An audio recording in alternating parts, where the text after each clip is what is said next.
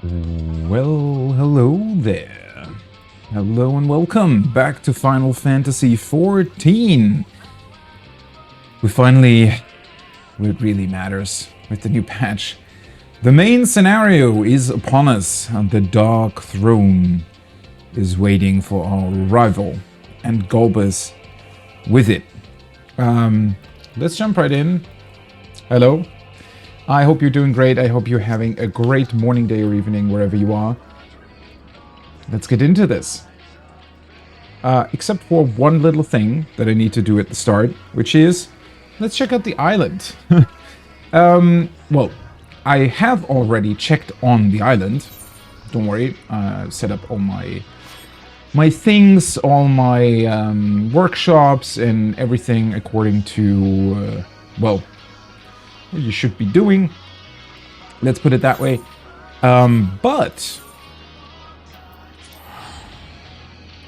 there are a couple new things that we can build, a couple new things that we can do. So I definitely want to do that too. There's a billion different things that I still obviously want to do, you know, especially when it comes to finally getting my submarines running properly. That's a whole thing. They're still very, very involved. And then through that, you know, update my house, update my FC house, update my island with the new glamours and whatnot. Also, I just realized I can extract the materia here. So, billion different things still left to do. Also, I haven't even started crafting my new gear. No big deal. I mean, Savage doesn't release until next Tuesday, but well, it just requires some stuff. It requires some setup. I still need to craft buff food and pots as well. So, yeah. Well, okay, so normally that wouldn't be a problem, except for Tears of the Kingdom being out at the same time, sort of, almost. And I'm just super excited to play that, and I don't want to spend too much time in 14 with all of these things, because they're not going anywhere, right? I can return to 14, so the only time constraint that I have really, except for, well, getting through the main story today, is crafting my gear, being ready for Savage. And sort of juggling that, you know, also with work, and then my actual work, and setting everything up in 14. That's just a bit, you know. There's a lot to do. Let's put it that way. And there's also something to do on the island that I want to check on. Mr. Felicitous Furball is here again to give us some new instructions. I definitely want to get this going, because obviously I want to upgrade my island. I want to have all the new and shiny things, and I won't be able to have them if I don't do these quests, essentially. Right. Oh, good. You're here. Something in the Mossy Mountains has been wailing intermittently as of late, and not in a good way either. Okay, well that doesn't sound great. Seeing it is your solemn duty to ensure your workers aren't mauled by wild animals, perhaps you'd be so kind as to find the source of that unnerving noise. God, this guy, man. I mean, I know it's a mammoth, but did they have to program him so obnoxiously? Right, investigate the Mossy Mountains. That actually sounds like a really interesting quest, because, well, wait, what? Oh, I have to target it manually. Oh, that's weird. Where's my... There we go. Let's pat the fat cat.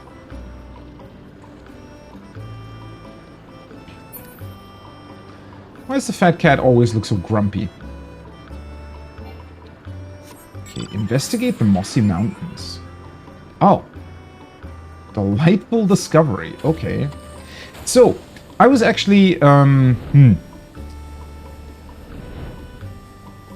yesterday evening, I had to double check my island, right? Because the only things that I did so far is I bought the new stuff that I could buy for the cowries, and I just set up my workshop work and everything, but didn't really do anything else. Thing being, apparently,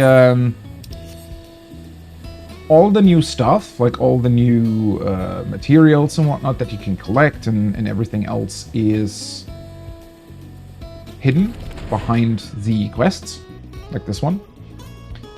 And I didn't know that. So here I am now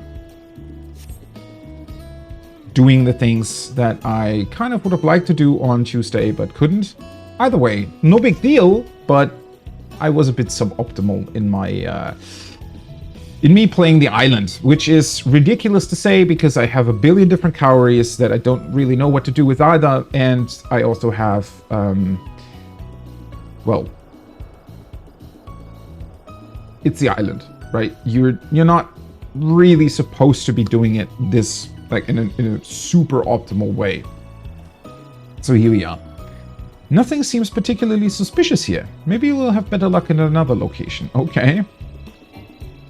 I love that the Felicitous Furball is basically saying, hey, by the way, we're gonna get, like, all the mammoths are gonna die if you don't do this immediately. You hear the chittering of an animal reverberating beyond the rock wall. Perhaps it signifies a secret cavern. Regardless, the Felicitous Furball will want to know of your findings. That's it? Okay. Bit of a weird investigation. I was kind of expecting, you know, a cave to just break open because of whatever animals behind it waiting for us.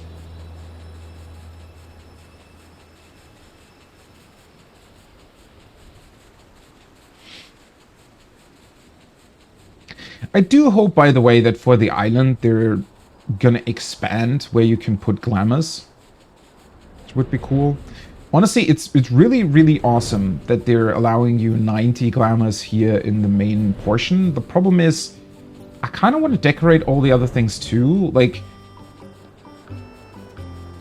the landmarks are pretty cool, right? They're awesome structures that are really fun to hang out in, theoretically. It's just that you don't really have much reason to do so. So they're kind of just off in the distance, looking cool, like the lighthouse. And I wish you could just decorate these as well. Like, I don't even need 90 slots just down there. That's a ridiculous amount of slots. The area here isn't even that big, right? When you look at it from above, because you have the two like workshops there, right? So there isn't really much that you could do when it comes to decorating it, all things considered. I mean, there is a lot that you can do with 90 slots, but not in the sense that, well, I'd much rather have, let's say, 30 slots here, 30 slots there, right? Especially with something like this, with the bath. It's just a shame that you cannot really take advantage of all these cool structures. Especially since you can now... I haven't even built the two structures that are special, right? The otter fountain, and I don't know what the other one is that came with the... I think it was 6.3? Because, well, there isn't much reason to, right? So why bother? But that's a bit sad. I don't know. But hopefully they're gonna expand on that. I mean, if they can make it work to have 90 garden glamours here, I'm pretty sure they can expand that to the other areas as well. A cavern, you say? That wasn't in the paperwork. I suppose it wouldn't hurt to open up the mountain. We might even find something shiny down there. It just so happens that we have a mammoth fixated on drilling into the earth, so I'll send it over to oversee the excavation. Try not to get crushed in a landslide or something, yes? You people are entirely too fragile. I wouldn't say that, Mr. Furball. I'm pretty sure that I can survive more than you. Speak with the determined digger. And back to the site we go. Okay. This is a bit of an awkward quest so far.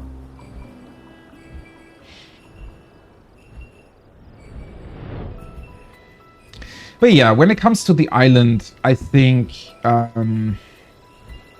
they need to have something beyond just doing your crops and your workshops every week. that makes you want to come back, right? I think as cute as it is to be able to pet the animals and see your minions run around, I feel like there needs to be some sort of fun, I don't know, mini game? Something that's more involved, but also very fun, and you can do over and over again, right? Maybe not every week, maybe not every day, but something that makes you want to come back. I don't know. It's... because this way, the island's very beautiful, but you rarely ever go anywhere to just look at it, right? I think it would be cool to have... it's difficult to say. What would be cool to have, right? Well, the main difficulty is that it's also... it is somewhat restrictive, right? It's not like an island in Animal Crossing, for example, where you have like a billion different people that can come and live there, and you can do things every day, and you can like decorate it in a billion different versions and whatnot. So,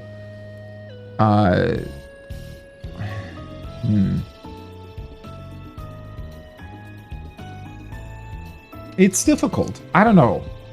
I don't know how they can circumvent the restrictions that come with how Final Fantasy handles these things, while also just giving people a lot of room to express themselves. Because, I mean, putting gardening glamours on the island is one thing, but if you truly be able to, I don't know, organize this better, that would be awesome. So what I'm thinking about, for example, is setting up, like, not crop fields, but what if I could, like, move the trees, for example, right? In a way that makes it easier to farm the items, while also just looking pretty cool in a way that I want them to look, right? Or setting up like a funny little hideout on the beach where I can just chill. Being so restricted to only this area down here is, I don't know. I'm sure they'll come up with more things, although I'm also interested in seeing how much they're gonna update this with 7.0 moving forward, right? Because sure, we're gonna get an update in 6.5, but that's mostly gonna be like 6.3 probably, in that it will come with a couple new items that you can unlock, maybe like one new thing that you can build, a couple new animals, crops, that kind of thing. But in the past, right? In the past, we've had... because this time around, they've kind of focused on the island, right? Where usually per expansion, we get like one extra thing. Although, technically in the past, sometimes we've also gotten two, when you look at the Ishgardian Restoration plus Bostia, for example, right? Well, this time around, it was the island. But the thing with the island is, this really only makes sense if they continue expanding it forever. Really, right? Because if they just stop expanding the island, then it'll become kind of worthless in the future. So I wonder how that goes, especially also since, for example, now the cowries, while I have a lot, like you can see I have over 400,000 cowries, I could actually spend them. I could spend them on crafting and gathering materia, which is a pretty good way to spend them, honestly. Right, so it's definitely, especially for a crafter, it's worth it to invest into the island, like time-wise, right? Well, how are they going to do that moving forward? Are they going to keep that? Are they going to put the new materia in 7.0 in here as well? That would be awesome, but it would definitely be very, very different to the past. I don't know. It's just those things that I wish we would know how much they're willing to invest in this moving forward, how many updates we're going to get moving forward, but also, I guess, I don't want this to take away time from other stuff either, because honestly, I'm kind of bummed that this time around we're not, after having Eureka and Bosja in the past two expansions being very, very expansive zones with a lot of different things to do. I get that not that many, like, there's a few people that still dislike those things for reasons that mostly come down to, well, I haven't really experienced what it is, so I don't actually know. Because Eureka turned quite a few people off of it very early on, and I can definitely understand that, but those people like never came back and gave it a second chance, and there's a lot to like in Eureka, honestly. Although it also has some downsides. And then Boscia was a really, really well done zone or concept. It's multiple zones, right? And I really wish we would have gotten another iteration of that with even more improvements on its structure and way to interact with it, right? So hopefully they're going to do something like that again, because it would suck if the island just takes up all their time now. That would be great. As much as I like the island. Well, we'll see. Let's talk to the determined digger. Hi. Oh, you're here already. I was just taking an innocent look around. Promise. I think you're right about a cavern. If we had the right tools, we could break through this rock and see what's inside. Could be anything, right? Gold, riches, emergency exits. Emergency exits to where and from what? We're on an island. The mammoth-sized spelunking tools recipe has been added to the sanctuary crafting log. Deliver the set of tools to the determined digger once it has been crafted. Right, let me just double check here. Right now, items in production, because I need to set that up for the next day. I had to rest my workshops today because I didn't have the new materials, but I'm going to do that right now, obviously. The crafting log tools. Steel hammer. Oh, I'm going to get the coal to craft that, right? Palm log. Yeah, we have all of that. There we go. Bam! New tools available. Are you giving these to me? Is it really okay to find out what lies beyond this wall?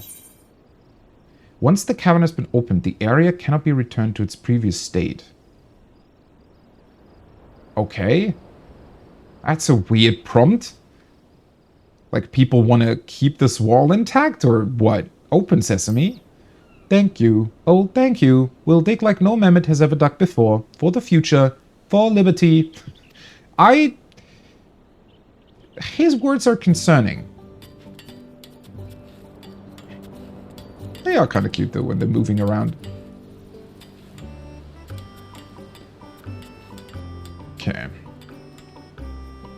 Well, we knew from the patch notes that we're going to get a completely new area. I wasn't exactly expecting it to work like this. I honestly expected to just... Because that's what they did in the past. They added, like, little things here and there, little gathering spots, or plants in just the environment.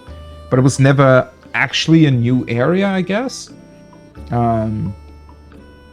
But I just expected there to suddenly be something new on the island.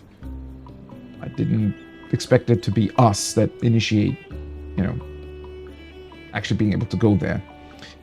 There was a cavern after all, a fully sealed cavern with sturdy and impenetrable walls. Well, not so impenetrable if we can get in there, right? I'm sure you'll find lots of useful things in there. Things we can collect for you and make for you and sell for you, day in and day out. Excuse me, I need a moment to myself. Enjoy your new cavern, sir. What the hell is going on? Am I supposed to feel sorry for these mammoths?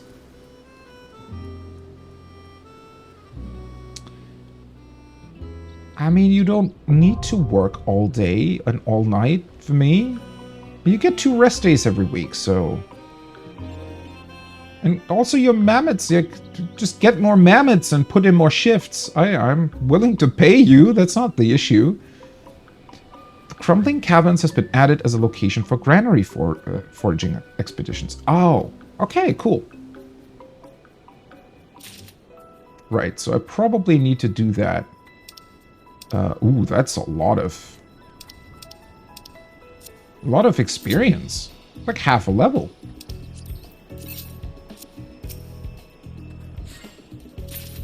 Speak with the felicitous furball.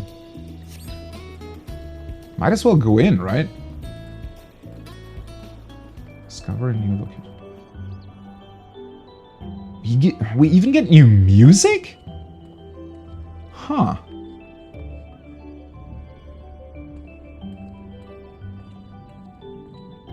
I mean, it looks pretty cool for a cave. Animals are the same, but it's definitely new materials. Ooh. Mountain Hollow.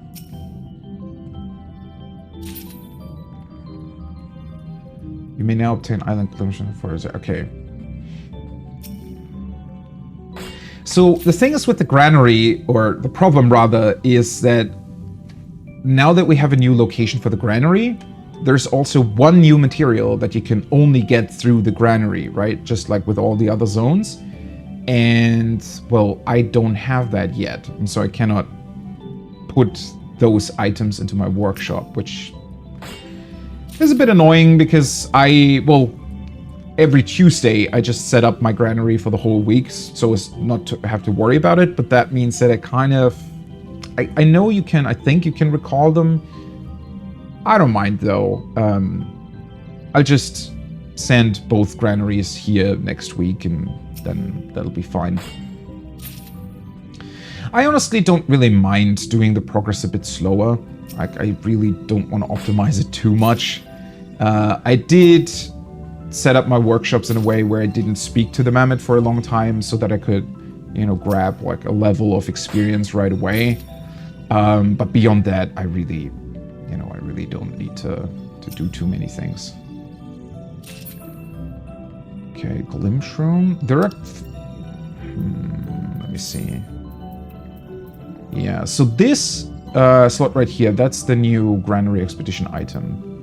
So we have coal, glimpse room. The coal means that I can now do the steel hammer, which means that I will be able to get new materials, I think, from... You may not get the new types from rocks. Okay.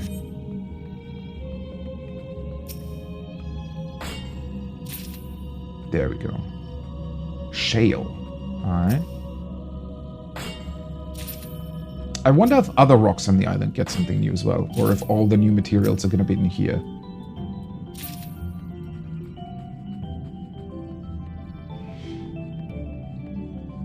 I really didn't expect us to get such a large cave, though. That's pretty awesome. Spriggan's Delight. Hey, buddies. Okay, that makes me wonder, though. Wait, inventory... Materials. Produce. So we get 4 new seeds and, well, the corresponding stuff. We don't get new leavings, though, it looks like. Oh, and 1 new set of tools. Yeah, that is interesting that they didn't introduce new leavings, but I guess they'd really have to, you know, update the size of the pasture if that was the case. Because that's a bit of a restraint now. That I wonder how they're gonna handle that in the future, really. Because the problem is that we... well, if they'd introduce new things to get from animals, then we'd have to have the ability to put more animals into the pasture. I guess they're not really willing to update that yet. Although I don't know entirely beyond just, but I think we're just technically just, quote unquote, getting the 4th workshop as a new building or something. Because, I don't really know.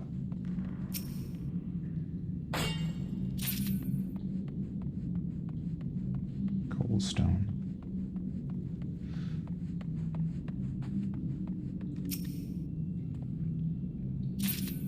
Now the music's just gone. It's kind of eerie.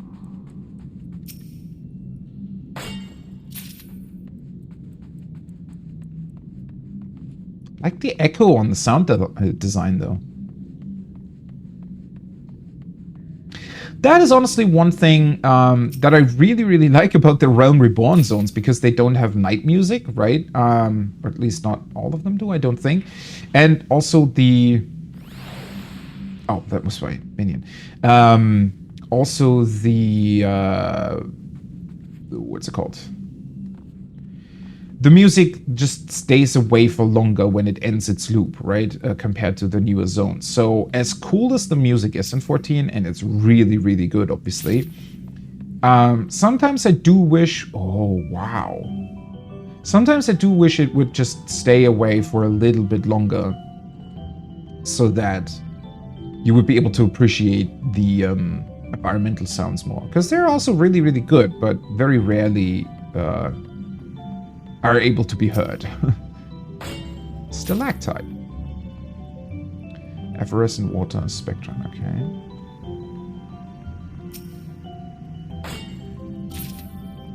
So that's 2 new things. Spectrum is here. But there should be 2 other new things that are gatherable. I wonder where those are.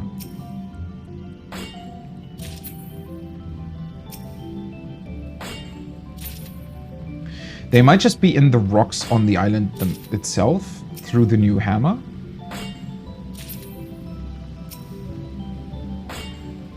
I love the way they've designed this, though. It's clearly a farming spot, right? You can just go around in a circle and get this stuff. This looks pretty cool. Oh. Wait a second, I can go further? On the map, it doesn't really look like that.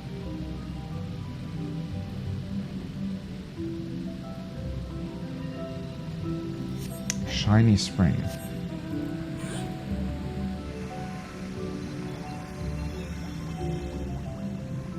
Yeah, definitely cannot land over here. The spring itself is inaccessible. Can we dive in here? No.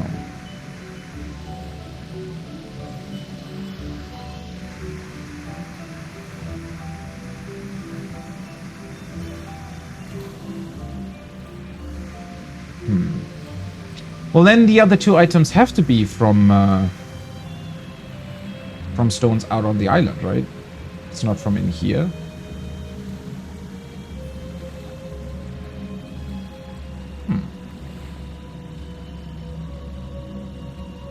I wonder why they decided to not introduce that many items.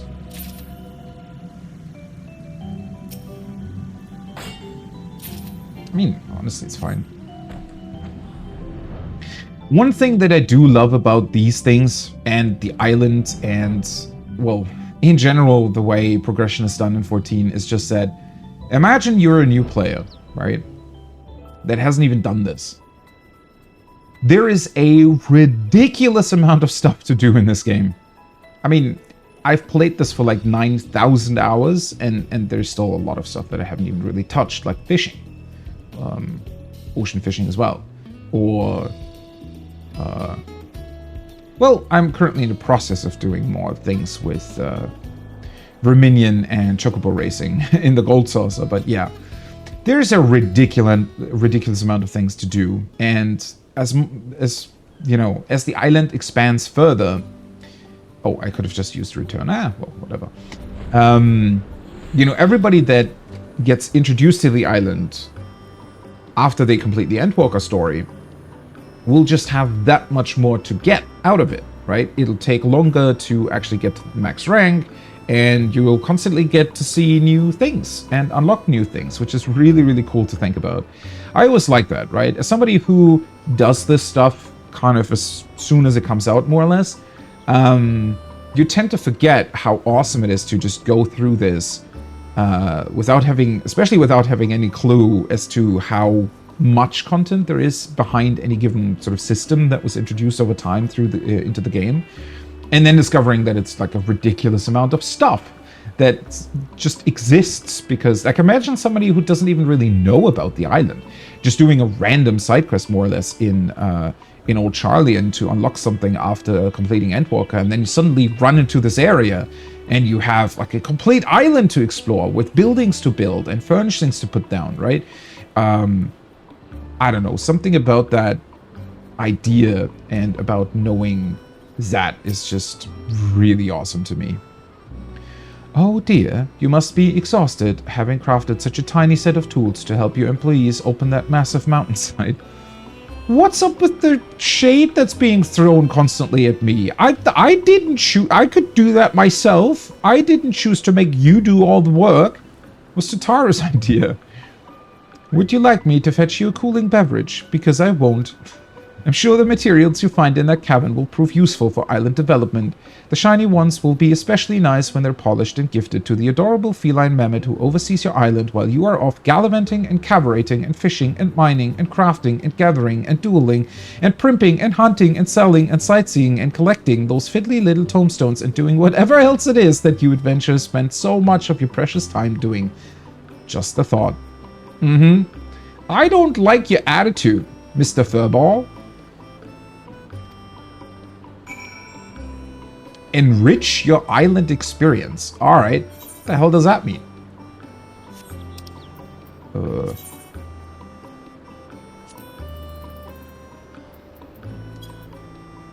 Wait, what? Do we just have to,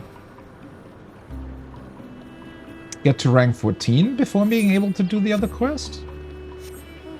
Kind of expecting that to unlock, because it sounded from other people that it was quite easy to unlock the next workshop, but maybe they had more experience or something set up. Doesn't the very existence of this outcropping irritate you? Imagine how much nicer your hideaway could be if I demolished the daylights out of all this rubbish. I just need the right tools and a group of my mammoth mates.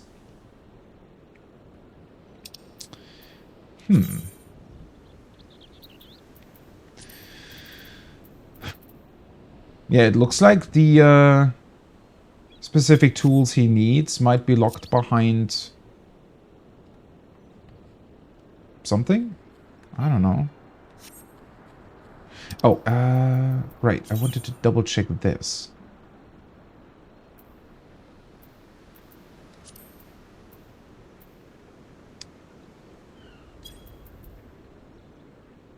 Appearance. I thought there was a way to check in here if there were new updates available.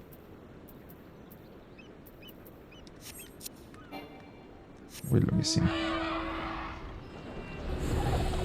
So if I go to this lockboard, renovate facility, change appearance.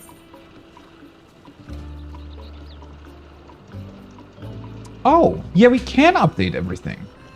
Ooh, okay. Time required 11 to 12 hours. Granary 3, Granary 4. Coal, mithril ore, and marble. Hey, morning Ace. It's going great. I'm being scolded by my mammoth workers on my sanctuary island for making them work all the time while I'm off gallivanting and doing something else, according to them. So, that's nice. I mean, they're kind of right in that, but I didn't choose to make them work for me like that. It's not like I'm doing nothing. Wait a second. So mithril ore and marble are the new two things. Where do I get those? Those have to be on the or in the new stone thingies, or rather, the old stones with the new hammer. That way.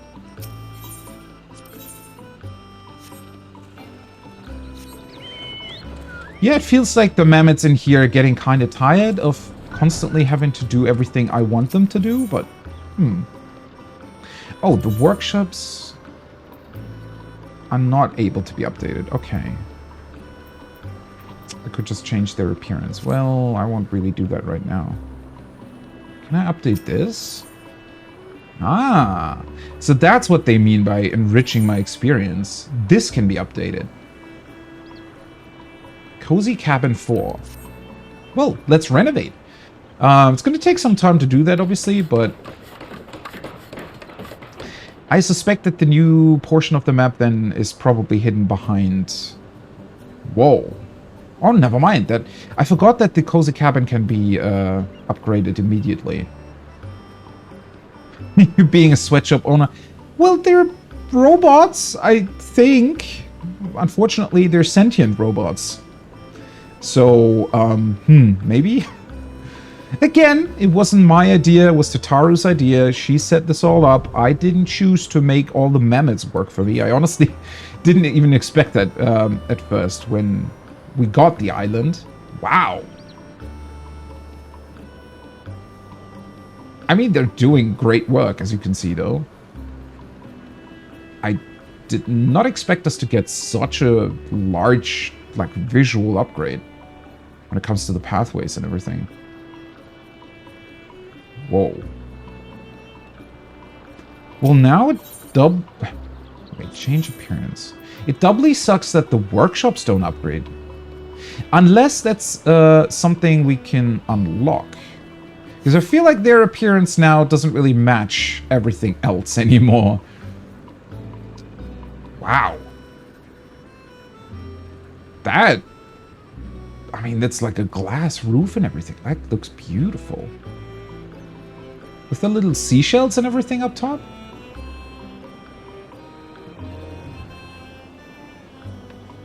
Oh, that's my cat. Oh, like a little footbath. This does look awesome. And honestly, see, why is a mammoth doing this work?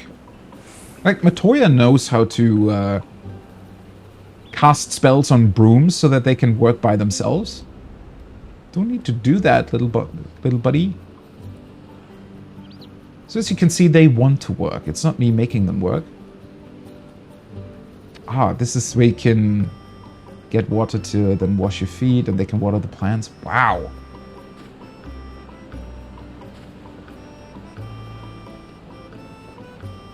Really looks like a proper, you know, island hotel type of deal now. And they can relax too. I think, I hope. Hopefully that's programmed. Maybe that's not even programmed into the mammoths that they can properly relax, but...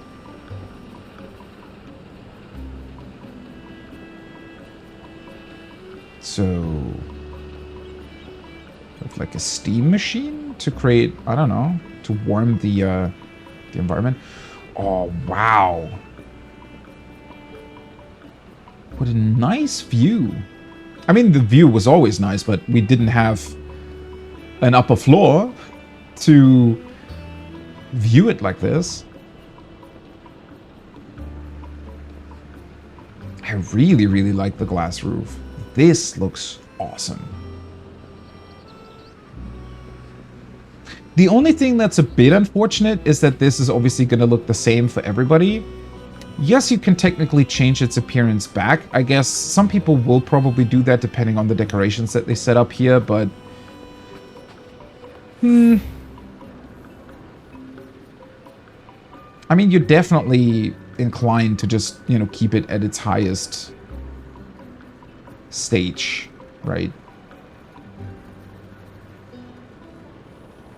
So I do wish that at some point they'll introduce appearances that are gonna differ, but on the same level. Because I could say change it back to what it looked like before, but I don't know. Something about that just doesn't feel right.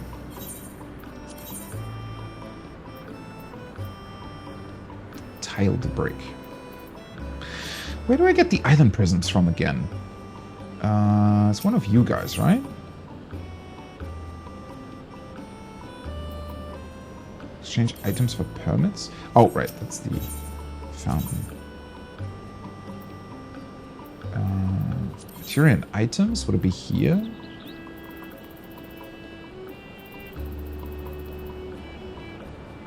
What was the island prism something that you had to craft? I don't really remember, actually. Field tracker... Because these are normal glamour prisms. That's what they said about the house elves too. Yeah, it's kind of true. I don't know why they're giving... Like, these mammoths are being built by us, right? They're not actually living beings, so I'm not entirely sure why they make them where they make them in a way where they're aware of how much work they're doing. Honestly, that seems kind of cruel. Okay, I don't remember where the thingy was.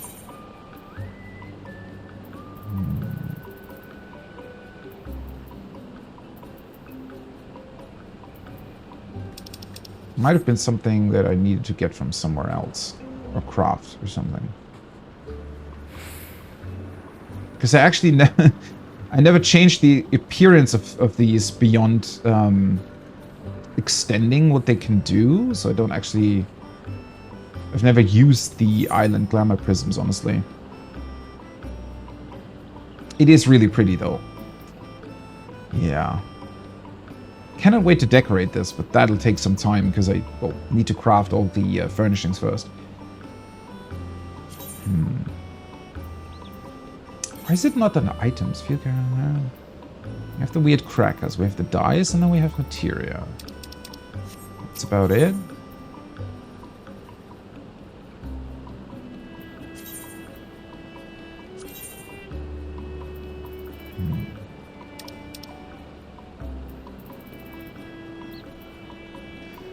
And these are pretty much just furnishings. Which they added quite a lot now to the island. That's pretty cool. But beyond that... These are all the mounts, minions, orchestrion worlds, and whatnot.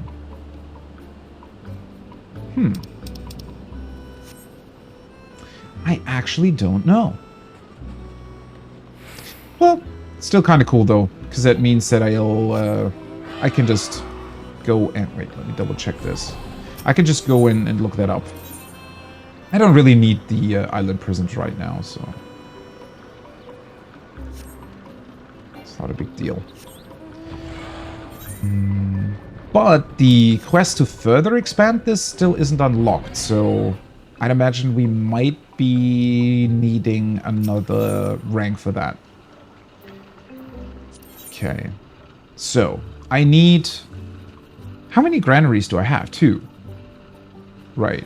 So I need 30 coal, 20 mithril ore, 20 marble, 20 spectrine. The coal and spectrine I can get from the new area, and the mithril ore and marble should be from the old stuff. Right. And then the building... Yeah, 2 granaries, the workshops. I can... That's also something that I don't remember. So you can move these facilities around, which could also change the sort of middle portion of my island that we can now put furnishings into. I don't think that actually takes time. I'll have to see what the granaries look like once they're upgraded. Okay, let me get the stuff. But I need to find out... I really like the new stairs. I have to say, though, the new ground texture, like, definitely completely changes how everything else looks, too, in comparison to it. It doesn't super fit anymore.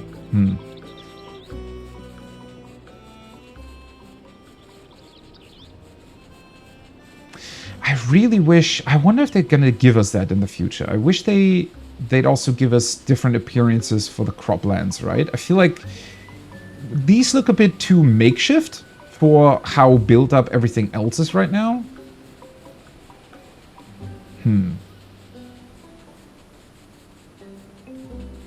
But I don't think that was part of this patch. But then again, I also don't know.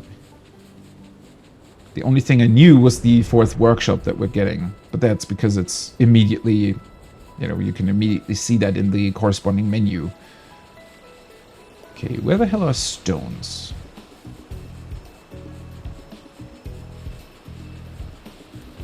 Let's see. So there's some stones here.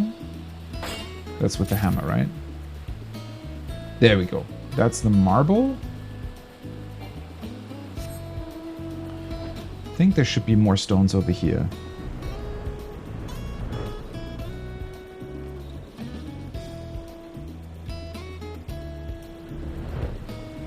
I had actually hoped, though, that we would get a third granary beyond... and not a fourth workshop.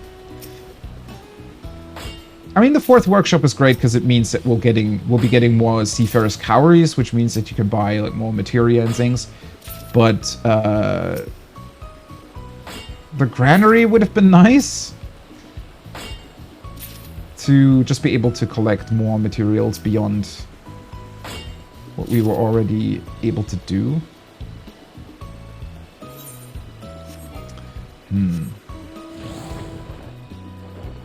Let's see, do I have a better spot to farm this stuff? I know all the way on the mountain there's a very good spot to farm, what was it? Not copper, but all the other metals.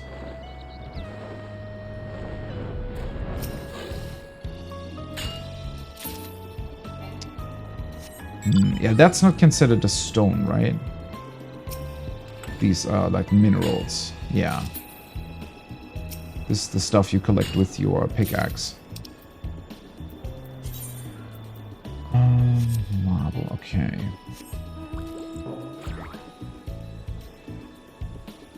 Oh, right, I completely forgot. I can just look at my minimap to see the symbol they're giving me. Because the stones look different than the minerals.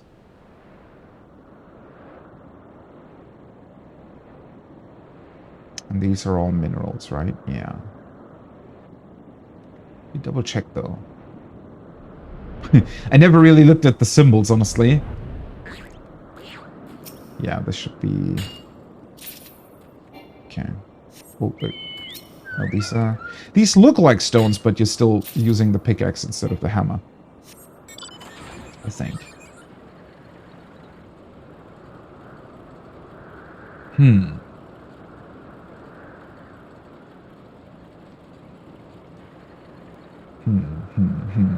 That does bring up the question of where the hell is the... Because I thought there was only one other type of stone.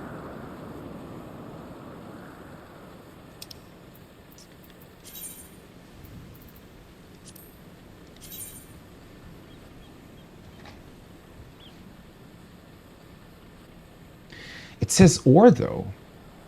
Mithril ore.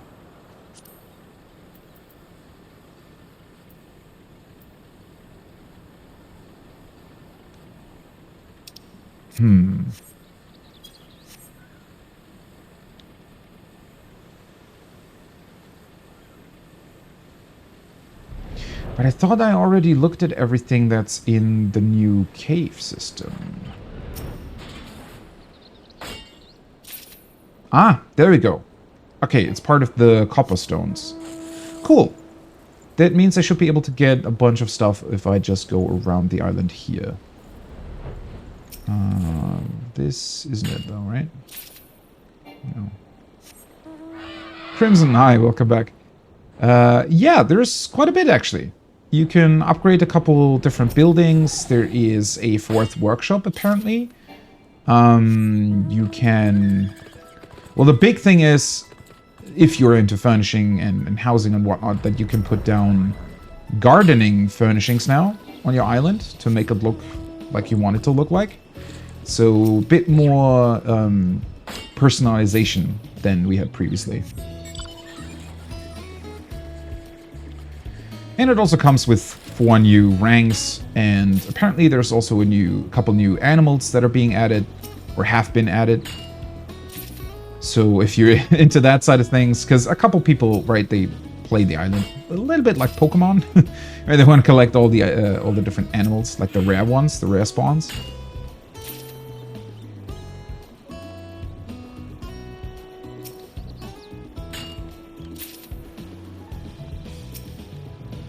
Although I do think that the, at least sort of from my personal perspective, the whole thing with the furnishings is definitely the biggest upgrade, because that will mean that it's finally worth it to actually go to your friends' islands, because they might be looking completely different, at least in that small part where they allow you to place those furnishings.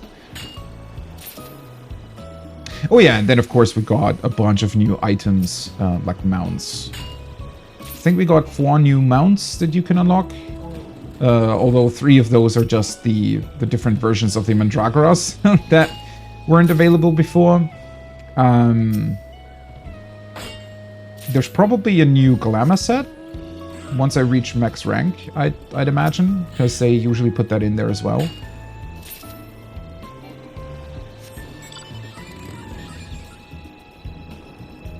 That's actually a really good idea to set. Yeah, those puppets. Oh god. I hope they don't scare your mammoths, because I've already been scolded by my mammoths quite a bit to make them work so much. I don't know how they would react if I'd also place super creepy looking minions on my island as well. Because I kind of went for my... Well, I tried to fit my minions into the different environments, right? I have like... turtles running around on the beach, and cats and dogs and whatnot running around in my main area of the island. Oh yeah, and there's a completely new gatherings zone. I think I didn't mention that. You can now go into the mountain. It's not exactly super large, but it's kind of nice to look at, pretty chill. Definitely a cool cave. In both meanings of the word. And there are new levels too, yeah. Max rank now is 16, I think. It didn't run from immobile. Yeah, I don't know. I feel like the mammoths now, you know, they don't really tell you all the time what they're feeling. It seems like they're kind of, you know, pushing all of their fears and problems inward. So I get the distinct feeling that at some point we'll have to, I don't know, reset them or something. Because otherwise they might explode. The way the felicitous furball was talking to me was pretty concerning. You know, coming from a sentient robot.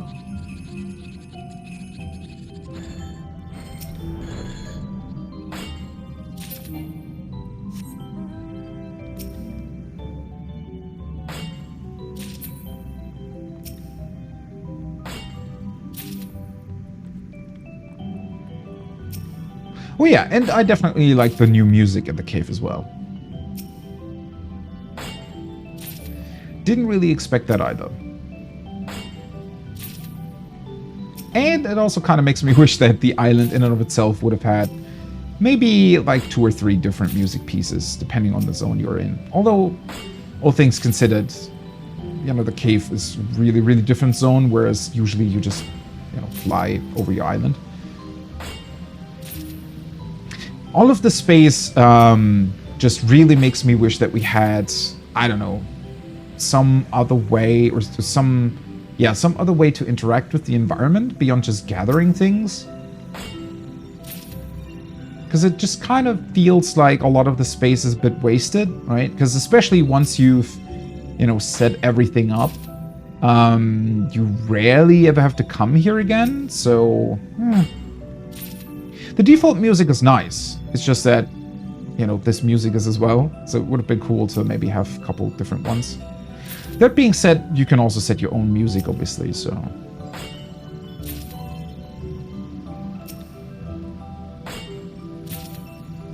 And yeah, one-dimensional is probably a good way of putting it. It's pretty chill, but... well, I guess it's a good thing that we're not running around that much on the island, right? Because otherwise it'll probably drive you crazy.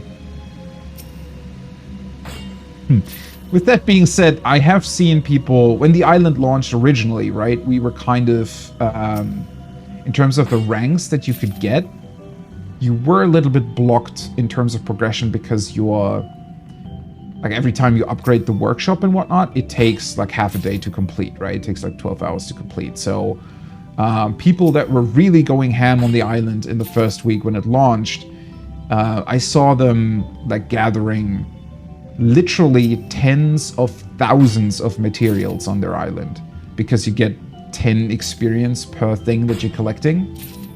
just to be max rank, which was a bit crazy to look at. And those people were probably also being driven crazy by the music of the island.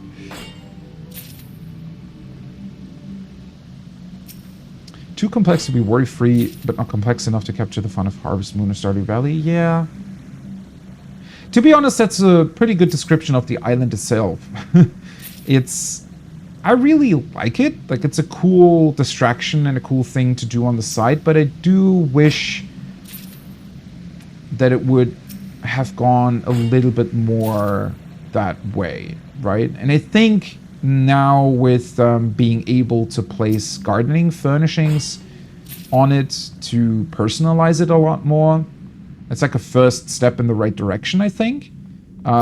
In multiple ways, actually, because the game so far has not really given you the opportunity to express yourself too much with the gardening furnishings. I was always kind of bummed out that because your housing, they don't allow you to put down too much stuff, because obviously the game needs to display gardens of 60 different houses at the same time, more or less. Well, 30 technically, right? Because it's 2 divisions, but yeah. That was always kind of a big thing, and we constantly got new gardening furnishings, so it was a bit tough to, really, at least for me, find the motivation to craft them and do something with them, because you were just very, very limited in what you could do. The problem now is, though, that the space where you can put them down on your island is still fairly limited, so I do hope that they will be expanding that in the future. It's only sort of the small main space right now where the cozy cabin is, and it would be cool to be able to place the furnishings around the other things too, because the landmarks, for example, they kind of suck right now, because you cannot really do anything with them. You just put them down and then they kind of look cool in the distance, but that's about it. If you were able to place a couple more of your own furnishings around them, really make them your own, I think that would be pretty awesome. That being said, I think they did add at least one new, like, expert recipe based landmark as well.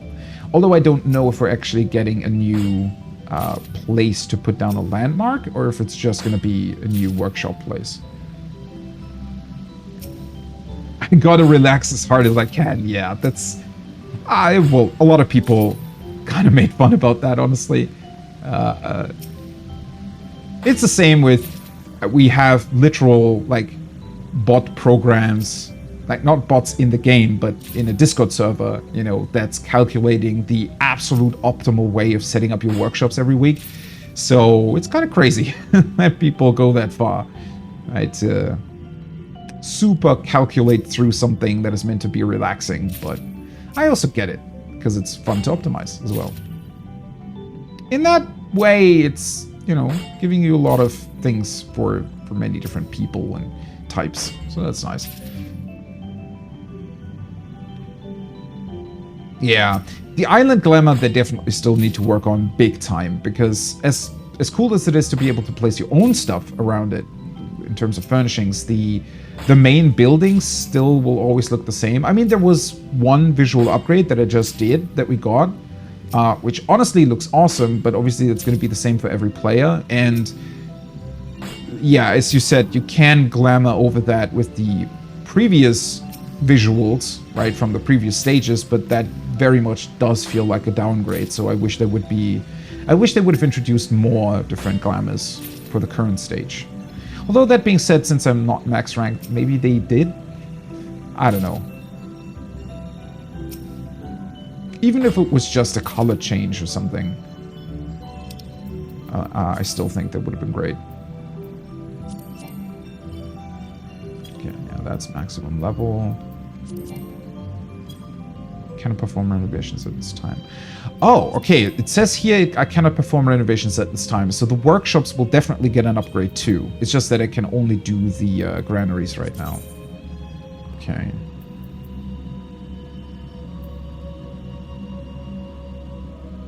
Oh, the garden might also be new. Oh no, wait. That's the thing that they added in 6.3 already, I think.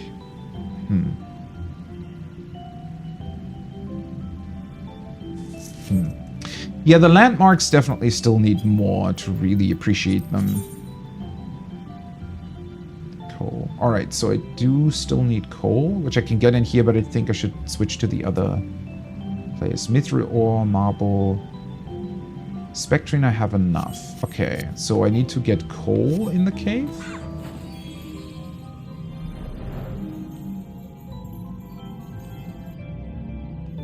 Yeah, with those different glams. I mean, I get that it's, you know, quite a bit of work to introduce that many models, because they're houses, right? So it's definitely, it's a bit more than just creating a new gardening furnishing thing, or some other furnishing for a house, right? But, yeah. Maybe they should have had bunch more stuff there by default. I don't know.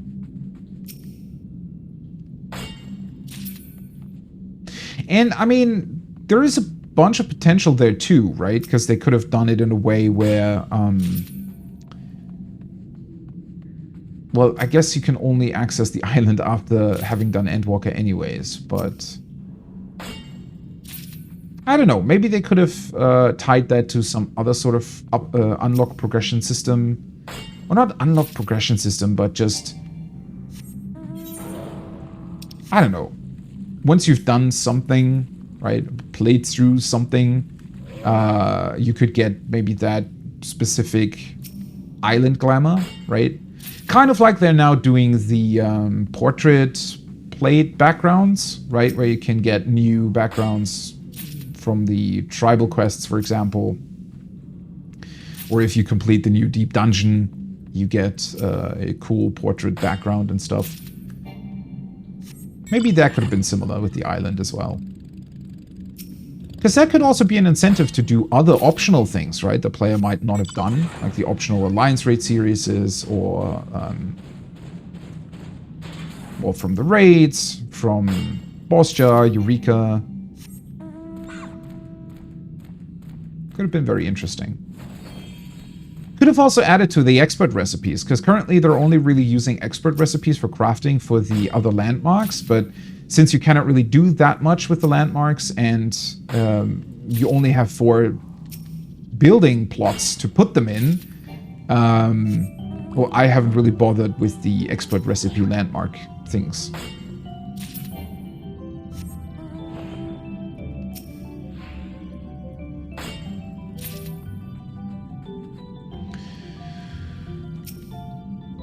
Yeah, it was an interesting choice to lock it behind Endwalker. It almost felt like it was mostly based on it just lore-wise, I guess, making more sense, because, you know, you're sort of done rescuing the universe at that time, so now we can go and relax.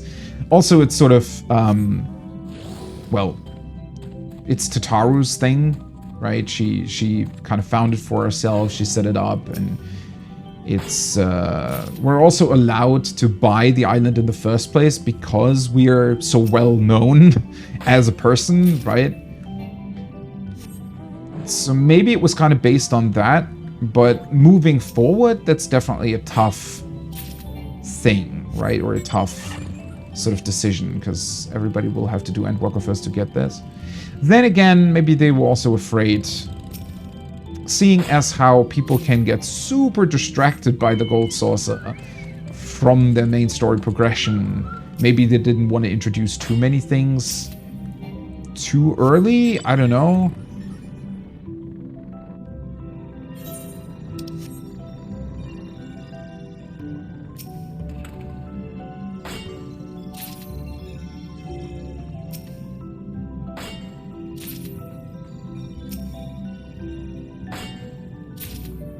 Yeah, they are also level locking other stuff too. That's true. I mean, in a certain way, things do have to be locked behind certain other things, right? I think it does make sense mostly. It's just... At this point, it's always... As a player who's played this game for a very long time, it's very, very hard to gauge how difficult it is to get into it now, right? Because when I was starting it, I knew next to nothing about 14, so I just kind of went in blind, and it was super fun, and I played through it, but I was definitely, even back then, so that was towards the end of Heavensward when I started playing, even back then, I was just surprised and actually blown away by the amount of content that this game had. At that time, right? That was, what, 7 years ago or something. Because with the Gold Saucer and with a bunch of various other things that you can unlock at different points throughout the story, it took a really, really long time to catch up to current endgame, right? And I only did so shortly before Stormblood launched. So even though I've seen streamers go through the main story, a lot of them do very much just focus on the main story, right? But I don't know. At this point, we definitely have reached a stage where it's kind of insane to get into this game, because it can take you what feels like up to a year of, you know, constantly playing to reach, well, endgame, really, right? Depending, obviously, on how much you do, but still. Beating up level 1 ladybugs, yeah. That was a really, really fun time, honestly. Which is kind of another thing that's a bit sad, I think, because, well, I've always thought about creating an alt and just going through the story again. But even that would take such a ridiculous amount of time, because it's really, at this point, the game is really, like, how many expansions have we had? 4, right? 4, plus the base game. So it's like playing through 5 huge RPGs just with the story, right? And then if you also want to do something else, if you want to level multiple jobs again, if you want to level multiple, like, crafters and whatnot. Even though over time they've obviously made a lot of those things quite a bit easier and, you know, more accessible. I mean, when I leveled my crafters, that was one hell of an ordeal. So that's a lot easier these days. But that being said, it still takes time. And yeah, it's, all things considered, pretty crazy. The sheer amount of stuff. Well, then again, it is an MMO, so I guess it's to be expected to a certain degree, but still.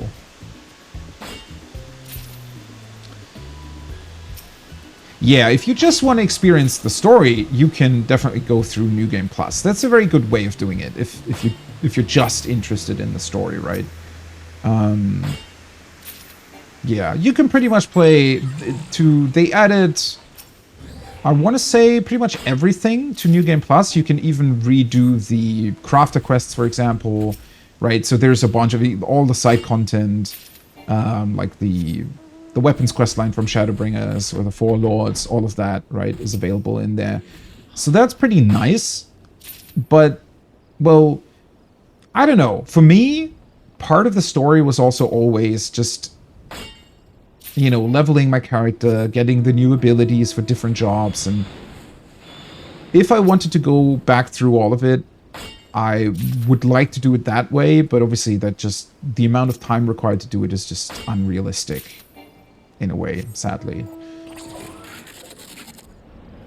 But yeah, I mean, can I access it on my island? I think so, yeah. New Game Plus menu. So you have everything here, right? Main story, you have all the side quests, the raid quests, the alliance raids. You have the... You even can play through Hildebrand again. All of the various side quest things they added over the years. The job quests. Crafter quests, and gathering quests. And it also saves your progress, so you can go back to wherever you left off with the story at any given point.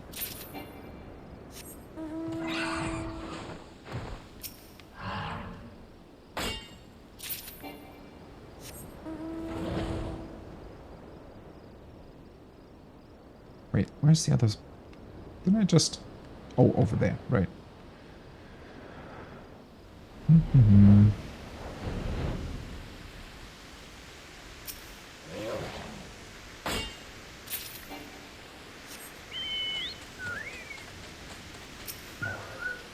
But yeah, as I said, New Game Plus really would be purely to experience the story again.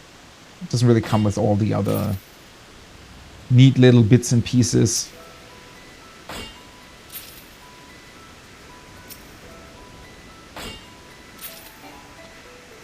Though, to be entirely fair, you really have to, I guess, have a mind to actually do that, right? Because, yeah, the whole bit with also leveling your jobs again is not exactly something that a lot of people would like to do.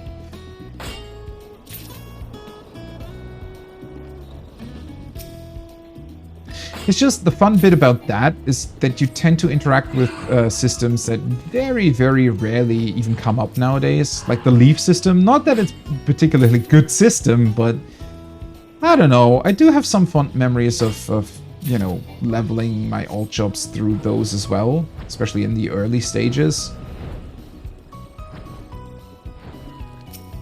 So a bunch of those different systems also come with some nostalgia attached, I guess, that you wouldn't really be able to experience purely going through the story with New Game Plus.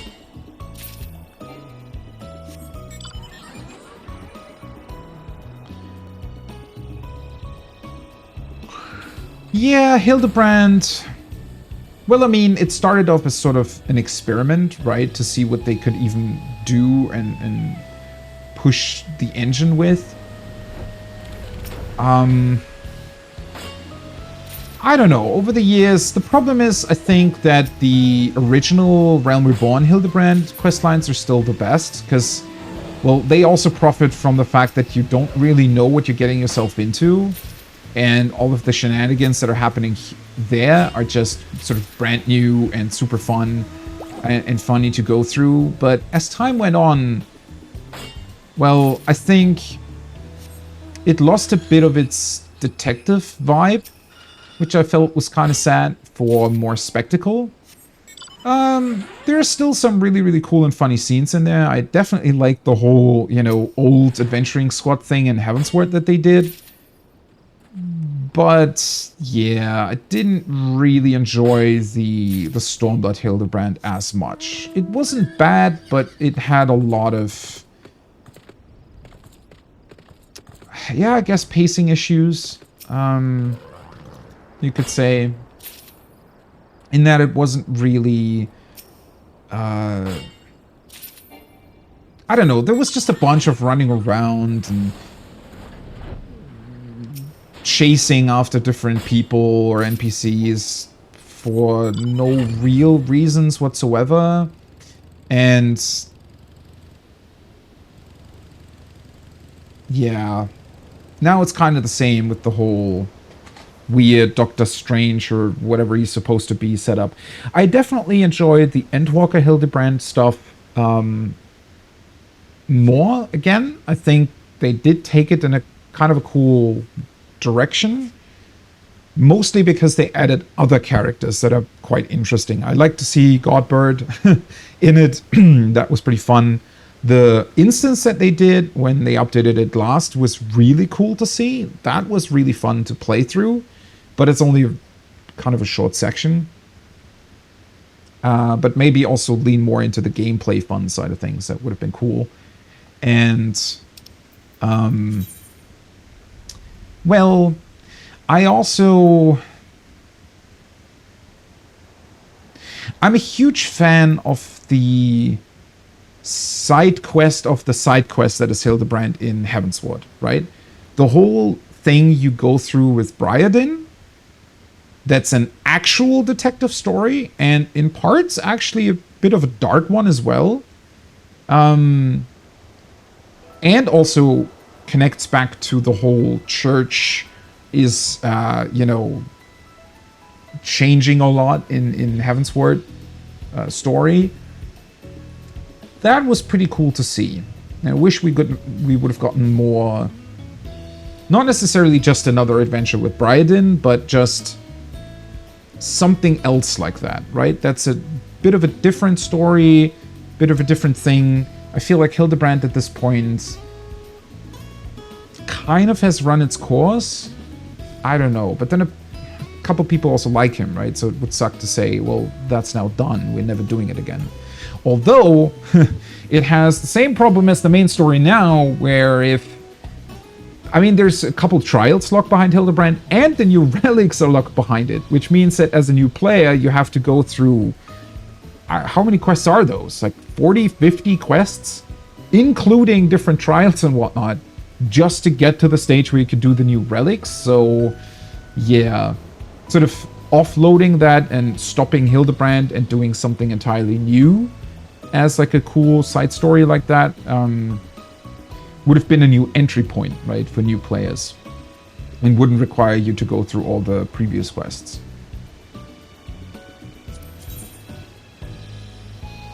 Okay, nice. I have enough stuff. Missed the company hunt books. Yeah, those were also fun. Yeah, it's those small little systems that you sometimes have fond memories of, and it's cool to go through that again, but it also takes a lot of time, so it's always a bit of a struggle. Yeah, and that whole part with interacting with the landscape, that's a really, really big point for me too, is that if you... Like, New Game Plus wouldn't have that, right? You just go from quest to quest, and you don't really do stuff in the different zones beyond that. But whenever you actually go through those zones the first time you see them, you do a lot of different things. You know, even ether currents. I personally enjoy the ether currents doing them the first time. Like, I can see that they suck doing them on an alt character when you've already done them. But I always like to do them because they just get you to different points of the map that otherwise you wouldn't really see or look at, right?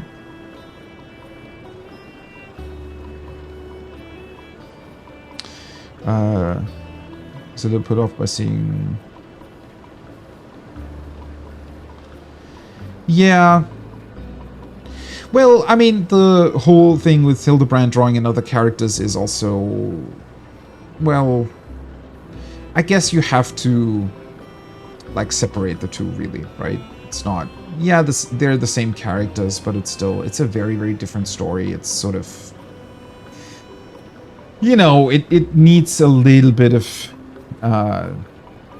disconnect, because otherwise, why aren't we asking Godbird to just one-hit kill everything, right? If he can do that, kinda, all the time, so, yeah.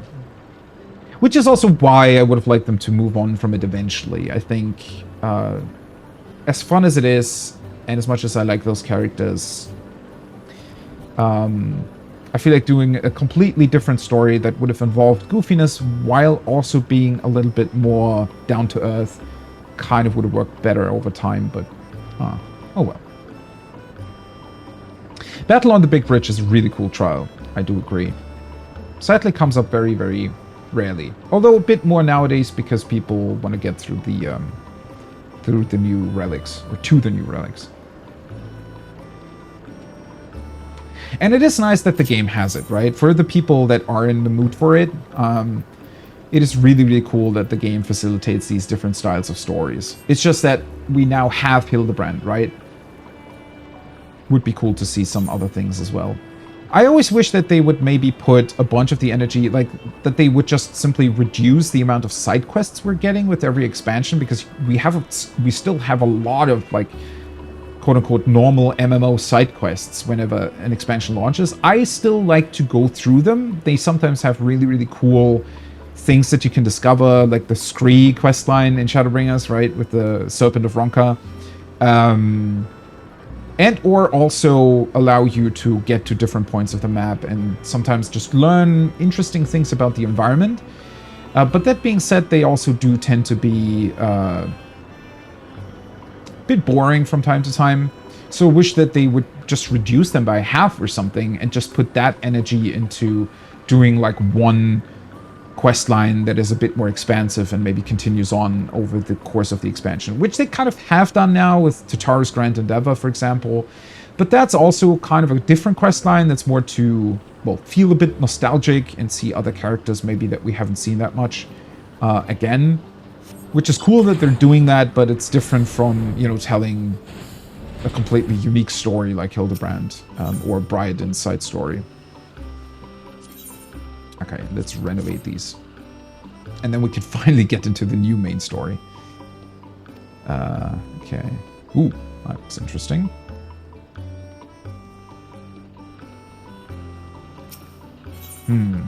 Considering that I can... Well, I have to look at what the workshops look like when I expand those. But I might want to put one of the granaries down in the main area.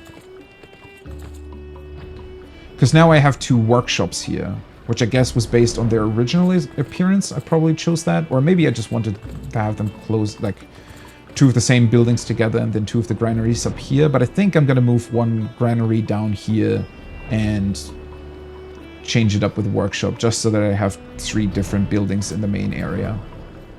Because I think it's probably going to be even more fun to decorate it then. Yeah.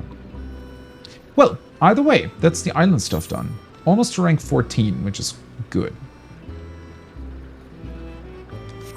Although, let me just quickly check here. Where is it? Where is it?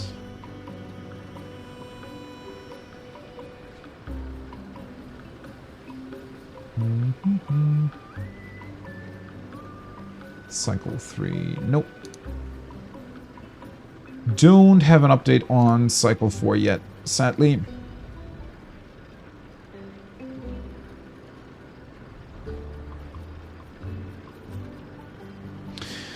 I think I have pretty much done all the side quests there are in the entire game. The only one I'm missing currently is Totaru's Grand Endeavor. I haven't completed yet. I mean, that also got expanded. And the post-Mogul quests back from A Realm Reborn. I still need to do a couple of those. But other than that, I've done all of them. I vaguely remember the sandwich quest. Well, not entirely, to be entirely honest. But yeah, there is quite a few side quests that are pretty sad. I mean, there's also... I do remember the one in Charlian where a little girl asks you to find her doll or something. And it turns out that it was Moonbreeder who had given her or like gifted her that doll. And she, like the little girl still thinks that Moonbreeder is going to come back and play with her again. But obviously she's dead.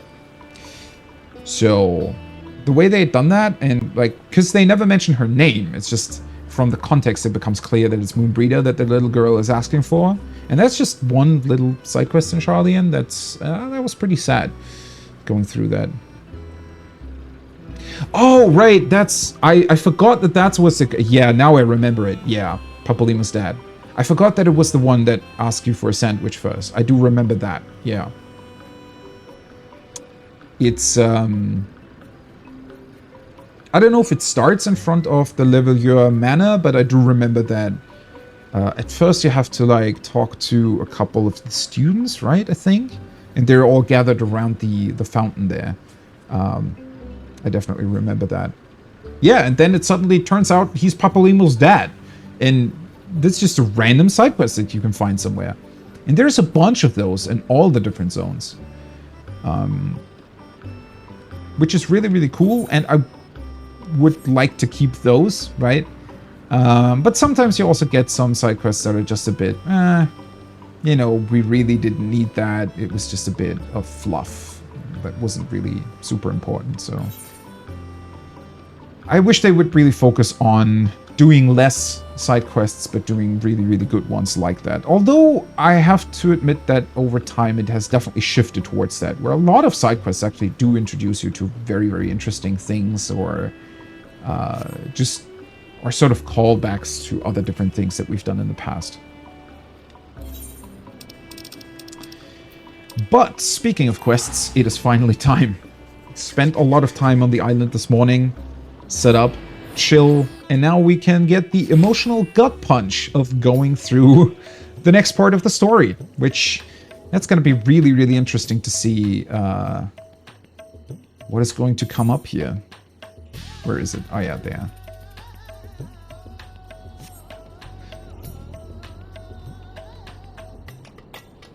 If you didn't have the fluff side quests, the others wouldn't hit as hard. That is true.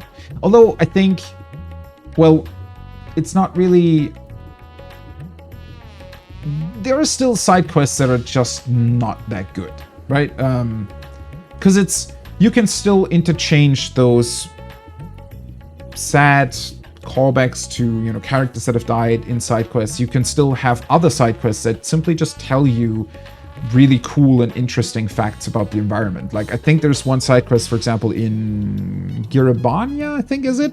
Where the Ark ship is resting on a mountain, and I don't think that's ever really mentioned anywhere else. It's just sort of a thing that one or two side quests reference. So that's pretty cool. It's not, you know, sad or anything, really. It's just, there's this super interesting object that doesn't really get mentioned anywhere, except for in a couple of side quests.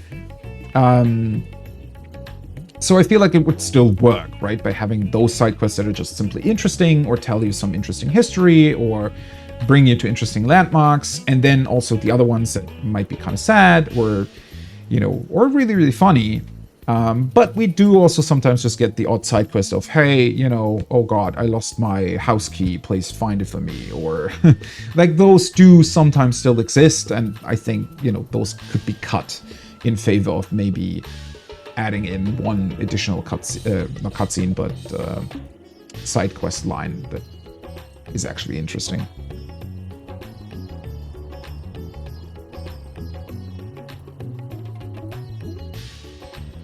Yeah, it is a bit sad that the side quests, I want to say, they're cool for people like me who actually enjoy just getting that additional world building, I guess.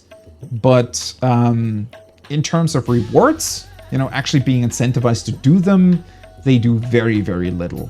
At least they did change it with, what was it, Shadowbringers, where you can do them on any level within the level range of the expansion. So I guess it is something that you can just, you know, especially if you're leveling a DPS, for example, like one of your alt jobs, you could just, while you're waiting for a roulette or something, you can just go do a couple side quests in a zone, right? And it will give you additional experience, just not that much. I don't know.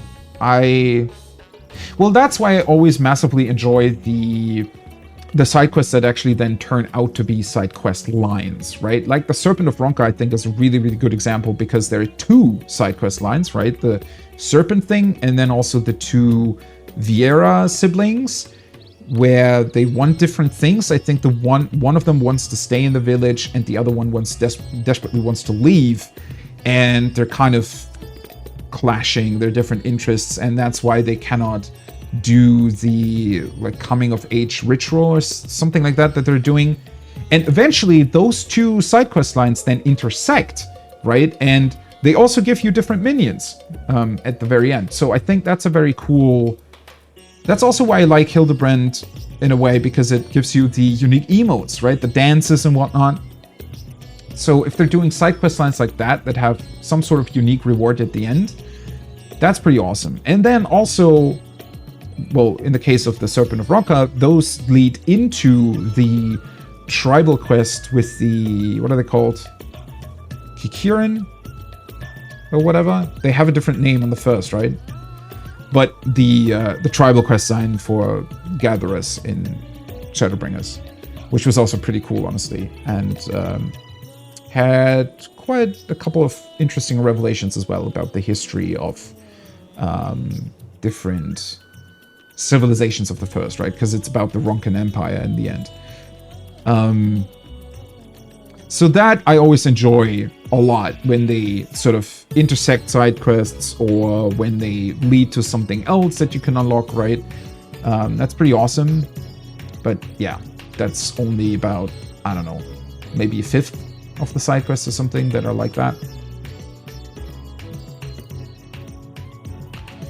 Side quest reward doesn't even tell... Well, I mean, I don't pay teleport fees, so I can tell. I have teleport tickets. But yeah, in terms of experience, I don't know. Or maybe introduce something else that you can get through them. Just maybe add in quest, because they could give you, I don't know, immutable solutions, for example. That's the stuff that you currently need to craft the crafting gear. Maybe just add those to quest rewards. Or more materia. Could be nice. Then again, we already have that, you know. Or alternatively, like put in a mount or something that you get once you've done all the side quests. At least that would be something, right? I almost wanted to do something else first, but I think I can just pretty much straight go to... Oh, right, wait. I did want to look at... I mean, I obviously still remember what we did last time, but just to make sure...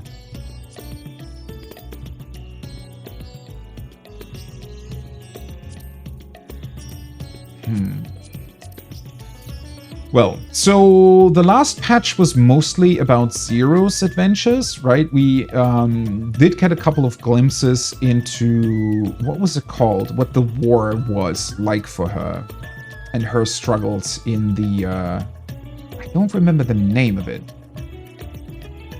Well, essentially the war that took place that ultimately turned the 13th into the void that it is now, right? Had like a very specific name. I wish it was mentioned here.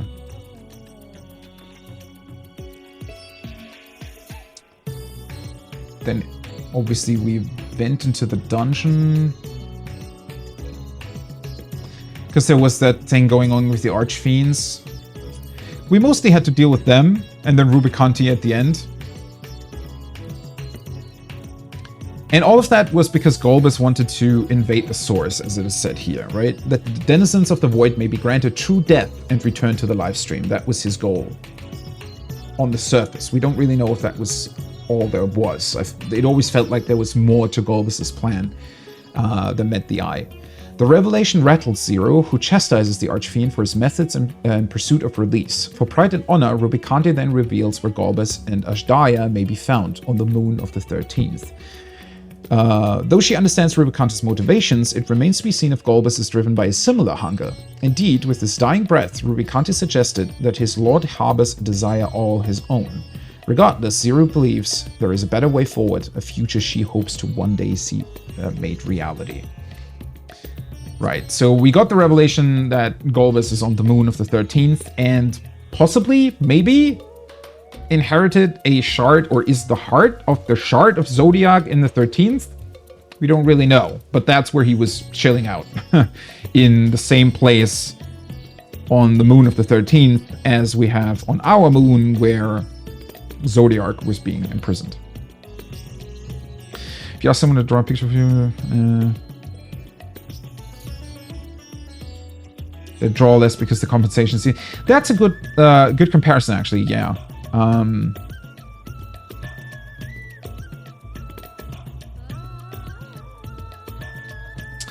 It's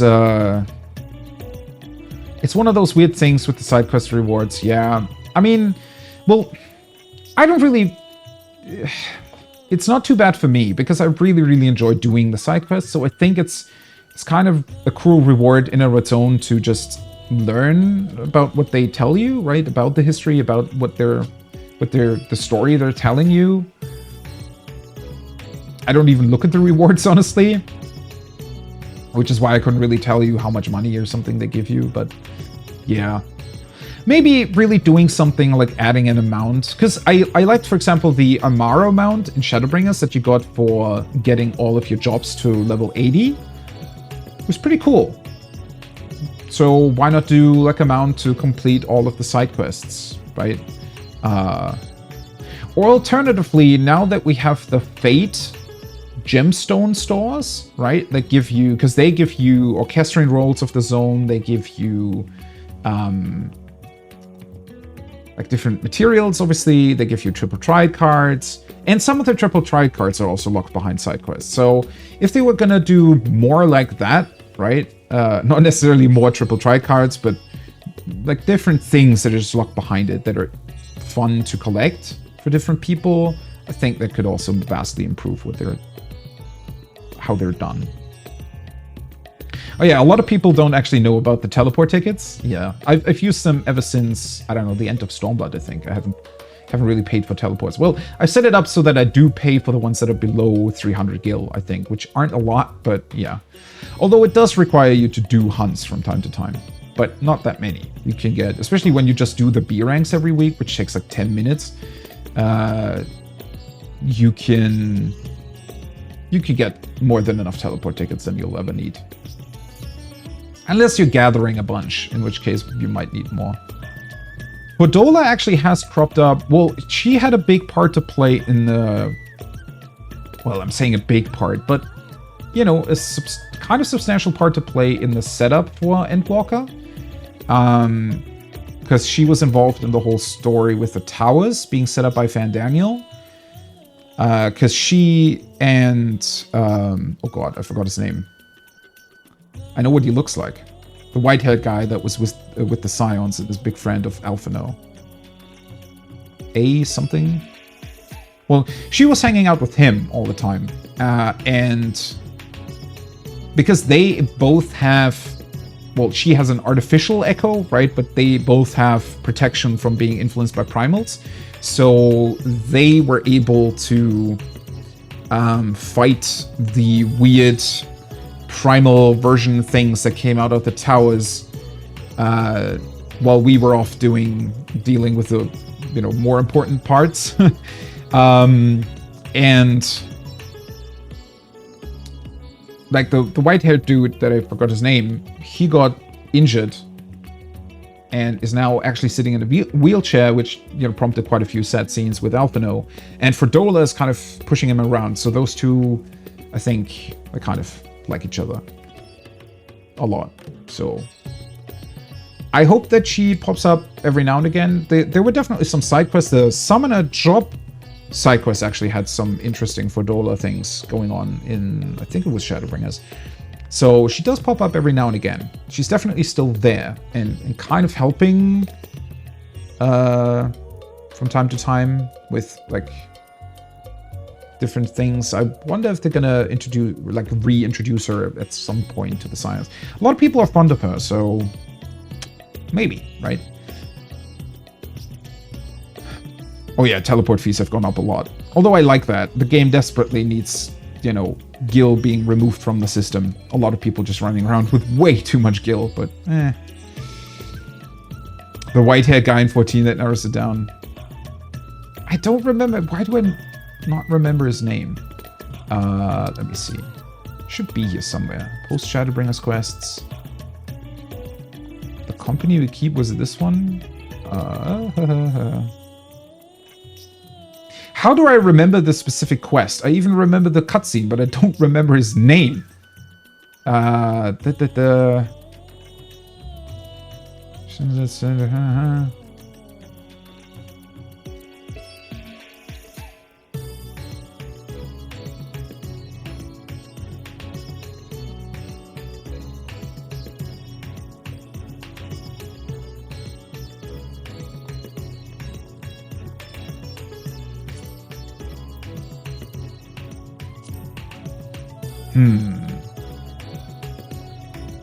guess not. Well, that's already the other quest. Where exactly is the cut? Maybe it's not described in the quest itself?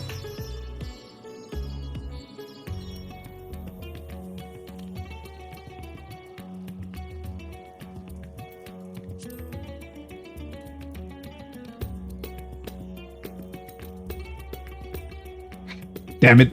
I really thought his name would be mentioned here somewhere. Arenvald! See, I remembered the A. Yeah. Ash blonde. Okay, well, fair. He has white, stripes on his face, right? How did I not remember his name? God damn it. But to be fair, at this point we have, I don't know, 150 different NPCs throughout all of the main quest. Alright, let's return to Megaduta.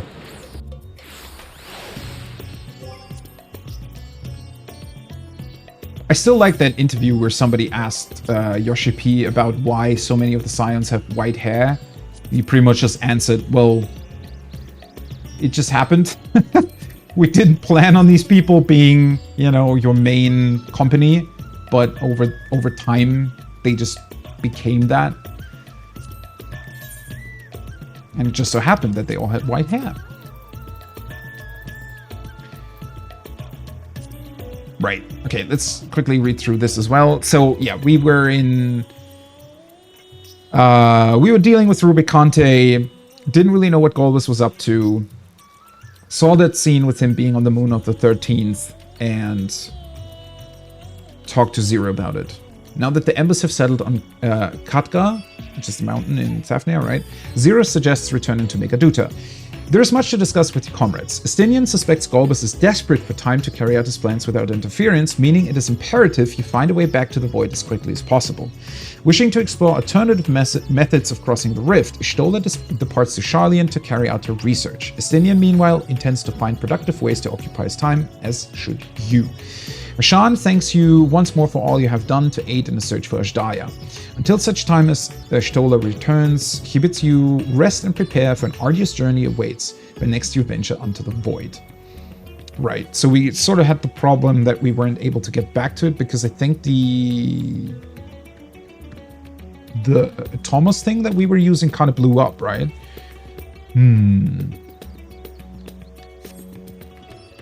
And we pretty much don't really know Golbus's plan, all things considered. Because that whole thing with him just wishing for all of the Void denizens to die in peace in the Source so that their ether can actually return to the live stream, I don't think that's it entirely.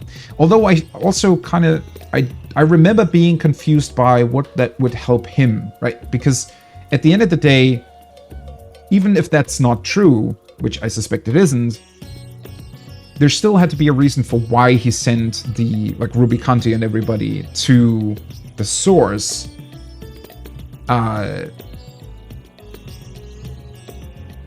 Because it kind of seemed like he was expecting us to deal with them, right? And kill them.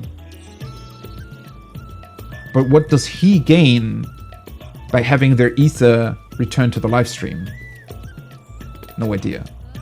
And we also obviously still don't really know what he's even doing with the dragon, because a bunch of the energy from Ashdaya was being taken to be funneled into the 4, you know, archfiends that we dealt with. But that energy is then, because we killed them, not really available for Golbus anymore. So I'm kind of confused what his plan was there, but I feel like we're going to find out. Currying flavor. Sean's eyes light up when he sees you. Hey buddy, what's up? How's it been 4 months already? Why do we always have these weird in-between times where we don't see each other? It's a little like when people ask you, Kotaro, yeah, why she's hot. Yep, that's about it. Now, sometimes we overinterpret things as well in stories, right? Although it is fun to do. I like to overinterpret sometimes. And I feel like even if the original intent behind it wasn't really, you know, anything too major or interesting, sometimes those things... I mean, that's the cool part about... And I feel like the storytelling of 14 does that quite a bit, where they, you know, with the Scions... They kind of just looked at, okay, who do people like the most? And then just decided, okay, well, I guess they're part of the Scions now. But the cool thing is they're doing it in a way where it actually makes sense, right? And they're slowly setting it up. They're not saying, oh, you know, people like that. I mean, sometimes there are some scenes here and there that are clearly just sort of fan service, but I feel like that's fine after, you know, spending 10 years with these characters. A little bit of fan service here and there is fine. It's just that, you know, they have proper setups. They have a lot of backstory, right? And maybe even the very fact that they weren't planned as like a permanent member of the Scions from the start actually makes them more interesting characters, because they still had all that room where they could grow, and they could actually, you know, put in all of these different backstories and character traits, because they were kind of not really a blank slate, but, you know, at least to a certain degree, they were a blank slate when they started out. So, like Justinian, right? Sort of a side character from the Dragoon questline and Realm Reborn, suddenly becoming super important in Heavensward was a very cool. And then he kind of, you know, fucked off for a long time before he came back, which I thought was pretty cool. And he was only there every once in a while in the Dragoon questline after that point, right? After Heavensward.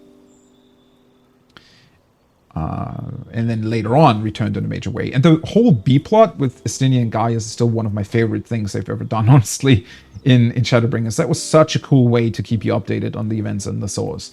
And also a cool way to lead into the whole Garlemald business later on.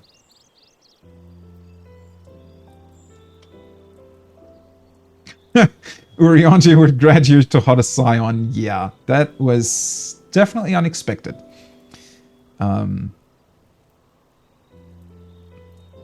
Especially since not that many people actually liked him back then, right? He was just that weird dude that gave you the primal quest lines and talked in a very difficult to understand way. Used to wear socks on his ears. Well, yeah, sadly, a lot of the Elysian thing, I don't know why they still...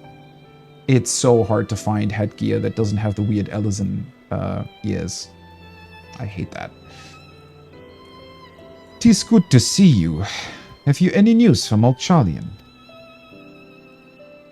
We've yet to hear from Ishtola regarding her search for a means to return to the Void. I must confess that her silence has left me feeling restless. Nor am I alone in this. Estinian has such an excess of energy that he has been helping to train our soldiers with nary a grumble. As for Zero, she's enjoying curry? I'm guessing based on the quest name.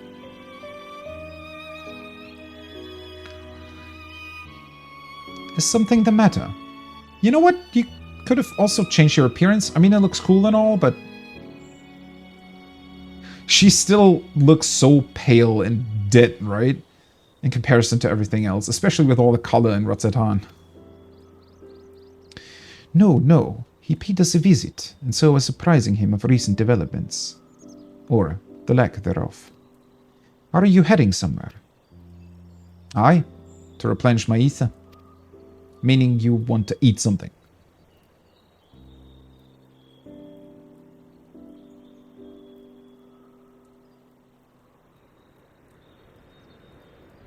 Would you like to come? Might as well. Until we get some more news from the others. A rare but most welcome invitation. Timely too, I might add.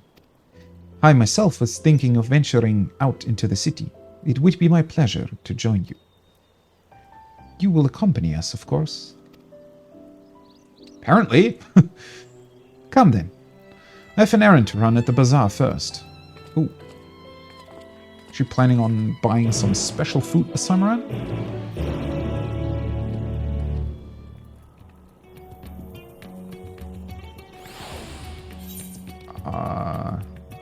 Bazaar. Okay, that's the... it's called Mahane, right. That's it.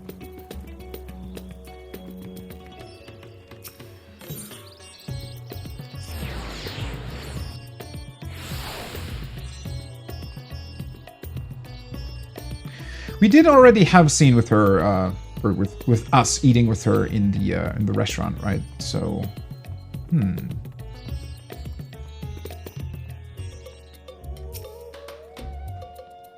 I'm picking up some more spice.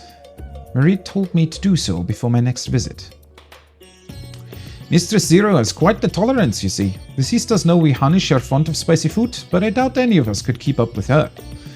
With just the spices they normally have on hand, the Mahane can't quite satisfy her. This is why I'm happy to provide what they need to achieve more rigorous flavors. Okay, so she's going all ham on the spices now. Alright. Now then, variety being the spice of life, perhaps you'd like to choose something extra to blend with Mistress Zeros as usual. It'll help to keep things interesting. What do you say? I'm not entirely sure. I'm not that great with spices. It's been getting better over the years. I didn't actually enjoy spicy food at all. But after a while, I came to enjoy it quite a bit. Not super spicy stuff, though. Well, it depends on the spice. It heavily depends on whether or not you can actually still taste something afterward, right? So having spice is fine, but it needs to be in a way where it doesn't completely ruin your, you know, palate afterwards. Fine by me. You can appreciate the nuances of this world's sustenance far better than I can, I expect. A colorful array of spices peered from the hempen sacks. Oh god, I have to choose again. The lustrous crimson powder, the aromatic black corns, the little red husks, the coarse yellow flakes. Coarse yellow flake. Would that be curry? So that's pepper, I guess? Little red husks. Crimson powder. That honestly sounds like the most dangerous out of all of them.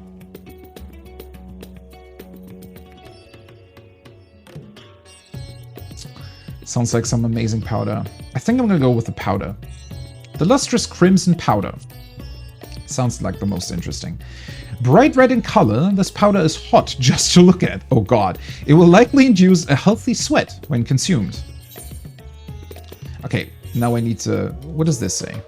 These corns tickle your nose with their pungent yet enticing aroma.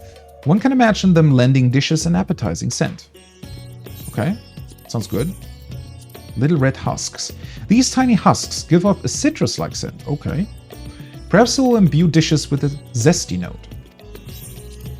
And the coarse yellow flakes? These flakes appear to have been grated from a thick root. Their sharp aroma suggests a bracing flavor. Alright, I think I'm actually going to stick with the crimson one. That sounds the most interesting. And I mean, nothing to say against a healthy sweat. Ah, that's a fine choice, but don't take my word for it. Here, have a taste. Zero may wish to observe your reaction. It would be considerate to sample the spice in her presence. Oh god.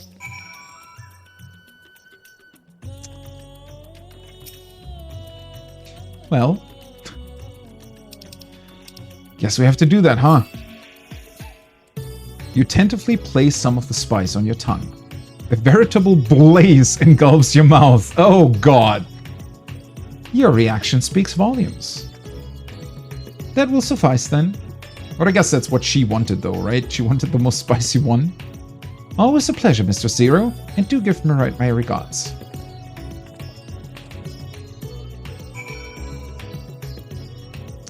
Yeah, I don't think it would appeal to me in particular in real life. Well, again, it really depends. Maybe add it to some, you know, sort of creamy sauce, right? Where the spice is being offset with some cream or something. Could taste quite well. I am pleased to see that Zero has become a regular here, so much so as to bring her own spice.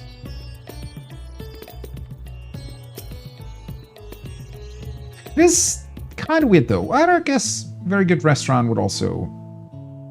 Well, My usual, please. But with this spice. Of course, Zero. It would be my pleasure. Well now, this is enough to make a whole kettle of your special curry. It has to be a very special curry. I don't need that much. Or just put it on the menu for the day.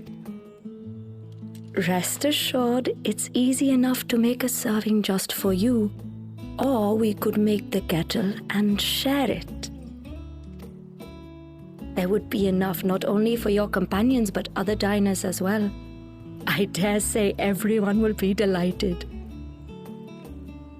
Yeah, I was gonna say, it's a bit weird, right, to bring your own ingredients to a restaurant. But then again, if it's... I guess if they know you and if you're a valued customer, like if it's a restaurant that is, you know, like a very noble one, I want to say sometimes they do like satisfy weird customer requests in a way. very well. A full kettle, then. For a normal restaurant, it would definitely Excellent. be very We'll weird. prepare it at once. From time before health regulations and lawsuits. Yeah, that's also true. Which sucks, honestly, because I still kind of hate that that's a problem, right? Especially since now they, I mean, they're, I think, have they already? Or are they've, or they want to? I don't know if they have. They want to ban the, what's it called? Styrofoam packaging for delivered food, right? It needs to be like a recyclable packaging that doesn't have any sort of plastics in them. And well, a lot of stores have started offering to, you know, when you buy, I don't know, meat, for example, to put that in boxes that you bring from home so that they don't have to use, you know, one-time use things.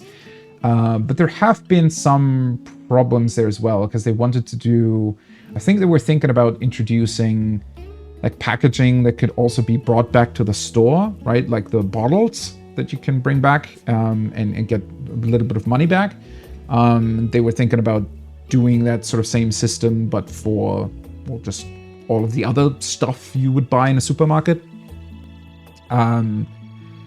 But yeah, they'd have to find a system for it to be washed, and it involves a whole bunch of things. And yeah, it's really not that easy to do. And at the end of the day, it's difficult to say how much it would really impact the whole, because as bad as like one-time use plastic is, it's definitely difficult to get it like food grade washed, apparently, because plastic can also like well, it can pull in like different parts of the food depending on what it was, right? So it's a whole ordeal. So it might not even be able to be used as many times as it would have to be reused in order for it to be more environmental friendly than using one-time stuff, right? Which is kind of the same thing with the like paper cups and everything. The good thing is that, you know, when plastic is thrown away, you know, well, the problem is it just stays around for hundreds of years. Whereas if you throw away, you know, paper cups, at least they'll degrade and don't really impact nature that much. But the like producing them is just equally bad. So I think it's always that sort of debate of you have to reuse a paper cup like 10 to 20 times for it to actually be preferable over a plastic cup. The only benefit, as I said, is that it's biodegradable. But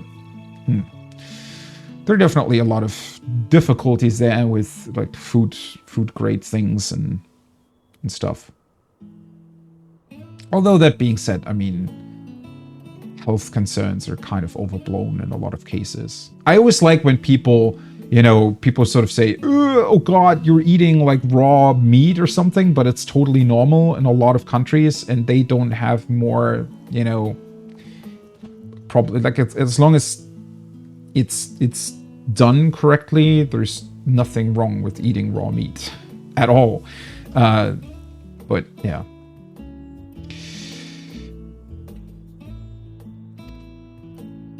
And for your excellency and our esteemed adventurer, are you happy to try a bowl of Zero's curry? We can make yours milder if you prefer. Yeah, I would actually prefer that. Grateful though I am for the offer, I cannot fully appreciate the flavor with this vessel. Another time, perhaps. We could just bring it back to your actual body. I don't know how a dragon consumes curry, but... account, my friend. Eat and enjoy.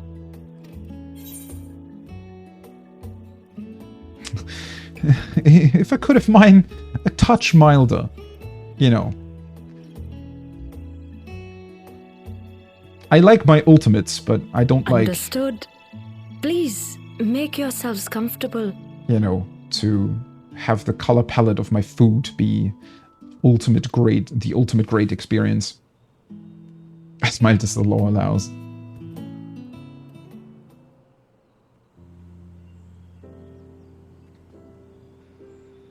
It gladdens me to see you taking to life in Radzatan, Zero. In the area of our cuisine, not least of all. Spicy dishes have long been favored in our sultry clime for their ability to whet the appetite and cool the body.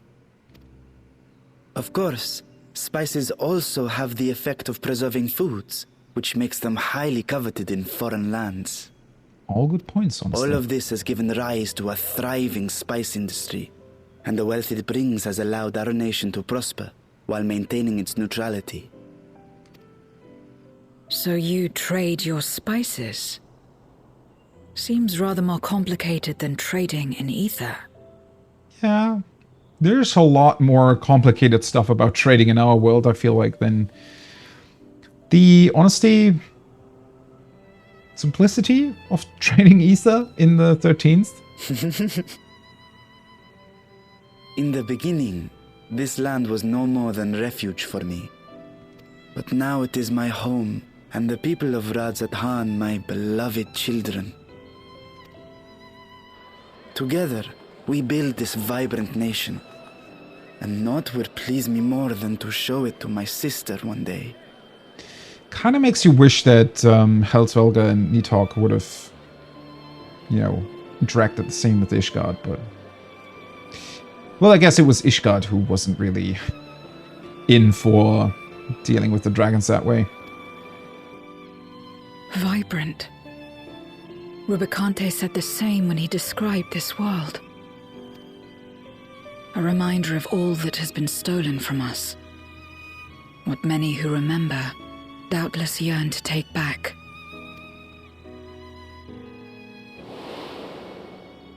Our home is a lost cause. Our only choice to begin anew. In this world, where we may reclaim our mortality. I still feel like we should somehow, through Gaia's and Reen's power, try to open up a tunnel to funnel light with Eden from the 1st to the 13th. I don't know how complicated that would be to achieve, but that has to be possible, right? To set the balance right in both worlds? Nonetheless, it's wrong to damn another to save yourself, as I told Rubicante.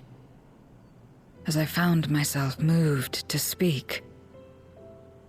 Breakdown communication dragon-wise. Yeah, that tends to happen when you, like, kill one of them, or betray them even, and just take their eyes. You know, that kind of tends to not go over well with family members of said betrayed dragon.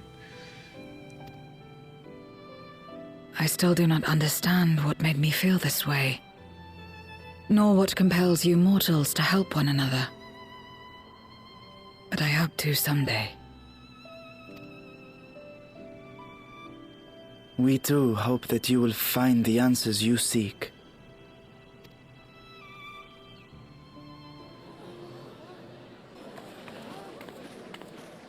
What is going on?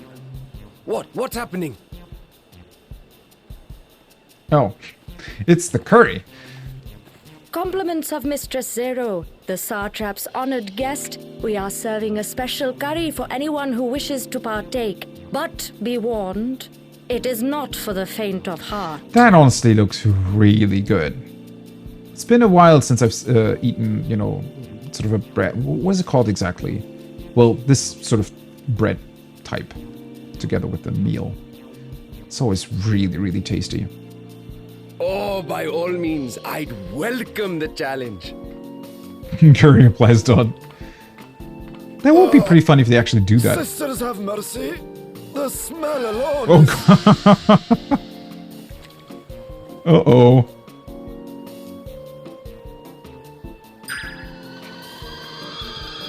It burns! It burns! Oh my god. I feel like the whole restaurant's just gonna... To better maintain the facade, the alchemist ensured that my vessel was capable of consuming food. Maybe we should have talked to the local hospital first before offering all of them the curry? However, I fear Zero's curry would test the limits of their design. Mm-hmm. Apologies for the delay. Please relax and enjoy your meal. Kind of glad that it chose the more mild variant, although that might still be super spicy. Hey, Relax. mine's actually not that I red. don't have That's time for interesting. that. I've been waiting for this. That was a neat detail. Do they change the color of the curry depending on what answer you chose in the previous cutscene? Come, Previous part? let's replenish our ether. Chef bears some responsibility? Well... I mean, they did say that it was not for the faint of heart, so...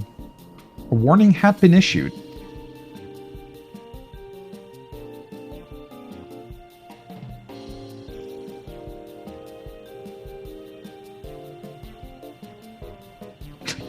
God. Whole restaurant's just been wiped out.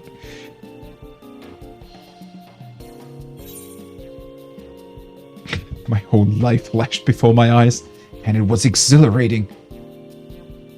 Thought the spices we picked were perfect. Well, I mean, I had the more mild variant, right? Although I would like to know, what the hell are we drinking? That looks really good. Is it some caramel coffee?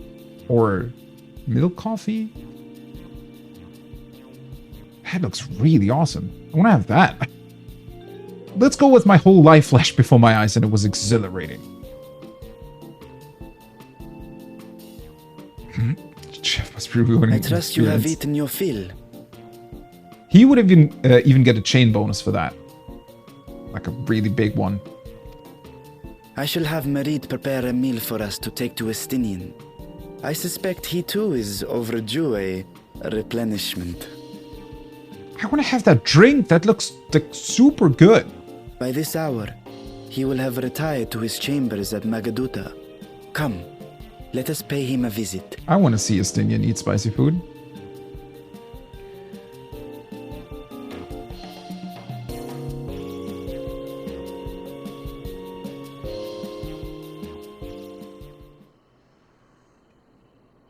The spicy curry has left you slightly flushed and set your heart racing. Whatever challenges await, you're ready to face them head on and with feeling. Did we actually get a buff or debuff? We did! Not a very long one though. Spicy Circulation 1. Warmed and invigorated by a bowl of hot curry. Okay, that's pretty awesome. Since it says 1, I suspect that if you chose the other option, you probably would get like buff 2. Wasn't exactly a long spicy circulation though. It is pretty funny how they're now constantly bringing in like buffs and debuffs into the storytelling as well. I mean, highlight was definitely the walk to the end debuff that we had, right? Where you were forced to RP walk with the very end of Endwalker. That was pretty cool. I did not expect so many to take up the challenge, but I am glad to see everyone enjoying themselves. I'm satisfied. Okay, good to hear. Maybe you'd get a buff and a debuff. That could also be true, yeah. I wonder, because, I mean, we had that funny teleportation debuff at the very start of Endwalker, right? After we teleport to Thavnir, where you get, like, every couple seconds, you get ether sick. So, I don't know, maybe it would have been something like that. Oh yeah, thanks for being here. Sleep well, if that's what you're doing. Or have a great night, either way. Welcome back. Master Estinian, yes. He has returned to his chambers. I shall be happy to escort you.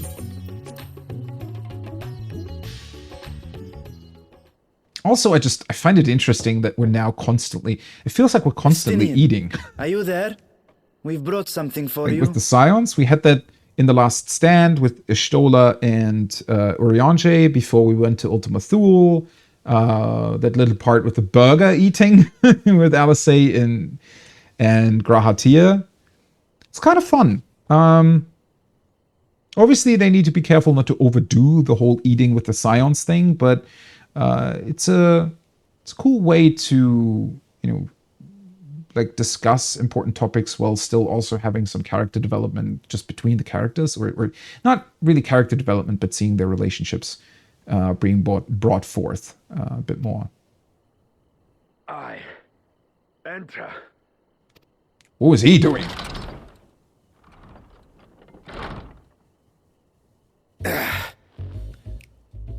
Oh.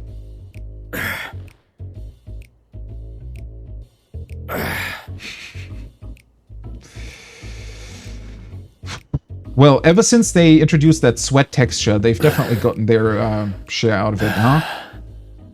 Squid masala from the Mehane. I thought you might enjoy it. Mehane. Okay. I never knew how to pronounce that, honestly. Right. I was a little bit confused. So the Final Fantasy Twitter retweeted art that they had done, I want to say for the launch of Endwalker? It was probably, I think it was for the launch of Endwalker. So there was, if I remember correctly, before Endwalker launched, they had like art of all the different Scions and they posted like one piece per day or something, right? Leading up to the launch. Estinian's art showed him doing exactly that. With one arm and, naked body, upper body, which obviously a lot of people liked quite a bit, but he was only wearing a towel. And the way the art was drawn, only a small, or not that small, portion of his leg was showing at a very particular, angle. Let's put it that way. So if you just glanced at the art, you might have thought that something was dangling from beneath the towel. So, yeah, they're definitely now leaning into that as well. That was a beautifully recreated meme. And if you didn't know about it, perfectly fine, see. I prefer my squid dried, but I'm sure it won't disappoint. My thanks. And that voice acting when the screen was still dark, yeah. A lot of people are going to enjoy the scene. Idle as I am in our sorceress's absence, I see. I can't offer much in the way of entertainment, but make yourselves comfortable.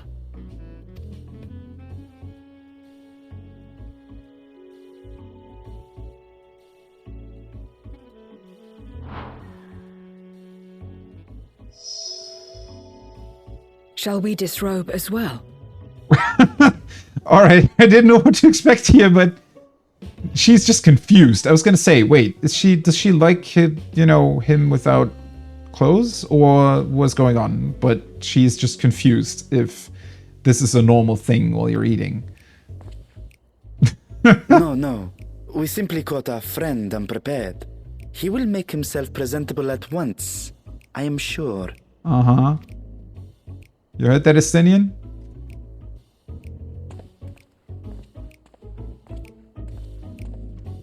He's got a fancy room, though. I guess it's,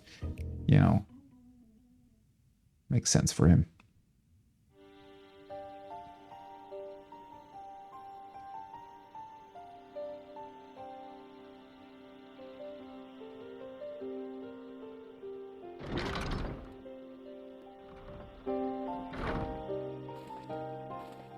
At last. We've been looking for you. So, I suspect friends. some updates. Tell me, were you able to devise a way to return to the 13th? I'm really, really interested I in believe that. so.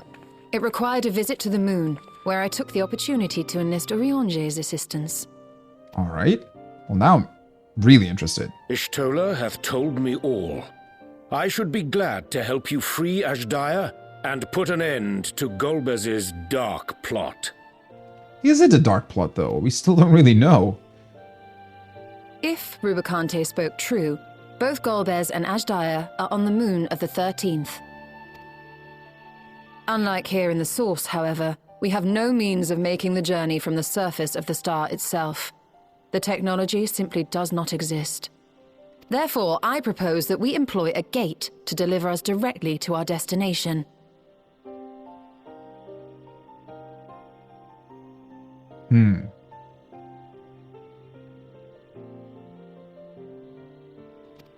How does that... Is such a feat possible?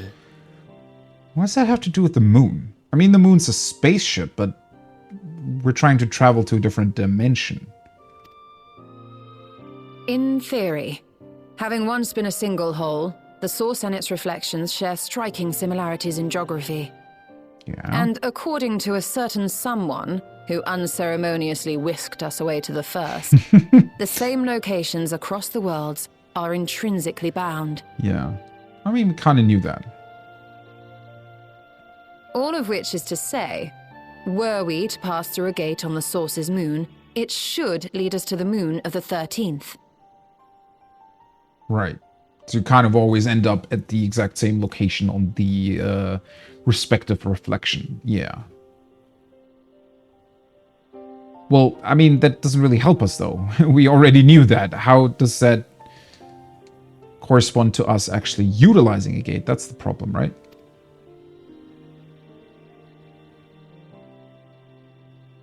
Of course, there is the risk of Voidsent gaining entry to our world. Thus did I decide to seek Urianger's counsel. Both the Watcher and the Loporrits are aware of our proposed endeavor. While they are yet deliberating precautionary measures, they have pledged their full cooperation. You've been busy. I presume you've also found a way to open this gate. Justinian, weren't you meant to be presentable? What the hell are you wearing? Isn't that your travel attire? Yeah, the way to open the gate is the much more interesting point, isn't it? Be it in Radzat-Han or Sharlayan, scholars have long cast their gaze unto the endless dark of the void. And so, with harnish insights to augment our knowledge, we have indeed conceived of a promising plan to pierce the veil. I always find that incredibly interesting, because the void for the longest time, especially actually in A Realm Reborn, has just been this nefarious other realm where dark creatures came forth from, right? And it felt like your typical fantasy thing of, oh yeah, dark creatures are being summoned. We don't really care where they come from. It just matters that there's some just dark, evil creature to deal with, right? And then it turned out that the void is just a, well, it's the void. It's, you know, darkness, or only has darkness in it, but it's because of that whole other plot with the reflections and the Ascians trying to rejoin the worlds, right? Which I thought was really interesting, but it is also incredibly interesting because that means that we've always interacted with the void in a lot of different ways, right? So it just makes sense that this is possible. And through that, because we didn't realize at the time that it was the 13th reflection, but it does mean that we already had at least, you know, small means of getting a creature here or there through from the void to the source. So the technology kind of existed all along, if you will. And now it's just about, well, how do we expand that? How do we use it for our own gains? And how do we use it to get back to the void rather than just having void creatures appear in our world?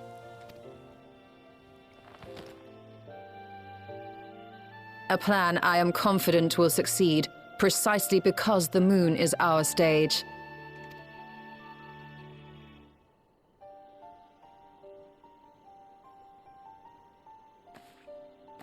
The preparations will be extensive, and we will require vast quantities of ether. Well, we always do, don't we? Stola being very dramatic. After all, our gate must be large enough to accommodate another great worm.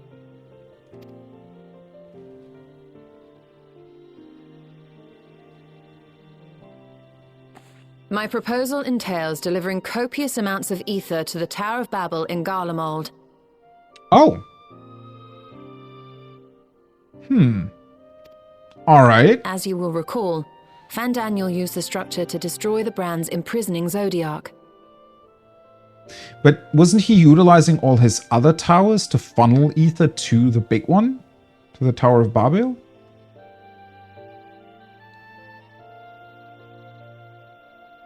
And also, wouldn't we still have to have something that can actually receive those quantities of ether on the moon? Because, I mean, he was just shooting at the seal, right? And we, in like manner, will use it to channel ether to the moon, and thereby open our gate. I see. Then we shall need someone on the moon for the necessary rituals. Also, isn't that quite dangerous in terms of funneling ether away again? Because, I mean, maybe we don't need as much as what Fandaniel was planning on? Just so, Your Excellency. I intend to head back anon for that very purpose, as well as to help devise our strategy to deal with invading Voidsent. Along with our lunar allies, we will once again require the assistance of your alchemists, Nidana not least of all. May I trouble you to serve as their escort? Stadion ready for everything. He just doesn't really care what's even happening. He's just happy to be here. Fine by me. The room was beginning to feel constraining. For my part, I shall oversee the requisite tasks on the star. Might I prevail upon you for your assistance?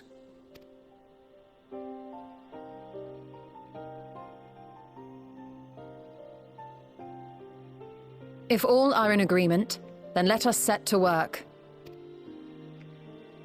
We'll open our gate, and we will stop Golbez.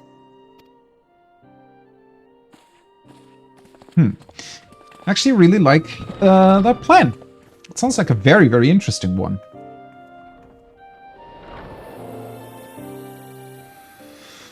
There we go. Back to the moon. Okay, yeah, that's not ominous at all. The Dark Throne. Patch title drop. All right.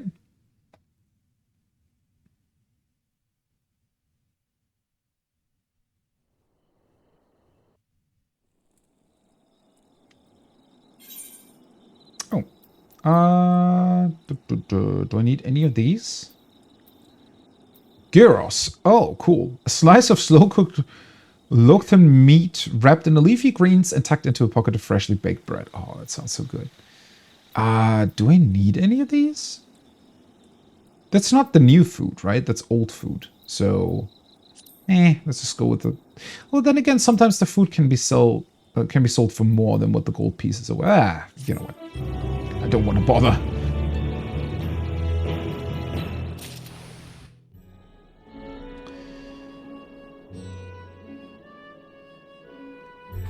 I mean, these are really, really lovely chambers, right? I mean, we've seen them quite a number of times in the past. The chambers here in Ratzatan. Always interesting to look at, though. Give me just 1 second here.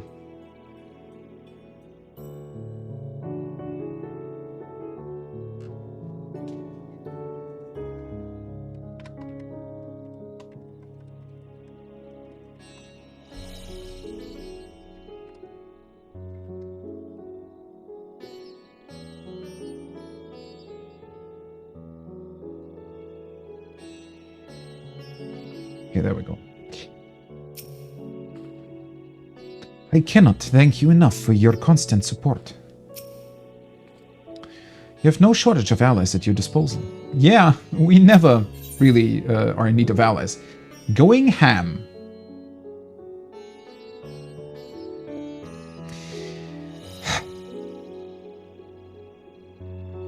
Are all the damn quest names this time going to be food references? They will be, won't they? That looks like the new dungeon, actually. So that's why we're going there, to get more ether? Interesting. If one and all are ready, then let us set forth, our preparations to complete. If I may, I beg a moment to exchange this vessel for its ground counterpart. It is in the keeping of alchemists of the High Crucible. Of course. We shall accompany thee thither. Thither? Is that how you say it? And thence begin our journey. Right, Urianger. Let us do that.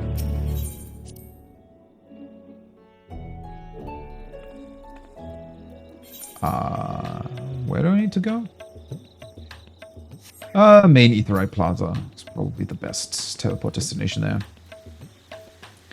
Because the other Ethernet shard that's close to the Crucible is actually downstairs. Because it's next to Godbird and his Mandeville weapons.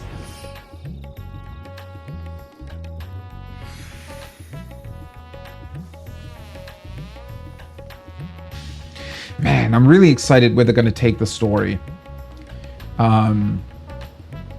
Especially if we get some sort of setup for the future. There has to be something else to Golbez, right? I mean, even if he does contain like a shard of Zodiac still or something, like, what will that do for us? Like, where do we go from there? What will it mean, right? Opening a gate is about as difficult as I expected.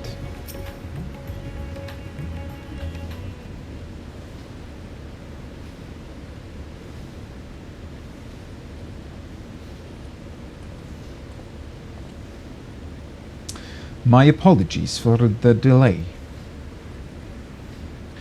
My, that is a striking simulacrum indeed. Well suited to the work ahead, I doubt not. Allow me to explain Ishtola's plan in greater detail.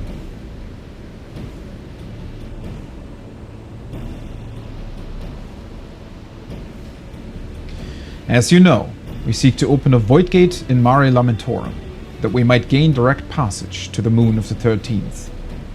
Whilst our comrades labor upon the moon, we must needs accomplish two tasks. The first is the procurement of a substantial quantity of ether, and subsequent delivery of it onto the Tower of Babel. Said structure was once used to siphon the land's essence by way of the Telofroy spires. Such a method, however, doth pose an unacceptable risk to the greater ethereal balance of our world. Thus must we seek an alternate means of conveying our requisite resource. I was going to say, so where the hell do we get that much ether? Our second task doth pertain to the use of the Tower of Babel itself. You may recall that this portal onto the moon was placed under the supervision of the Ilsebard contingent. If we would employ it to different ends, we must first obtain the contingent's express permission. I should like to believe they would not refuse us, so perhaps we should concern ourselves with the ether problem first. Have you any idea whence we might source the vast quantity needed?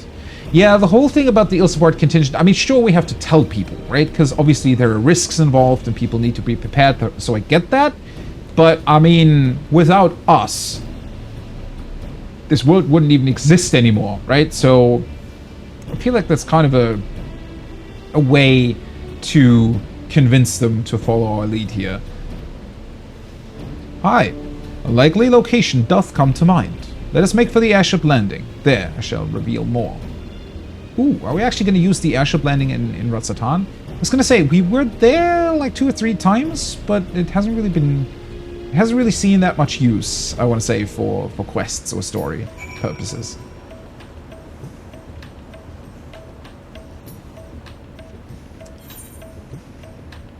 But yeah, I'm definitely super, super interested in knowing... Wait, what does this actually... Oh, the Mandeville weapons. I'm very much looking forward to seeing what the hell is going on there. Because, well, in the previews that we saw of the dungeon, it does look like there's some sort of big ethereal source there for some reason. But I mean, there has to be a reason for it, right? There cannot just be ether lying about, because then somebody else would have used it by now, right? Or rather, Fandaniel could have also used it for his nefarious plans, so... I sometimes come here for the view. It's beautiful. Yeah, we've talked to her quite a bit here. That's kind of what I meant. I am most keen to know more of Urionji's potential solution. In the worst case, I was prepared to offer one of my eyes, but it seems it would not come to that. True, that does contain... I wonder if a dragon's eye would be enough ether, though. Because I want to say no. I don't know. All are present and accounted for. Excellent. We shall travel to Shalian, and thence seek the nearby Isle of Ham. It's actually called that? What the hell? Near unto the surface of this isle do rivers of ether converge. The churning energy of this confluence is released by the way of geysers. Geysers? I still can't really pronounce it. Geysers, I think. Originally, the Ragnarok was to be powered by ether harvested from the isle.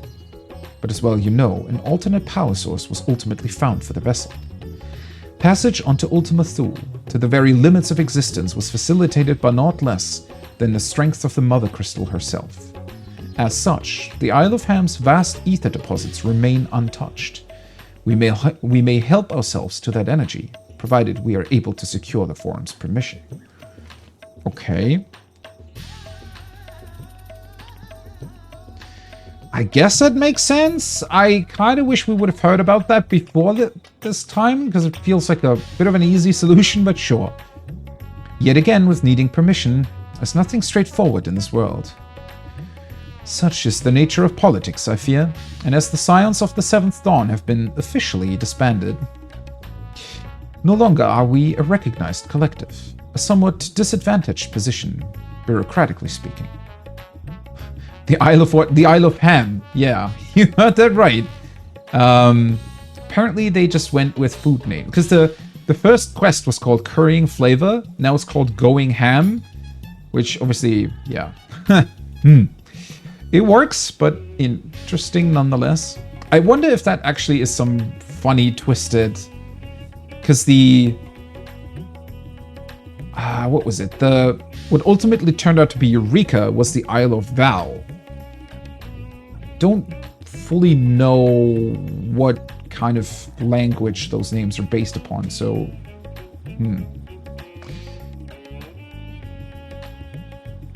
Fortunately, however, there is a recognized and respected body upon which we might prevail, the students of Baldessian. Upon arriving in Shalian, let us seek our friends at the Annex. Well, as always, we're somehow involving everybody again, but it's nice to see. Although I do wonder, if an island like that existed all this time... Well, I guess we just weren't really able, we didn't really have the time, and there was nobody from the former students of Baldessian who actually worked on bringing them back. But it does sound like a location that could sort of become the new Isle of Val in the future.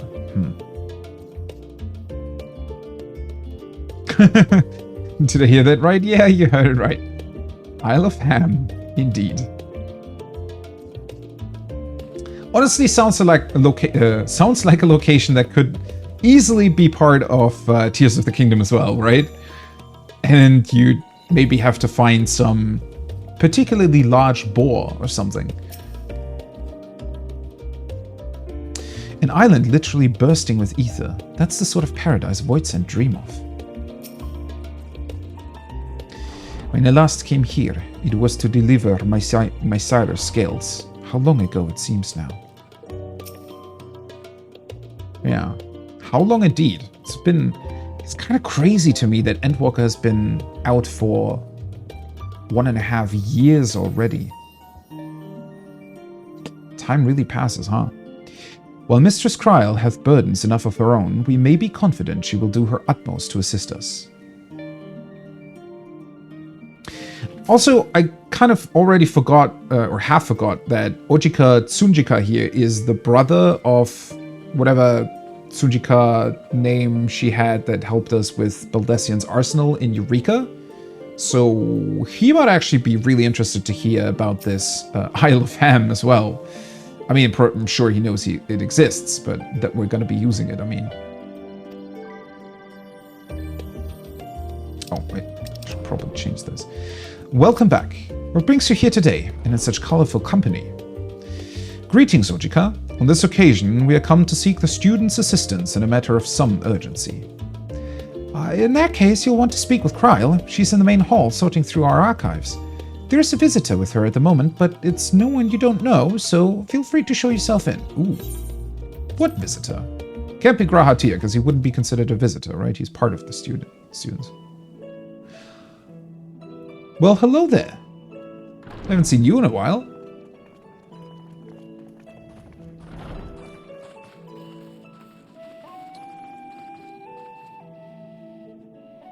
Well now, if it isn't two of my dearest friends. As for the other two, I don't believe we've had the pleasure. Erenville is another one of those examples where the community just went absolutely nuts over him. Especially because of his, like, Icelandic voice acting. And so I think they just said, well, alright, he's part of the quest now, I guess. Not in this vessel, perhaps. 'Tis I, Vashan. Though, you are welcome to call me Vritra, if you prefer. Wait, hasn't she seen him in the smaller vessel? I mean, they kind of look alike, even though their size obviously is very different. Pay me no mind. I merely accompany them. I pray you forgive us our intrusion. If you are occupied, we shall call again anon. I was just going to glance over that Zero is like a super important void send that kind of, you know, is like a crucial part in our plan here.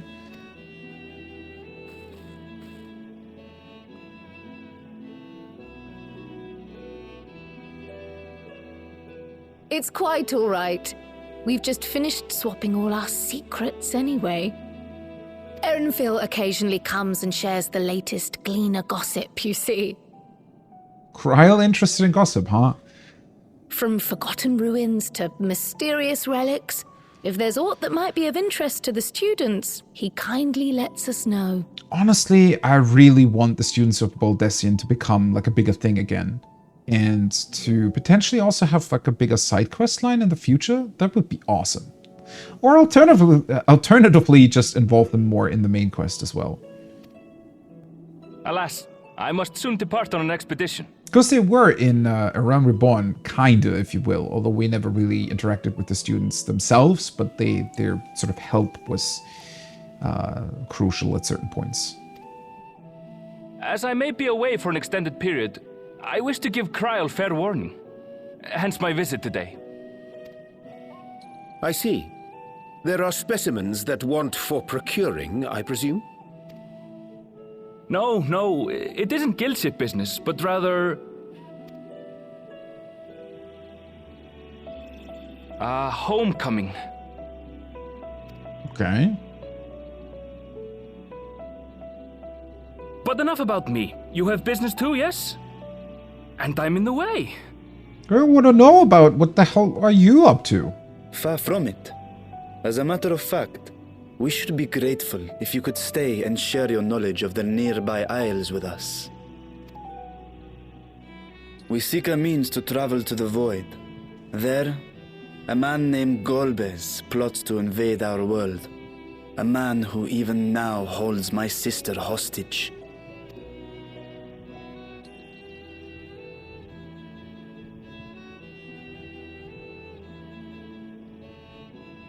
Love how we just sort of nonchalantly tell them about that. So it's this super important plot. We require a great quantity of ether, which we understand may be had on the Isle of Ham. We came in the hope of exploring how it might best be procured. An invasion from the 13th? Must the stakes always be so dramatic? Yeah, I know. We really don't get a break ever, huh? You have a knack for finding trouble. Yeah, so I've been told. If Gleaners collected world-ending crises, you could make quite a name for yourself in our profession.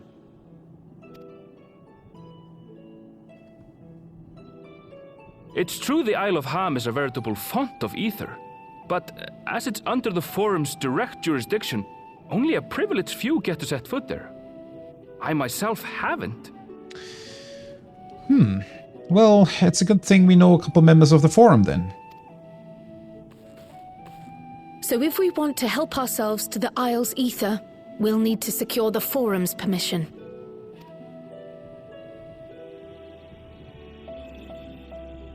That's gonna go over great with them. Very well.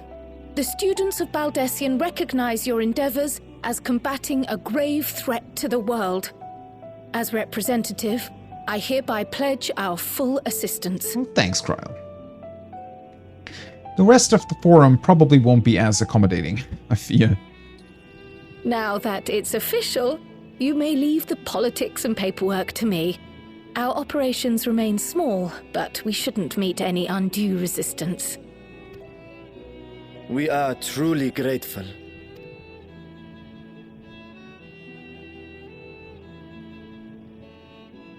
If I may. According to the original plan for the Exodus, ether collected from the Isle of Harm was to power the Ark. Art thou perchance familiar with the logistics of this endeavor?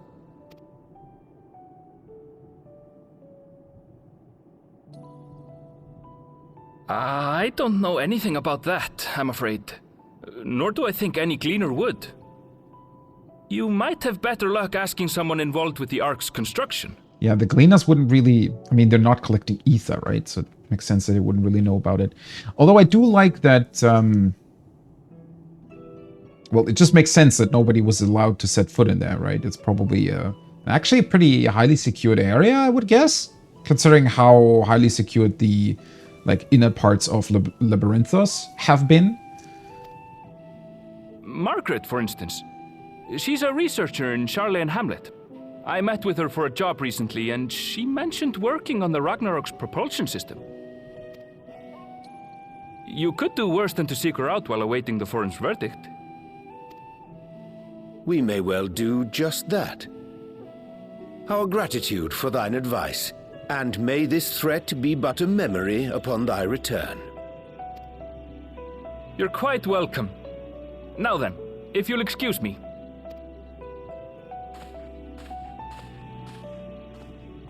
I love that he has an extra pair of boots on his rucksack. That's pretty cool. I best start drafting our petition. Go on and find your researcher. I'll contact you as soon as we've made progress. Let us leave matters here to Mistress Kryle, and hie ourselves to Labyrinthos. Alright. Definitely wanting to get back there. I mean, we've been there on Tuesday doing the raid questline, but still. Right then, time to put our best foot forward.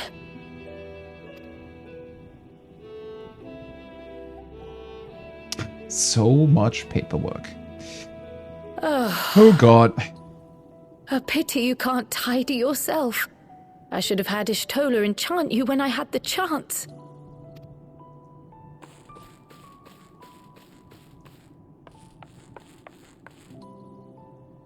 And what have we here?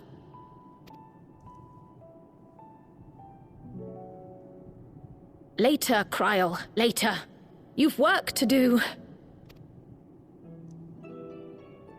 Kind of would like to know what kind of books are, lying there. And Students of Baldessian seem super interesting to me. I mean, Charlian has over the entire expansion, honestly. I love the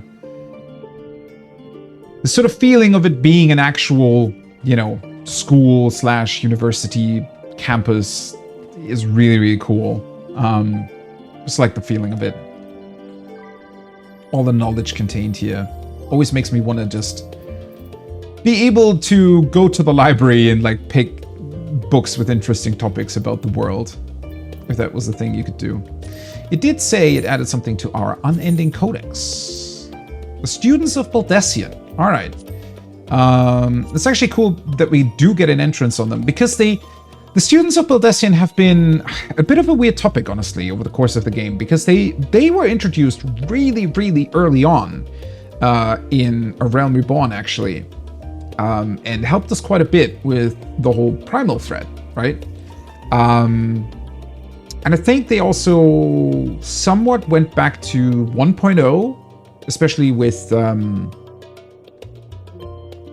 Alphinos and Alisae's grandfather, right, and his endeavor, because he was from Charlian, but kind of worked against what they wanted to do against Dalamud. So, yeah, it's always been a thing that was there. And then in A Realm Reborn, we suddenly heard that their island just simply disappeared, right? And then, like, that was a super interesting plot that was going on in the background somewhere. But we never really heard about it again. All the way up until Eureka appeared in Stormblood, right? Because the island was suddenly somewhere else because of the ethereal like winds and turbulences. So it was kind of weird that we had that big gap in between. And then it was technically another big gap after Eureka was done and until, well, we got to Endwalker and finally went to Sharlayan and learned more about the students of Baldesion, and also the fact that Kryl and Grahatia are now working on really, properly setting the organization back up again. The Students of Baldesion, founded by Galuf Baldesion as a research organization devoted to combating threats to the star, the Students of Baldesion study all manner of relics, magics, and unexplained phenomena in lands near and far. In stark contrast to other Sharlayan organizations that would adopt their city-state's policy of non-intervention, the students have often collaborated with foreign scholars in their never-ending pursuit of knowledge. Grahatia's assignment to the Sons of St. Koinak during the Crystal Tower expedition, as well as the students' constant support of the Circle of Knowing and their successor, the Scions of the Seventh Dawn, are two notable examples of this philosophy and practice. Right, so the Circle of Knowing was like a bigger part of the 1.0 story that we kind of heard about in Realm Reborn, but were never really directly involved in if you hadn't played the previous version of the game.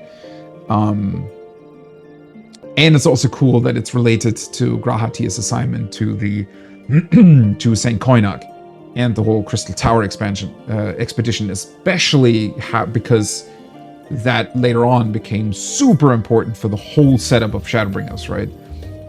So cool how all of these different smaller threats came together in very unexpected ways, honestly. Since their conception, this academic collective has also served as an advisory body to the Forum and other influential parties, identifying potential threats to mankind and providing counsel as needed. The students' headquarters were once located on the Isle of Val, a remote island south of Sharlayan which Galuf had purchased with considerable funds accumulated over the course of many adventures. The facilities constructed there allowed his organization to thrive and perform research independent of the Sharlayan motherland, but the self-same independence rendered them uniquely vulnerable to attack. The Isle of Val abruptly vanished one day, which is crazy to think about, and was later determined that a terrible magic was responsible, having obliterated the isle and nearly all who were present at the time. In recent days, the remaining students have made the Baldesion Annex and Old Sharlayan their base of operations. Kryl, adoptive granddaughter of Galuf, has assumed the role of leader for the time being, hoping to carry on her grandfather's legacy. Man, I really, really want to have more interactions with the students of Baldesion. And I wish, even though Eureka was a side quest story, it was so cool in that story once we finally learned about Baldesion's arsenal and about the research that had been carried out there, right? And the stuff that you see when you actually do the raid into the Baldesion arsenal. It's very, very cool how much background lore there is to see, especially when it comes to Odin, for example, Ozma, but also Ultima, actually, which was a part of the raid story, was also studied there. And yeah, I just wish that all of that research and all of that information would, in the future, hopefully funnel into either another side quest or even be turned back into the main quest. Although the problem there is that they cannot, they have to do it in a way where they don't force players to actually play through Eureka. So it's a bit of a shame that it's contained in those side quests. Although it does seem like they're more inclined to sort of deliver the story in a way where it still seems as if you've played through everything, right? They kind of take a bit more stuff for granted these days, it feels like, compared to the past where they were really, really focused on, okay, we can only really use that where we know the player's gone through it. It's pretty cool. Right, where the hell do we need to go? Is that not here? Margaret? Oh, right, Labyrinthos. Almost forgot. Have we met her already? Don't really remember the name, honestly. She might have been part of the quests that we did here. Let's see. Maybe? I mean, when we were here, that was with all the Loperids, right? Setting up the whole deal with the Ragnarok. The first person Orianji asked about our target immediately told us where to go. Is there a place where you do not have allies? Yeah, well, that sort of comes with the territory of having saved the entire universe. At some point you just know everybody. I believe we found our researcher. Though it is not for the first time I've seen it, I remain in awe of the sky's magnificence. Never did it occur to me that such an expansive facsimile? Facsimile? I've never seen that word. Was within men's power to create. It is pretty crazy to think about the sky being artificial, yeah. Oh, whoops. Margaret.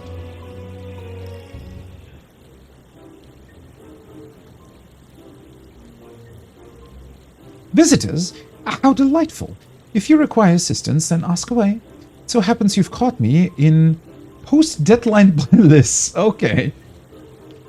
Forgive us the abruptness of our inquiry, but 'tis our understanding that thou had charge of the Ragnarok's propulsion systems. We should like to know how ether harvested at the Isle of Ham was to be stored and transported to the Ark, if the disclosure of such information is permitted. Oh, it's no bother at all. We built special tanks that can store ether, just like we use casks to store wine. Simple, really. Okay, sure. I mean, okay, so we always use kind of crystals, right, to store ether? Probably based on that. Simple, but quite brilliant in construction. They rivaled even crystals for etheric capacity. A pity we never got to use them. So they just developed, you know, super highly efficient batteries and then just, oh, you know, guess we're never using them then. How muddled and distant the memory. When Doom's deadline loomed large, we extricated ourselves from a waist-high mire of work only to end up chin-deep in another. I was at one with the world and a conduit for the energies of creation, but now I'm truly alive. Who would have thought that sleeping in a bed and eating warm meals could make such a difference? Oh God, what's going on with you? Why, I feel positively functional. I dare say it rivals the thrill of dancing on the knife's edge of failure. I feel like somebody should look at her. She's going kind of crazy in her research, I want to say. Orianji just completely unfathomed by this.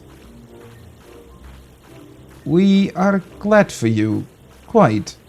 On the subject of ether tanks, do you know what became of them? She just keeps dancing. Oh, thank you. Now she stopped. Oh, God. What did become of them? For the life of me, I can't seem to remember.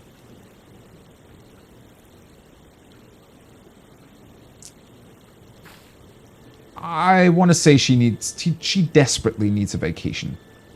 Quickly. Oh, but I do remember someone who might remember. He should be back by now. Just look for the fellow wearing an outfit that screams, "I've been on vacation and you haven't." Very well. You shall seek out this conspicuous colleague of thine. Our sincerest gratitude, Margaret. And do look after yourself. Yeah, please do. That was, Come. Let us seek out this individual attired in a manner suggestive of recent furlough. Oh, God. What is going on? These poor researchers. Are we gonna find someone in a Hawaiian shirt? What's gonna happen here? Are you okay? Ah, life outside of work. What a concept. Oh god, she starts dancing again. Nope. Let's go far away. Very, very fast. Alright, who looks like he might have been on vacation? All is well, and I pray 'tis the same with thee and thine. Now, dost thou perchance know if one recently returned from a vacation?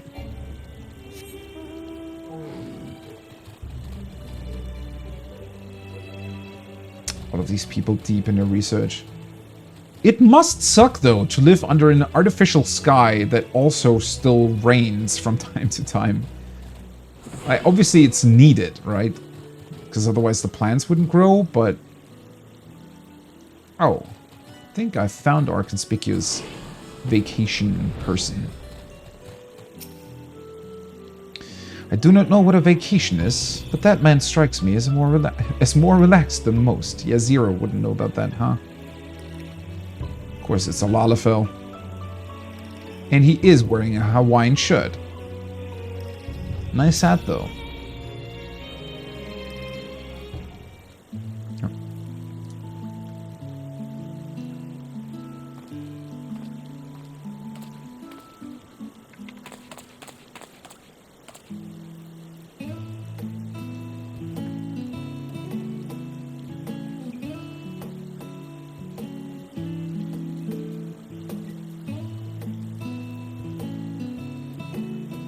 Second.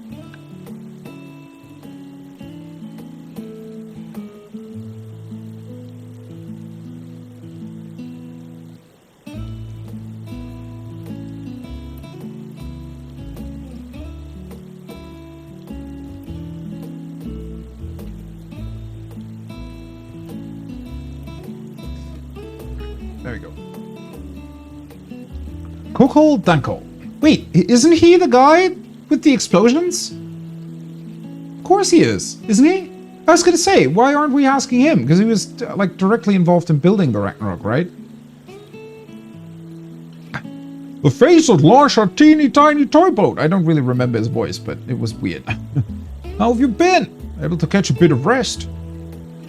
Yeah. And you apparently too. I mean, you earned it. I have to admit that.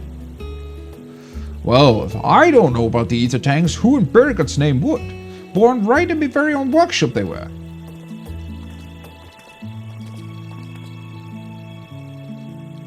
A pleasure as always, Master Coco. I trust thy respite proved rejuvenating. And then some. But I won't bore you with the details, at least not without a drink of me. So, why the interest in our little old tanks? Permit me to explain.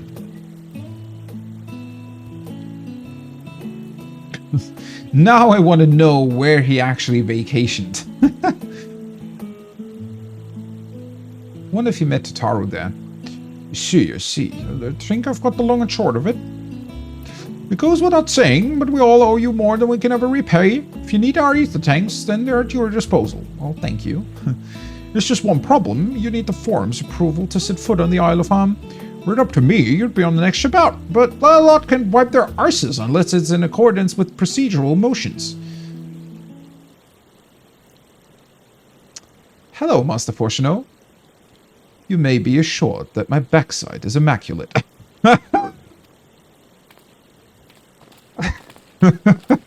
So I guess Kryl managed to convince them that we should be allowed on that island. Well, saving Fortuno's children probably played a part in that, right? Golly, stumping thighs! Master Fortuno, and Skolak Monteshane, what a surprise. Pardon the intrusion. The Forum has deliberated your petition, and we decided to deliver our verdict directly. You have been granted special dispensation to travel to the Isle of Ham for the purpose of etheric extraction, on one condition. Oh god. On account of its rich deposits of ether, the isle is home to throngs of vicious beasts. We ask that you cull any such creatures you encounter. Oh, well, easy enough. We can do that. We know how to do that. please enter and clear the dungeon that has been set out for you. That's all. Given the vast amount of ether we seek, I expected a far higher price. Oh, believe me, we do not underestimate the value of what you desire. Nay, we simply owe the students of Baldesion and their esteemed collaborators a debt of gratitude, and we felt that expediting your request was a suitable way to repay it. A debt of gratitude. We've taken the liberty of arranging your passage to the Isle of Ham. Your vessel awaits in Scholar's Harbor. Neat. So that's the dungeon entrance, I suppose? Then I better get those ether tanks loaded onto the airship. We'll be ready to take them where you need, assuming it's safe. I shall head back to the annex, but should you need anything else, don't hesitate to call. Well, that was easy. I never expected that the forum could be so accommodating. Even with our recent endeavors, to Ultima Thule and kind of, saving the universe, I didn't expect them to just be convinced that easily, but yeah. As always, it helps to have connections, and quite a few of them. That Master Fortuno and Scholar Monteshane should personally deliver these glad tidings. We must endeavor to repay their faith in us. It seems this forum is like Alice. They help others simply because they want to. Well, no. I disagree with that. Definitely.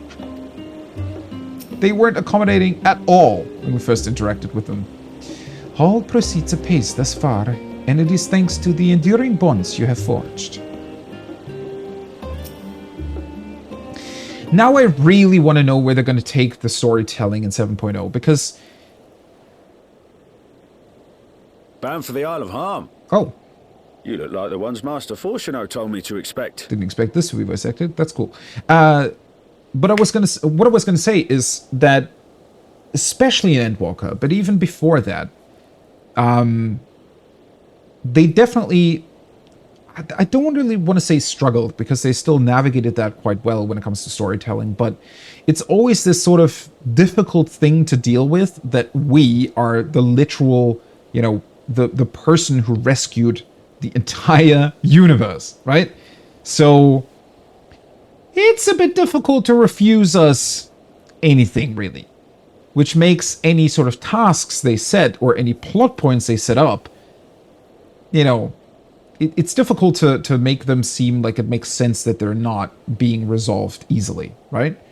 Now, the cool thing was in Shadowbringers, obviously, we went to an entirely different reflection that didn't know about us at all, which kind of reset everything in a very practical way. And that's cool, but I really do want to know how they're going to continue that, because even though we've never been to Mericidia or the New World, we have met people from there, and connections would still exist. I mean, even when we traveled to Kugane, for example, through our connections to the East Aldenard Trading Company, we still got granted access to pretty much everything. It took a little bit, but it's still, and they cannot just redo this constant, you have to meet new people, find the specific connections, and then you get what you want. That kind of plot becomes, they cannot do that over and over and over again, right? So it's really, really going to be interesting to see how they're going to handle that moving forward. That being said, we have absolutely no clue where 7.0 is going to take us. There have been some hints here and there, but I would be surprised if it was both Mericidia and the New World. Maybe? So, I don't know. It's just going to be, it's going to be really, really exciting. And I trust them to do it the right way, because they've kind of proven that they can. But, yeah, it's going to be very, very interesting. If you're ready to depart, and so am I. Just say the word. Is something the matter? I did recruit one other to our party, but he is late to arrive.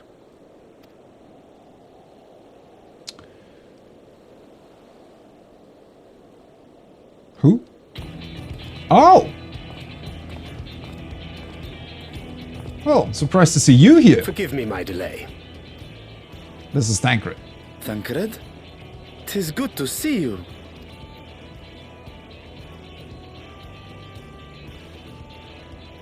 If it isn't Varshan. They do grow up so quickly. Oh, right, he hasn't seen his bigger vessel yet. Urianger tells me we have a host of exciting new tribulations to face. We do, apparently. We have a dungeon to clear. And you must be Zero. I've heard all about your daring do in Garlemald. A pleasure.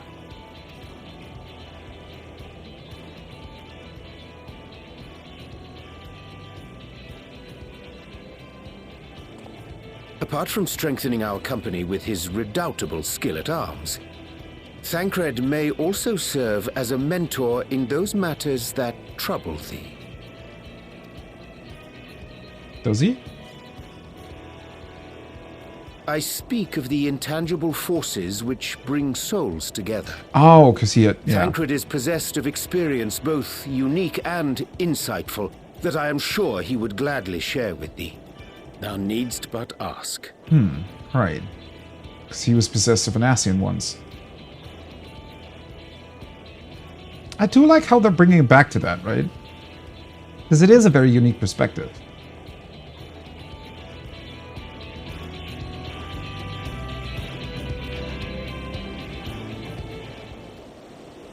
Especially with the recent... The Aetherbund now accessible. Oh, that also explains the name of the dungeon. Right. Totally. What was I gonna say? Oh yeah, the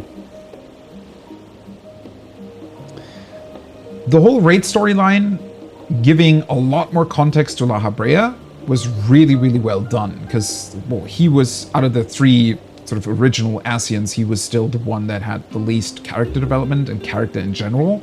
So it's really, really cool to see that. But the fact that it's also connected to Thancred's experience with being possessed by him is equally cool to see that's still a topic that keeps coming up, right? Because it makes sense that it would.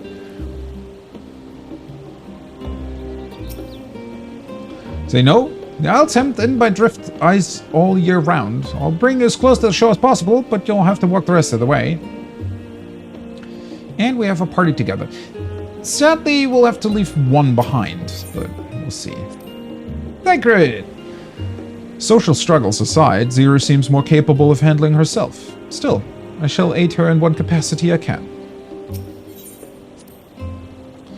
Naught remaineth to bar us from the Isle of Ham. Let us set sail forthwith. He does not strike me as the mentoring sort. Well, he kinda grew into that role. No matter what, we must return to the Void. The acquisition of this ether is but the first step.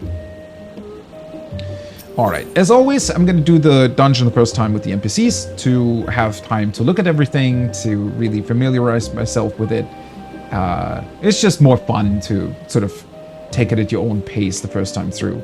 Because the dungeons are never difficult, right? But I just want to see what they look like. I want to see what kind of interesting little bits and pieces we can discover, and obviously that's not possible if I'm doing it with a party of strangers that probably just wants to get their expert roulette done as quickly as possible. So it's really nice that we have this possibility now. My turn. My turn. Still very determined. Our fates are not yet sealed. If you insist. Alright, I do have to plug in my headset, sadly. Hopefully this should work, because for some reason it didn't actually load. Hopefully this isn't going to be too annoying. Okay. That's easier. Let's see. Go. Ooh, that's a bit strained. Let's see.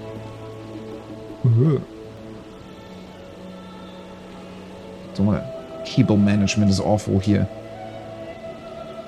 Well, hopefully it doesn't need to load for that long. Alright, this should work, hopefully. Yeah. Or no. Okay, that's annoying. Why is this cable so short? Seriously. A lot of the cables nowadays just seem way too short, honestly. Is it loading? Double check. It is, okay. That is very good. Yeah, sadly, I think I'm gonna leave Warshan behind. I just feel like the rest of the party just works better together. So, let's go check out the Ether font.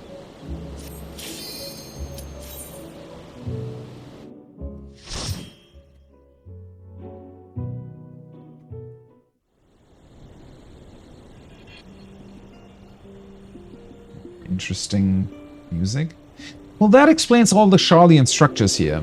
When we first saw this in the life letter, I thought it might be somewhere close to the Dravanian hinterlands. I guess it's not entirely untrue, because, well, that is like towards the northern empty, towards where Charlian is. But, yeah. Oh, this looks awesome, though.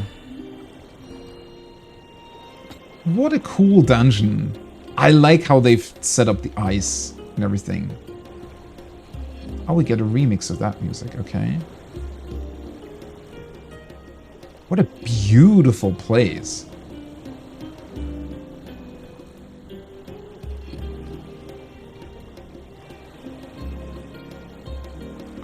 Wonder why the rest of it isn't covered in ice, but I guess the idea here is that the ice sort of drifts in, right, from the sea, and it's not actually on the island itself. And I guess the Charlian structures that we see are probably due to them doing research here, I'd assume. And we can clearly see the ether being released from the island. It does look a little bit like a, well, not exactly like a volcano, but I guess we can kind of think of it like that, right? Knowing that the ethereal sea is sort of below the planet's surface, it is probably, well, an actual sort of geyser, a font, if you will, of ether that is blowing forth from the planet. Cute ice bears all around! God, I love them. A lot of them. Thankfully, we're not fighting the ice bears, but these weird monster thingies that apparently have been cropping up here. Alright, Thancred, do your thing.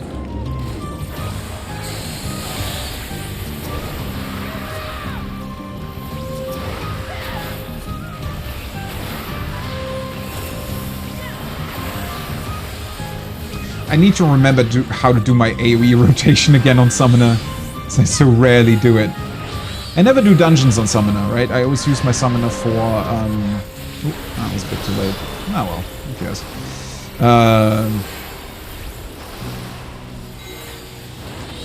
Obviously, since, you know, Summoner's my main, I tend to play through the main story on my Summoner, but I never actually do the expert roulette on Summoner. Although maybe this time around, considering that I'm now playing Black Mage for the next tier, I might be inclined to do expert roulette a bit more on Summoner. I love those two ice bears. What are they doing? It's like they're waving to each other. God, they all look really cute. And there's a couple small ones too. Cute little baby ice bears. And look at the three in the background. Are they clapping to each other? It looks like those sharks are gonna attack us. What's going on with these three? Ooh. Some fierce looking sharks here. Seriously, I can't even look away from them. Why are they clapping?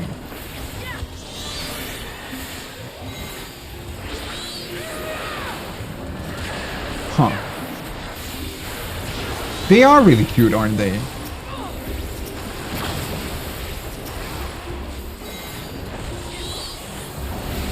My turn. Yeah, Thancred, as always, we know it's your turn.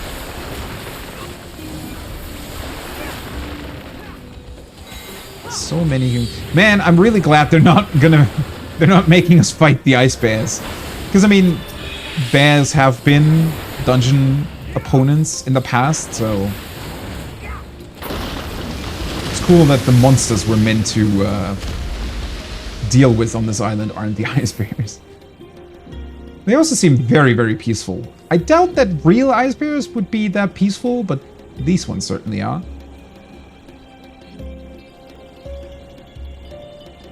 Clap, clap. What are you clapping about?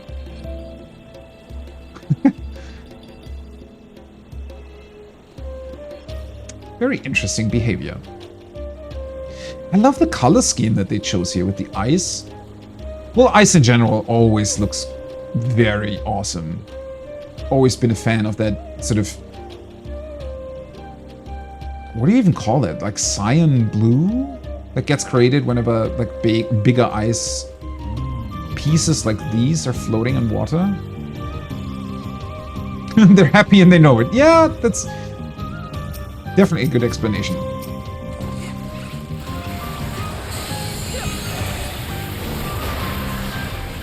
Hopefully whatever ether dealings we'll have here isn't going to negatively influence their environment.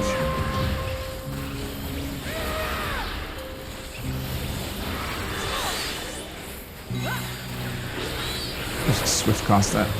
Otherwise it's just so annoying.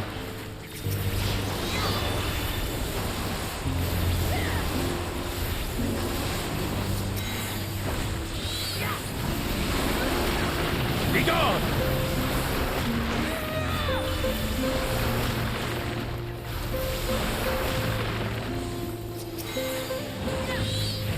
I do have to say also that the, of course, dungeons do take quite a bit longer with thrusts. Well, especially if I, like, look at the environment like that all the time, but I like that they've definitely improved. They're still obviously single targeting, but that makes sense, because if they would be faster than actual people, there would be no reason to actually play through these dungeons with people, right?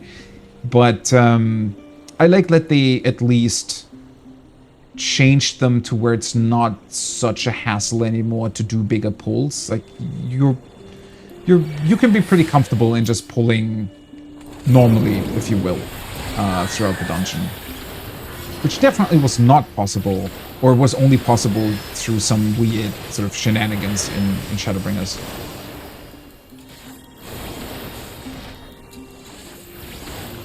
Although, admittedly, it is still somewhat annoying to level trusts.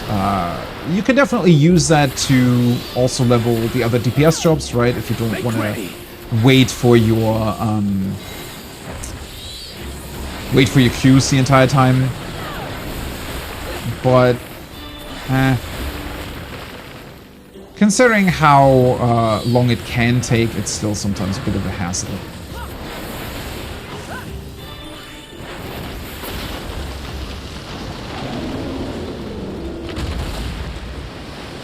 Well, that was very convenient ice movement. Oh, it's a slide. What the hell is that thing?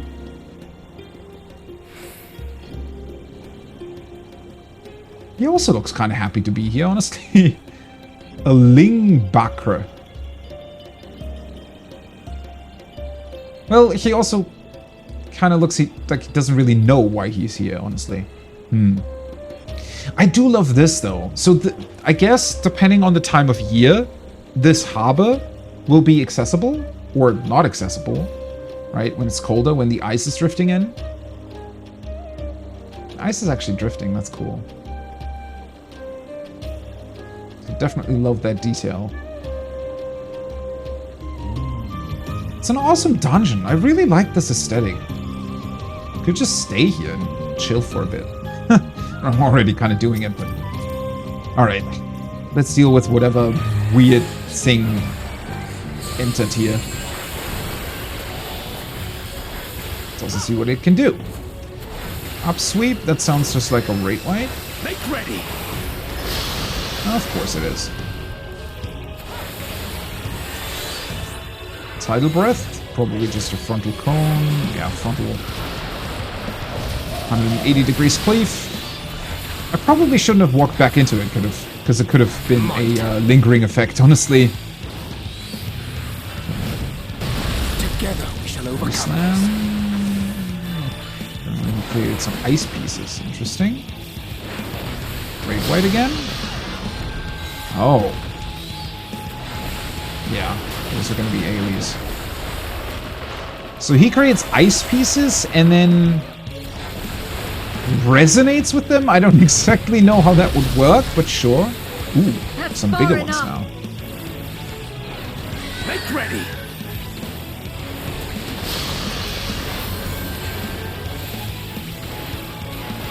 Oh, do they explode at different points? Okay. I thought for a second we had to look out for when they explode, but it seems like it's mainly, you know, just look for the safe spot, and then he's doing personal AoEs, and then he's doing a stack.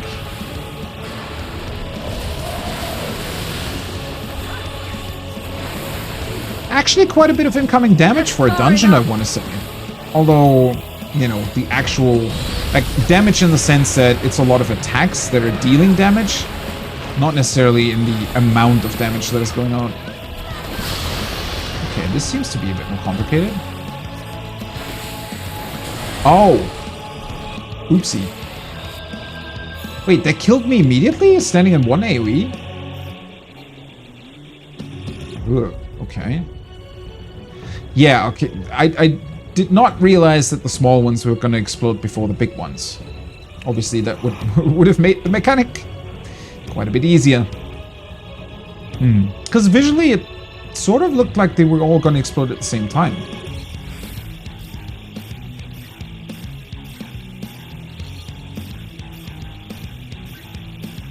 I should have just looked out for where the trusts were running. That tells you quite easily what you're supposed to be doing in most of these mechanics, so you don't really have to trial and error through them. That's the one disadvantage, kinda, when you're doing it with trusts, right? Because obviously if I die, it immediately resets everything. Whereas if you're doing it with other people, it's like... you can't really wipe in a dungeon. I mean, you can, but it's very, very unlikely. Prepare yourself! Well, now I know how it works. Although it is really, really fun finding out for yourself, right? I honestly enjoyed that a lot when the previous variant dungeon launched. And I think that's going to be very, very cool when the next one comes in as well. Because going through that solo, because you can, right? If you will, the normal mode version of the Criterion dungeons, the variant dungeons, they allow for any amount of party members, like 1 to 4, which is pretty cool because that makes it possible for you to just go through it yourself and pretty much learn the mechanics by yourself, which is a lot of fun. Because the mechanics were really interesting. Had quite a few unique things in there.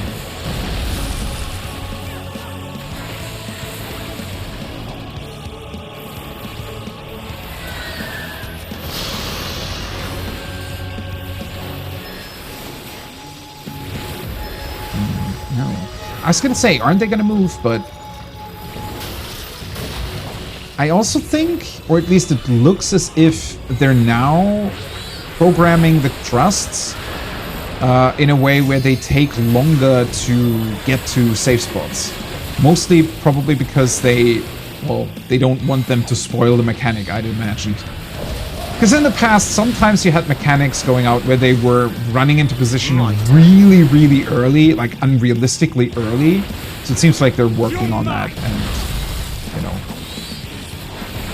aren't spoiling the mechanics if you're doing it with trust.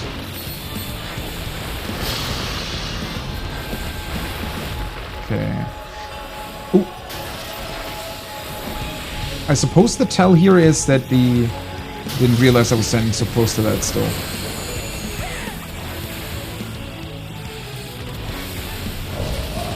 Yeah, the little ones are quivering a bit more than the other ones, so... like the big ones. I guess that's supposed to be your tell that they are gonna explode first.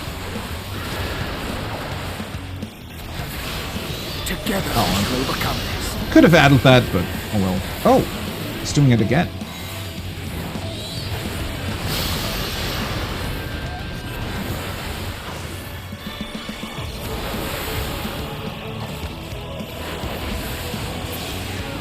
He's dropping quite fast, though. I need to remember to do... Wait, materia? Not gear? For the first dungeon? Treasure chest? Boss treasure chest? Okay. Ooh! Where's this contraption? Some sort of teleport device? Or, well, transport device. Very cool. Huh.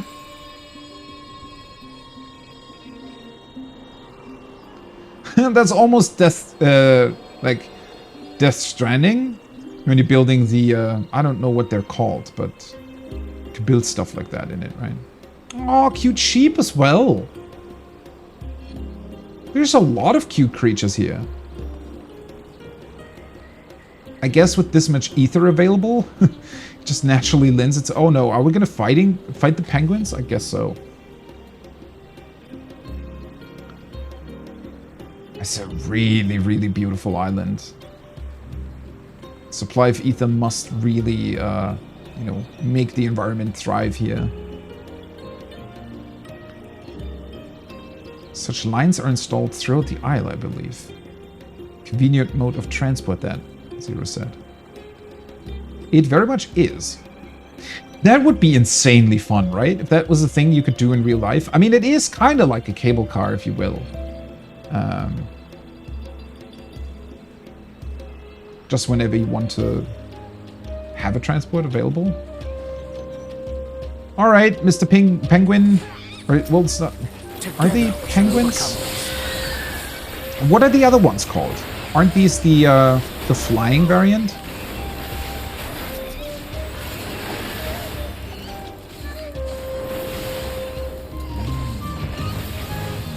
Ooh, I also love the background. That's why I like being in Idleshire so much, and in the Dravanian hinterlands. I mean, part of it is the music and the nostalgia, but it's pretty cool to see the background that they designed for that particular zone.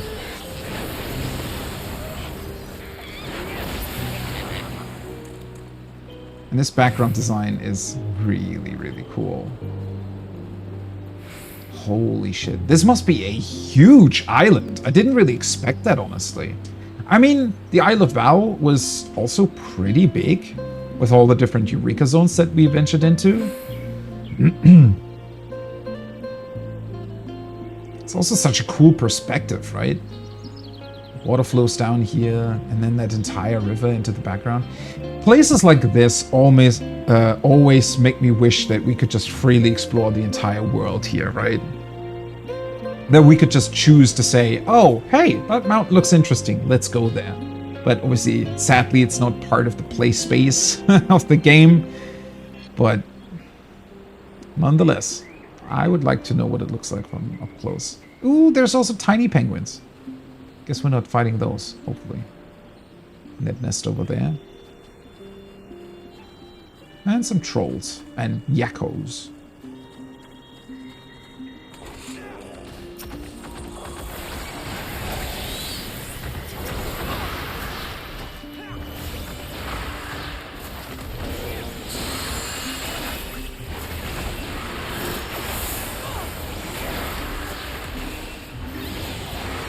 Though I'm not the biggest fan of what the hit... Oh, yeah, I even said that I need to remember to use Limit Break and then completely forgot about it, as always.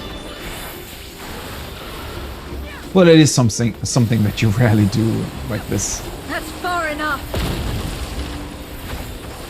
That being said, sadly, way too many people always hold the Limit Break, even though it's much better to just use it in dungeons, but... Oh, well. Ultimately, it is somewhat of a tiny difference. Not with trusts, though. Can vastly... can make things quite a bit faster. Can vastly increase the time... Not increase, decrease the time you take throughout the dungeon.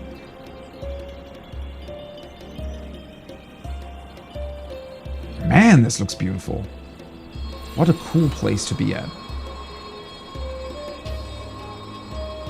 What are these? Pride golems, huh? The isle hath effected curious change upon yonder golems.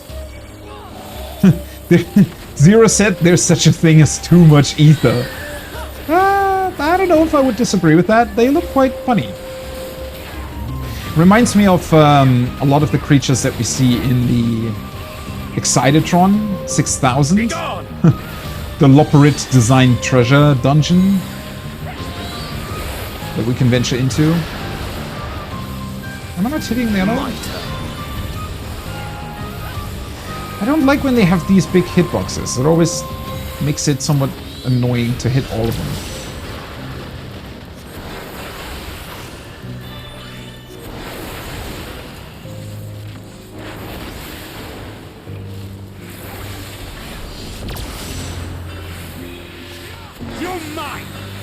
This will hurt.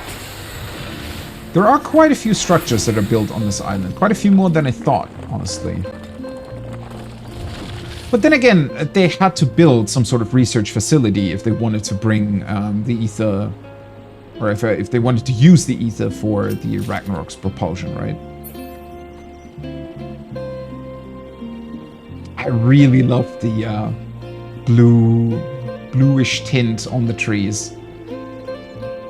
I don't think they're actually glowing, but since the color, it's sort of a neon color, right? It makes it look like they are.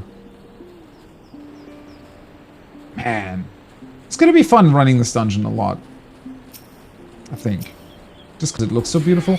Although sadly, at some point you just tend to overlook that beauty sometimes, right? Because, well, if you're just running it for tomestones, typically you just want to go through as fast as possible, which is a bit of a shame, right? That after the first run, you very rarely actually stop to look at your environment. Although, that being said, thankfully we do, even though I personally haven't really used it up until now, but we do now have the exploration mode, right? Which allows you to just go back through dungeons to, for example, take screenshots and just enjoy the surrounding area. And I think we'll definitely see a lot of screenshots being taken here.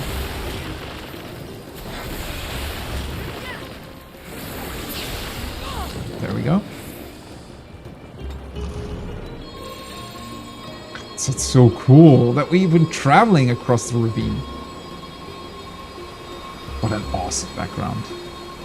Honestly, a lot of the backgrounds in the game look really, really good.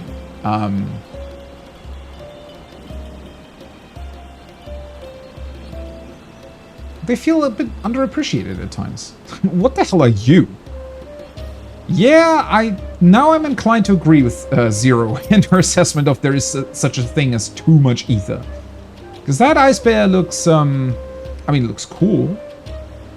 A bit weird nonetheless. Well, Thancred's eager to go. Let's see what you can do. Yeah, that's going to be a rate wide.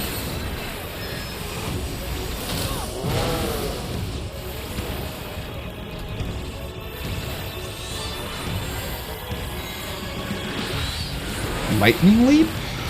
Alright. Jump, do we have to go in? Oh! What the hell is that? Darkness take you! Wait, so he leaps somewhere, creates like things that are flowing out from there? Oh, okay. It looked like a straight line at first, but it's actually an AoE based on wherever the lightning thingies are on the ground. Very cool visual. Spinning claw. And now we get bigger ones.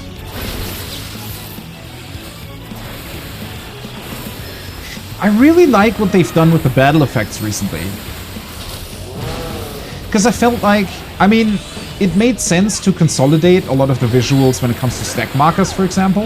Oh, now we're getting less space. Interesting.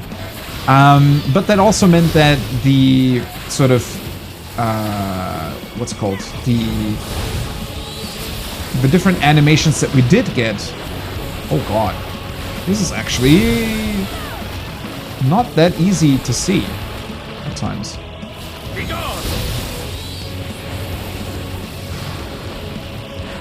What a fun fight! I really like the pacing of that. But yeah, with consolidating a lot of the markers, we did lose a little bit of individuality when it comes to like battle effects on certain bosses.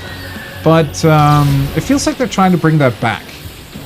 So a lot of the mechanics, like the tank busters, for example, they do still look very much like a tank buster, right? The sec markers look like a sec marker, but the normal AoE effects they're doing quite a bit more with nowadays, which is definitely cool to see. Electric eruption. Alright.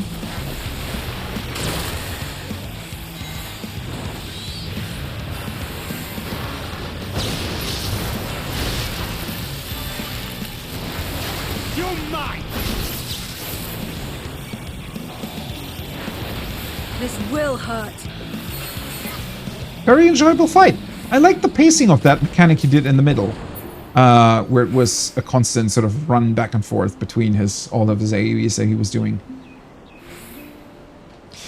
Let's see, what did Orianji say? That ether should crystallize upon its very body. Oh, Orianji apparently also wasn't a fan of being too high up. Well, I could see that happening. Ooh, what are we gonna enter now? Wow, they really went all out with the visuals on this, huh? Some sort of crystal cave? Almost reminds me of the new Pokemon Snap game. That had some beautiful crystal caves as well.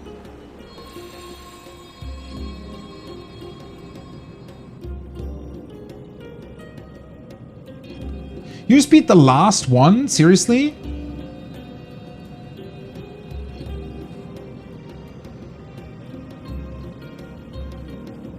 I've played 40 hours, I haven't even seen the first. Well, I guess I also had a bit of a break in between, sadly. Wow. Ooh, those are some interesting crystal structures.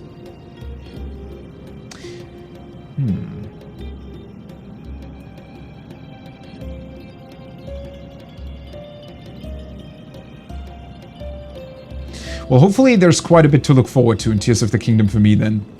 I cannot wait to see what else the game has to offer. It was already so crazy to see.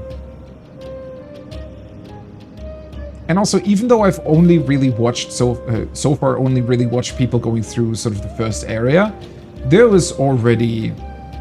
I could already see a lot of different approaches to that, right? A lot of different ways how people interact with all the different abilities that you get, so... Cannot wait to see what other crazy things people come up with in the actual world and not only on the tutorial island. I really love that they're doing more now with these crystal structures. In the past, we've only ever seen crystals looking like, well, crystals. And this looks really different. Some sort of very unique explosion took place here. So much, not even a fraction of the way through.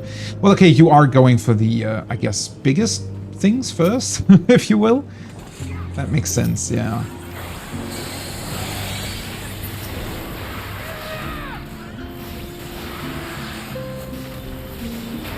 Which is really, really cool as well, that you could just sort of go through the game and there's probably a billion different other things that you can see on...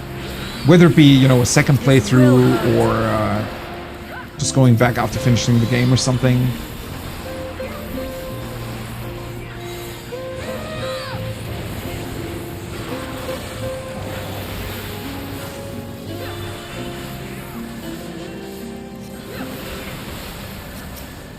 I was also actually thinking back on... So I never had a... I guess, a way to really measure how much time I spent with Breath of the Wild.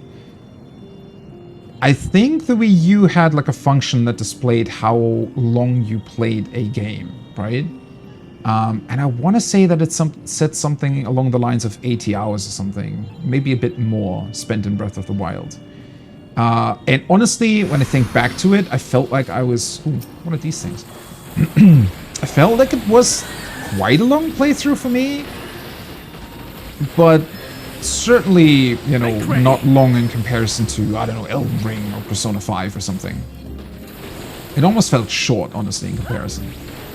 So thinking about that there's that much content in Tears of the Kingdom is honestly crazy, but I can see it because even the few regions that I have seen, it's kind of insane just how many, especially also different things there are to discover, right? I mean, you have the towers in the sky, then you're suddenly going down into a chasm, which I haven't even explored that much, and it feels like it literally is this entirely different complete zone below the surface that, I don't know, it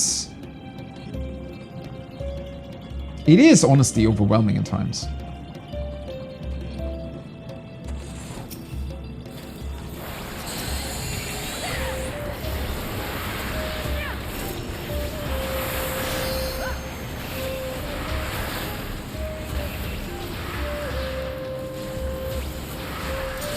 Let's do a limit break again. One thing that I definitely like about this dungeon is also how they're treating the music.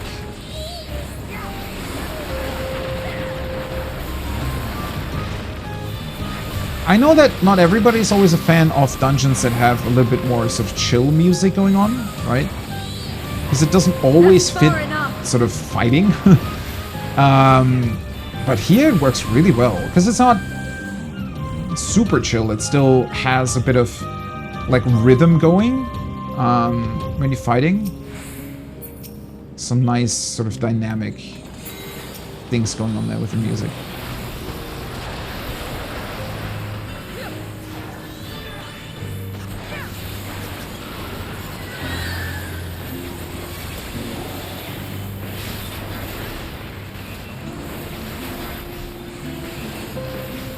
And it's also cool that it's picking up on those Sharlayan themes. I mean, the music in Old Sharlayan is just...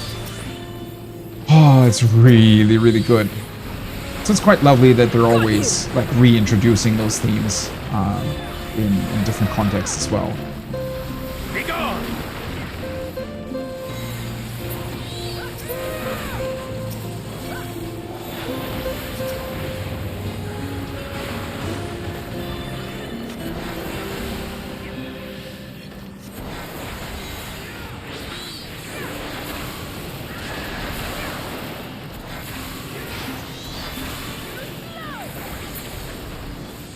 There we go.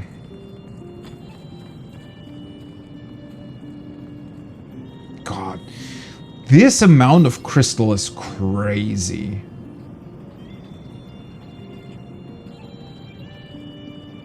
We actually need to be quite grateful that the Sharlayans were so secluded, I want to say, because if people, especially those that try to do stuff, you know, in terms of summoning primals and such, knew about this, this would have been a very, very contested spot, right? Oh, hello.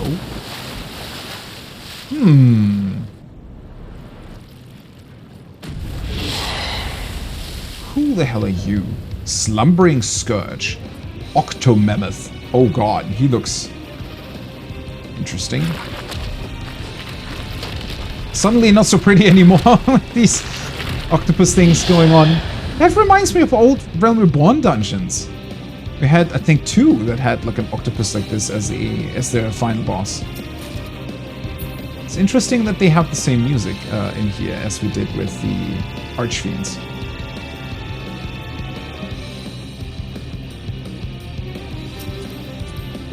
Alright, Tankard. Do your honors. Interesting arena. It's pretty cool that it seems like they're trying to maybe do a little bit of a different thing this time with this Octomammoth.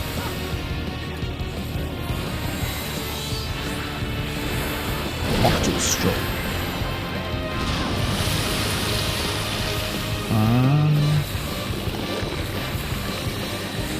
Because the boss designs that I do recall from A Realm Reborn that also had, well, an octopus like this as their final boss. Those boss designs were a bit weird at certain times. certainly now feel fairly dated. So it's cool to actually get an upgrade on that same concept. Especially with the boss arena being a little bit different this time. Spit. Ah, okay. Didn't realize there was a safe spot here between. My turn.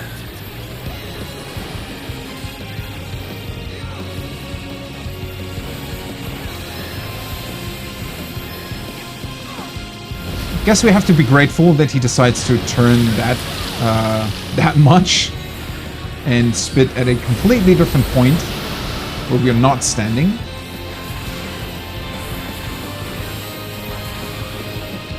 Telekinesis. Ooh, is he gonna do something with the crystals? My turn. Oh. My turn. Interesting octopus. That's far enough. I guess he must be influenced by the ether as well. In the sense that he can do sort of telekinetic things. And influence the ether around here. Breath stroke. I was gonna say, is that different to what he did before? Oh, yeah, it is. He's doing the breath attack and the tentacles are hitting at the same time. Together we shall overcome this. It is really good, though, that there are these safe spots here in between, because otherwise it would be a lot of running around. I mean, it already kind of is. My turn.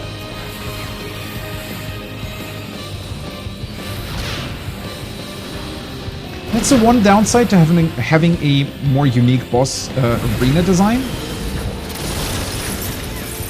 I guess like it's in Pandaemonium, the 10th circle, where we now got this weird arena with the two sort of side arenas that you can run to whenever the spider is creating its web bridge.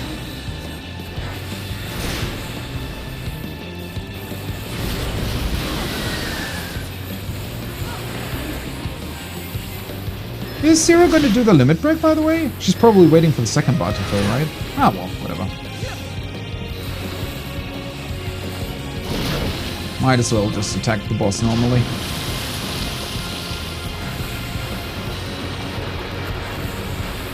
Should be safe here. Together we shall overcome this. Darkness, take you! Just doing the spit again, and afterwards an AoE, right? If you're still getting to that. This one.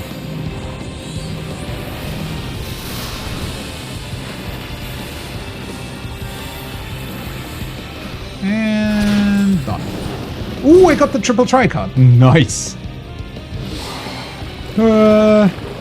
Crystals aren't exactly interesting to farm. if they're dropping from a dungeon, that is. It's always nice to get them early. I think the drop rates aren't too bad, and considering that this is part of the expert roulette, I would have gotten it eventually, but you know, soonish is definitely better. Alright, that was a fun dungeon. I mean, it was a normal dungeon, nothing too spectacular, but I like the pacing of the second boss. Bit of a unique boss arena, the last one, and the visuals are outstanding. Very awesome. Had it been sweet, we might have taken some for Estinian. Seems the Gazias is just beyond. Alright.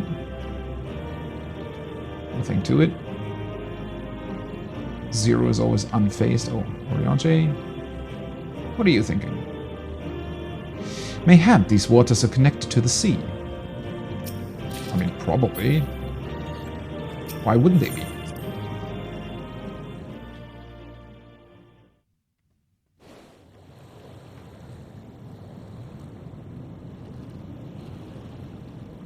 Very cool. I like these, like, curving crystals. That looks almost man-made? Huh.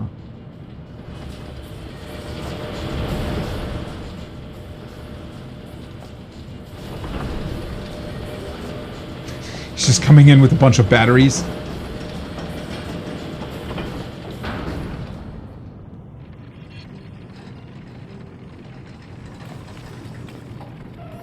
Much obliged for clearing the way. We'll get to work at once.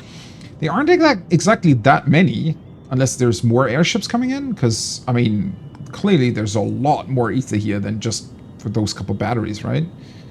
Unless they can somehow store a vast amount.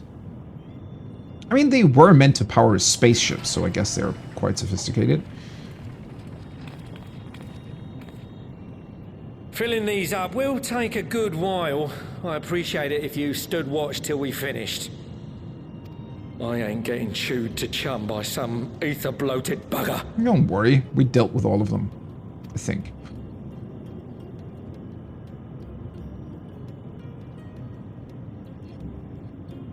It's also a very cool texture thing we're standing on. Oh, by the by.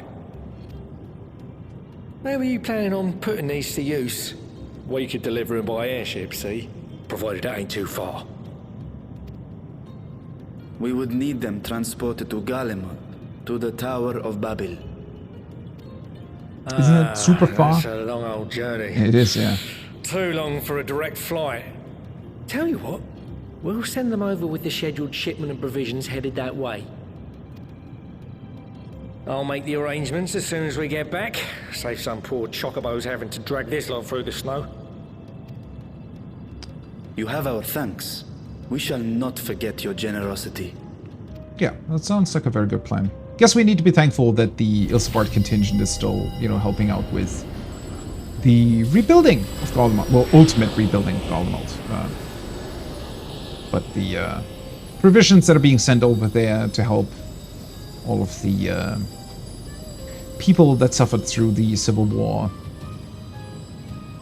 Everything seems to be proceeding apace. I dare say you would have been fine without me. Well, I always appreciate you tanking. Definitely better than Grahatir.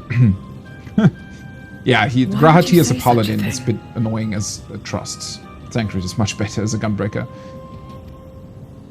You are not bound by contract or the threat of force, and you gain no advantage by devaluing your own contribution.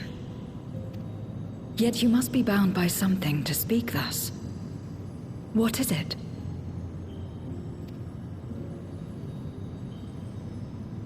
What binds me? Zero's still struggling to understand the concept of human relations. A belief, I suppose. Born of our shared struggles. No matter where my comrades go, I have faith they will be fine.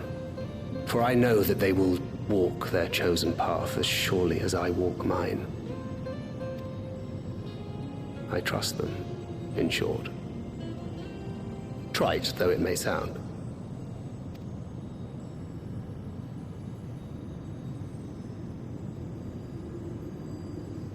Trust.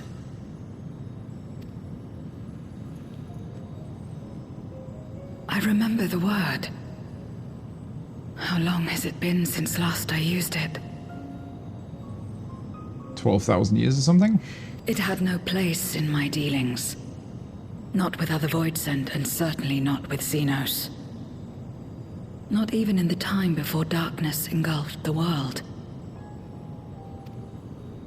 Full often did Memoriates betray their own, corrupted by the very power they wielded. You could trust no one but yourself.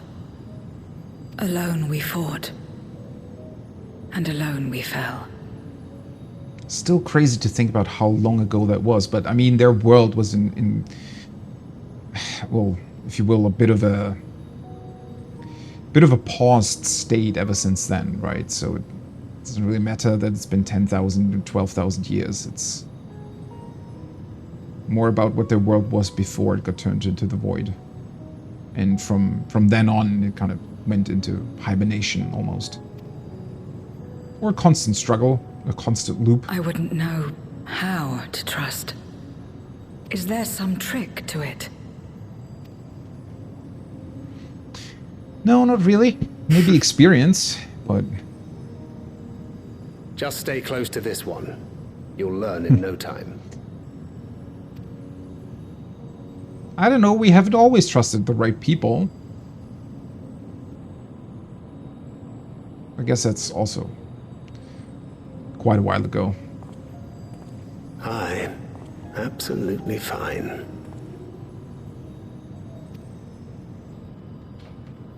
That's some foreshadowing? I don't know. I still think that Zero is... I confess I thought thou mightst have more words of counsel to offer. Like, she's not gonna betray us or anything, but... I wonder if she's gonna meet some... not unfortunate destiny, but... I don't know. Kind of have a little bit of a... bad feeling about her, I think. Oh, she'll soon get the hang of it, even without my help. After our work here is done, I'll see myself back to the shadows. But before that, I take it you've heard as well. Heard what? Indeed. The client seeketh archons, and 'twould seem our extensive travels and neutrality make us prime candidates. What? Well, assuming we take on the request, I suspect I'll be stuck with you again. Don't let me down, hmm? Please elaborate.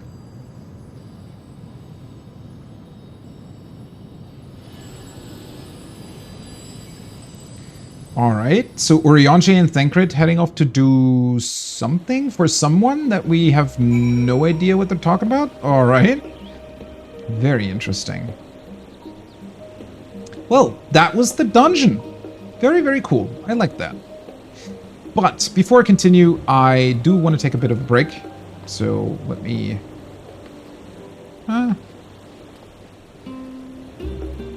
let's go that way, so that we don't have the weird dungeon entrance thingamajig in the way. Yeah, I'm going to take a bit of a break, eat something for lunch, and when I come back, some more 6.4 main story still to come.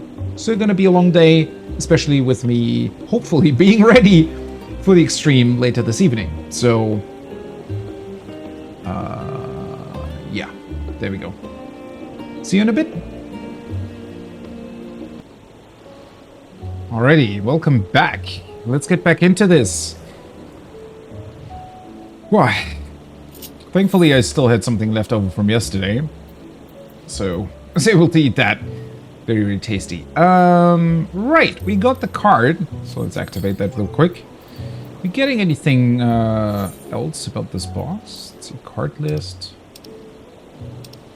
Ah, quite a few new cards, it seems like. Oh no, wait, these were here before, I'm pretty sure.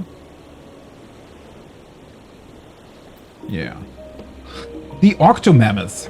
This colossal sea monster made its way into the Isle of Ham via an underwater cave system, where it claimed the Ether Font as its territory. After being defeated by an adventurer, it became clear that many of the unexplained incidents in local waters could be attributed to the octopus-like fiend. That is good to know. Oh, right, Rusano and Labyrinthos. That's the new NPC that we can play against. Gives us 2 cards. One from the raid, and then this one will probably be Golbus, I'd imagine. Alright, let us continue. Rashan, what do you say to that discovery in the Ether Font? We are truly indebted to Kokol. I must invite him to Ratzatan as a guest of honor. He's going to be thrilled to hear that. I feel like his colleagues aren't going to be too thrilled, though, that he's getting another vacation, possibly. By simply staying close to you, will I really learn about trust? Yeah, I mean, I don't know if hopefully, Thancred might have been a bit premature in just blurting that out, honestly. Zero's as straight as an arrow, isn't she? A refreshing contrast to our more circuitous company. Kinda, yeah. To only allow us use of the tanks, but to arrange... Oh, to not only allow us use of the tanks, but to arrange their transportation to Garlemald besides. Blessed are we to count Kokol among our allies. Unto thee we must also give thanks, Thancred, for coming to our aid on such short notice. I really want to know what these two talked about. What the hell are they doing? without confiding in us as well? Please, you know I'm always happy to help. Don't hesitate to call on me again. Let's see. Spell speed.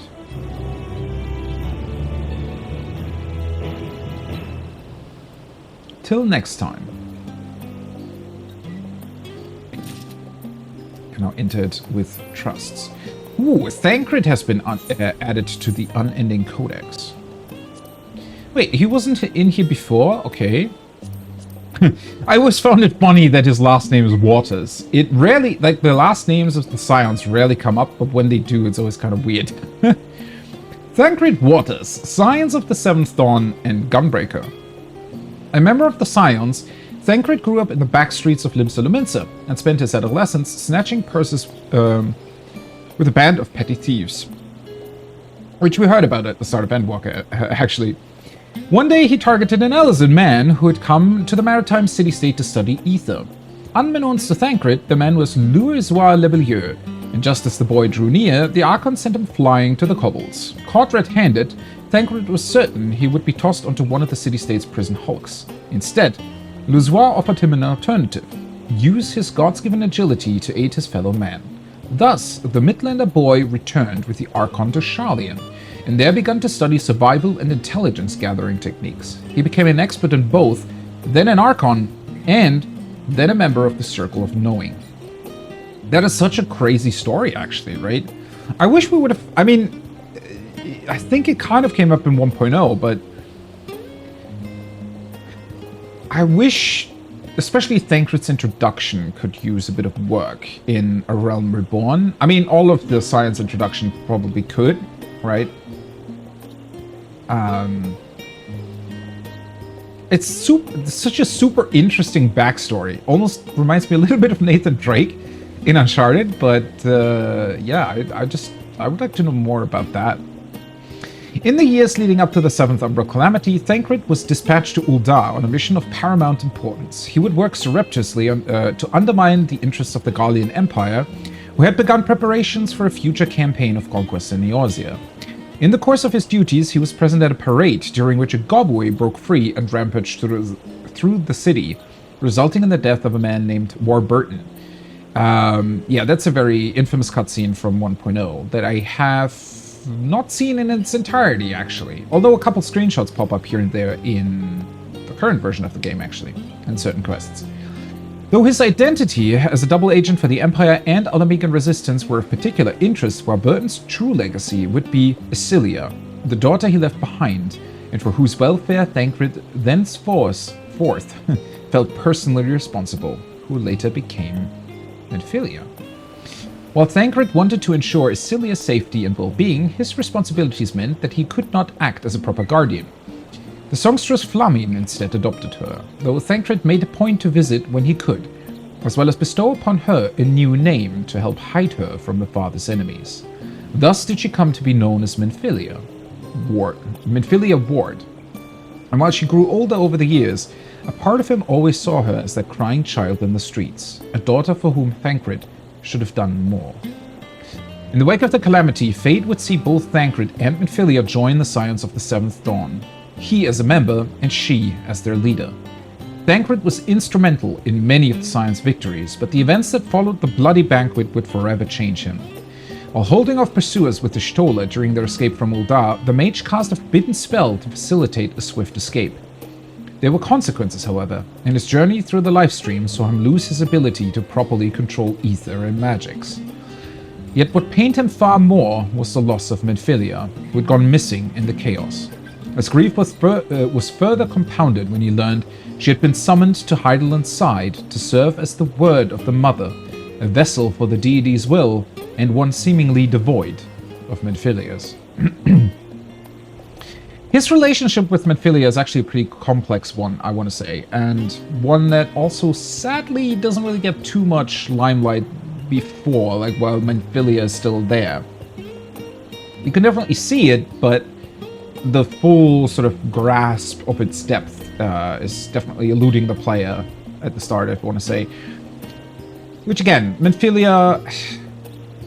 I was honestly hoping that when they introduced the trust system to all of the old dungeons, that they would give you a little bit more time with the Scions of the Seventh Dawn, you know, pre-Heavensward, through those dungeons. Sadly, they did not really do that, because a bit of a complaint that a lot of people have always ushered is that Minfilia doesn't really do that much. Which, well, she is the leader, so she has to delegate a lot of tasks, right? That's kind of the point of being a leader. But that being said, I really, really wish that they would have maybe included her in a couple of those trust dungeons. I feel like for newer players, that would have meant just a better and stronger connection to her. But alas, they didn't do that. The two were reunited after the Scions clash with Artbird and the Warriors of Darkness, where Urianger called upon Hydaelyn to intercede on behalf of the First. Hearing this earnest appeal, the Word of the Mother appeared and resolved to journey with the fallen champions onto their world and save it from the Flood of Light. Though Hydaelyn spoke through her, Thancred realized to his relief that Minfilia was still present. But this joy was tempered by the understanding that they would soon part ways once more. Bitter though it was, Thancred accepted this outcome, for he knew that Minfilia would make him proud. Thancred was the first of the Scions called to Norbrand by the Crystal Exarch. After his arrival, he learned of how the Word of the Mother had sacrificed herself and of the existence of the Oracle of Light, a girl who had inherited Minfilia's name and soul both. To save her from a life of imprisonment, he breached the jails of Yulmore and took her into hiding. He taught the Oracle how to fight and survive, and continued to care for her well after the other Scions joined him in the First. Though their relationship was complicated, no matter how daunting the foe, the two would stand together, for Thancred believed he had found in the Oracle another chance, another daughter for the one he had lost. And when she found the strength to stand for herself and not be defined by Minfilia's legacy, Thancred would bestow upon her a new name, Reen, his blessing. Now returned to the source, Thancred continues to fight for the future of the star Minfilia loved so much. He often travels with his boon companion Urianger, who notes that Thancred has developed a habit of gazing at the night sky, a smile on his face as he considers the stars. Though one can only speculate what he is thinking in those moments, Urianger likes to believe his thoughts are of Reen, and that no matter the distance between them, in his heart, they are never far apart. Hopefully we're going to see a reunion between the two at one point in the future. That would be really, really awesome to see. Because, I mean, if we're now developing a means to get a frickin' worm from the 13th to the source, surely Thancred could someday return to the First. I mean, Shola's working on that anyways, because she wants to see Runa. So I feel like at some point in the future, Thancred is definitely going to meet Reen again. Or hopefully, anyways. With the tank's transportation thus arranged, our first task is complete. We may now turn our attention to the second. To wit, obtaining the blessing of the Ilsabard contingent to use the Tower of Babel to channel energy onto the moon. Our destination is Camp Broken Glass, where we may present our petition to Commander Lucia. Alright. Off we go. To Camp Broken Glass. I mean, she sure won't deny us, but it is a good thing that we're giving them some notice because, well, I think it might have some underlying consequences to use that weird thing once again. Lucia, Maxima, long time no see. What's up? You are as ever welcome. I do not believe I've met all of your comrades. Most haven't. Here we are again. Zero really hasn't much to say, right? She's still very, keeping to herself. Very Stola's advice. I have changed into clothing more suited to these surrounds. The better to blend in. I hope this will suffice. Yeah, looks good. Urianger back in his old ropes. Pretty cool. Glad am I to hear that Garlemald's restoration proceedeth apace, and the people no longer want for warmth. Be that as it may, there is no substitute for appropriate garments in such frigid climes, as I can personally attest. Yeah, last time he was a bit freezing to death, wasn't he? Thankfully got distracted by Pudding Way's quest for pudding. Allow me to personally thank you for your assistance during the recent Voidset incursion. Your actions saved many. Alright, I almost forgot that we actually went here to fight a couple Voidsent. What brings you here today? Pray forgive us for not sending word in advance, Commander, but we seek your cooperation in a matter of great import.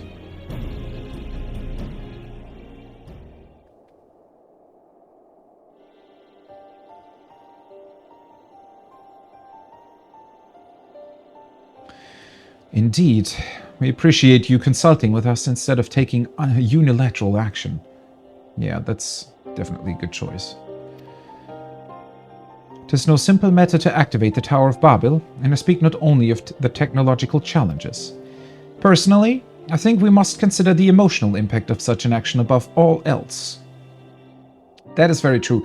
Those are, you know, implications that you don't often think about, I think, right? It's like, how is that gonna look for the people that are here? Like, you can do far more harm than good. Although we're kind of dependent on it right now, so... Though we have yet to re-establish a governing body, we provisionally refer to those who remain here as the Garlean community. As you would expect, they are predominantly native Garleans, most of whom are uncomfortable with ethereal manipulation.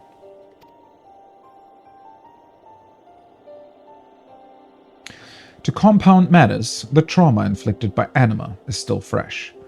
If the tower were to suddenly light up again, it is like to cause distress and reopen old wounds. Better that than facing a mass invasion by Golbez and his Voidsent hordes, surely. Of course, we acknowledge the gravity of the situation, as well as the promised bloodshed should we fail to act. Yet, even were we to convey your warning to the public, many simply do not understand the workings of magic or the rift. They will struggle to comprehend why they must be forced to relive personal horrors for the sake of something they cannot imagine. Yeah, one of the biggest, I think, human failings, I guess, is this inability to see the larger picture most of the time. And instead of, you know, trying to think about what good it could mean for everyone, it's just more about the personal, like, not to, I mean, obviously, they're right in being, like, surely they're traumatized by the war and everything, right? That's not something they can do, that's not their fault. But I'm speaking more from a, yeah, almost like a chemical, biological standpoint, right? It's not their fault, but the inability for our brain, I guess, to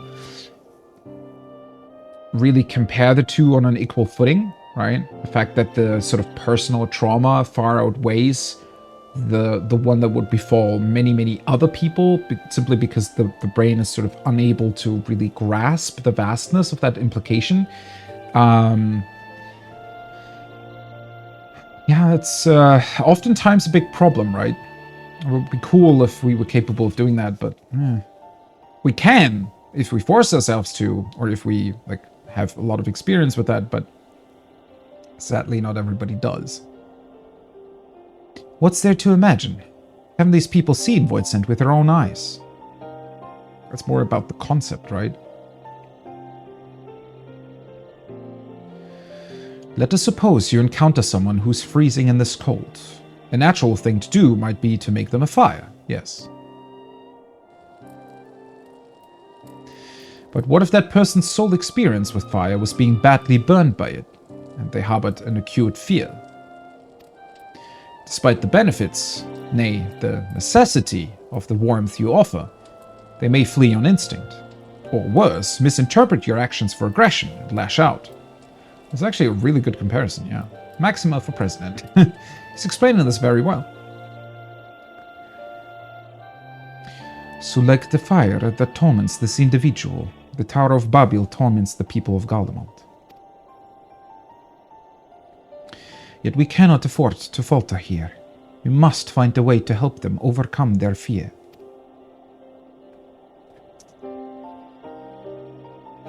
I agree. To that end, the contingent will assist however we can. We should speak with Elfino and Alice. With the rapport they have established with the Gallian people, I dare say they can provide us with valuable insights. In the meantime, Urianji, might I ask that you remain here to oversee the technical aspects of the tower's activation?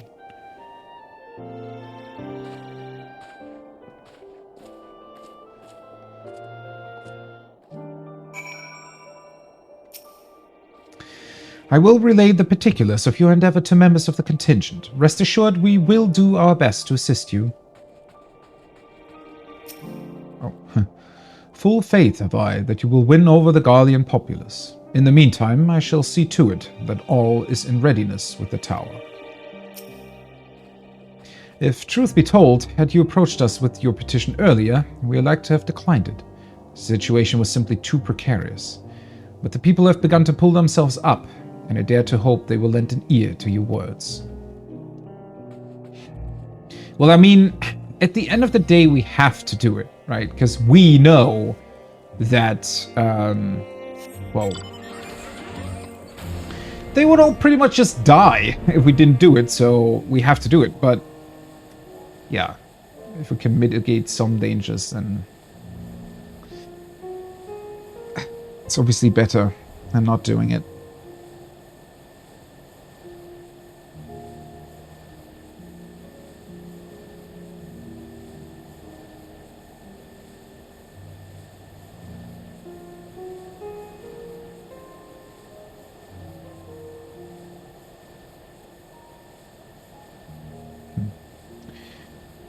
Poor Garlemald, still being destroyed.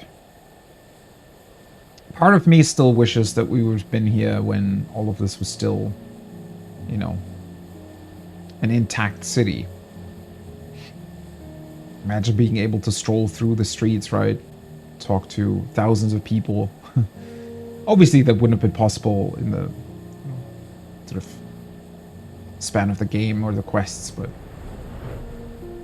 as with the background in the dungeon, where I imagine that how cool it would be to just walk over to that other mountain and see what's going on there. Would have been equally cool to see, you know, and go through Garlemald. Julius! I have taken the liberty of explaining our objective. To dread fire, even when one is freezing, to become a prisoner of one's fear. It is a fate to which Voidsent too can succumb, I completely forgot that we were already here with Zero last time. Well, I didn't completely forget, but just sort of the, I don't know, I guess I hadn't really considered it. I knew you wouldn't be able to stay away. Alice is always thrilled to see us. All the things.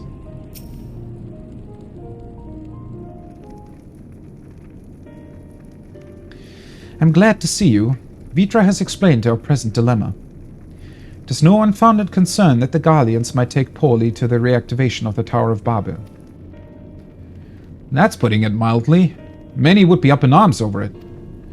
Trust in the Ilsebard contingent is fragile enough. We need to tread lightly, or we risk jeopardizing everything we've achieved. Can we not, like, what if Julius would just announce that as a plan of theirs instead of the Ilsebard contingent? I don't know. Trust again.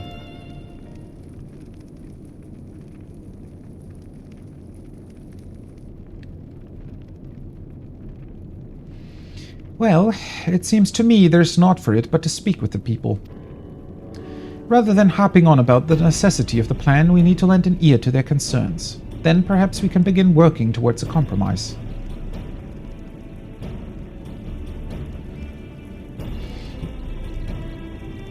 In that case, I'll take you to meet the community leaders. They're at a station called Senators. Senators? Near the Senaculum Imperialis. I would be honored to speak with them, though it would be prudent to learn where people elsewhere stand as well. But that I will leave to the others, save Zero. Might you accompany me? I'm sure those in Tapistan will have their own opinions. Alphino, if I may drag you along. Where are we going then? Oh, we just stay here. Nice! Tertium, we leave to you. You're no stranger to the people here, so it should take little prodding to convince them to speak freely. I shall do just that. Then it's settled. Once you've learned what you can, let's all meet in Forum Solius, where we'll have what I hope is a productive discussion.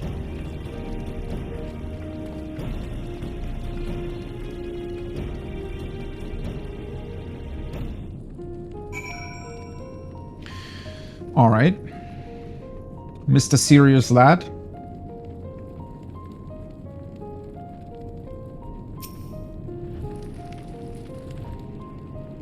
It's a boy, huh?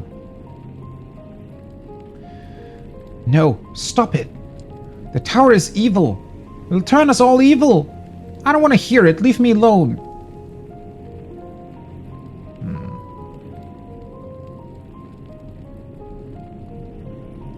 Convincing children? Probably the most difficult part. Fretting lady.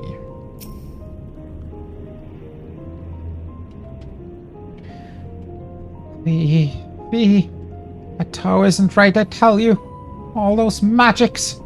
Years ago, when I lived in the provinces, the locals razed our villages to the ground with the stuff. Made things appear and disappear and fly and burn. I can still see it when I close my eyes. You've done us a good turn, dear. But let's not talk about that tower any longer. It's unnatural. Alright, this is actually going to be a lot more difficult than I thought. I mean, I can fully understand why they would think that way. Although I mean, that's not exactly something that you can just change, right? I mean, yeah, you can work with that kind of trauma, but it'll take years and years for it to even, you know, for them to even understand their own situation better, let alone understand what we might have to do here. So, I'm not entirely sure how we're going to convince them to do this.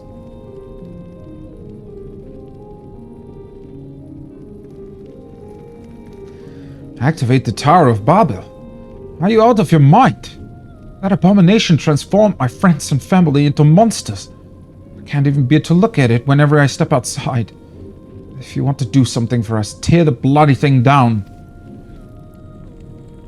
I mean, we should probably do that at some point. It's not exactly a bad idea. Contemplative citizen. A Tower of Babel. What's it got to do with the Voidset? Can't say I understand. Still, your people have done much and more for us Garleans. If you say it's necessary, then that's good enough for me. Okay.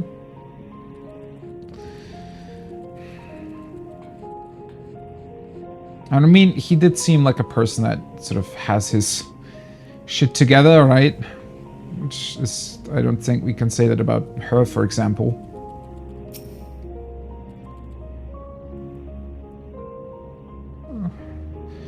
Whatever its present state, the Imperial Palace was once the pride of Garlemald.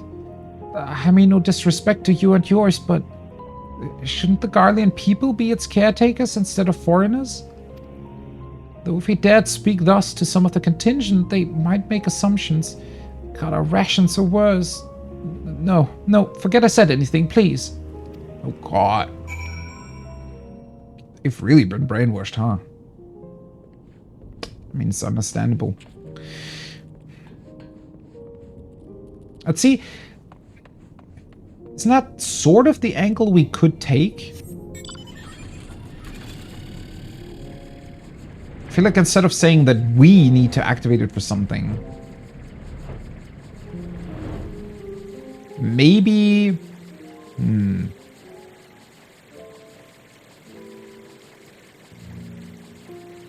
Maybe we could actually destroy it by doing this? I don't know.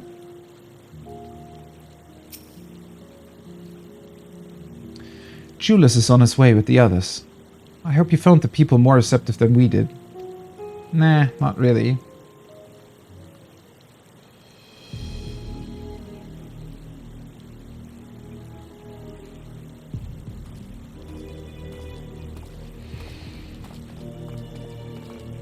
Oh.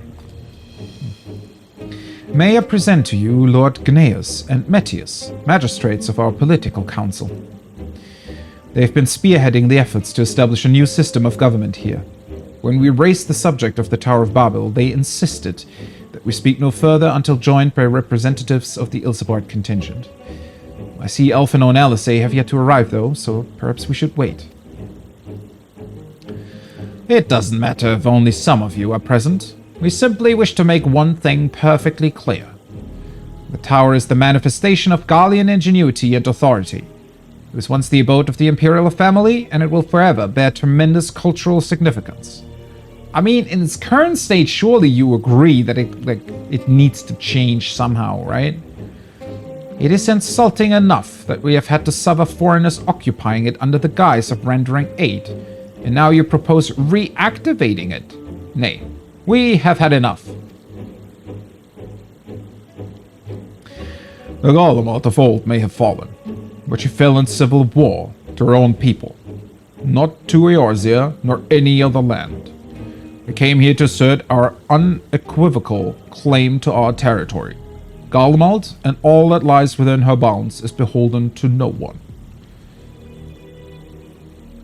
That is fair. Like, the way he's saying it isn't exactly, you know, cooperative, but... See, so we need to convince them that it's in their interest to do this, and they should be the ones doing it as well.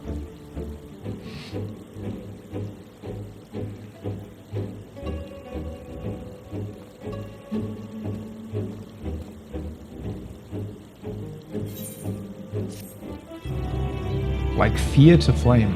It was a pretty cool quest title.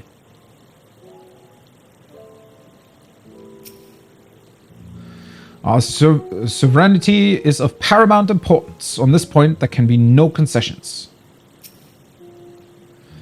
We will treat with the Ilsebard contingent, if only to assert our rights. If your intentions are as benevolent as you claim, then you will agree to our demands. I mean, sure. I'm sure we can come to some sort of agreement here. I do not begrudge them their hostility. They merely seek to protect their homeland. That said, we must strive to reach an understanding with one another. I mean, I'm sure we can come to some arrangement where we're saying, you know, I don't know, we're already helping rebuild Garlemald, right? As long as we make it perfectly clear that they are the ones that get their land back once it's been rebuilt, or rather, can already decide how to rebuild it, then I don't see an issue here. There is no common ground to be found with these men. In spite of this, you would still engage with them. Yeah, because the alternative is to just kill them and... The Fallen Empire. Since their excellencies are resolved to negotiate with the contingent, I will escort them to Tertium. I'll also instruct Elfino and Alisei to meet us there. Lord Metius, Lord Gnaeus, by your relief, my comrades and I would speak with the residents of Senatus. Though the Ilsebard contingent holds the Tower of Babel, it is I who wishes for it to be reactivated, and thus I think it meet that I be present for this discussion. Yet my understanding of your people's hardships, of their hopes and desires, of their dreams for the future is sorely lacking. In my ignorance, I would struggle to contribute. Lest you worry, I will not plead our case to the community in your absence. I wish only to identify common ground, upon which we might build a relationship that sees us overcome our differences. Very well. But know that the guards will not hesitate to escort you from the premises, should they judge your actions to be inappropriate. If it's settled then, you should all head to Senatus. I'll join you there after I see their excellencies safely to Tertium.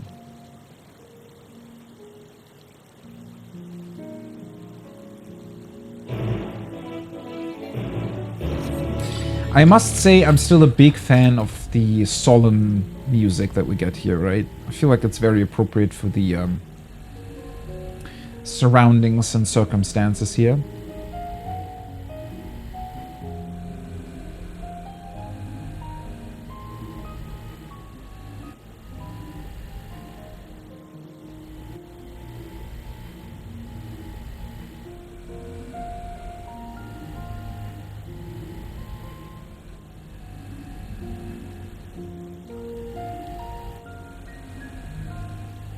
Oh, was it this? Okay.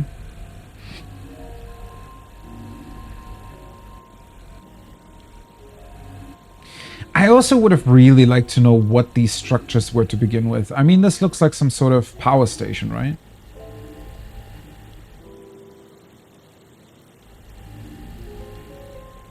They have really cool architecture here.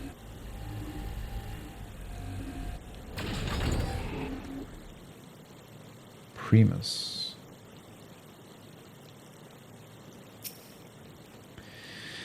Their defenses bespeak a cautious mindset, more so than Tertium. Julius has told us all.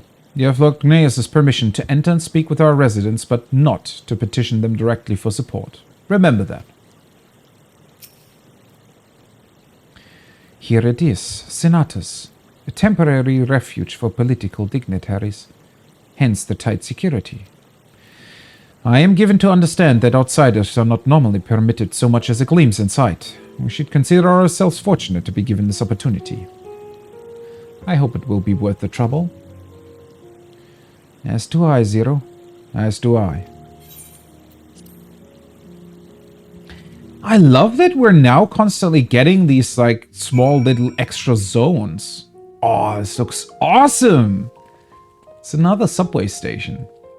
Or train station. I don't know if they're really... Well, they are subways in a way, but... That's so cool, isn't it? I love it when they do that. When they give us, like, small additional glances into these bits and pieces of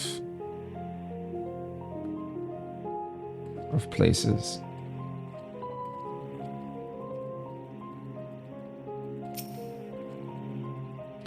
The basic design is reminiscent of Tertium, though somewhat embellished. Yeah, they've definitely set it up to be a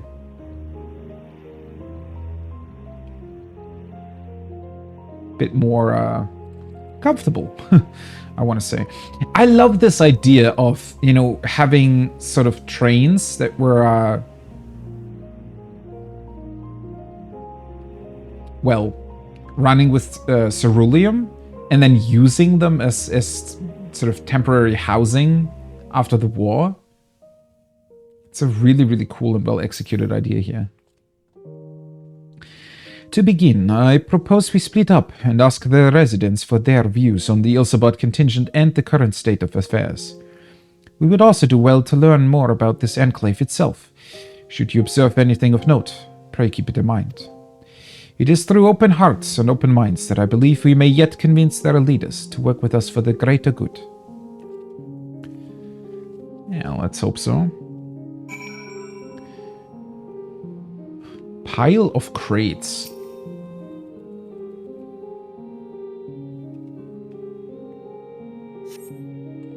The stockpile of assorted supplies bears markings indicating they were provided by the Ilsabard contingent. The Enclave is clearly reliant upon the Alliance for aid.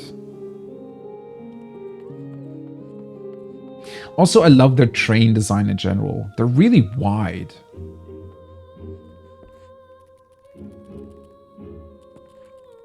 Really cool trains. Man, I would have wished that I could see them run. You know, thank goodness for warm meals.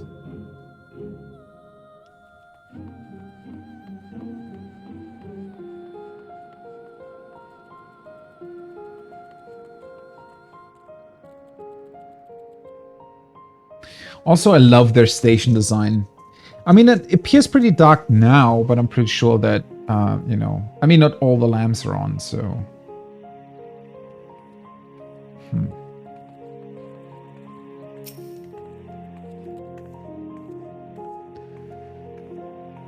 You want to know what I think? I'm a soldier. I try not to think about politics at all. I'll say this much. Our leaders labor to preserve our culture, our way of life. What remains of it, at any rate, I trust them to do what's best for Garlemald. Alright. Kind of a simple view, but understandable. Barrel of ceruleum. You recognize the large casks as the very same you and your comrades used to transport ceruleum from Lapis Manalis. Why they are in Sonatus is unclear. Wait, what did we use that ceruleum for again? After Lapis Manalis. Wasn't that to activate something as well? Or we wanted to bring...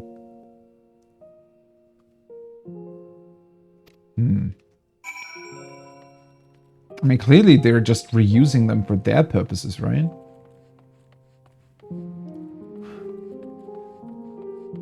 I love how they've set up the... So this is like a sleeping car. They actually have beds in there. Really, really cool. Some storage area.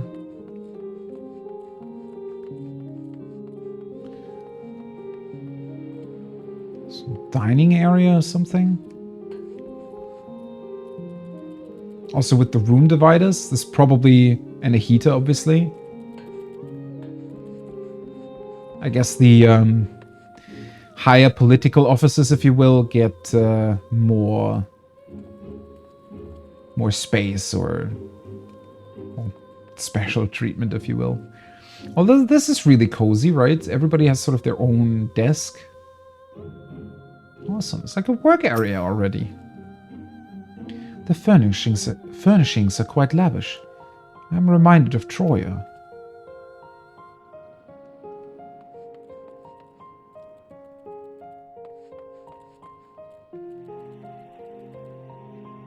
Oh! There's somebody who has my name! That NPC is named after me!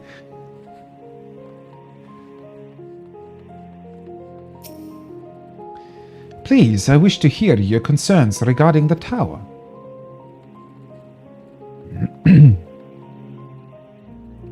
It's a really cool area. It looks way more comfy and homey than Tertium, all things considered.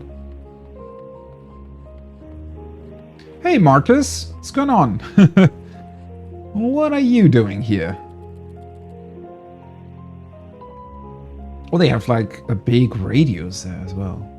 Or alternatively some electrical, I don't know, devices, generators. Ah, it's connected to the lamp, yeah. Some sort of electrical device based on ceruleum. Surely we can come to an understanding since we bear the same name, right? How do I feel about the contingent? Conflicted, to say the least. I've been tasked with the distribution of supplies, and I know as well as any that we couldn't survive without outside aid. Be that as it may, even though the Empire has collapsed, we have our pride. People don't want to be beholden to others forever. And there's no denying that it chafes to see our benefactors occupying the Imperial Palace. I feel like the solution here is to, I don't know, through our actions with the Tower of Babel. I don't know if that's really possible, but if we were to, you know, help them, I guess, rebuild it, or, well, get rid of the whatever weird structures Fan Daniel and Xenos placed in there, and then maybe even make it some sort of official ceremony, right? Where the Ilsabard contingent is like endorsing the Garleans to take back their cultural heritage, if you will.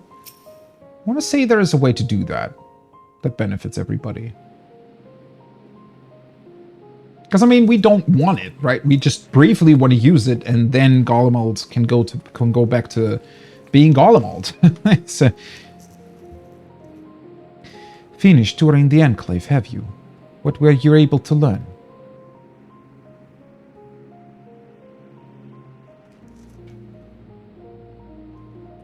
Much the same as me, then.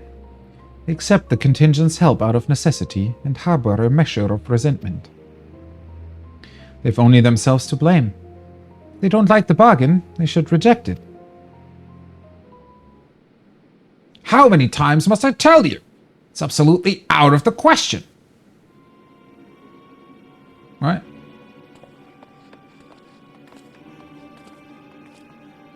Are they fighting with each other again? Oh, wait, no, that's an Ishgardian. What's going on? We were wondering the very same. We came running when we heard shouting. Is aught the matter? Oh, no, I was just trying to explain. Mayhap you can clear this up. The contingent has made a reasonable request, but this man insists that it's impossible. It concerns the Magitech weapons which run rampant throughout Regio Urbanissima. Every time we deliver supplies here, we have to dispatch extra men to defend against potential attacks. Attacks by whom? Garleans that aren't fond of us being here? Like, are they using their Magitech to try to get the contingent to leave? That would be kind of fucked up. To address the issue once and for all, we've proposed the elimination of all machina that loiter near the supply route. Oh, wait, never mind. It's about the Magitech machina stuff. But you heard him. They refused to even consider it. The magistrates have already spoken on this matter. Rampant or no, those war machina are Garlean assets. Furthermore, who's to say they are as dangerous as you attest? I mean, try going near one of them. It'll tear you in half. It has been suggested that this could be a pretense to scavenge Magitech material for your own ends. I know not if that is the case, but the fact remains we cannot allow you to destroy them. Oh god, they really don't trust us. I mean, again, very, very understandable, but very frustrating all the same. More speculation by the magistrates, I presume. Ridiculous, but they have spoken, and unless we want to inflame tensions further, there's naught we can do.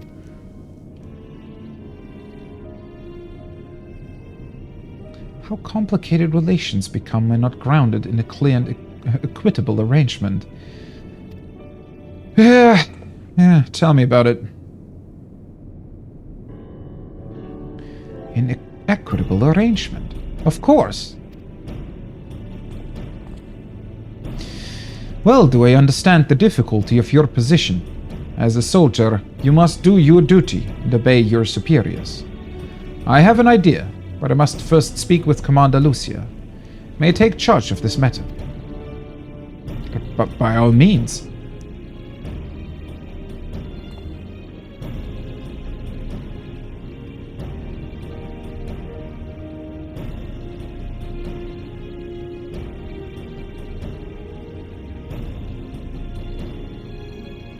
Thank God we have Julius with us, though. Let us return to Camp Broken Glass, where we might discuss a solution I believe will satisfy all parties. Well, now I'm very intrigued what he came up with.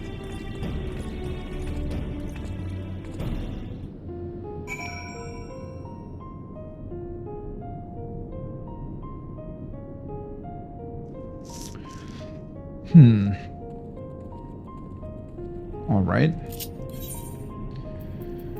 Guess I can just teleport back, because it's on the other side of the map. It's easier to do that.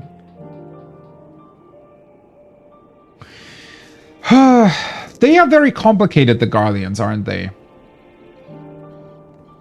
I mean, again, understandably so, but...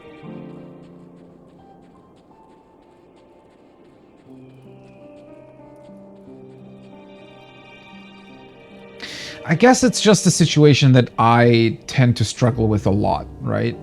Because I'm typically a person that thinks very logically, but through that also sometimes just doesn't really consider you know, other people's, you know, feelings on the matter, or I guess I'm way more pragmatic that way, and because I personally, like, I don't really mind when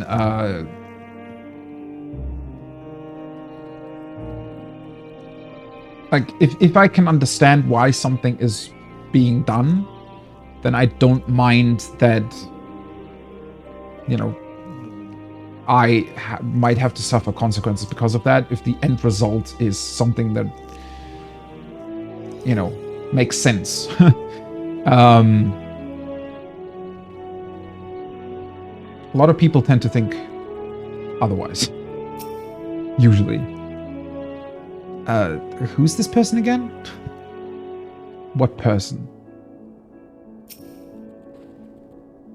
I have completed mine inspection of the tower, though shalt be pleased to hear that the transference of ether will pose no difficulty.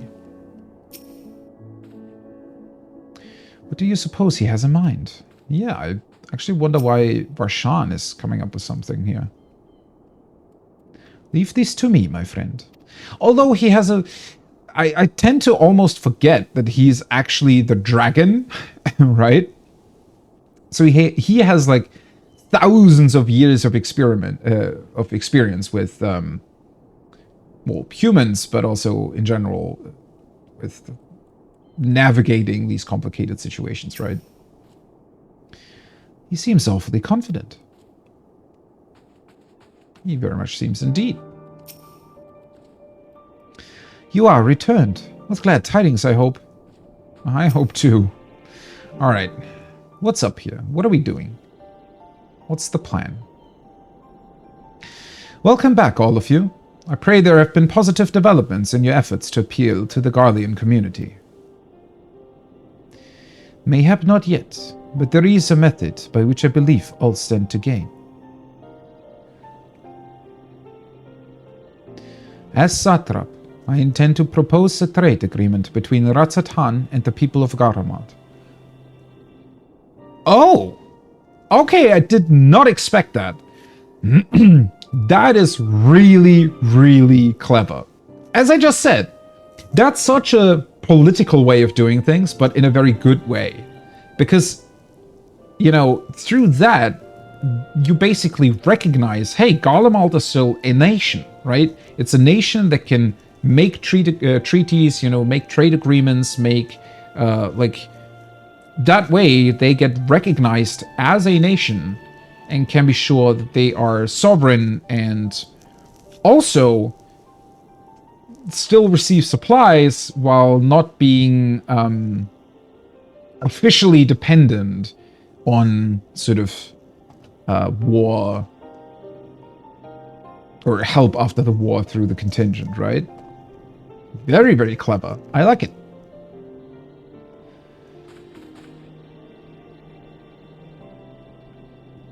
Please continue.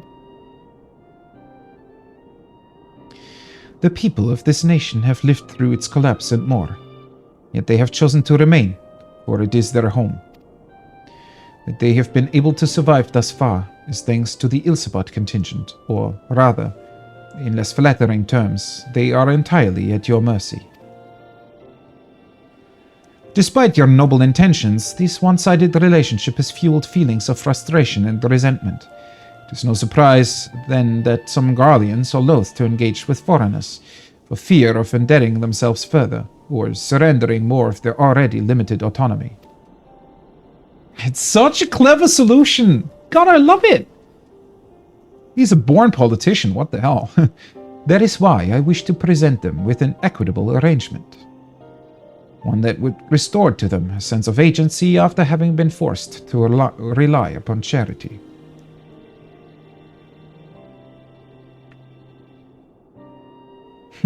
So clever. Only voice acting. I tried to do my best, I guess. Hi, Potter. Welcome back.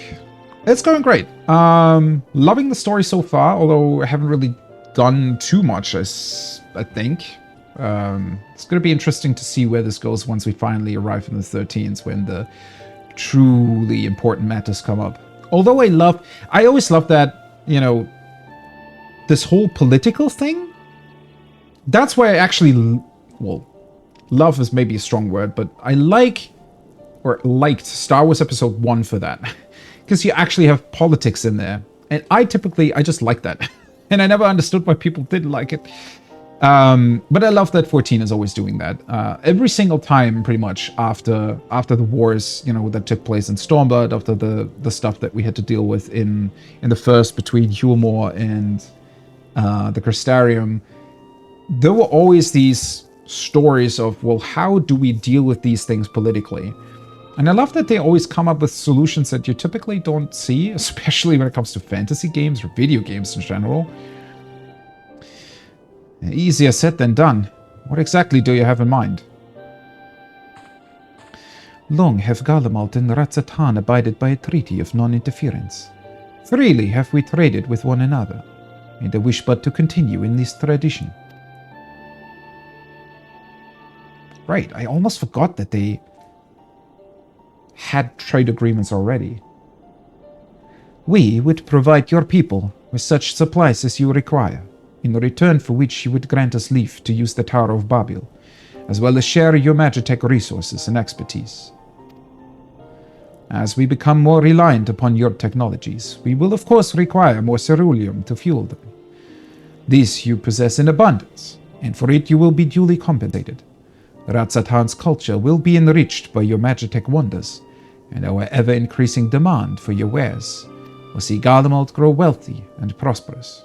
Very, very, very political way of putting that, because technically Ratzatan isn't, you know, doesn't need any of those things, but then again, I mean, it's the best way forward, right? That you can't roll the R. It is, yeah. The latest patch came out on Tuesday. Not exactly an expansion, but they always do, like every 4 months, they continue the story bit by bit until the new expansion releases, and then it's a huge chunk of story all at once. And it's always super interesting to see how it progresses, because I honestly have no idea where it's going at the very end. Only when both sides keep the interests of the other in mind can an equitable relationship be forged. It is a principle I once thought I understood, but have come to appreciate all the more in the recent days. Thanks to the sage counsel of a friend from beyond the rift.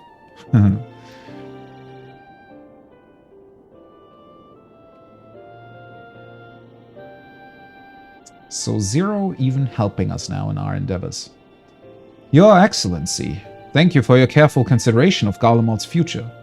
Though I cannot speak for every Guardian, I myself see no reason to object to your proposal.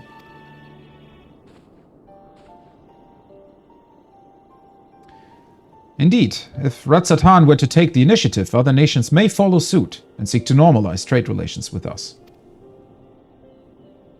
Honestly, it is a good idea to export Garlemald's Magitech. So far, they've mainly used this as weapons, but, I mean, things like radios aren't exactly present in other countries. I mean, they have magic, but I'm sure there's some sort of niche things here and there that people might need or want. If you see the sense in my proposal, then I ask you to join me in the negotiations at Tertium. Your support may be instrumental in winning over Lord Gnaeus and Metius.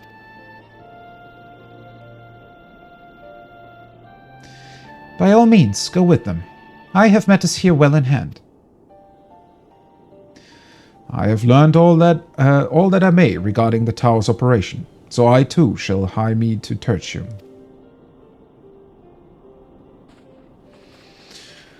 Well,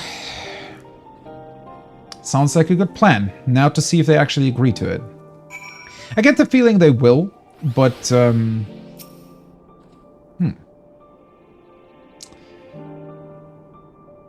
I wonder what this does mean for the future, though, because I guess I wonder how much we're still gonna engage with Garlemald as well in the future. An equitable arrangement. The satrap has a pragmatic vision for the future. Yeah, a very good one, in my opinion. If a trade agreement can be forged, I dare to hope it will thaw relations with the Guardians. Until then, I'll keep on trying to convince them of the need to decommission these dangerous weapons. Diplomatically, that is. I mean, we don't need to decommission all of them. The bigger problem right now is that they're just sort of roaming free, and nobody's really controlling them at all, which, you know, you don't exactly want, like, tanks and other things just freely roaming around, doing whatever they damn well please, without anyone really having control over them. So I feel like it would already be a big step forward if we could just contain the Magitech. Then we finally begin the negotiations. Let's do it.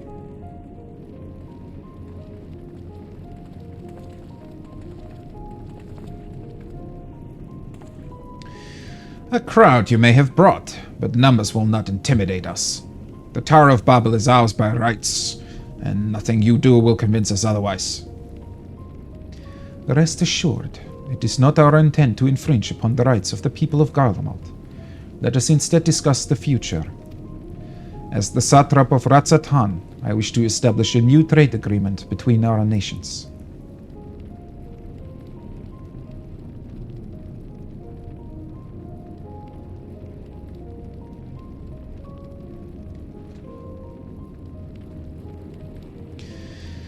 The aid we presently receive will not last forever, my lords. Sooner or later we must stand on our own 2 feet. But to do so, we must secure a means to replenish our coffers, and the proposed agreement presents a rare opportunity. Tis true we do not want for Magitech and ceruleum, and foreign currency will be needed to procure such things as we lack. It would depend on the precise terms, but I can see the merits. What? I can't believe what I'm hearing. You served the Emperor. Were a proud patriot. Yet now you entertain selling national resources like a common merchant. Like you, I weep for what we have lost. But if we are to rebuild Garlemald, we must make use of what precious few assets remain to us. Nonsense. Utter nonsense. You are a traitor, Gnaeus, and there will be a reckoning. Oh, yes. When the people of Senatos learn of this, they will cry out for your blood. Okay, he's a bit more radical than I actually expected him to be. Holy shit. Lord Metius, wait. It isn't safe out there. Oh. So he's just gonna die to his own Magitech? Or, you know. Or we just have to rescue him, as always. Well, that went over well. I fear for Lord Metius. I don't really fear for him, but yeah, we should probably go look for him. While I am thrilled Lord Grails was willing to consider my proposal, I'm worried about Lord Metius. An embarrassing display. A man of Metius' station should have the capacity to keep his emotions in check. Yeah, that's also true. To the best of my knowledge, Lord Metius is a civil servant with no combat experience. Should he meet with misfortune, he may fare poorly. I'm not surprised. Some people cannot be moved by mere words. Also very true. Bonds of trust. It's far too dangerous for a civilian to be outside alone. We must go after Lord Metius. Let us leave Meteris here in Maxima's care, while the rest of us join in the search. If Lord Metius is bound for Senatus, we may be able to catch up to him in Regio Urbanissima. I pray he has not come to any harm.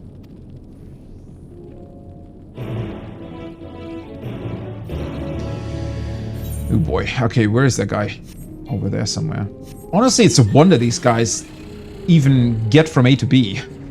With all the crazy war machina that's still on the loose here.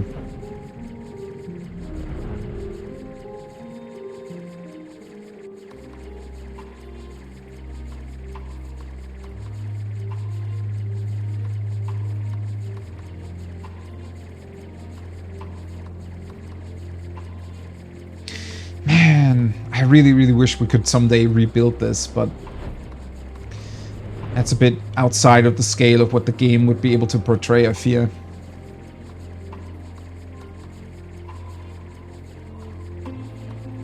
Sometimes I do wish they would make maybe spin-off games of this. I mean, I recognize that it's one thing that the Final Fantasy franchise in and of itself is, you know, they're really different games from one to the other. I don't know, I would just love to see, or make an anime or a movie out of it or something. There are so many cool side stories and things to explore from this game and this game world. I really, really wish they would do more with it. But easier said than done, right?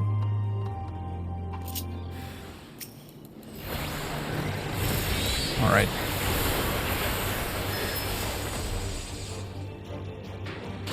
There you go. Why do I think that he's not exactly gonna be thankful for our help? I'm alive? Or maybe he will be.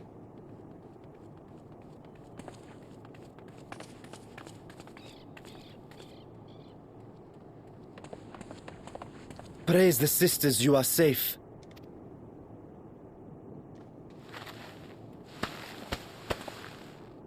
Don't think I'm indebted to you. I never asked for your help. You would be dead without our help. Do you realize that? You love Garlemald dearly, Lord Metius. That much is plain. But you're not alone in that. We all mourn what has become of our homeland. Bristle at having to rely upon outsiders simply to survive the cold.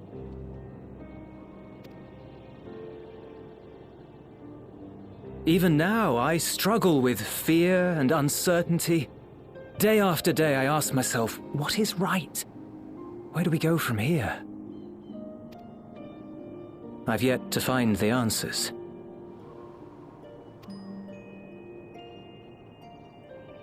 But I won't stop looking nonetheless, and I won't avert my gaze from our grim reality.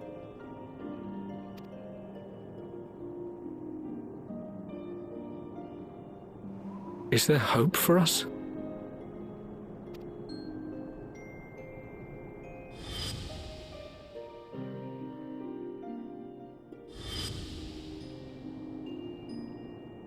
Aye, so long as we live. Guess he drew the right conclusions from that, right? Taking your own life doesn't really help anybody. Garlemald lies in ruins, but the bonds between us will never be broken. We are the chain that connects generations past and future. You and I, it's links. Help us, Lord Metius, for all we have been and for what we may yet become. Please.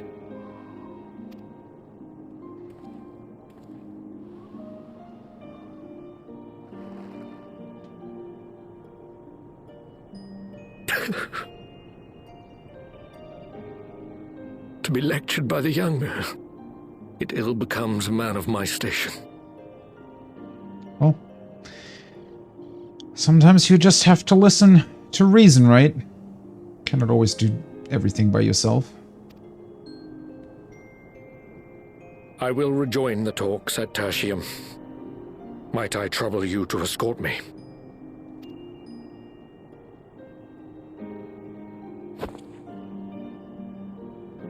Ere we part, I apologize for my discourtesy. I owe you my life, and I thank you. Apology accepted.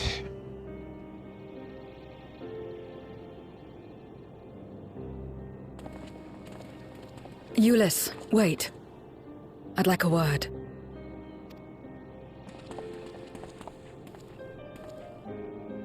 With you as well.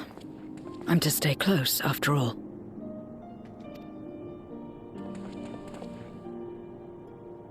Worry not, we shall see the magistrates safely back to Tertium.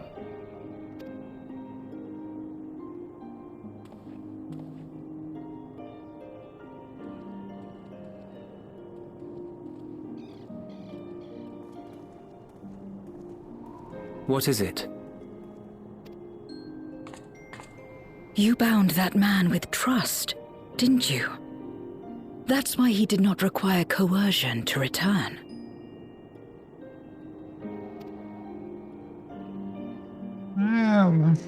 Is that really trust? I mean, yeah, kinda. A very different form of what we were talking about earlier, I think. Shall we walk, perhaps? Chilly, standing around here.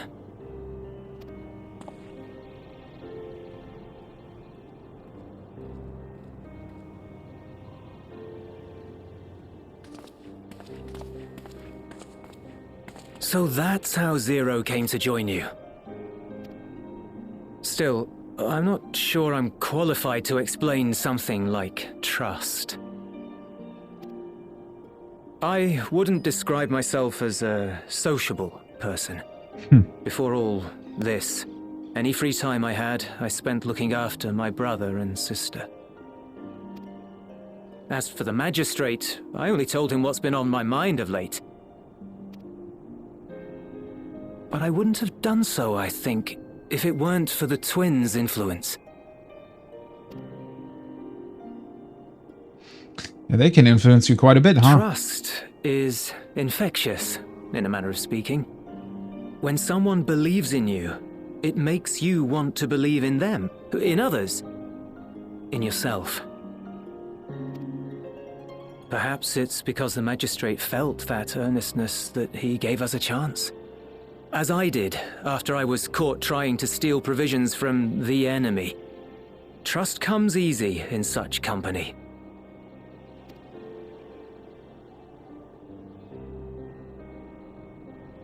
Still doesn't really explain the concept of trust, right? Little wonder my world is devoid of it. No one trusts in you, and so you trust in no one. And round the wheel turns.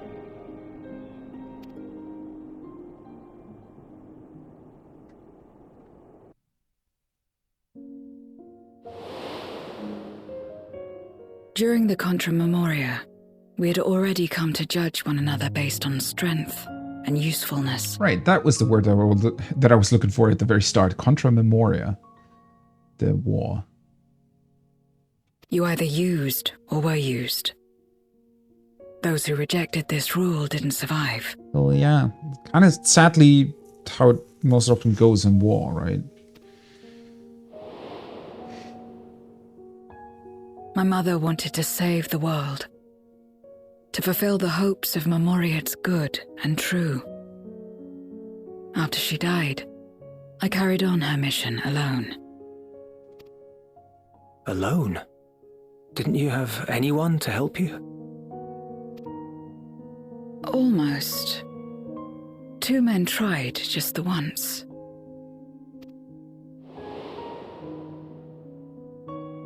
A swordsman and a mage, whom I met when passing through a village. They had saved the people there from corrupted Memoriates.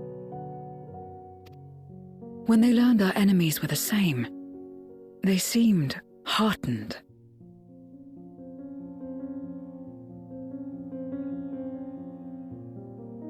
Person at the top there. Why do I get the feeling we know him? Okay. Now it's getting really interesting. They claimed to be soldiers of a kingdom called Baron, and were traveling the realm in search of a means to end the Contra Memoria. They invited me to join them. I refused. How could I not, having learned the lessons of my world? So Golbez tried to make the world a better place even back then? So maybe his intentions are true? Or at least they are true in the sense that he didn't lie to us? Those who would work with others always have their own motives. I would not place myself at their mercy. I would not be forced to submit.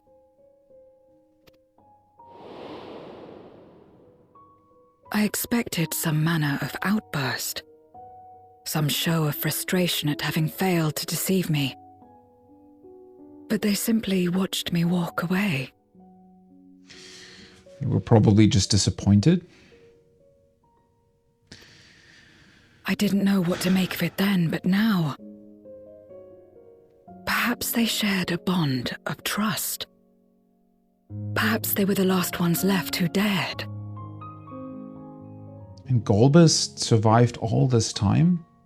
Perhaps they hoped I was like them, too. Perhaps it was just an offer, and nothing more.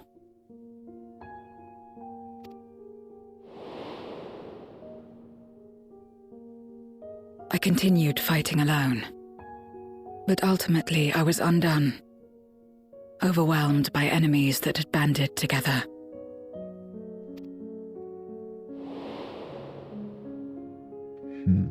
I was cold, in pain, wishing desperately that someone would save me.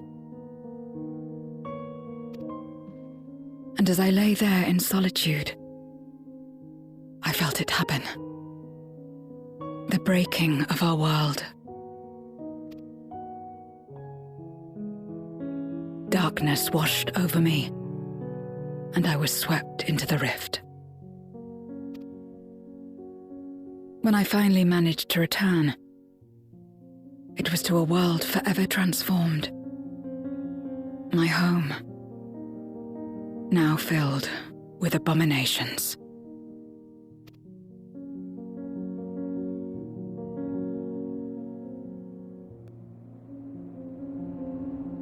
I had a chance to learn about trust, and forsook it.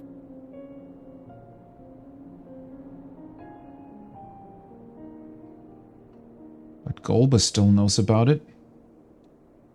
Seems he kind of convinced the Archfiends of that too. In his own way, that is, but...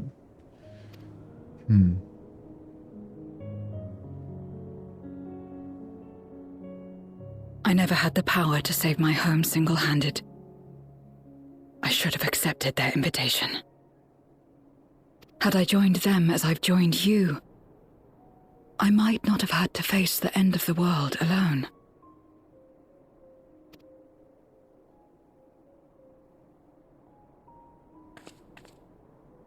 But it's all history now.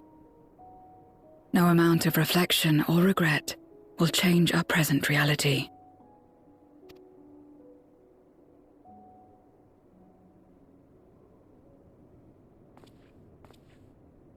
Whatever may have happened in the past, you're still here, Zero. Alive.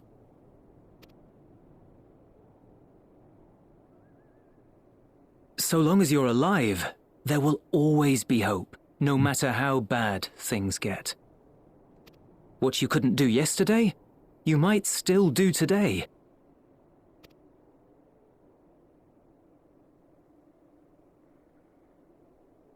Think about it. It's plain that you've forged bonds with those around you. Let's just hope that that doesn't mean that she joins Golbez, though. Because she hasn't... Or she didn't do it back then, and now she's gonna do it. If you didn't feel that in some sense, would you have risked your life as you did for a meager ration of boots?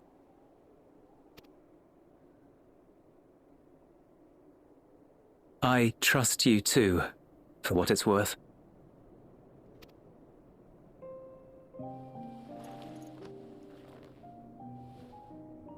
Here it is again.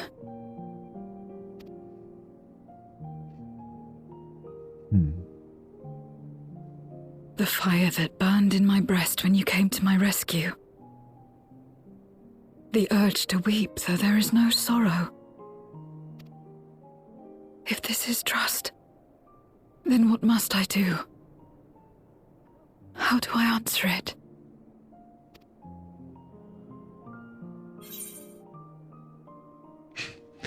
The handshake, perhaps. I mean, yeah, however you like, right? It's not really about...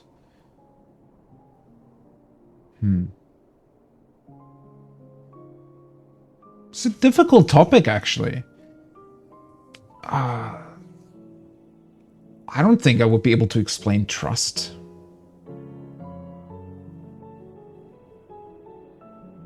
Only with a lot of different words, perhaps, over a long span of time. I mean, yeah, you kind of...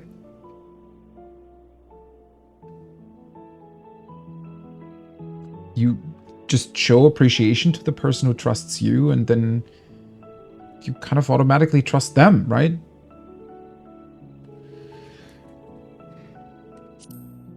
However you like.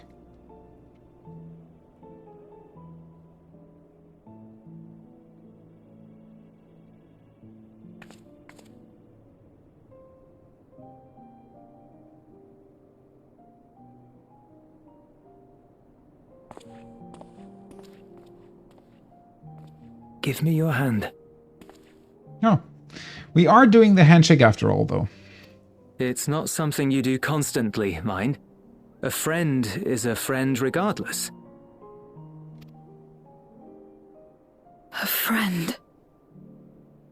So that's what it means. Someone you trust. It's still a bit more complicated than that, but yeah, I guess it suffices for now.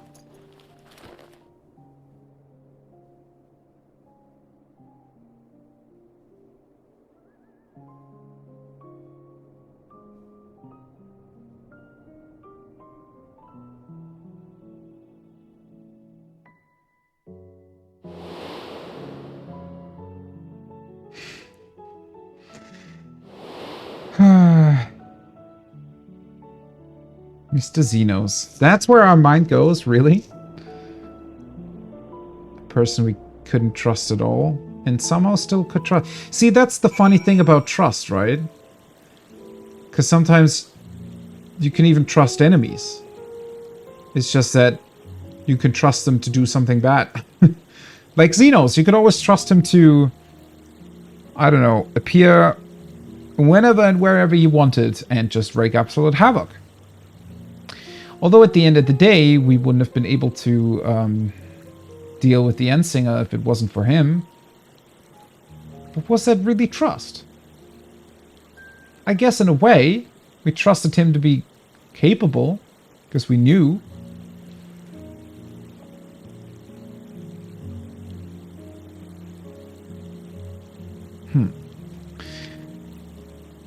Definitely love the topic that we're exploring here. But I also feel that the game itself is really reaching for an answer. I mean, it doesn't want to. It's because it's not a thing you can answer. It's just something that inherently exists once it exists. It's kind of like love, right? It's just not really something you can put into words. It's just something you know once it's there.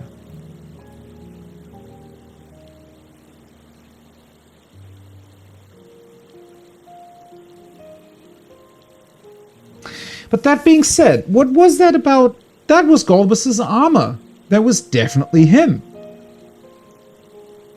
So even in the Contra Memoria, he was already trying to recruit people to his side to stop what was going on and potentially help, you know, his world to come back from the brink of doom. Which is understandable. I mean, if he indeed realized what the implications of that war would mean, then yeah, he would somehow try to prevent it. I just can't seem to think of what it might mean for us today, because,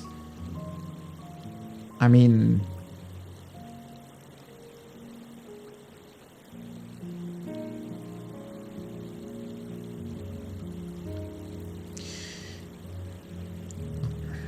what is it that he wants to achieve? He kind of told us that, right? He told us that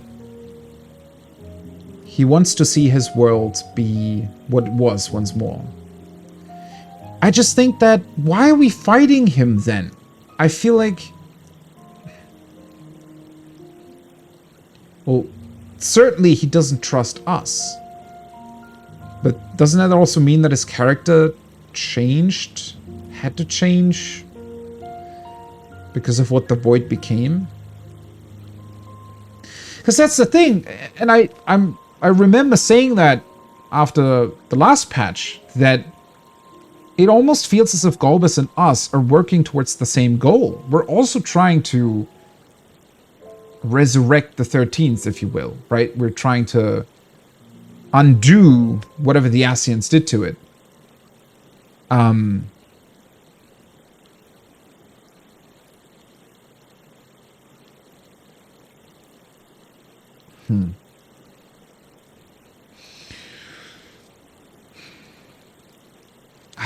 I wonder if we can convince him to work together with us towards that goal.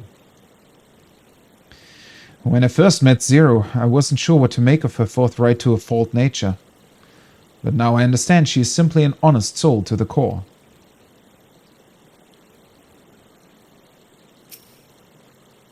Thank you.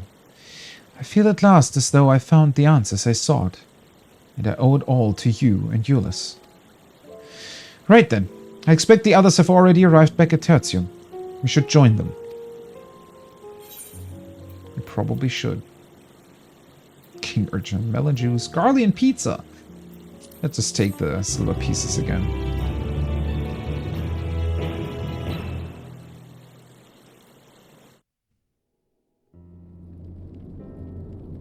Ooh, that's a lot of people.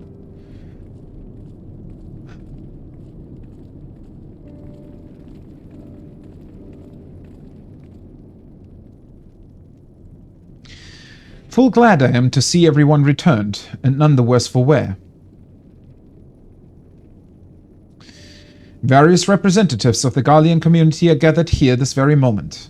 I dare say this is a fine opportunity to announce the trade agreement. You've read the memorandum? I trust you find the terms acceptable.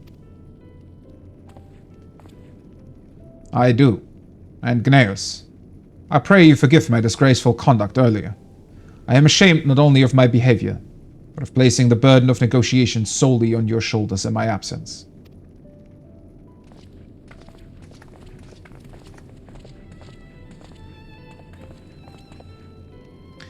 You should know that when we brought up the subject of the tower's reactivation to the people at Tapistan, some reacted quite strongly. Once we explained that it would be to prevent another Voidsent invasion, however, they were more receptive. It's fair to say the recent episode is still fresh in their minds. I tagged along to deliver a supply of ceruleum. I have to say, I didn't expect to see such a large crowd. Even the stuffy Imperials normally keep to themselves since the Natas are here.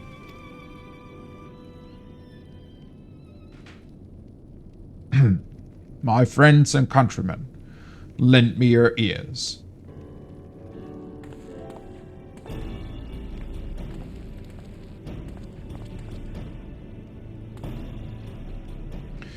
I am pleased to inform you all on this joyous occasion that we, the people of Garlemald, have entered into a trade agreement with Ratzat Han. To inaugurate our accord, we intend to grant the individuals before you access to the Tower of Babil. In return, Ratzat Han will provide us with supplies which shall be equally distributed amongst the settlements of our nation.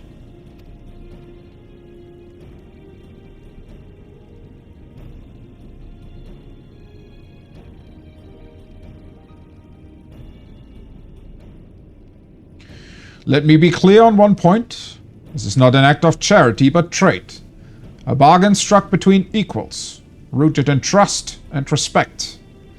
And it marks a significant step towards rebuilding our nation and regaining true independence. Ratzat Han holds Garlean technology and ingenuity in the highest esteem. It is my hope that, through this agreement, our peoples will enjoy a mutually beneficial relationship for years to come.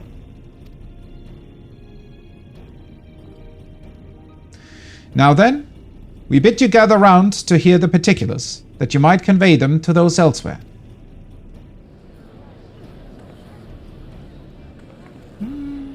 Is everybody convinced of that? I mean, they should be. It's honestly a really, really good proposal. It doesn't fully negate the possible side effects of reactivating the Tower of Babel, though, right? I mean, that's still... either way, quite an ominous sight, I guess. So burdened by hardship and trauma were the people of Garlemald that they were unable to imagine a brighter future. Or I guess that definitely helps, right? Seeing an actual future for themselves will definitely help to overcome whatever fears they may have had concerning the Tower of Babel. To be recognized as equals, as a nation with something of value to offer to others. That validation alone is enough to rekindle their hope. It is by virtue of this partnership that we may access the Tower of Babel. A rather timely development given the ether tank's impending arrival. Once the tower stores have been replenished, we need but wait a Stola signal to channel the energy to the moon, yes?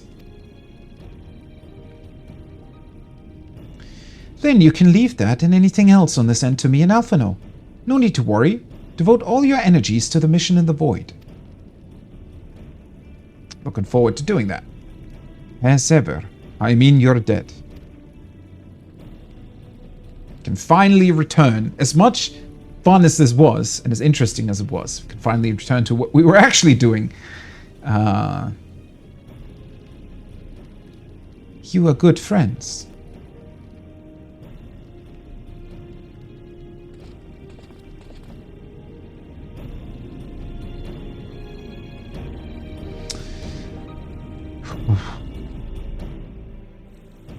All right. Well, this is going to get interesting.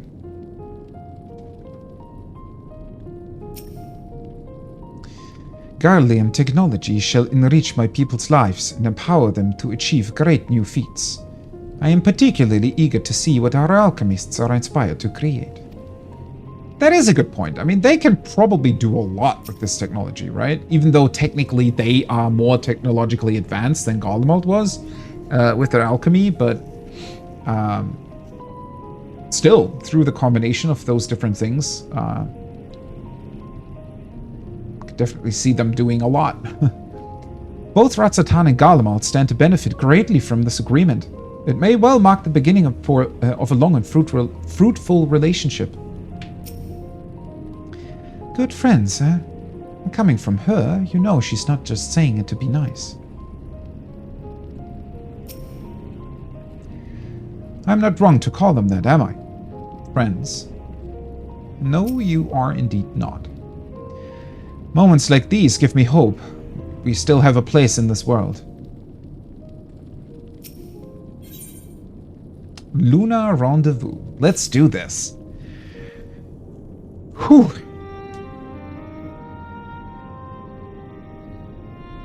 Let us take a moment to review matters as they stand. That's probably a good idea. Having procured sufficient stores of ether, we may now channel the requisite energy unto the moon via the Tower of Babel. Our work on the star is complete. However, we have yet to receive word from Y'shtola as to the state of the lunar preparations. A ritual to open the gate, and measures to forestall a void-sent invasion. It is still crazy to think, like, yeah, we have vast quantities of ether at our disposal, but to possibly facilitate a lasting connection to the void? I mean, even the Crystal Tower was just barely able to do that, right? Well, then again, it wasn't... Neither task is simple nor quickly completed. She would doubtless benefit from our assistance. The whole thing with the Crystal Tower is that it wasn't exactly working as originally designed anymore, right? Because the Allegans in their timeline obviously could do a lot more with it. The very thing I was about to propose. Let us join her above and lend what aid we may.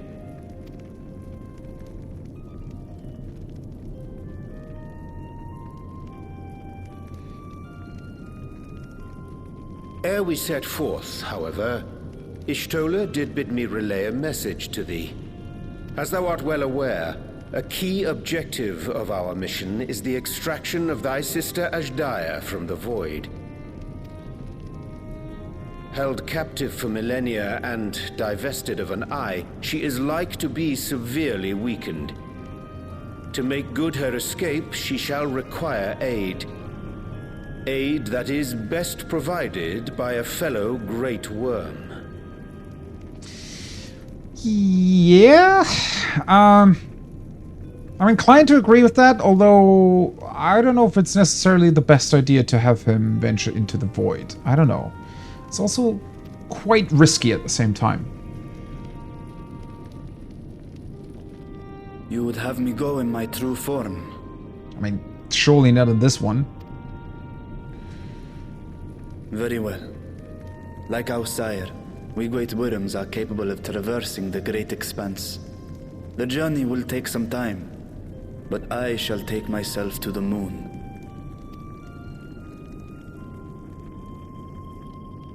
To begin with, I shall return this vessel to Radzadhan, that I may have both my eyes. This guy's a worm? Yeah. That's he had his alchemists create a vessel, and well, the way the great worms work is that they have their eyes are what conceal or what contain their life energy, their like energies in general, and he can like put an eye of his into this vessel to observe everything and will kind of act like a normal human, because for a long time he was disguising, leading his nation, because he was afraid that, you know, revealing that he is a great worm would damage his relationships with the people of Thavnir. And until such time as we find Azhdaya, I would entrust her eye to your keeping. Yeah, his actual body is still in the city currently, watching over it.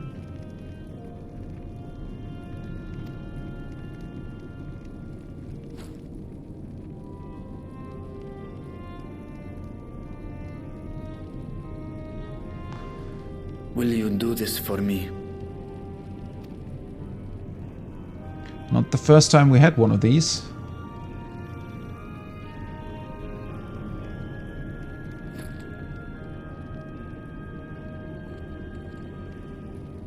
We shall contact you via Link Pearl once all is in place on the moon.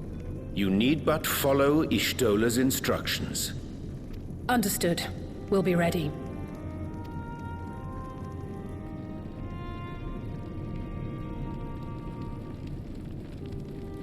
Take care, Zero. Oh boy, now this is going to be crazy.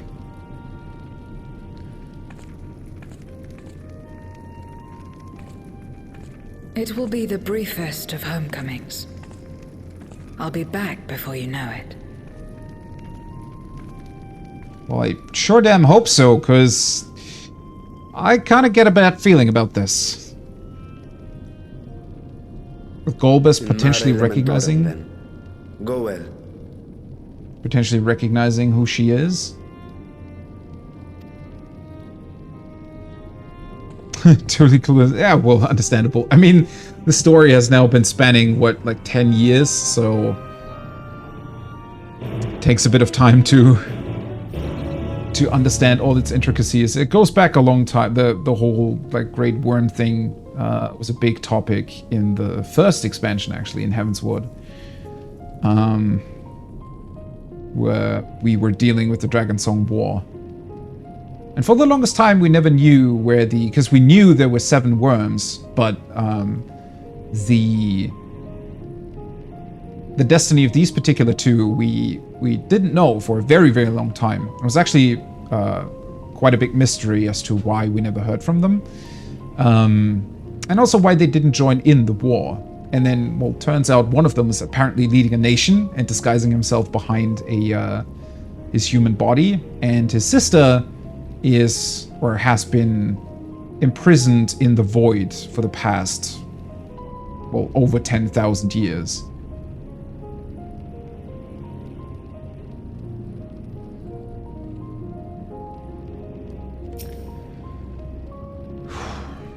You take care as well.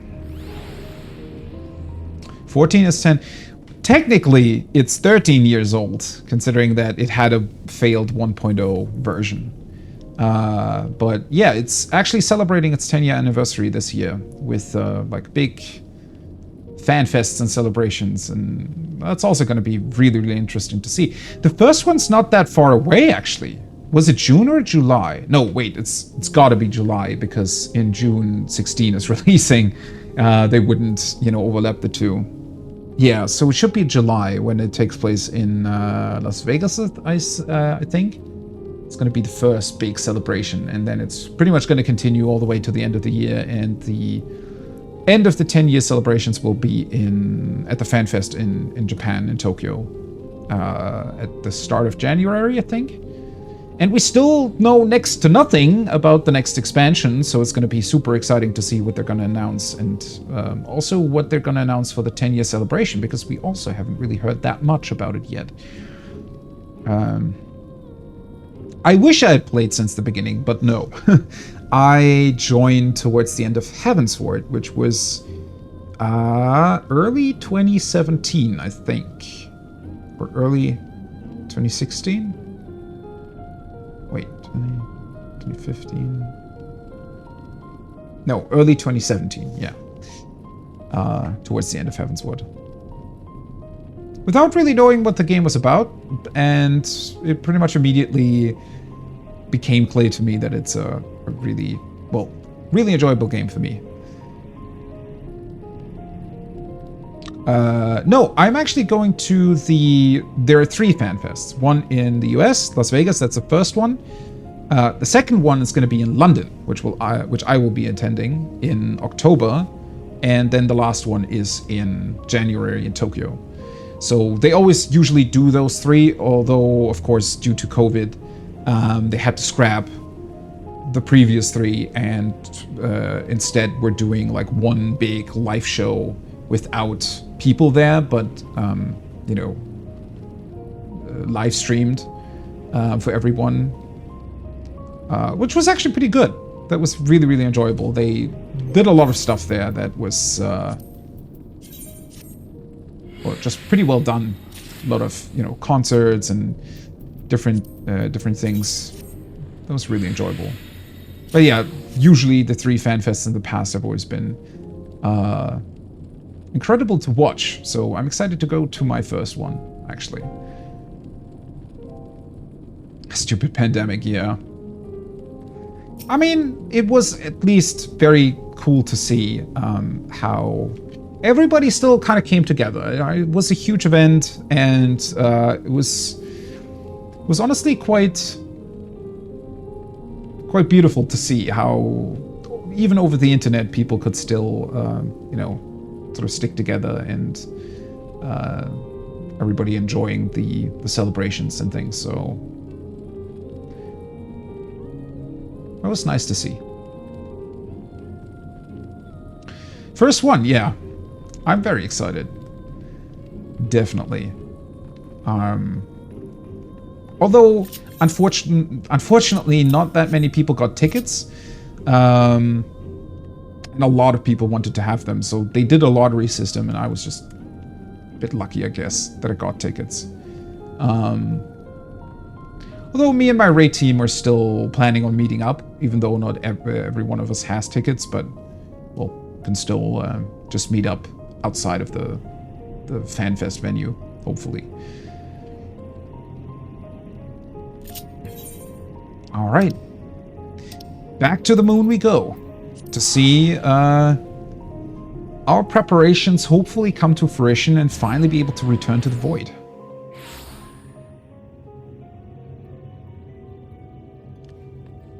I was going to say, I did see a couple people standing around here the other day, so it's kind of clear that at some point the main story would take us here. It's always crazy to see a huge group of people around the quest locations on launch day. The moon. When Xenos brought me here, I remember feeling surprised that such a desolate place could exist in the source. Well, double surprise, it also exists in your world.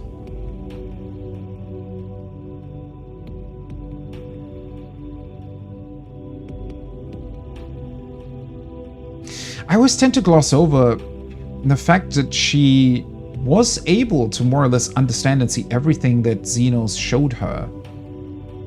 Even though she was kind of just a familiar at that point.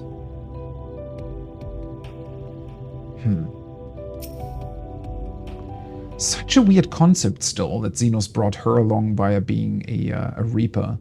Being able I took to the call liberty of them informing void beings. Ishtola of our arrival.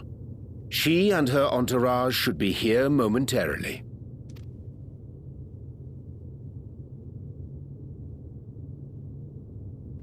I just get the feeling that they're still going to use that in the future, like her connection to Xenos. That will become relevant again. Forgive me. I'd hoped to have everything in order sooner. My thanks for the extra hands.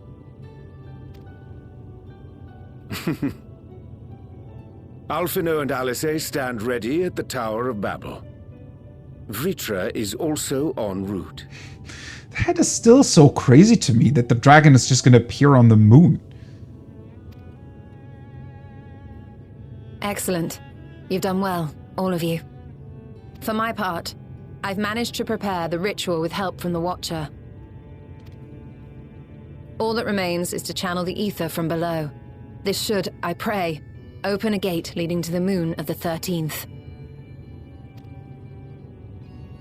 May I just say how excited we are to be a part of this grand undertaking. The development of the artificial Atomos was one thing, but this is an opportunity like no other. That must be so crazy for them to suddenly walk around on the moon's surface and talk to the Watcher, which is like some ancient being that has been here for thousands of years. Ishtola even managed to get a loan of elegant treatises on voice and summoning from the prized collection of the Sons of Saint Koinak. Oh, did she now? Huh. The Empire's application of etherochemistry in regulating void gates provided us with many a useful insight for our work, let me tell you. That's so awesome to see all that elegant technology still playing a role in all of this. I mean, that being said, that's what all the void sense summoning was based upon for a long time, right?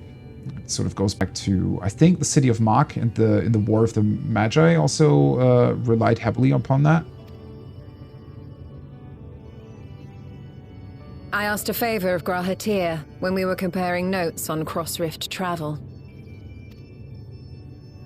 Given his credentials, I was confident he wouldn't be denied.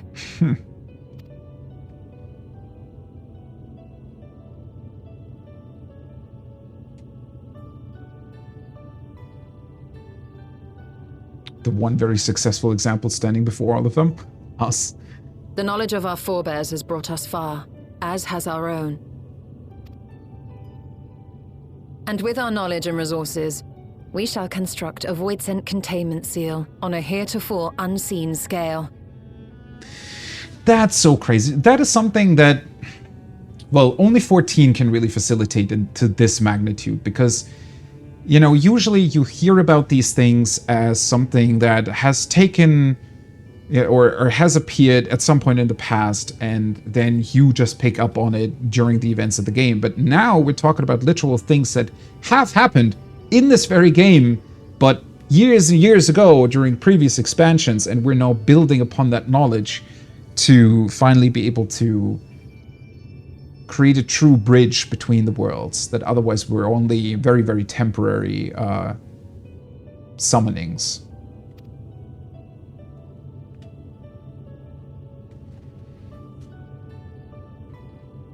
Containment seal. Then thou wouldst make use of... Zodiac seal. Aye, a tried and tested means of holding dark entities at bay is readily available here. 'Twould be remiss of us not to employ it. We shall reforge the brands that Xenos and Fandaniel destroyed. That which held even Zodiac shall more than suffice for Voidsent of any persuasion. Yeah, that is very true. The strongest and oldest of primals, as Emet put it, was contained in there, so surely it will contain a couple Voidsent. The Watcher is already hard at work, tending to the most critical parts of the brand's restoration. There are, however, a number of concerning factors that remain. With your help, I'm sure we can resolve them. Time is of the essence, so I suggest we continue this discussion as we make our way to the brands. Sounds good to me. Although I do wonder what concerns remain. I mean, there isn't really anything here that would hinder us in our progress. I honestly never thought that we would rebuild these brands at any given point in time.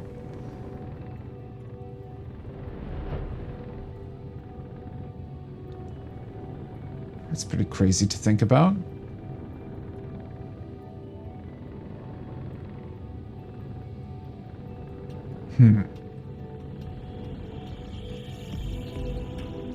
I mean, thankfully the Watcher, I think, is kind of capable and knows like how that is done.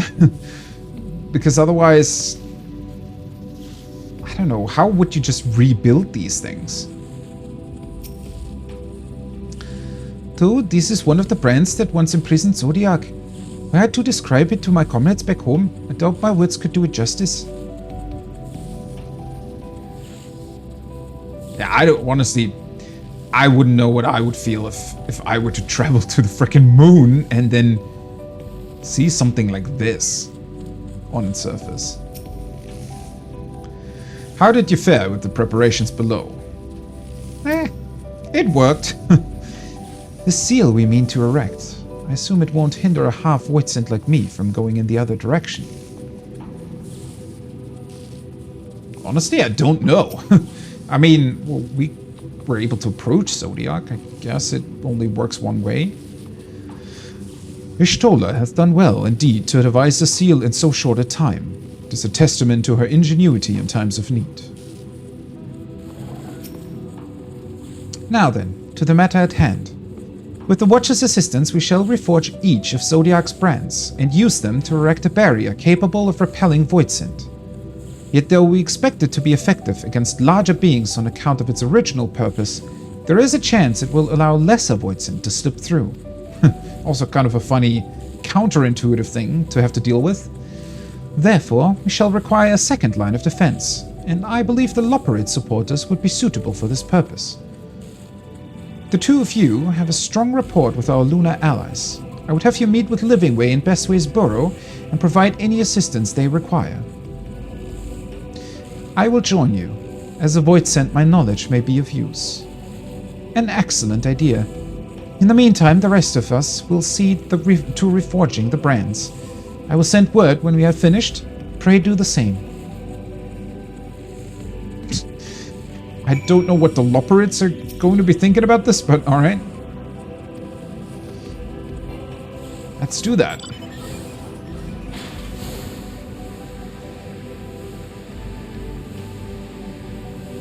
I always forget that the Loperids also employ all of those robot things. I mean, they have a literal 3D printer in there, right? A 3D printer that can print planet-sized homes. So, yeah. Minor Voidsent really shouldn't be the issue here. I do very much hope.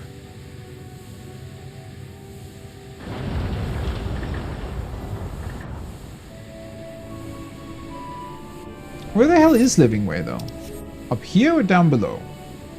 Ah, there you are. Livingway, I trust thou hast been well. What are these things? Yeah, that's a Loporid. also known as a bunny person or a moon-dwelling rabbit. There you are! Stola has apprised me of your present undertaking. I understand that she wishes to employ our pride and joy, the veritable carrots of our eye, to unrivaled combat supporters as a precautionary measure in case this Voidsent containment seal of hers proves lacking. As we speak, my fellows are rounding up what units they can and will bring them to the northeast corner in short order. Please wait here.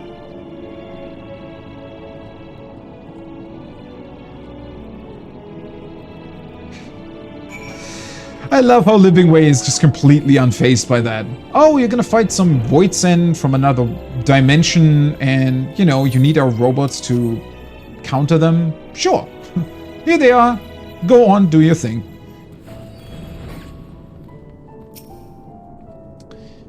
Despite their bestial appearance, these creatures are highly intelligent, and much like you and yours, they take pleasure in helping others. I mean, that's how they were designed by Heidelin, so... Ever grateful am I for the Loporit's irrepressible compulsion to help. I guess we really do need to be thankful for Vinar for designing them like this.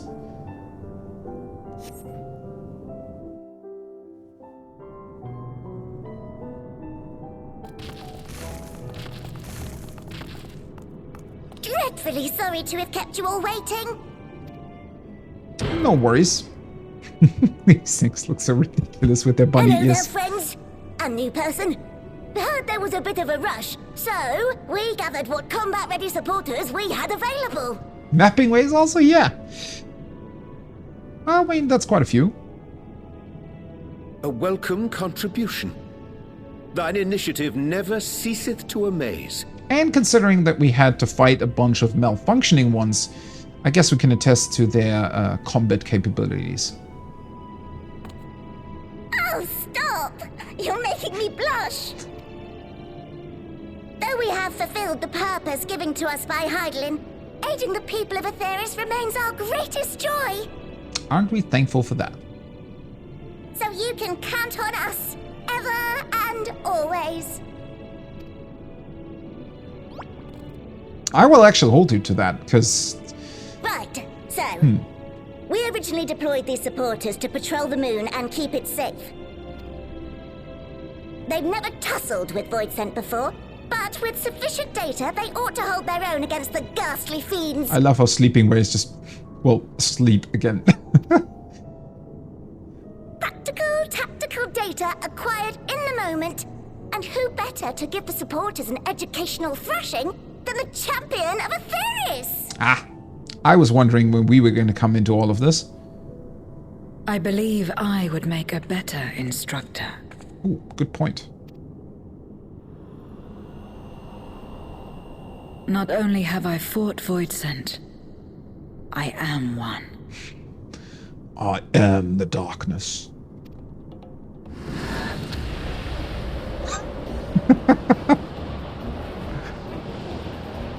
Don't scare the small bunnies like that!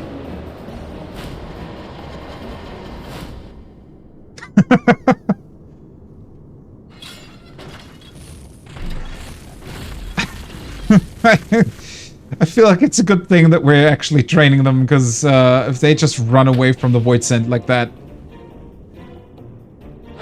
Well, don't just stand there. Engage! Engage! Engage! Engage! That's the one thing Sleeping Way always says.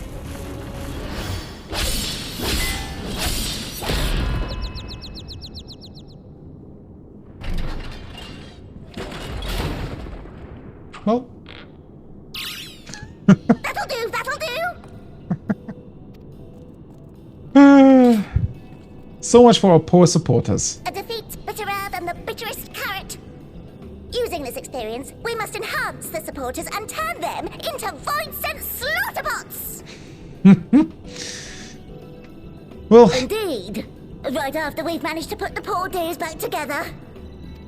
Hopefully the data will be Pray sufficient. forgive our comrades' enthusiasm. May I inquire as to how long the repairs will take?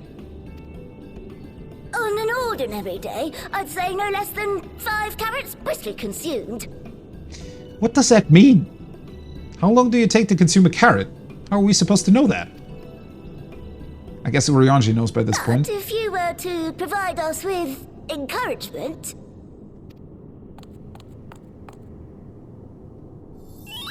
we just might be able to do it in 2.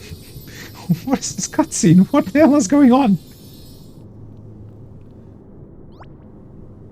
Encouragement? Like, what? By giving you carrots? I don't understand. Yeah, I don't know either. Don't look at me like that. This I leave to you.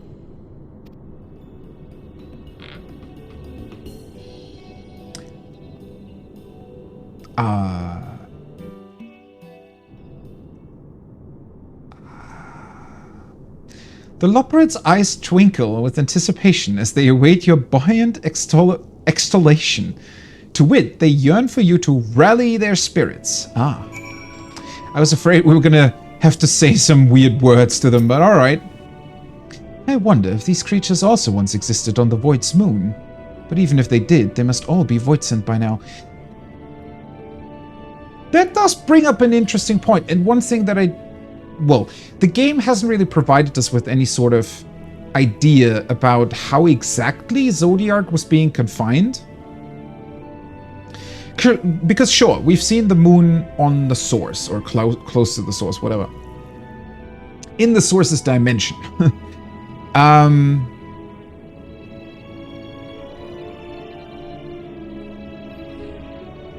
So I suppose Vinar probably designed and created the moon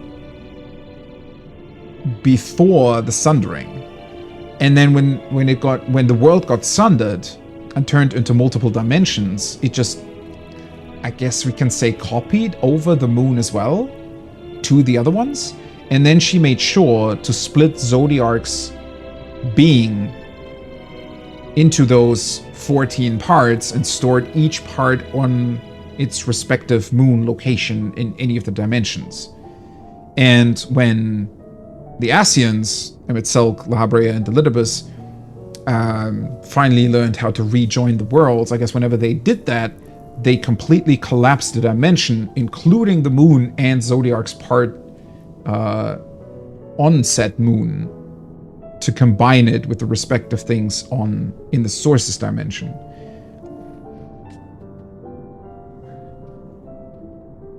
But since everything else has sort of got like a mirror version of it in all of the different shards, I guess logically speaking, there had to be Loporrits in all of the shards too, right? And it even makes sense considering that their function was to, well, the ones on the source anyway, to build and maintain a spaceship as sort of a plan B to carry the people of Theris to safety in case Meteon's plan got through after all. But it still would have made sense to maybe have Loporrits on the moon dimensions to make sure that those respective Zodiark parts would be safe. Right?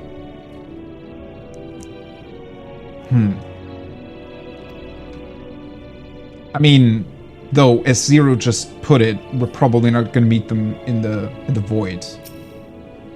So I feel like the Loporrits would be one of those, you know, creatures that would probably have to be, or would have been consumed first. Because they're not really built to fight, at least not by themselves. Though I fear my laudations will leave them wanting, I shall do mine utmost to rally the Loporrits. To be clear, we will always do everything within our power to aid the people of the Theris. As I'm sure you'll all agree, though, it doesn't hurt to have a little encouragement. Right, and I shall provide said encouragement by... Keyboard is way over here. Rallying Sleeping Way. Wake up!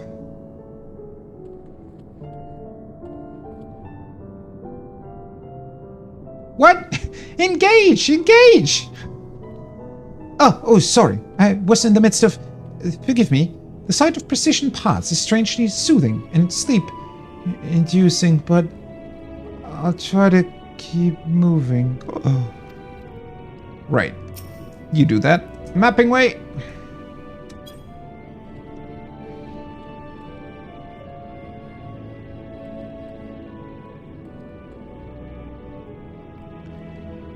What a marvelous feeling. There's nothing like wild gesticulations of encouragement to fire you up. Right. Sure.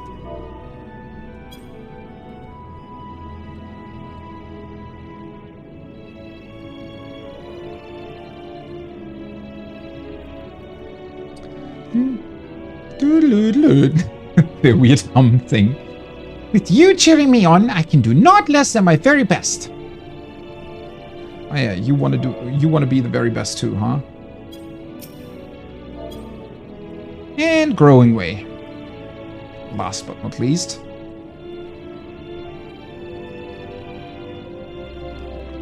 Oh, thank you very, very much. You don't know how uplifting it is to have you encouraging us. I mean, showing us the proper techniques so we may keep our supporters operating at peak efficiency. Alright. Living way. All rallied. My, everyone is in high spirits indeed. Thanks to your encouragement, we'll have the supporters up and running again in no time at all. Pray attend to your remaining busy work and leave the deployment of our new and improved Voidsense slaughterbots to us. Alright, I shall do that.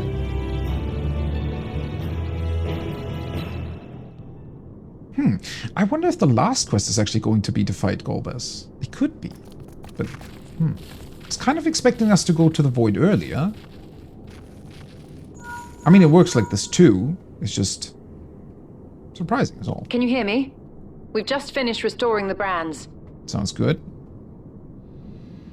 Let us reconvene once you've finished tending to matters there.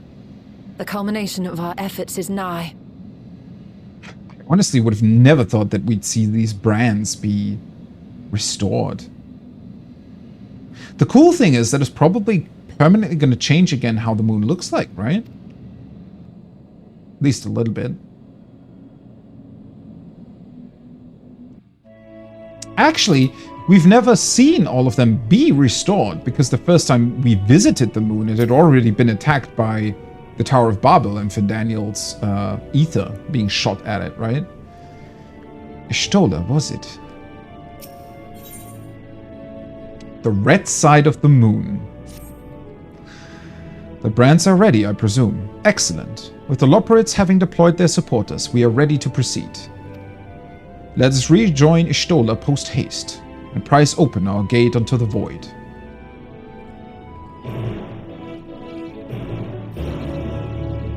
Okay. By the way, just a quick... We didn't get any new entries here, right? Oh, no, we did! We have an entry for Zodiark now. Wow. Ooh, I'm interested to read through this. Zodiark. Primal. Like Heidelin, Zodiark is one of the eldest and most powerful of primals. To define what exactly he is, one must first define light and darkness, polar opposites whose core components differ from the 6 main elements of which the star is composed, right? Each element having a light and a dark side, which light and dark doesn't mean good and evil, but rather it means chaos and order, if you will. And also in a way that doesn't even mean that chaos is bad and order is good, because order can mean that everything halts, as we've seen in the first, where all the elements halted to a point where life could not be sustained, right? So you need a good balance between the two. The elements need to be balanced, and, well, that is what the Asians were undoing. They were bringing them out of balance, basically massively overflowing one of the reflections with one particular element, and then overflowing the source with the same element to the point where they would break and fuse together again, and rejoin. And that would always come with a huge, well, calamity on the source, and a lot of lives lost. The ancients classified light as that which governs tranquility and stasis. It is a pure white energy bereft of color or movement, and in modern terminology, an element of this nature would be defined as umbral. In contrast, darkness was classified as that which spurs growth.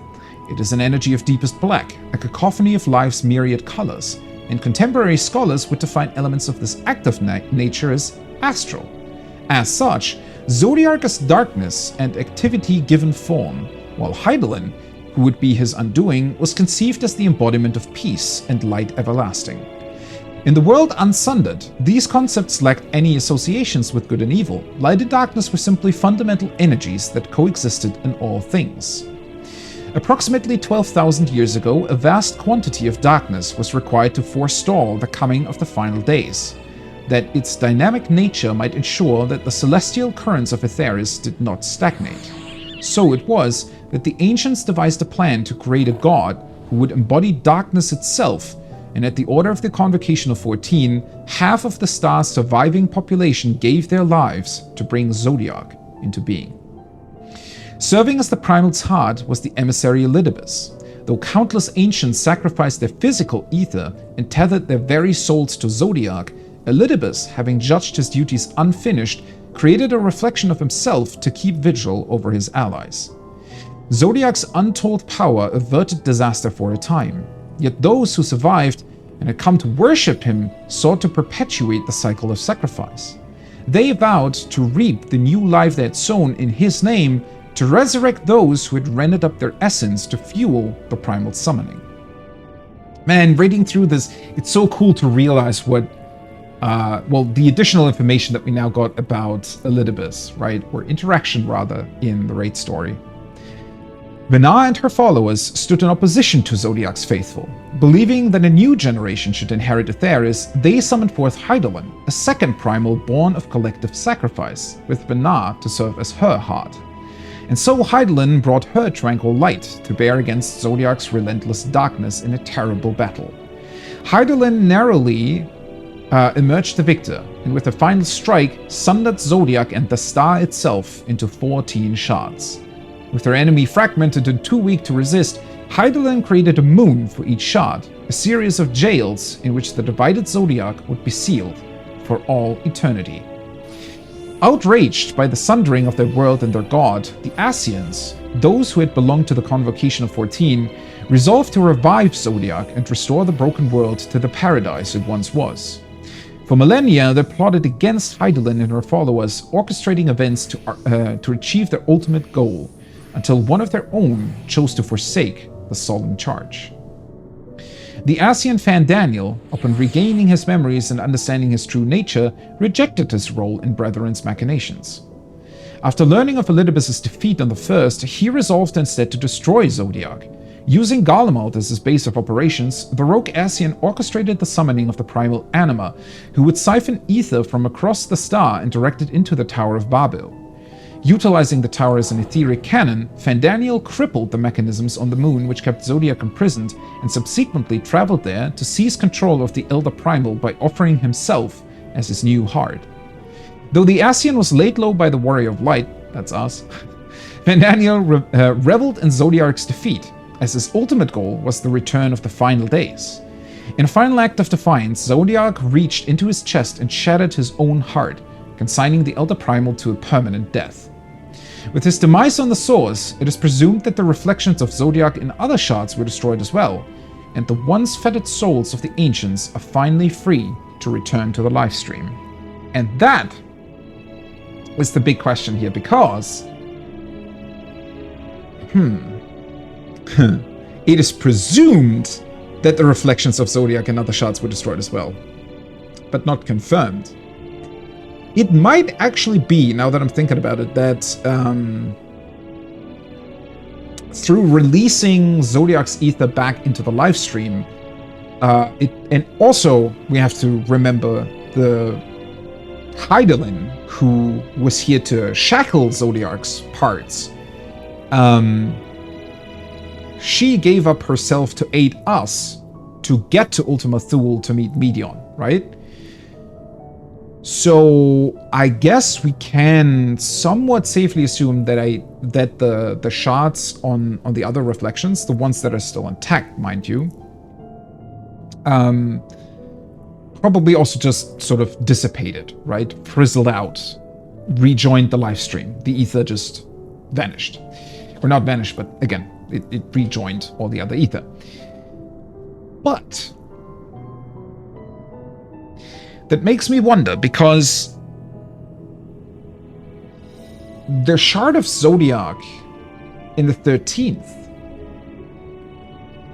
might have always been, well, not exactly free, but the shackles that bound him there possibly had already been destroyed, right? Because the Asians tried to rejoin the 13th with the Source, but were unsuccessful. But it wasn't because they still technically destroyed the 13th with it becoming the Void. The problem was just that the Ether that usually would have to rejoin with the Source was kind of stuck there because they mismanaged the timing with the Calamity and the Source, or rather I think they didn't even know that they had to bring about a Calamity at that point, and just thought that by destroying the 13th, it would already be enough to rejoin that Ether with the Source. But in doing so, we can presume that the Shard of Zodiac in the 13th was probably already freed, or at least the jail on that moon had already been destroyed. And seeing as Golbez was there in the last cutscene of the last patch,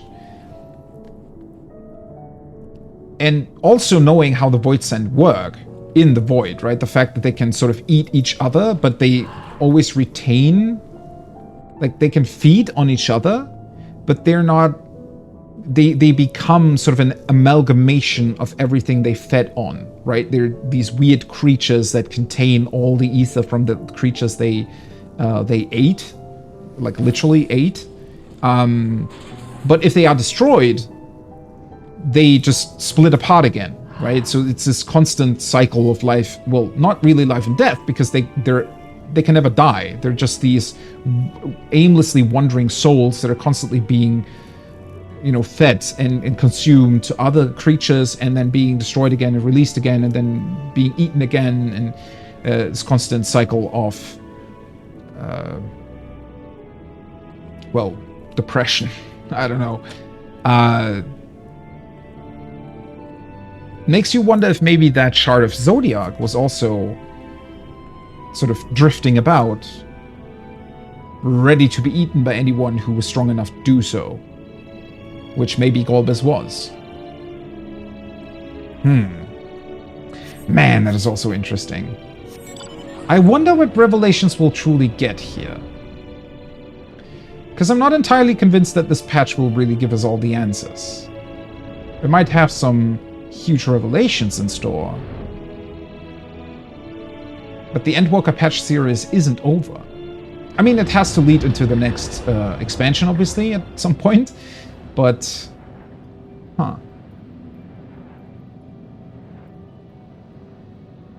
Technically, it could also very well be true that we won't be getting answers all the way up until the release of the next expansion. It could be that whatever they're planning on doing next isn't actually resolved before it releases. What's this giant cactus? Well, that's a mount. That's a balloon. That is the image of the in-game casino. So there's this kind of crazy guy that is one of the ruling members of one of the, city-states in the game. And he wanted to create a casino. Actually for noble purposes, because he created it so that he could gain funds for helping refugees that were pouring into the city. And in said casino, if you gain enough chips through playing in various games and lotteries and whatnot, you can get this mount, which the casino itself looks like that because it's in a desert, and it's essentially a giant cactus, or like cactus building with these funny little circle things that contain the actual casino. And yeah, as a mount, it also gets balloons on top to actually be able to fly. And if you go down, the balloons vanish, and it's like hopping along. It's actually one of my favorite mounts of the game. It's one of the most ridiculous ones, honestly. It also has this funny walking animation and a cute sound to go along with it.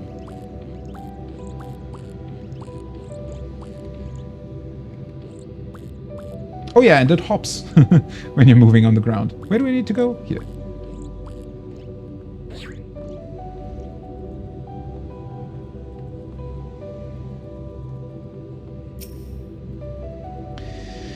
With the Stenian keeping us safe, we were able to finish repairing the brands without incident. Yeah.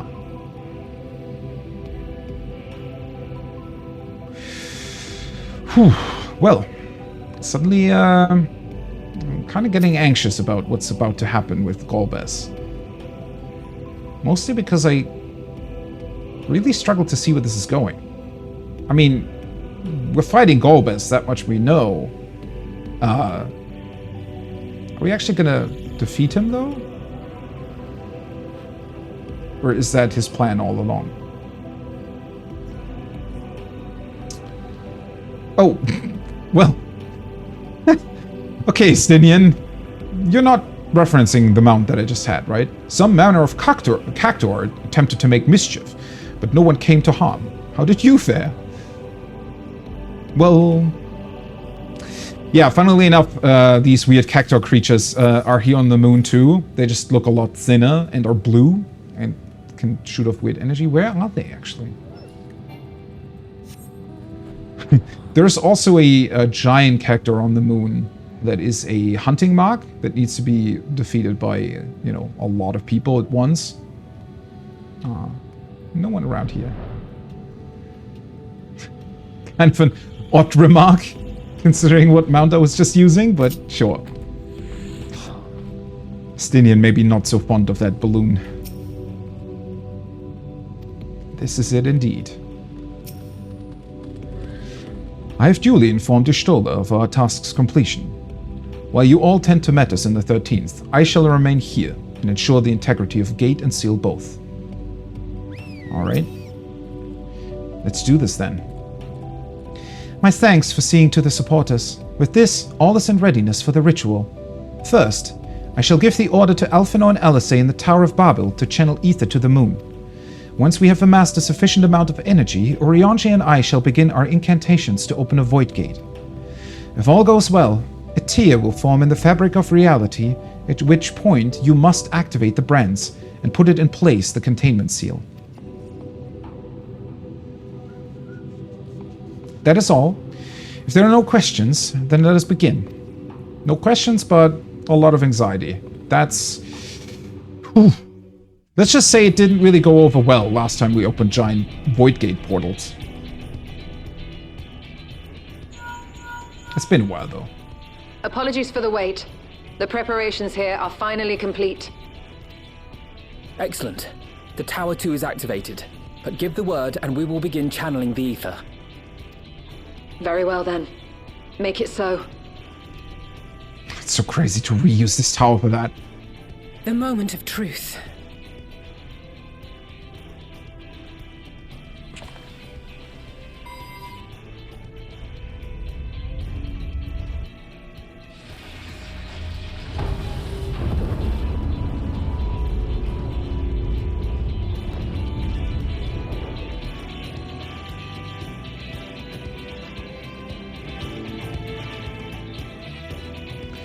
Well, let's just hope that's enough ether.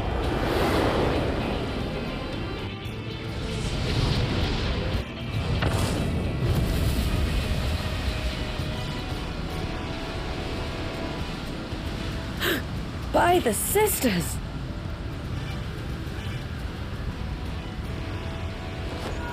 Urianger, commence your invocations. 'Tis time to open our gate.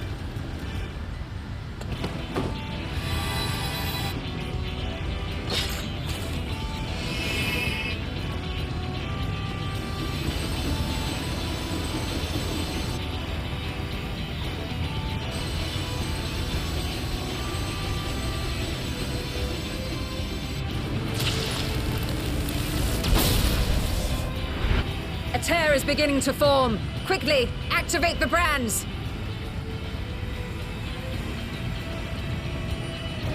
Can we not do that remotely, actually? I thought the Watcher could do that.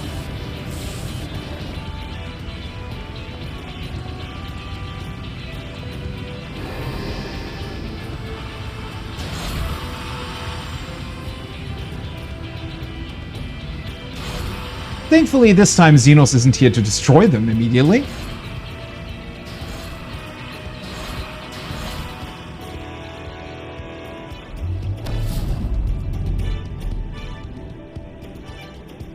It's really cool that it also has the same like pattern on it as the one that Zodiac was in. Well, it is the same seal, so it makes sense, but... Success! The gate is open, and the seal appears to be in place. It also looks like a giant gate, actually, in comparison to what we had before. Let's see how well it holds.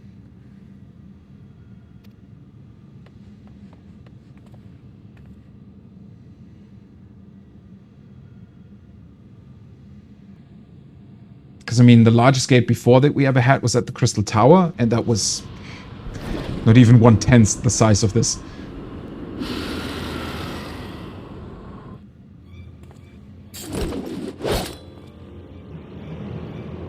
I mean, they should be able to come through, right? What an enormous gate! Lord Goldbears will be eager to hear of this.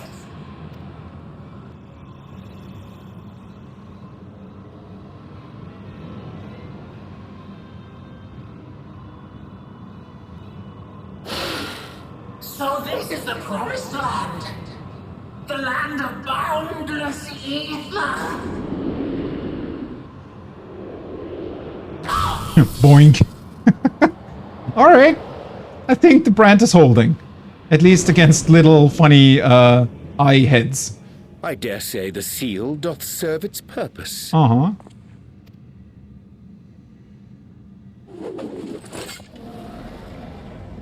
Though I have to say, Golbus will probably be somewhat surprised that the connection exists now. And there we have our worm. I see all proceedeth apace. Remarkable. Indeed. Just this moment, a void scent emerged from the gate, by which we may safely assume it leads to the 13th. It's incredible, Ishtola. Truly incredible. Oh, what an honor it is to have been part of this historic achievement. Well, I mean, we still haven't used it for its purpose that it was, you know, going to be used for, so maybe we shouldn't celebrate too early.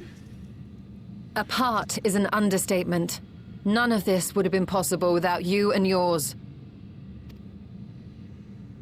Our success has also served to solidify our understanding of cross-rift travel. The Ascians rejoined reflections to the source by instigating elemental imbalances. These imbalances weakened the barrier between realities, causing the ether of a reflection to flood the source.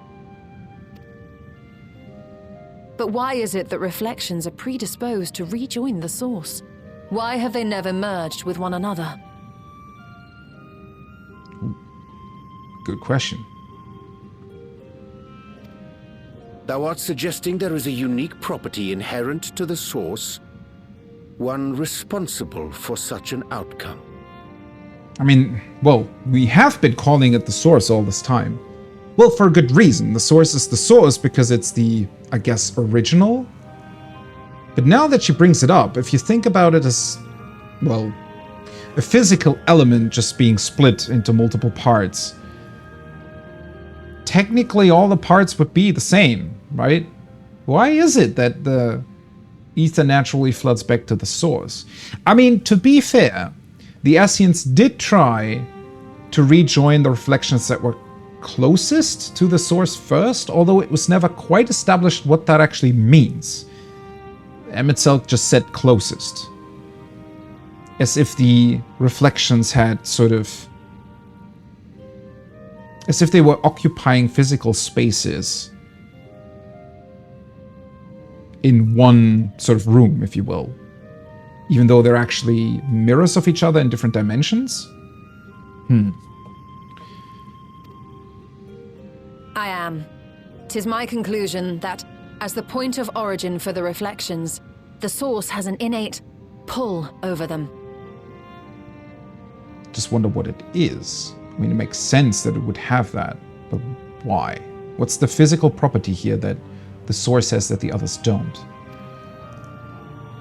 Hydaelyn, I believe, sought to suppress that pull, which is why she was created with the power of light, of stasis. Ooh, that actually makes a surprising amount of sense. Okay.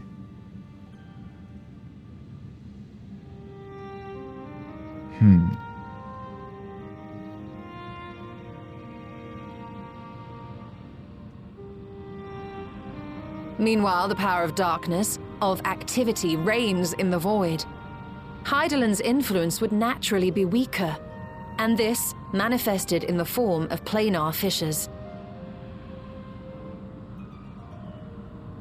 Who just read high? Us? The reason for the pull? You mean the people on the source? Or us as in the Warrior of Light?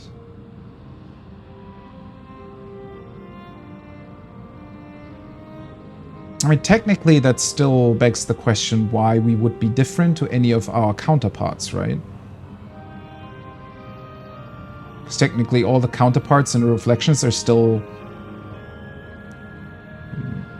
well, parts of the self-same ancient at one point.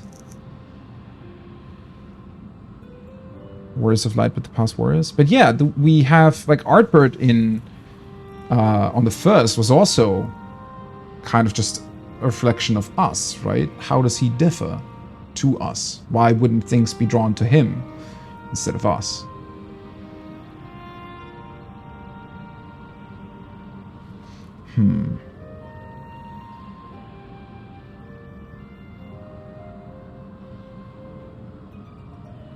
Does it though? I don't think the game has ever really established. I mean, it's gonna get into it, I'm pretty sure.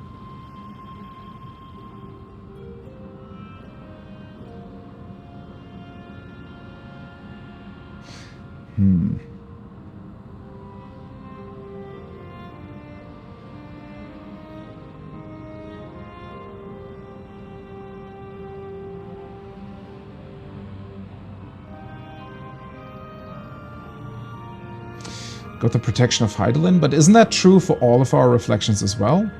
Or is it not?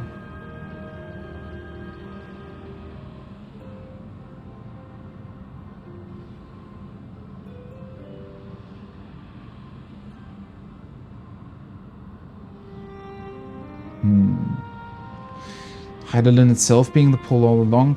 Yeah, well, that could be true, right? Because Hydaelyn would technically not exist in the reflections. For us, I don't think it's true, because, well, it's a bit of a funny thing, all things considered. Because now that we know that we actually met Hydaelyn in the past, at the point where we were already rejoined a bunch of times, that means that at the point where she gave us her protection, we were already more than the different reflections of our soul in the reflections. So that kind of, yeah, definitely brings it out of balance, but it still doesn't explain any of the physical properties that are exhibited here, right? I mean, one single person wouldn't pull in large quantities of ether. And it also had to be something that the Ascians knew about, because otherwise they wouldn't have been capable of actually doing the rejoinings. Unless they realized the underlying what's it called, outcome, and didn't care so much about why it happened, although that seems unlikely.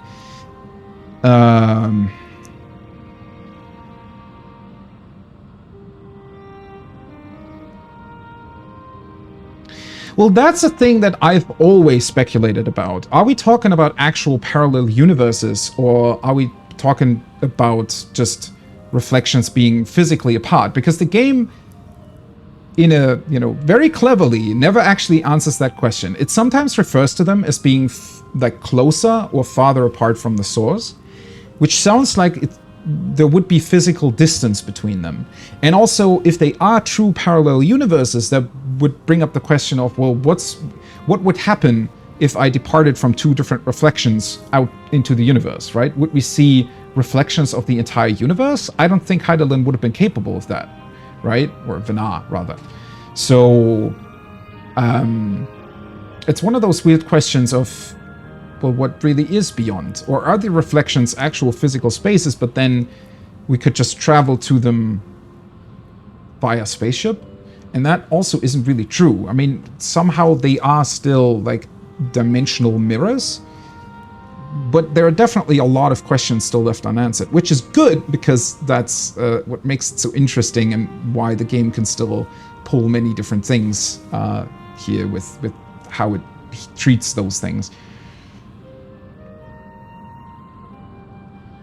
Yeah, I'm sure we're going to get a bunch of revelations here still. It's just very fun to speculate every single time. But yeah, it's one of those things where I just love how cleverly set up it is, where it specifically leaves those questions unanswered until it's, relevant to whatever shenanigans we're up to.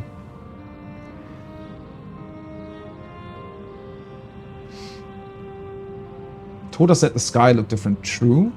Although, I mean, that could mean many different things. I don't know.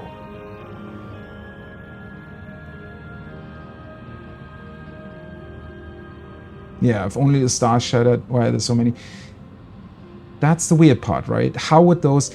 Technically, though, I mean, if you want to think about it as some sort of pocket dimension, I guess... it could still be that... But that's the question, right? Because we also know that, for example, Midgardsormr came to the source after it had already been sundered, at least as far as we know, right? So what would that have looked like to him as somebody who came from the outside to the planet? Like, would he have seen that there are different reflections and just chose, or maybe he knew because he was a great worm, oh yeah, that's the source, I'm going to go there because it's the most important one. How would that... Because what I love so much about 14 is that they always... in a funny way, they always twist actual physics into what they put into the world of fantasy. Like dynamis being like a counterpart to dark matter in our world, right? Something that we don't really understand yet, but that definitely has some important physical properties. So I always thought about it maybe as something akin to, well, it's difficult to say, but maybe something like physical, like lensing of light, right? When you look at distant galaxies and you see two of them, maybe it's something like that, where the different reflections would appear as, like, for an outside, for somebody from the outside looking in, it would appear as one planet, but it's actually multiple. I don't know. It's a funny thing, though, to think about.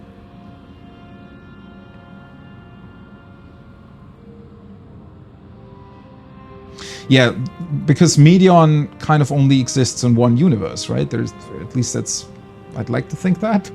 There was one universe, one Ultima Thule, one Medion.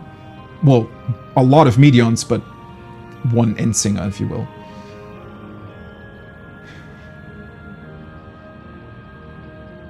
Yeah, I think, well, the way I thought about it so far is definitely that it's one universe, but somehow there is this place where Theris was that, I don't know, like some dark hole got twisted and turned into some sort of multi-dimensional space, right? Where many realities exist at once, but it's sort of locally contained. Which could also explain why the sky possibly looks different, because maybe it's just some sort of weird lensing that is occurring or something, right? Well, either way, let's see what the game says to these questions. Although I love that with working with this hypothesis, I set my sights upon where the pull was assessed to be strongest. And through our combined efforts, we succeeded in opening a gate to the void. I love that they also brought it back to stasis of Heidelind's light, and that, you know, there is even another layer to it where she used that stasis to make sure that the shards of Zodiac weren't pulled back to the original.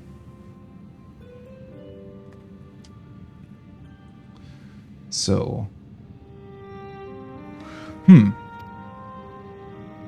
Now, I must stress, it was because we sought the void that we succeeded. Pleased though I am to have my theory proven, the secrets of travel to other reflections still elude us. Yeah, that is another thing that... Also, thanks for the follow, by the way. That is another thing that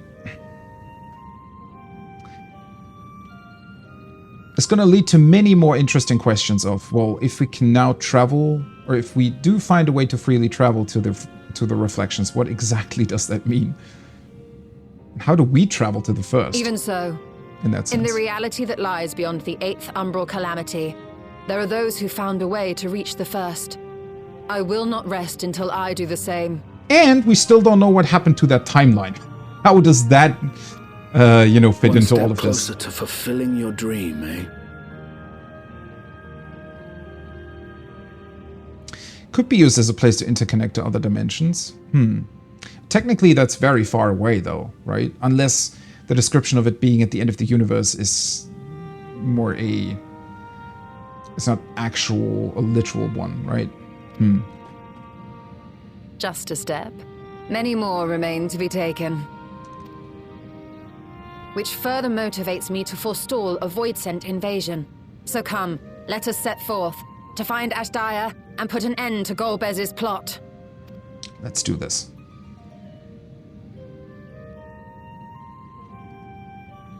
Climb upon my back. I shall take us to the gate. As we did discuss prior, I shall see the alchemists safely home, then together with the Loporrits maintain vigil over the gate. May the sisters watch over and keep you safe. I wonder if this is... it has to lead into the trial pretty much right away, right?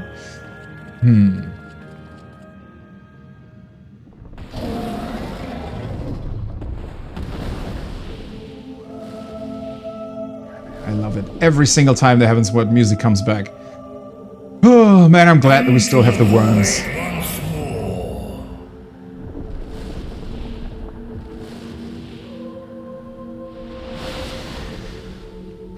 Well, let's find Ashdaya.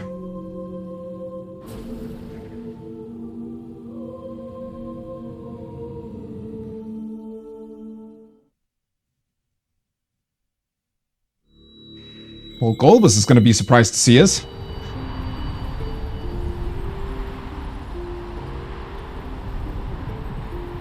I actually also wonder what this always means. I mean, sure, it's us traveling through the rift, but somehow I have the feeling that they're going to pull some insane stunt, in 5 years or something and explain, oh yeah, by the way, that place you were flying through every single time with the crystals, that's actually a real place, and you can go there, and it's connected this or that way.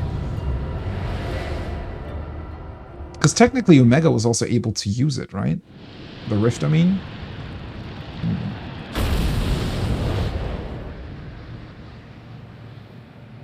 There we go. All the stars.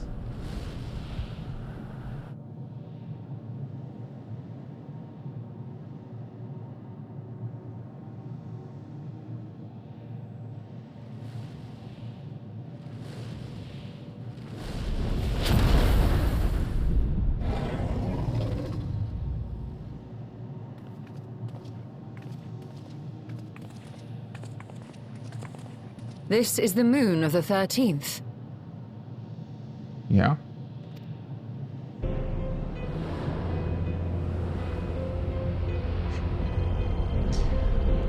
Not ominous music at all. Which... It is. Ever since the flood, it has been a sanguinary orb in the sky. I wonder if there have been seals here in the past. They've just been destroyed completely? Or were the seals different in the reflections? No void scent.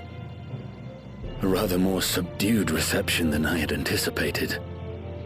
Would the Void Sent even be... I guess Golbus came here somehow.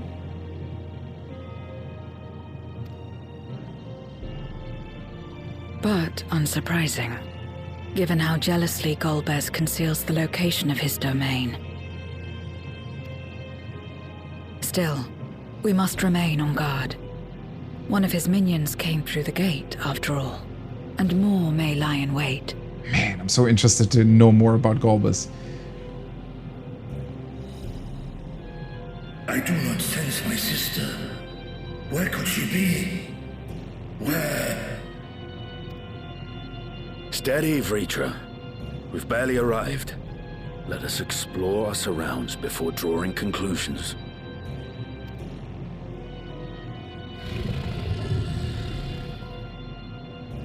Yes, thou art right.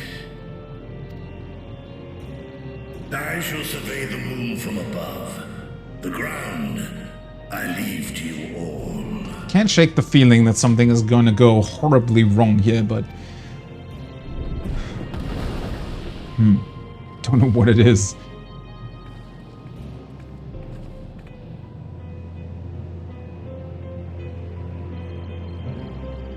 I do love that they actually show us what the planet of the 13th look like. And they're letting us walk around here?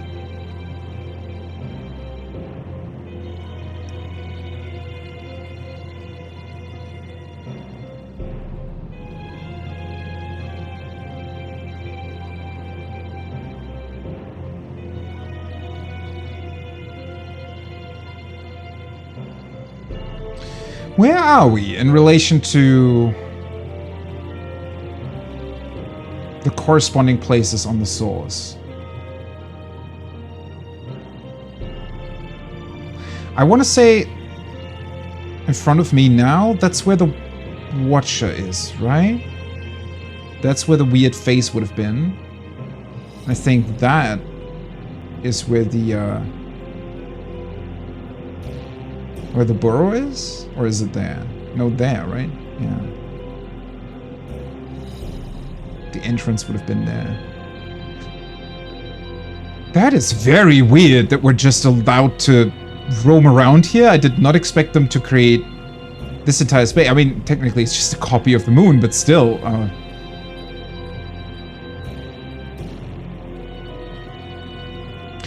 The interesting part is that it's broken up the same, right? Which could potentially make sense, considering that, well, heavily depends on the order of events, but if Zodiac was...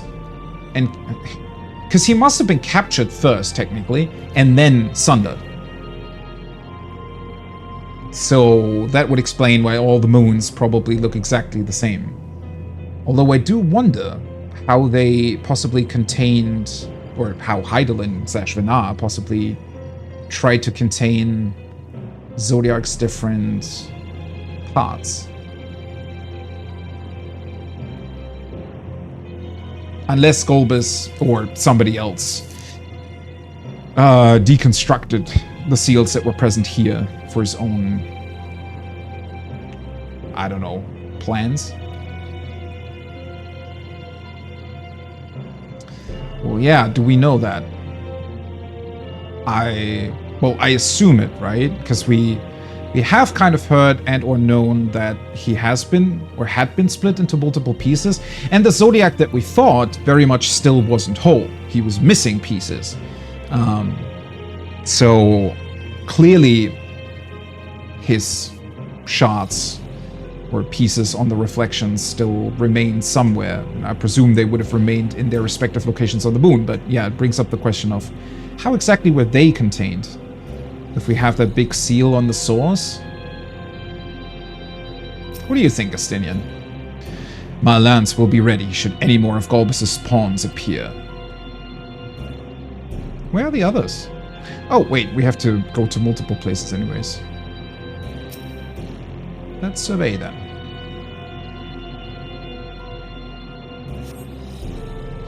Yeah, that's the... Well, Hydaelyn kind of seems to be capable to just travel between the reflections somehow, which is also interesting to think about, because, well, at least we do know that's what happened with her, like with Minfilia, right, when she stopped the flood of light on the first, and she even took the Warriors of Darkness with her. So in a way, she and or her, well, her voice in this particular case, Minfilia, was capable of traveling between the reflections, although that obviously then brings up the question of how. How did she have a connection with all of them? Although, on some way, I want to say that it just makes sense because she was the one that created them. But still a big question nonetheless. And yeah, I do think that Hydaelyn was whole, or I mean, we kind of know that that's definitely the case. So it could have been her that was the pull, although it would still bring up the question of how exactly, because she's light. She would have been stasis, meaning that technically nothing should be pulled towards her, right? Or rather, that she could have anticipated something like that happening and probably wanted to avoid it. Unless the Ascians somehow found a way to circumvent that through something. Or maybe the Ethereal Sea, through having the Mother Crystal in it on the source, just exhibits some properties that are not really present on the reflections. Although the Ethereal Sea is a bit weird anyways in that regard, because it always felt like it was a bit of a combining factor between all of the reflections, almost as if as soon as you return to the Ethereal Sea, you're just in the sea, right? There aren't different seas in the different reflections, although technically there should be, because, I mean, isn't that just sort of the core of the planet? The big soup of ether, if you will?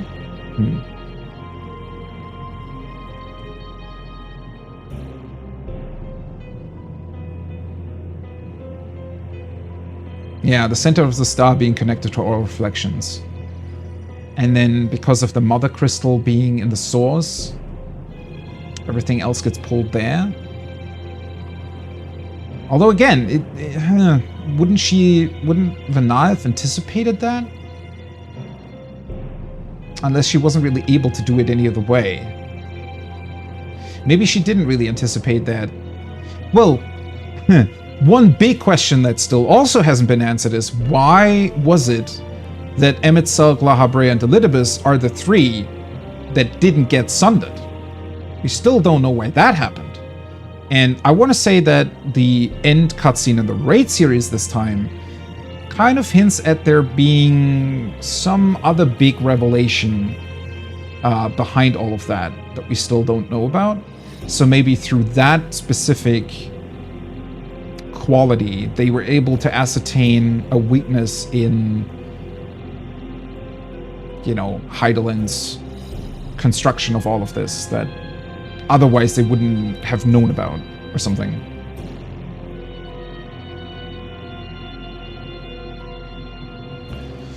They sealed their souls in the rocks, but did that... I don't think that was ever confirmed as being the reason for them not being torn apart, was it? Because then every one of them would have done that, I think.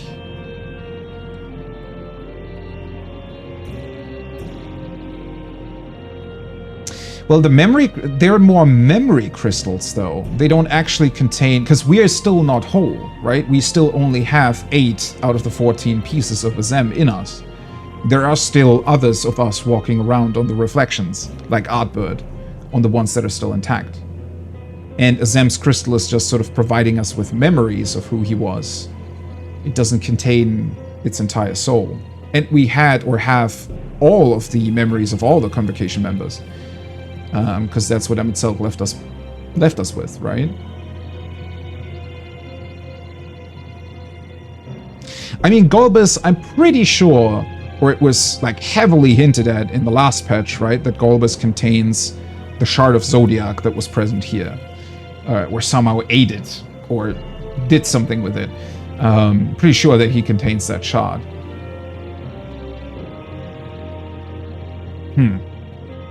The surface of the moon is a grim shade of crimson, a consequence of the flood of darkness, perhaps. Probably.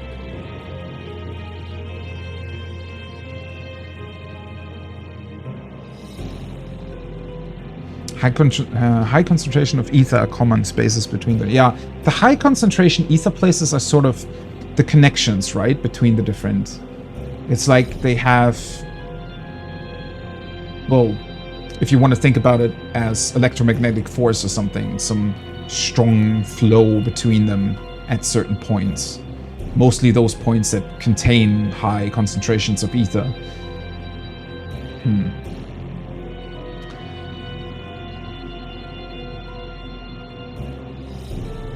Yeah, like black holes in a way. Although that still begs the question, even if it is true that Hydaelyn or the Mother Crystal or something else was the pull that pulled the ether from the reflection back to the source, question still remains why some of that doesn't go somewhere else, because the other reflections do still exhibit the same properties. So even if the pull was strongest from the source, do we know if at least like a couple of particles maybe of that energy also ended up on the reflections? Because as far as we know, they didn't, right? Because that was the big deal in the first, that we were even, the only reason why we were able to look at the Ascian ruins was because no calamity had ever happened on the first, suggesting that it was never even influenced, like even a little bit, by the rejoinings that were happening with the other reflections. Unless it was just not that big of an impact. That could also be true. Doesn't really confirm it.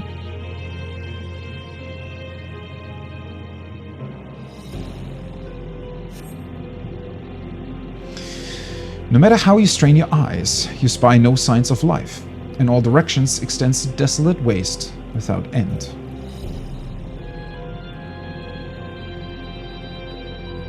I love the music.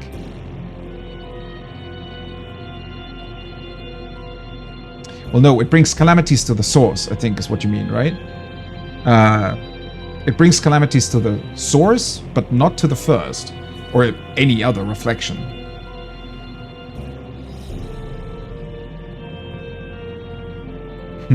And there we see what we've seen in the cutscenes all along. Oh, right. I did forget about that, though. Those do look like the seals, right? So I guess Golbus must have just repurposed them for something else. I mean, this entire structure probably didn't exist before and was built by him, I assume.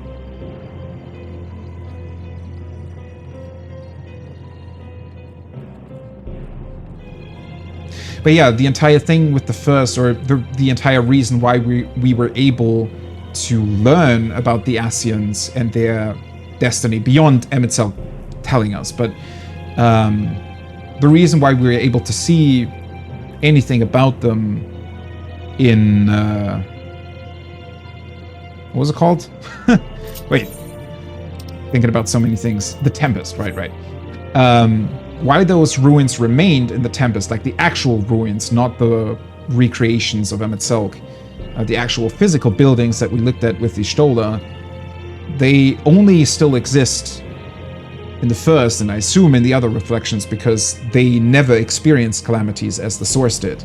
Whereas on the Source, through the calamities, most historical knowledge has always been lost. Although it does resurface from time to time, like the Crystal Tower and the Allegan ruins that we find all over the place. But at least to our knowledge, most of the ruins that go back to the time of the Ancients have been completely destroyed at this point on the first. At least to the point, not on the first, on the Source. At least to the point where nobody really recognizes where they came from.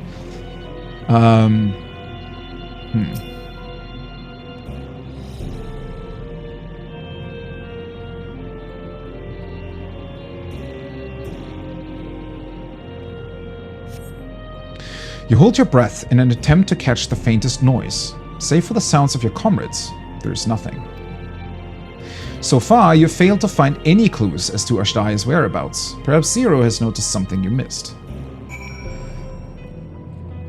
Well, probably the big thing down there. I mean, in one of the previous cutscenes, I think we saw Ashdaya being down there, right?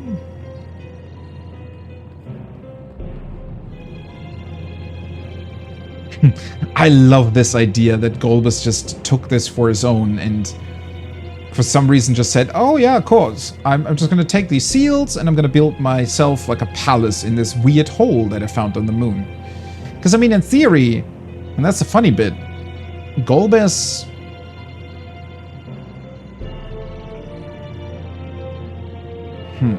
Unless he found or had some sort of connections to the Ascians, which I'm not entirely sure. I guess we've never really heard about that. That could be the case. Maybe they told him about this Zodiac shard? Big question why he even came up here in the first place. How did he get to the moon? I guess he doesn't have to breathe anymore as long as he has ether? Could just fly up here? The chasm has caught your attention as well.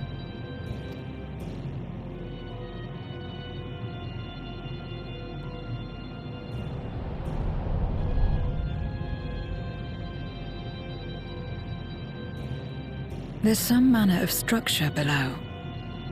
Worth a look, wouldn't you say? Definitely.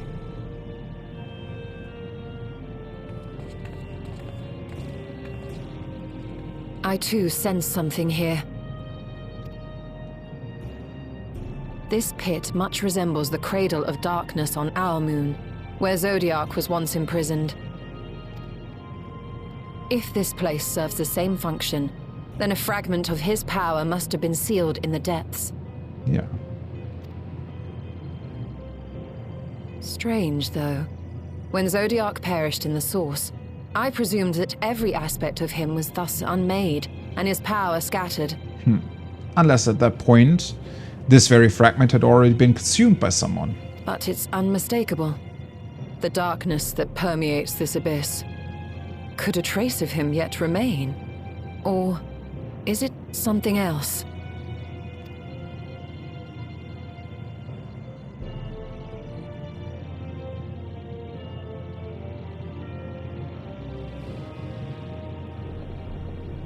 Makes me wonder how strong Golbus is in relation, right? Because, I mean, we fought a, what, 7 times rejoined Zodiac? So, technically, couldn't be that strong. Unless, of course, he's using a lot of Ashdaya's energy as well. Climb on, my friends. Ashdaya is here, within this chasm.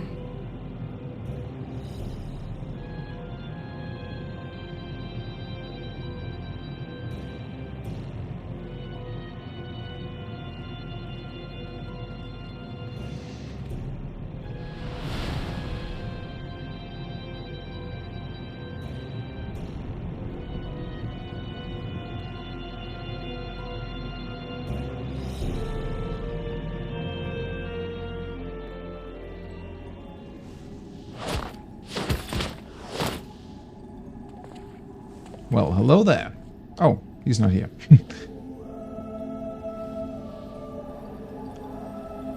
She is, though.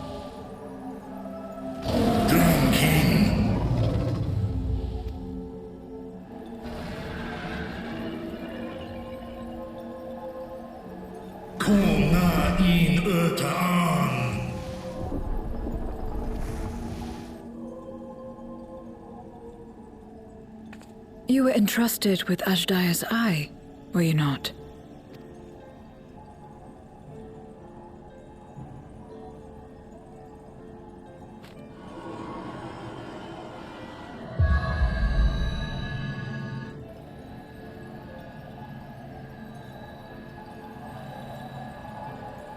Is that going to be enough for her to regain her strength?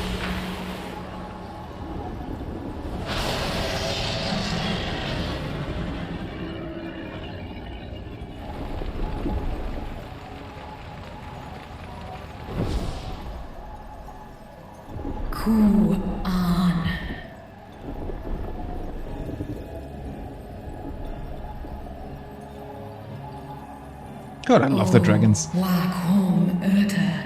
Cannot wait to get to Mericidia.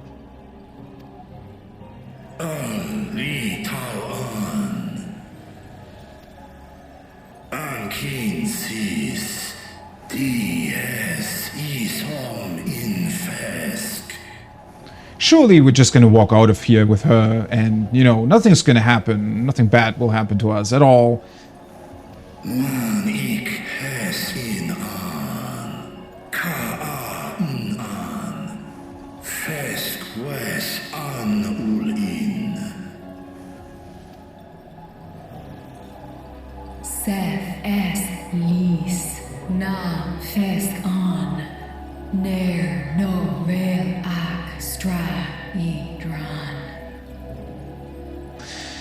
I was going to ask, how the hell is Golbez even containing her? But I guess he's also pretty much employing the same thing that we just did and just repurposing Zodiac seals to contain her?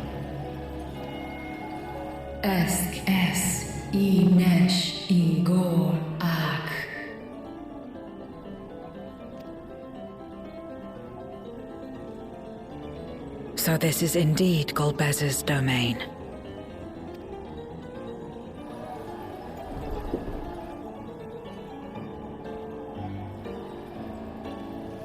Kies arn in. Es fil ud in. Ein an in. Sis? Ask dear Antar. Yeah, lot of time has passed.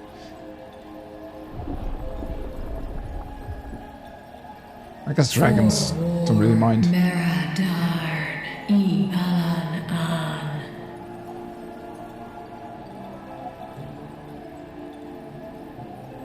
Oh, right. She got captured during the fight against the Allegans. I completely forgot. That was, what, about 5,000 years after the Sundering? So about 7,000 years ago or something like that? Or 6,000. Less el kol an. Zdis sorn I rum. Snar tiamat an. Kai ros an. K ul K darn morn. Dis an. Kai an. Na stra an. Nar tal kin in eyes. Athan dran esk tai an. I'll call hes in hes ud lar an. Esk les ud an. Ses razat han lu an. Snorsum an hai hes in an. I also love the dragon tongue that they created. But maybe we should free her first before telling her your full life story. Ta hes an elgol osk in. Never mind. We're getting to the interesting part. Ses kidir in an. Kasta an. Sta in es katao. Tai an. Es an stra in sorn. Ah. So they did indeed forge a pact.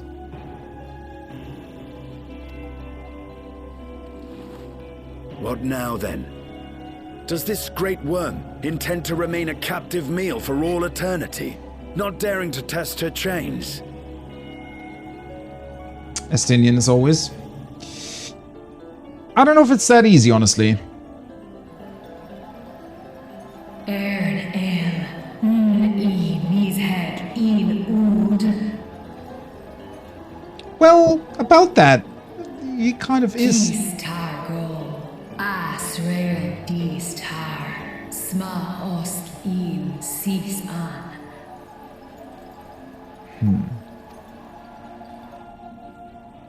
Now there's a start. So, what can you tell us? Asif tar no gol in. Alright.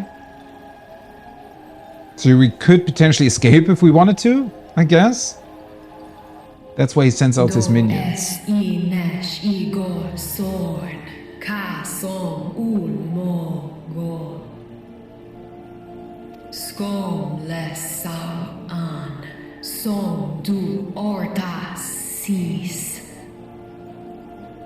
Location to the south. Well, you heard her. Shall we look into this spot near and dear to our enemy's heart? Definitely. Wonder if we'll find some sort of memory of the Contra Memoria.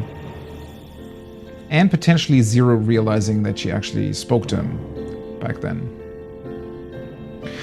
That is very interesting. Well, I mean, that was certainly something that wasn't exactly explained up until now. So it's cool that we now got this information about the fact that the dragons can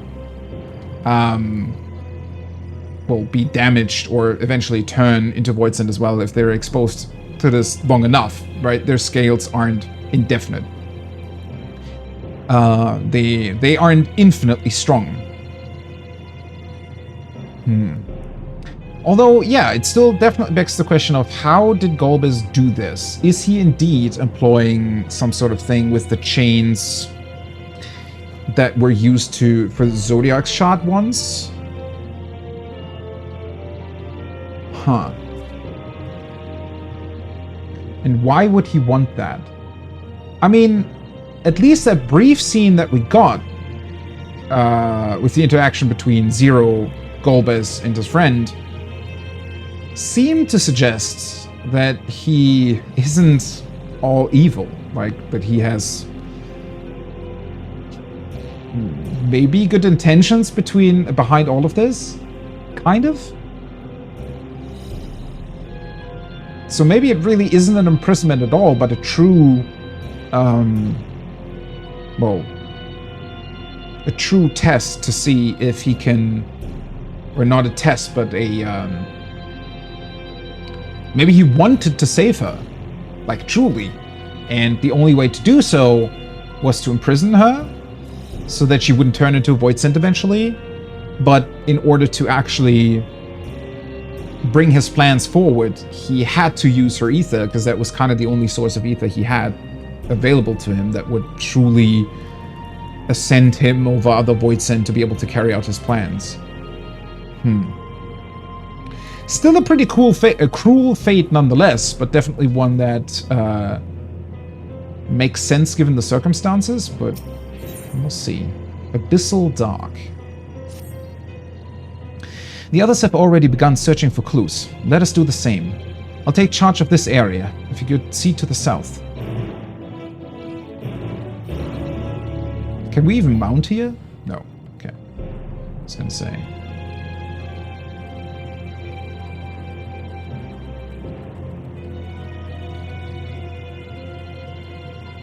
It is funny that the rift appears up there, right? I half expected it to be in there.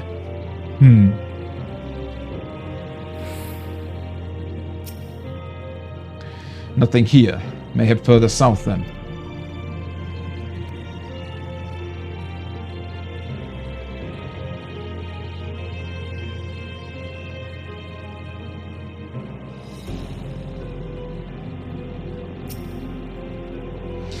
I've only performed a cursory search, but I doubt there's anything of note further west. Perhaps you could try looking to the southeast.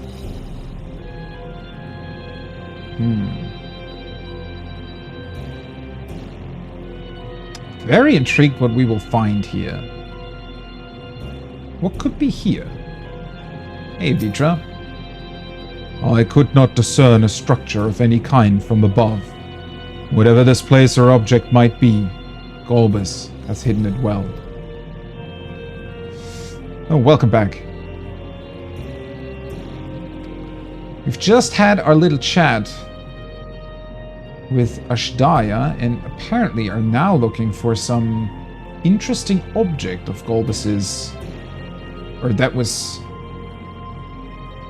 of interest to Golbez.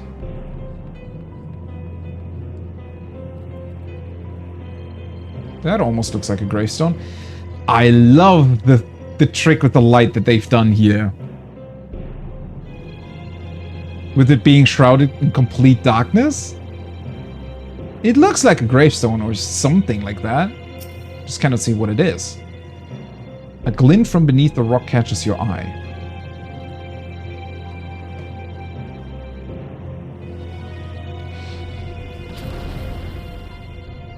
Did you find something?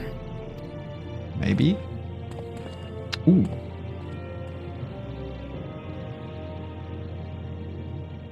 A memoria. But whose?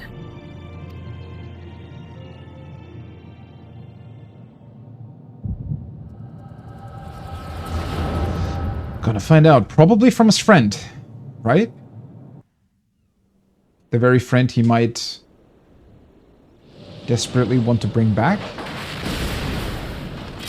Or is it his own?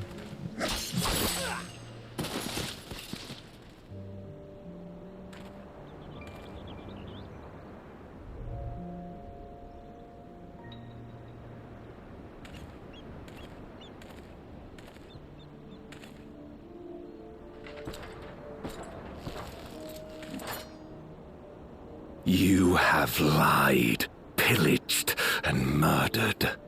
Have you anything to say in your defense? Durant?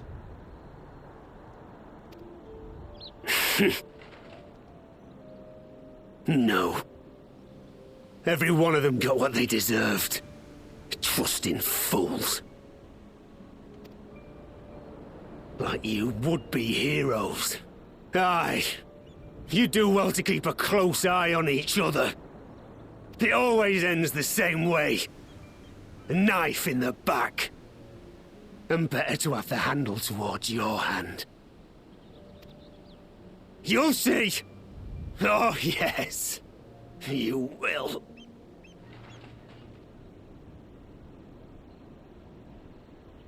Who are you?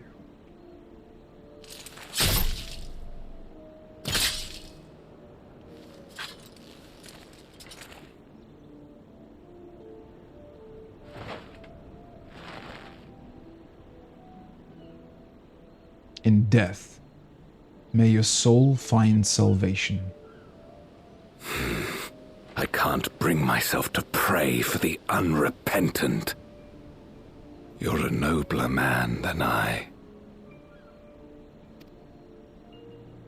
Come now. We are all shaped by these dark times more than we would care to admit. I choose to believe that had these men known peace and plenty, they would not have been consumed by mistrust and avarice. Victims of the Contra Memoria, then. Like so many others. But we will end it.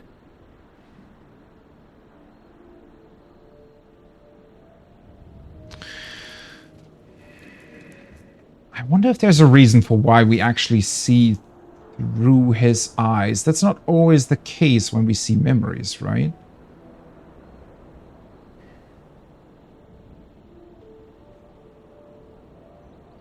Because there was one thing, I don't know if this is maybe a bit too far-fetched, but there was one thing that I was thought about with,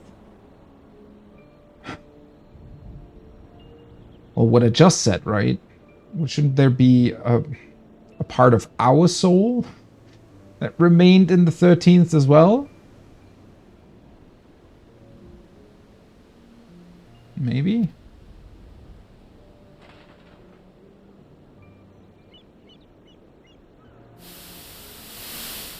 Thank you. I shudder to imagine what might have happened if you hadn't dealt with the Dark Ones.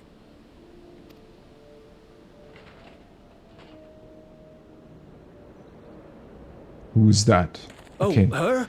She's like you, I hear. Hunts Memoriates taken by darkness. So we see the same scene from their perspective. That's really cool. Well, well. A kindred spirit. Perhaps we will finally have a new comrade.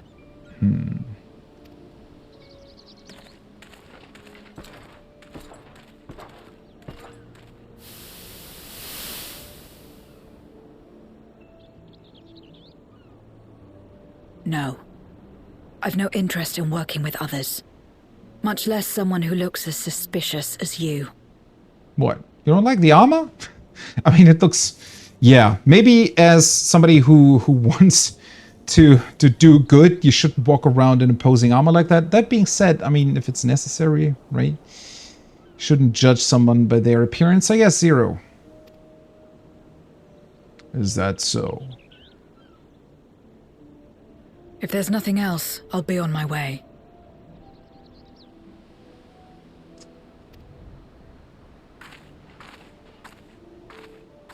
Even when we share the same goal, we can't overcome the mistrust.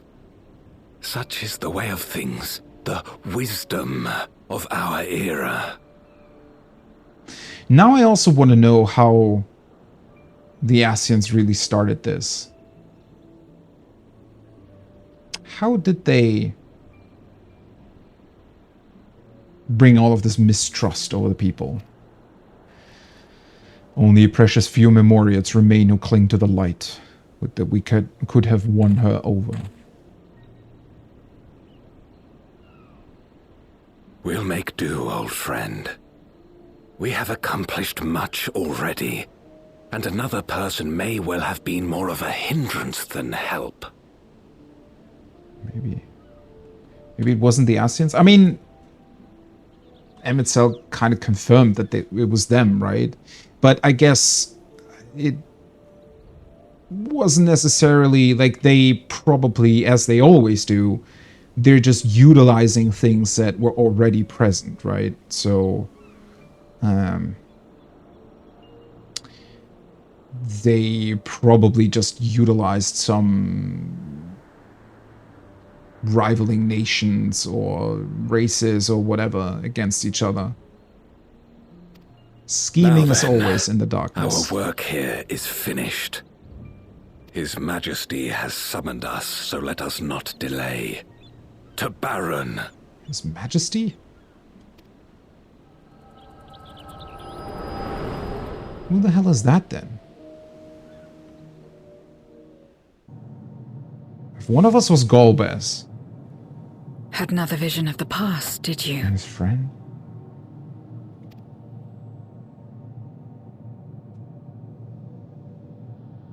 What? I was in it.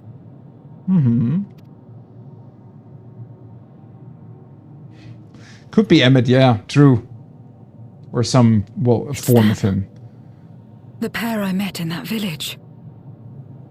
Which means the one sealed in this memoria is...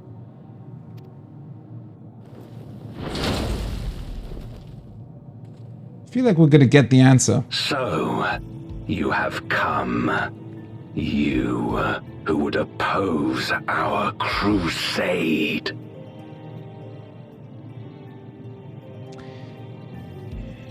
You know, Golbez, maybe we could just talk about it, because I feel like we're actually working towards the same goal. You know, it's just you employ some kind of weird means that I feel like won't succeed. Tranquil.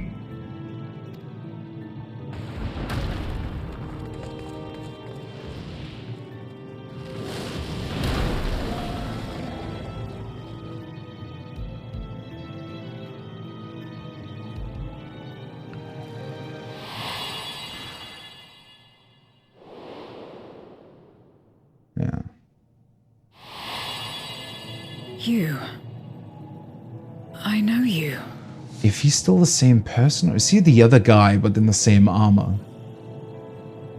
What is that armor anyways? How can you... Like, that was before Voidsent were even a thing. So how is it that the armor has like one eye in the middle?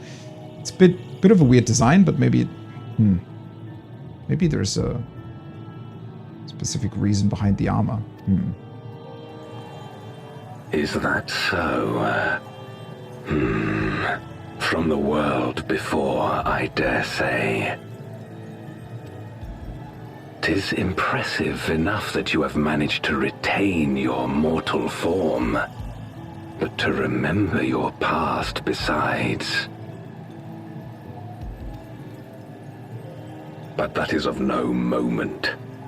You are the Memoriat who vanquished my minions, correct? Not entirely. Technically, that was us, but, you know.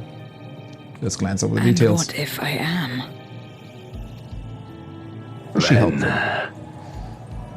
I would bid you join me.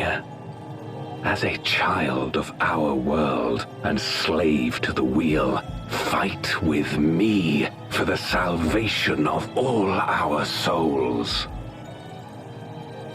Or, I have a better idea, you just join us, and together we can just, you know, restore the balance to all of the reflections. Fight with you.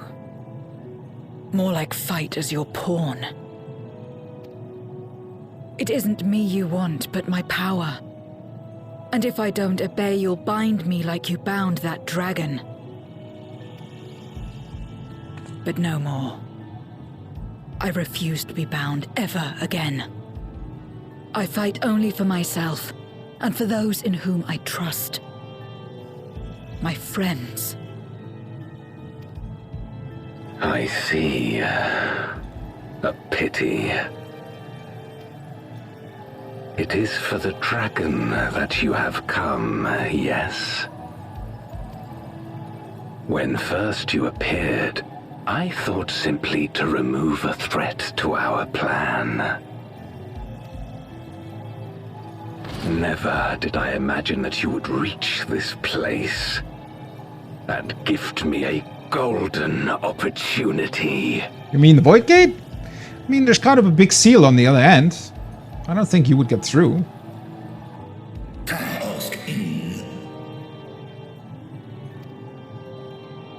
Jailer.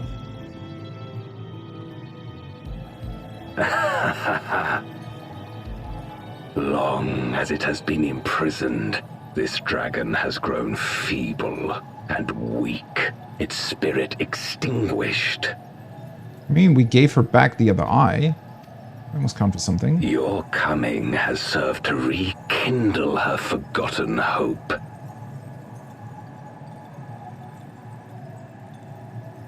Hope. I wonder if that was his plan, but would he have really been able to foresee that? Her yearning to be free, to return home. That is the key to our deliverance. Bit of a far-fetched plan, all things considered. Unless, did he know about the other dragons? Maybe?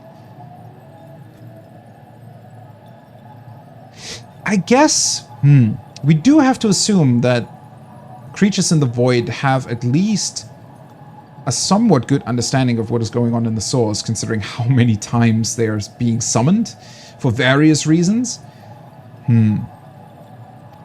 So maybe he knows more than you'd think.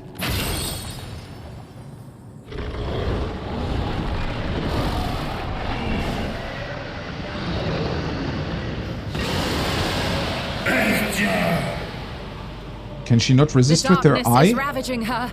She's becoming a void scent. Archer! Smash!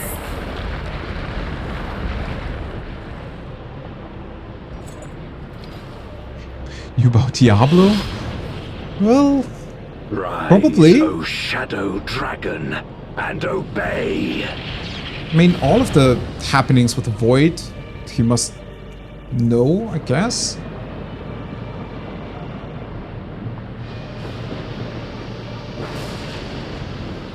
Is she really not able to resist at all? Oh god.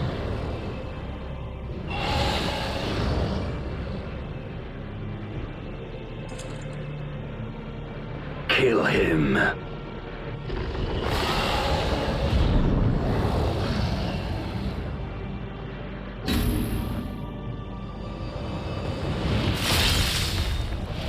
I feel like we might have actually inadvertently strengthened that Void Scent by giving her the eye.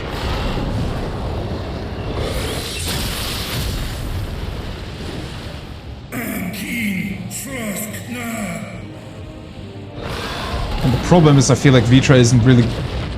She probably doesn't really want to fight her, right? Damn you!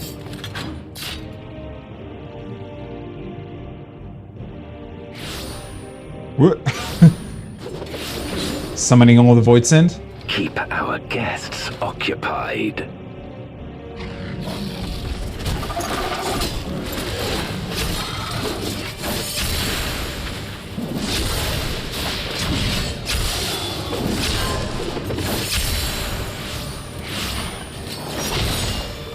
I mean, we can't possibly fight an entire planet Void Scent. I feel like that's not really gonna be possible.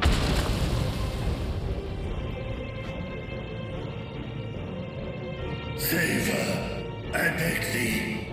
Save my sister.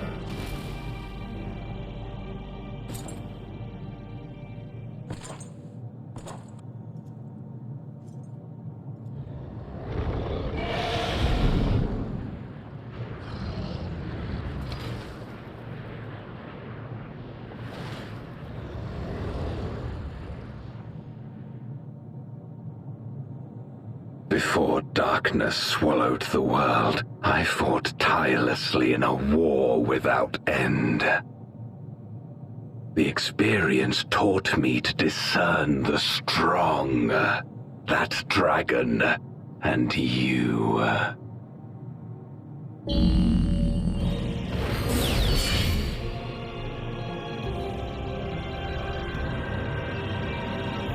That's a cool power. And I do like the music.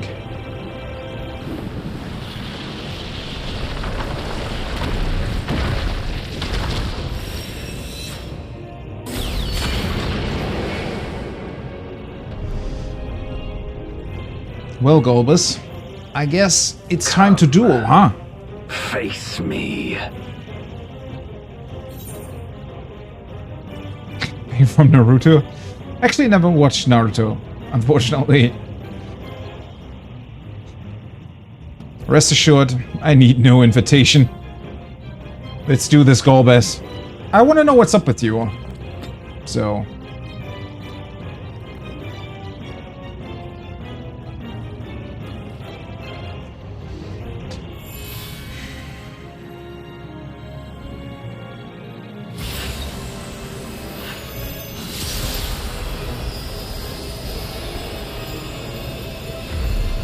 Well then. Let's see how long I have to wait to actually get a group, but probably won't be that difficult today. Accursed light. He does recognize the... Who have ever basked in its warmth could never understand our envy, our agony. You will not deny us our release.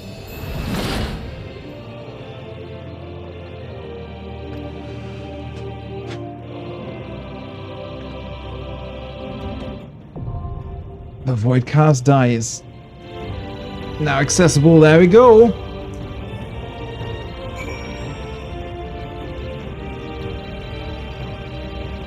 Took you 8 minutes, okay. Well, I mean, that won't be too long then. I love it every single time. This is just...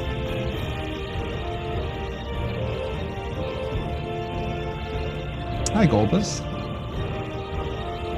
And as always, the music is perfect. Where are the others? Are they still fighting? Let's see them.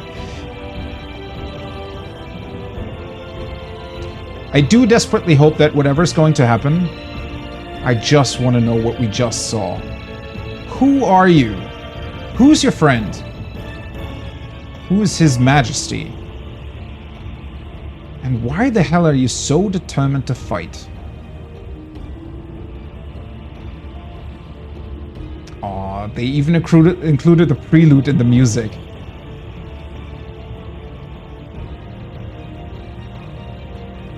Cool track. Summoning is always so great.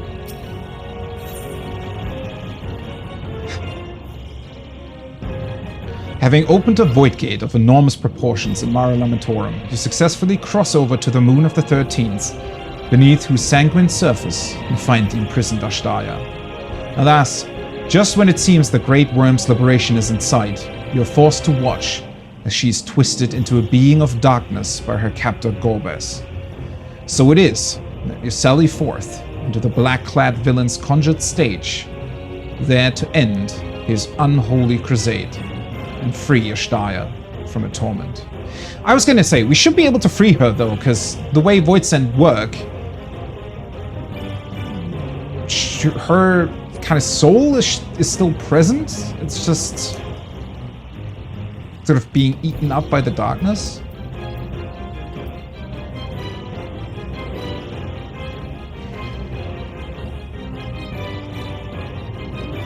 Why do I feel so... Okay, it says wait time less than 5 minutes. Let's see.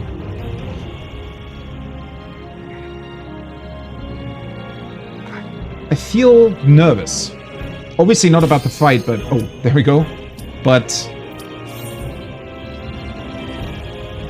about what might happen afterward. Where the hell is this gonna go? Oh yeah, also I should probably... plug in the controller.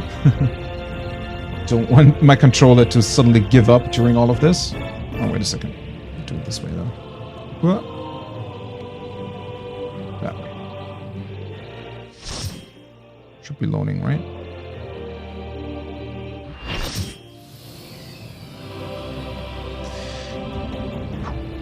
Okay, let's see what he's doing. So, seeing as it is a cube, I feel like he's gonna have... Technically, I mean, if he truly does contain a shard of Zodiac, and Zodiac turned the platform the entire time, right? I get the feeling that he might be capable of doing that too. I wasn't a big fan of his design in the first place, like, when I first saw him. But now... completely turned around on that, honestly. That looks awesome. Expect no mercy. To destroy you, I shall bring my all to bear. Well, expecting no less from you, honestly. From beyond the rift. I love that he refers to us as that. Alright.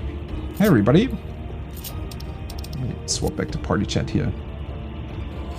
Mr. Golbez. If you would oppose our crusade, then come. But see what you can do. None shall deny us salvation. This place shall be your tomb. Terrastorm, that might be a red white. I suspect. Or not. Ooh, does she have things like the Endsinger? I will free us from the wheel. Crescent Blade. Okay, that's a side... no, frontal swipe. No, that's a targeted swipe, I think. Somebody was probably standing over there? Where my Rhine-kissed blades. Okay. That's like the, I will suffer no obstacles. What's called? Thing from Shadowbringers. The last trial. Also had those arrows. No matter the foe, I will stay the course. Double tank buster on both tanks. Multi-hitting tank buster and AoE. Okay, that's probably going to be fun in Extreme. Let lightning surge. Lingering spark. Oh, okay. Multiple AoEs beyond more people. Okay, you turned around that way. Yeah, that's randomly faced on the player, right? Yeah, pretty sure it is.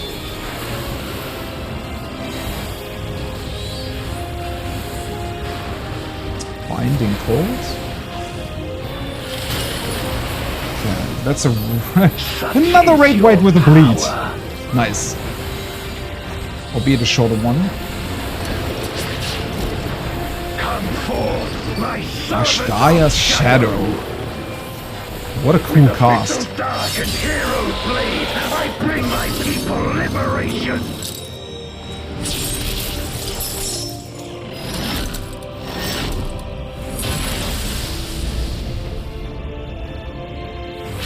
Alright. Black Fang. You shall know true terror!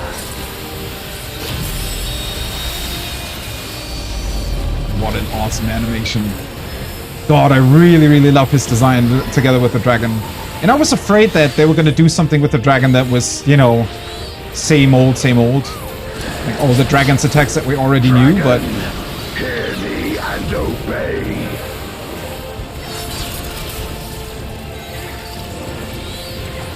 Crush them. Shadows pressing. Okay. Oh! Wait, that was... Bathe them in black flame. Oh boy. Counter towers with a knock. Is that a knockback? Probably, right? My meteors will extinguish your light. Oh boy. What the hell is going on? It's another AoE vomit here, huh? But it looks awesome. I always love that. And it has a really cool pacing so far for a normal mode. Raging gale to rend you asunder.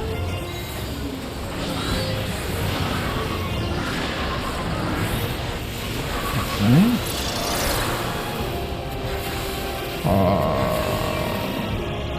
Oh. Okay, they go up at different times. Well, that's me dead. Alright, what's the tell on what goes off first? Of course we get exaflares. Different ones this time. Well, that's a cool new variant.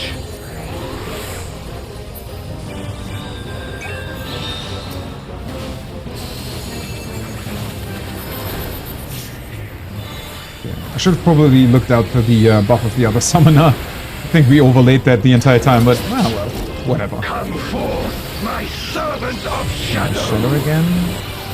Are we gonna get another billion different? Let lightning surge. Bring spark. Yeah, okay, that's that again. Oh god, why do we have such a large shield? Oh wait, that's two okay. And at least by vulnerability, so you can only be hit by one. A raging gale to rend you asunder. Alright, let's see then. It's the same thing, right? Oh, it's just the... Okay, now I get it. It's just the order in which they're summoned.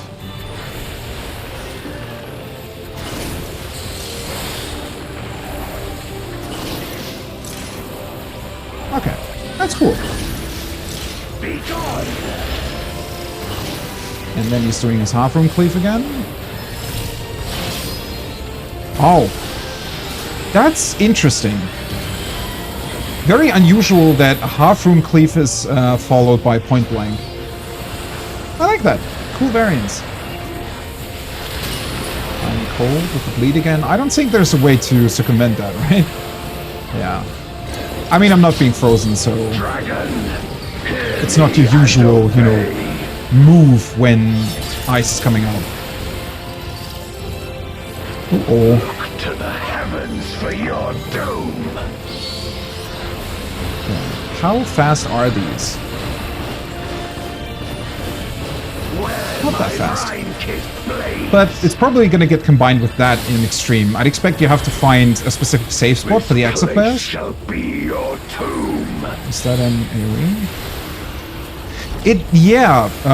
Dragon King Thordan, I definitely thought about that when I saw his model with the sword, right? He has... I wonder if they maybe used... Oh, at least now I remember the point blank. I wonder if they reused his... like the skeleton from that model for this? Oh! I didn't even realize the first time. So the knockback is going out from a person. And I expect that in Extreme, there's probably going to be more towers, right? And that's targeted? Alright. I feel like he also did something else in there that I didn't see. I want to say there was a tether there somewhere.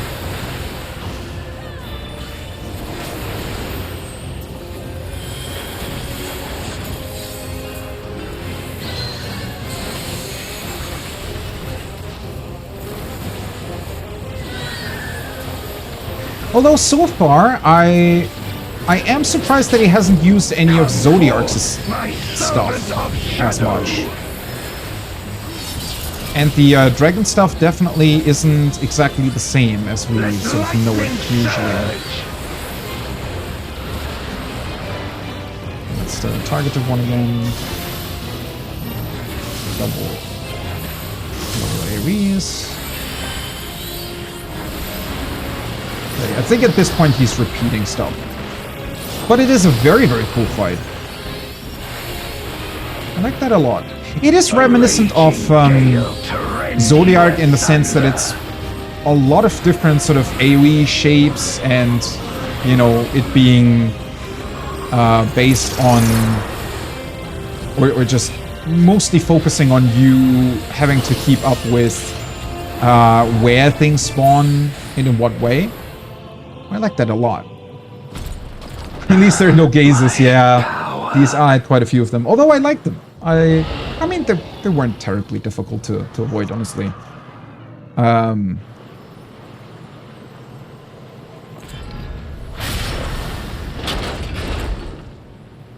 Even my blade. So, this is the limit of my defiance. But it's a very, very fun normal mode. It has a cool pacing to it. I always like it when when it's not one mechanic, nothing, one mechanic, nothing. It's really, really well paced. Fun. Obviously, somewhat easy to understand what is happening, but that's good. Although I did die once. I guess it just happens. You don't really know what happens. I can see the extreme. I especially like the targeted knockback on a player with the towers. That's probably really interesting. Might have some adjustments involved in extreme. Person testing if you can fall down. I wonder why they made the arena a cube. I mean, it looks cool, but I definitely expected it to turn. Although maybe that comes in the extreme. Usually it doesn't though, right? If it's not present in normal. That would be quite a big difference, honestly. But a really fun fight nonetheless, and the music was good. The visuals are awesome. I mean, the background, hard to beat, honestly. Although we had a lot of fairly beautiful arenas in the past. Interestingly enough, the arena itself, much like Zodiark's, I want to say, doesn't really have too many, points of where mechanics could possibly go. So I expect it to be more a thing of, avoid AoEs, pretty much.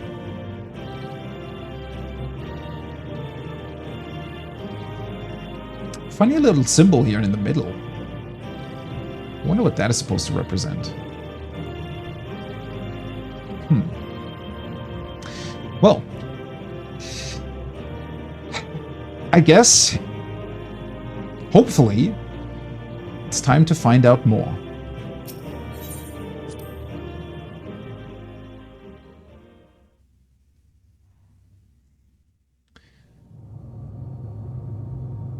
Or maybe, or not. I was going to say, maybe the cube has some sort of other implication? But no. Are you all right? I think so. I hope so.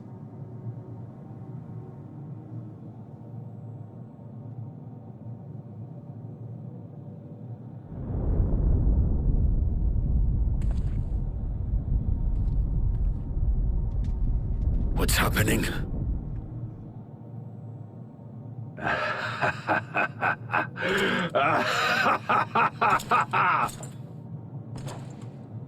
At last, the moment is at hand. Oh, damn it. Have we played into the plan you may again? Have bested me, but not quickly enough. Oh, okay. Too late will you look to the chasm. So he just was a distraction. I was going to say, are we going to get the same thing with Pandaemonium? Won the battle, but I win the war.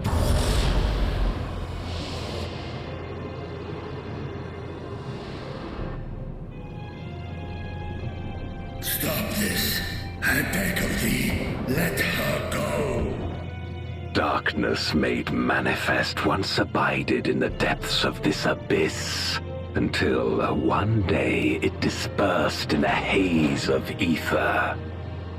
In the absence of the great flow, that ether has nowhere to return. So you soaked it up? And so it has coalesced, giving rise to a mighty void scent. Or not. Now feast. Feast upon this dragon and its ardent longing for home with it.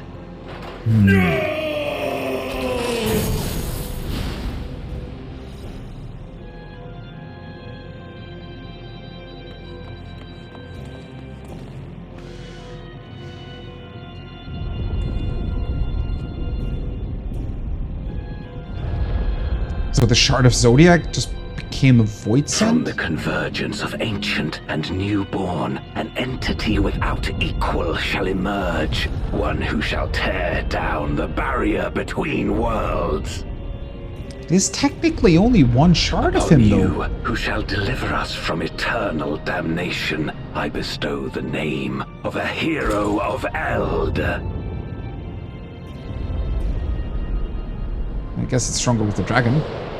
Zeromus, awaken! And that doesn't sound good. That's probably some sort of Final Fantasy name that I don't recognize.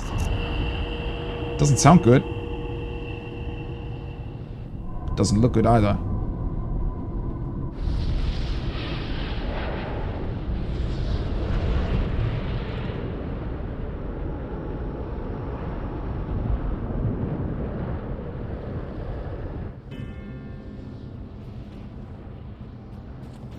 No matter how powerful, a void scent can be sealed in Memoria.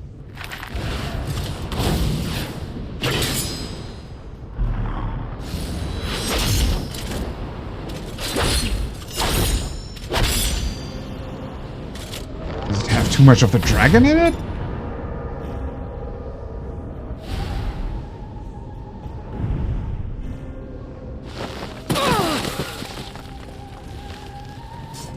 Damn it. It's too strong.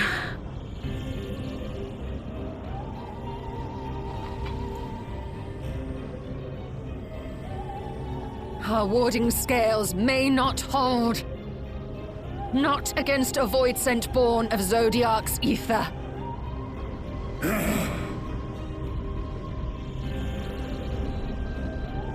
We must retreat. Everyone to me. I really thought we would be, but I guess it's the connection to the dragon that makes it so difficult.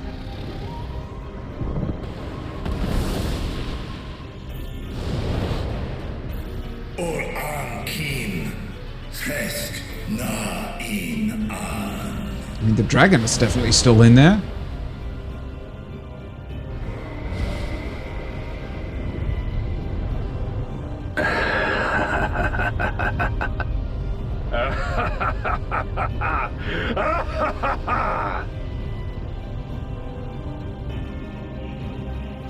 What did he say? A hero of Eld? Maybe that was the majesty they were talking about? Some sort of hero that they knew from back then? I don't know what I was expecting. Not necessarily this. I mean, we knew about the dragon being there, Ashdaya being there. We knew that Golbez was probably going to take her power to fight us. I guess now we have a new enemy. Is it going to be the trial in 6.5? So I can see that coming, although I don't know what would be different. Like, what kind of difference can we make? Well, I guess we're not getting any answers then. Maybe. Hopefully, still some, at least. But Golbez is still around, so... Huh.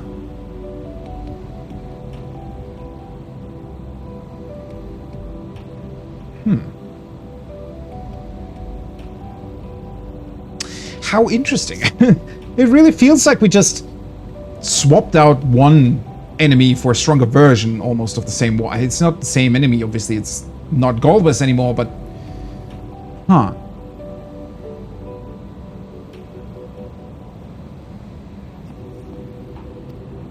promise you, Golbez.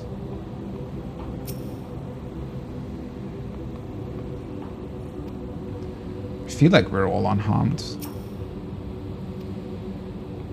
I want to say that it could have maybe been a good idea to fight that thing right away instead of retreating, but I don't know. Is the Void Gate still here, by the way? It is.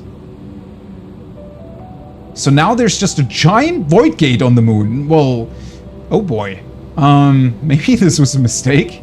I mean, there's a big seal here. Again, I mean, okay, we do know that Dragon's Eyes are insanely powerful, right? And contain vast quantities of ether. And we returned the one to Ashdaya, making her even stronger, technically, even though she was very much weakened over time from being in the void for so long. But technically, now that's one shard of Zodiac combined with 2 Dragon's Eyes. We probably shouldn't underestimate that. That being said, I want to say, I mean, we bested Zodiac in, like, with 7-8 pieces, and we also fought against dragons in full strength. So, I don't know about that. Like, it shouldn't be too difficult to deal with? I don't know.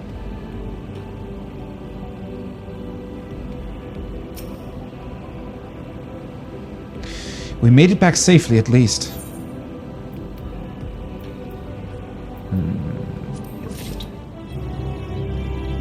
Dark Throne. Alright, last quest incoming. I mean, we do still have an entire quest to go. I expect us to get a couple cutscenes. Probably also one that takes a look at what is currently happening in the Void, but...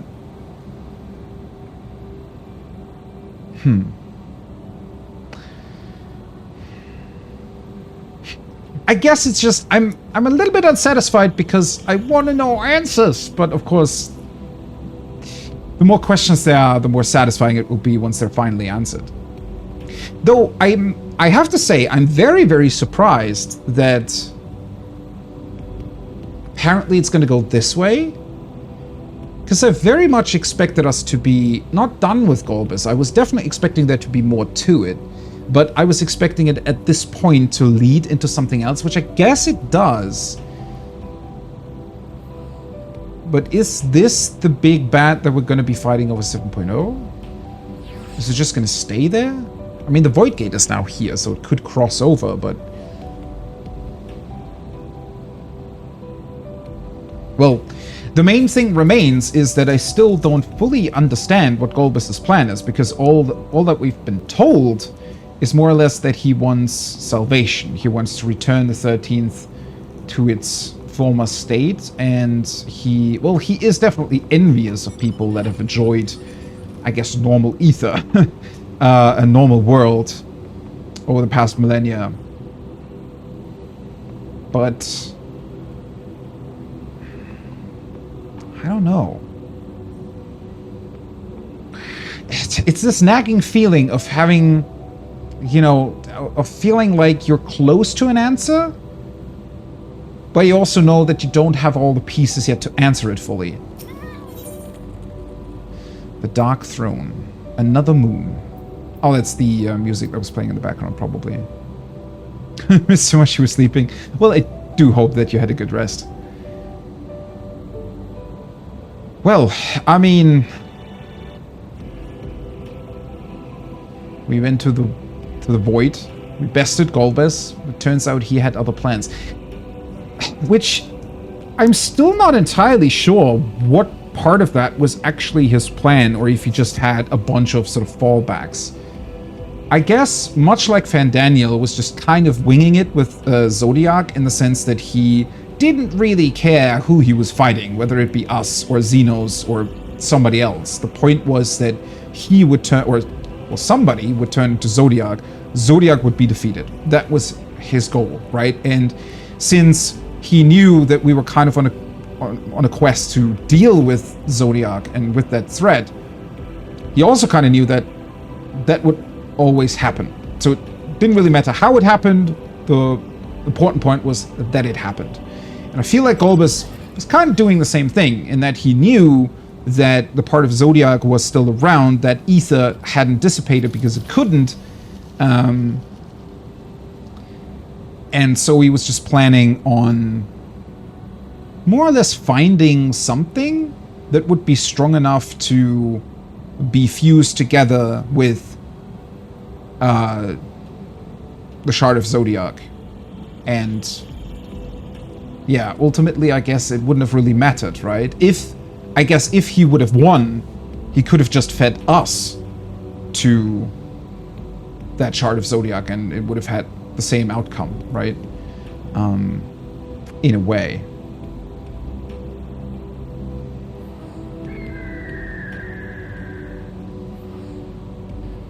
With the times, it's a little bit weird with the time skips and or the fact that we never had a time skip so far. Kind of makes me wish that they would have sort of gone and went along with a real world timeline almost, right? So not exactly maybe, but that maybe 10 years had passed in the game as well over the 10 years that had passed in the real world, because if you really think about it, you know, in the time that the game has taken place, we have dealt with the Dragonstone War, we've dealt with the liberation of Alamigo, we've dealt with all the things in the first, although technically there were a couple of time shenanigans going on there as well, but definitely has been a bit of a crazy year for the Science and the Warrior of Light. If it has been a year, maybe it's been two, you know, people are debating about that. Well, technically they're also, they have said on multiple occasions that it's not really a defined timeline, it's very much intended that you cannot really discern how much time really passes. It's just time does pass to a certain extent. Although then again, sometimes references are being made that it hasn't been too long, right? The story is a bit of a difficult one. Although I want to say it reminds me a lot of,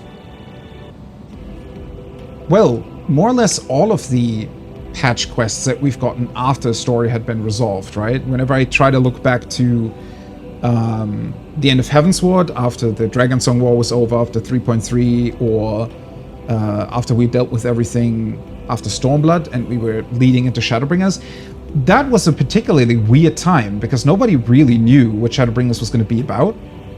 And we didn't really get any hints either until no, not even in the first trailer. I think it was the second one that revealed that we're going to go somewhere else. But even then, we still had no idea that it was going to be the first. And only the third trailer then finally showed us. And the very, very last patch after Stormblood showed what was even happening. And up until then, it was kind of left in the dark to the point where it's... Yeah, it definitely left behind the same feeling of dissatisfaction, kind of, with the story. I do remember being somewhat disappointed because I knew, well, of the conclusion of, well, how well the Dragonstone War concluded and everything, and I distinctly remember being kind of disappointed with how patch, what was it, 4.55 turned out, because it kind of left you hanging, but at the end of the day, that was the point, right? Because it led right into the, well, gloriousness that was Shadowbringers' story. So it was sort of necessary to have that low point in order to be able to then introduce us to the first and make it sort of its self-contained story. Which now, especially since they now changed the story structure in comparison to what it was before with the other expansions, I'm really just not sure what to expect. I do trust them to bring it around in the end. It's just, this story so far just has left a billion different question marks and very little in terms of answers. And I also still have no clue whatsoever, because we're still sort of, I mean, the whole struggle with the 13s has been going on ever since the Crystal Tower Raid series, which is a long time ago. And ever since then, nothing has really changed or happened. I mean, well, a lot has changed, but not actually. A lot has changed in terms of what could be, like the potential of it has changed a lot. So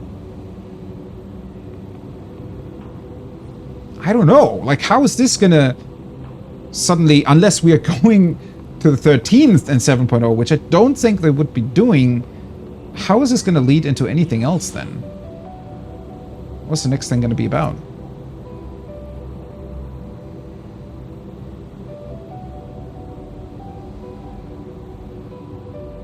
Yeah, 4.5 was peak 14. I mean, you didn't really know what was going on at all, and it turned out to be brilliant. Yeah, we know that someone hired them. It could very well be, and I mean, Mericidia has been hinted at now a number of times, right? I mean, Emmett Selk said so, and I want to say somebody else as well. Maybe, just maybe, the fact that Mericidia is so closely connected to the dragons could mean that we need their knowledge to defeat this thing? I don't know.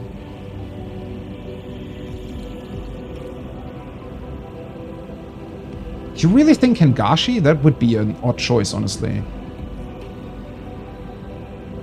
I mean, that's the thing. All of the places have pretty much been mentioned to us, right?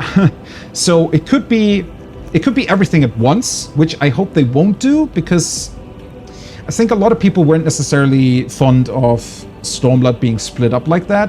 And I want to say that both the New World and Mericidia would be giant sort of plot points, so it would be difficult to handle them in the same expansion.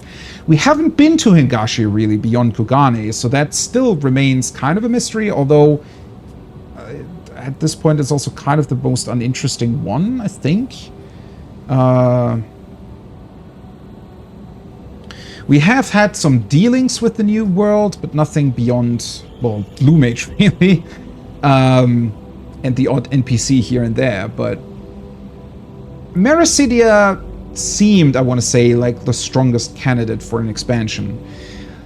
That being said, I mean, before Shadowbringers we thought we were going to go to Garlemald, and we didn't. So, I don't know. Endwalker did kind of bring in a couple of different regions. So, But then again, for the regions of Endwalker, we already had a bit of setup going on, right? I mean, Thavnair, we always had a really, really strong connection to, especially through all the trade. And then obviously with Boscia being there, we already had a little bit of a connection there between all of those, so...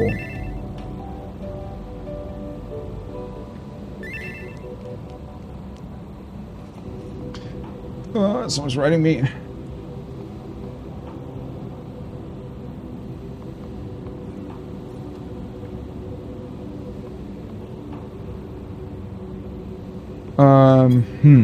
So...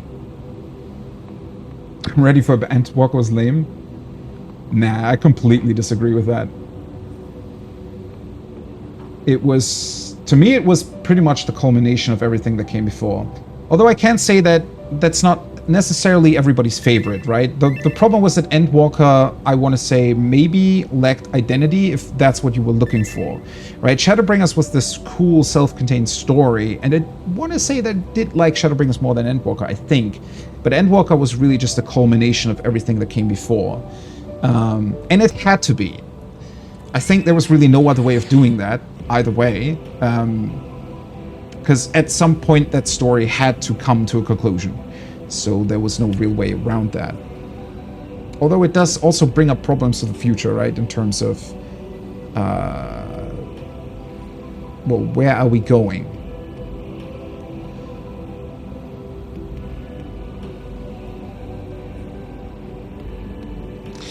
Well,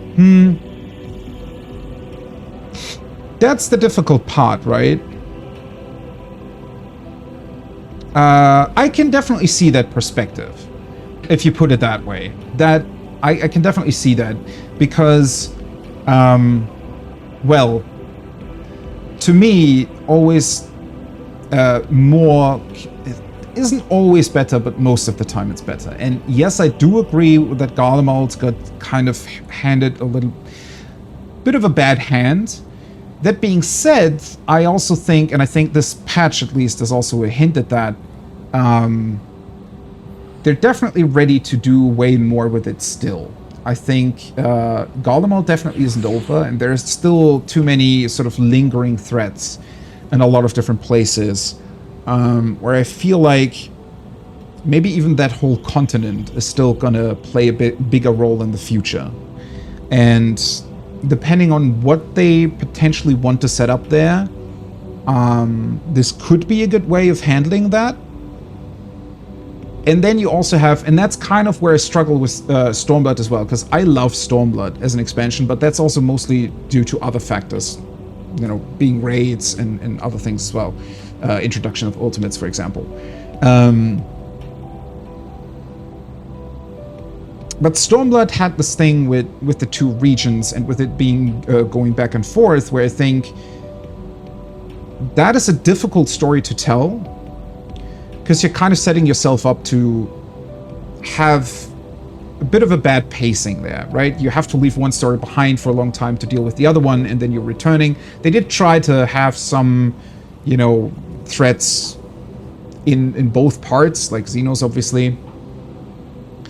But ultimately, I also think, had they split that up and made an expansion purely about Girabania and then an expansion about Hingashi, both of them probably wouldn't have been that great.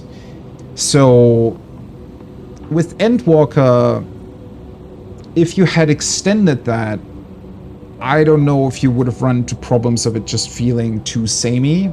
We've dealt with Garlemald so much in the past that have an expansion purely about them, especially also considering that we had that B-plot in Shadowbringers going along, and the thing with Garlemald is also that it heavily depends on all of the side stories, right?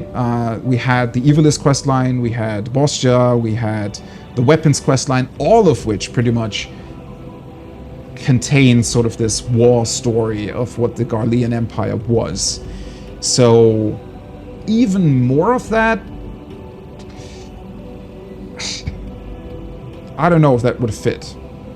And then obviously they have their restrictions with the zones, like 6 zones per expansion, so having 2 zones for Garlemald would have maybe worked better in terms of space and feeling that you're truly in that region, but might have taken space away from other stuff. It's a difficult thing to say. I don't think I would have been satisfied with an expansion purely about Garlemald. The way with Garlemald being smaller than Ul'dah, well, it doesn't entirely. It's difficult to say because the huge part of the main city is sort of in the shadows, right? It's difficult to see. Maybe the design of that map also is a little bit, yeah, it doesn't really convey how big it truly would have had to be, right? But I think an expansion only about the fall of Garlemald wouldn't have felt great. Especially because we were already dealing with bigger threats. If so, they would have had to do it before Shadowbringers.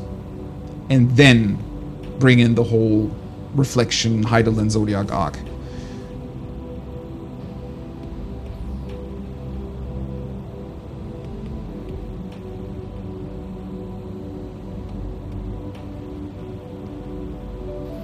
And yeah, I don't know what they're still going to do with Garlemald. I feel like that story isn't fully told yet, so it might also be difficult to determine.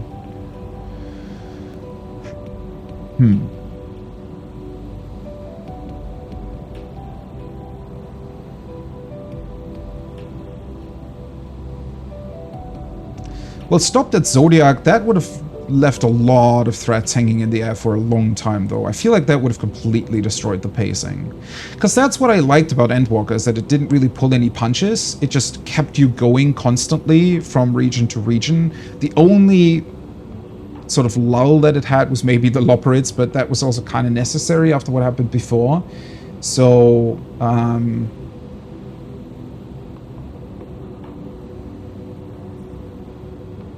yeah, I think if they wanted to do something more with Garlemald, it would have had to be after Stormblood. Because that directly, but then again, you're running into the same issue of Stormblood already having so much to do with the war against Garlemald, with the only With the only difference that it didn't take place in Garlemald, but in the provinces. So maybe Stormblood should have contained... Like, maybe instead of having 3 zones dedicated to Alamigo and 3 zones dedicated to the Far East, they could have done 2-2, and then 2 zones sort of in the middle, tying the whole thing a little bit like together a little bit better. Maybe that could have worked. Because then we would have gone into that whole threat a little bit earlier, would have seen more of the region already, adding on to that Bostia and the weapon raid series, and then go into the same sort of Endwalker Garlemald conclusion, could have maybe worked better. But then again, they also would have had to plan it differently, I guess.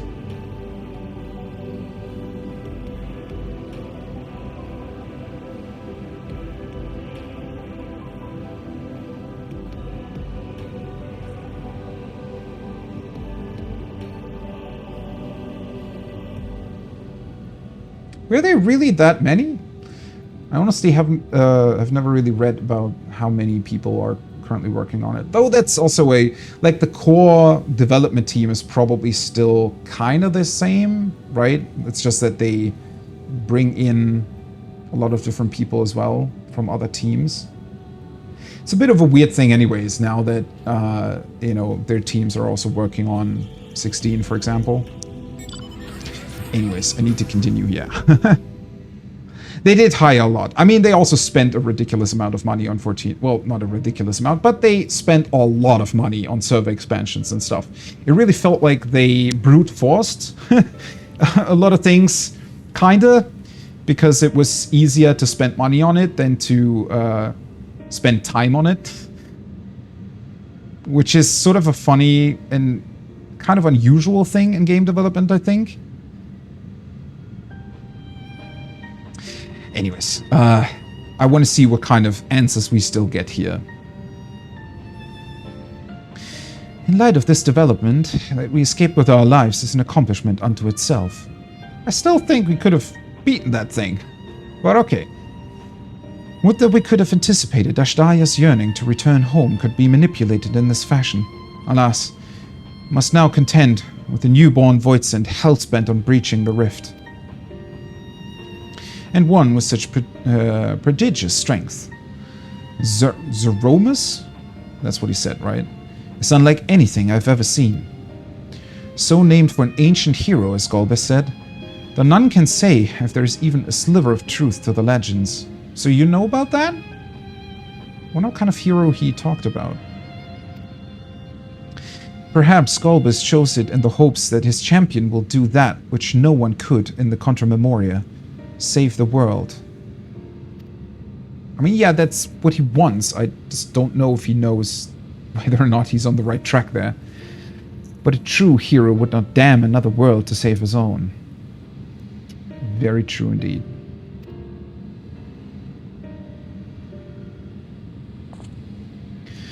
And we're not about to let that happen, but regardless, we need to regroup. Loath though I am to admit it, we are in no state to face a Voidsent of Sir Roma's might. Vitra, not least of all, and body and mind both. For now, let us return to Ratzatan and take stock of the situation. Very well. I still think we shouldn't have given Ashdaya the eye right away. Then again, I mean, I guess had I been in that situation, I probably would have done the same in the hopes that she could just, you know, break out of her chains. I really didn't expect them to hold that well. Might it trouble you to head to Bestway's Burrow and apprise Urianger of the situation? The rest of us shall tend Vitra's wounds before returning to Ratzatan. Pray join us there anon.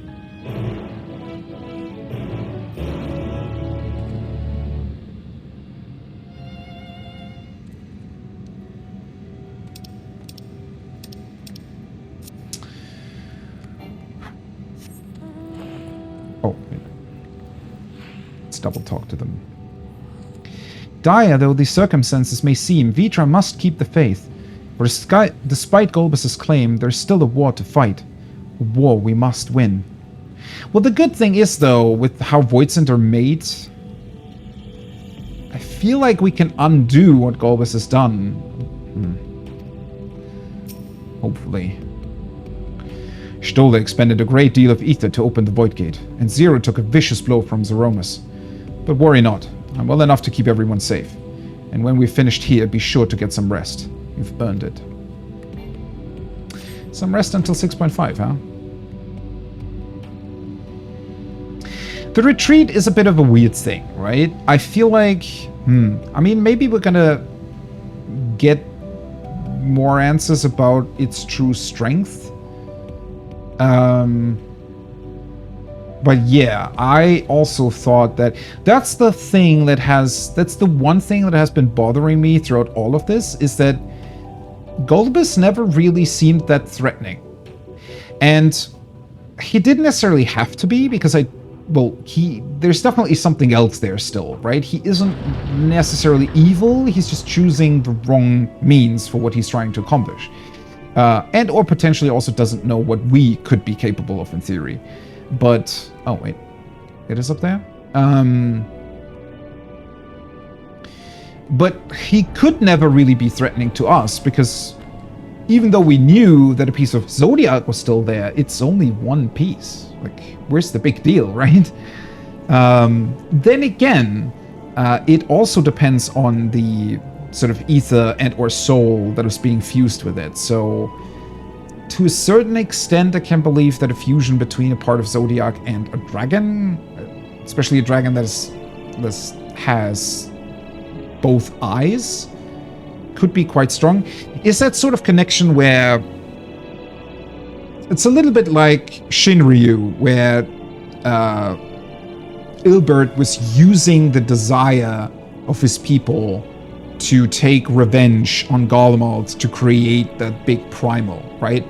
And that was kind of Golbus's plan here, is to take the wish of Ashdaya to return home and use it to create a being with a very, very powerful will to do whatever it takes to get salvation to the 13th, I guess, or to breach the rift to the source. But ultimately, yeah, the amounts of ether technically were limited, so should have been capable to maybe deal with it, especially considering that it still sort of shaped itself, right?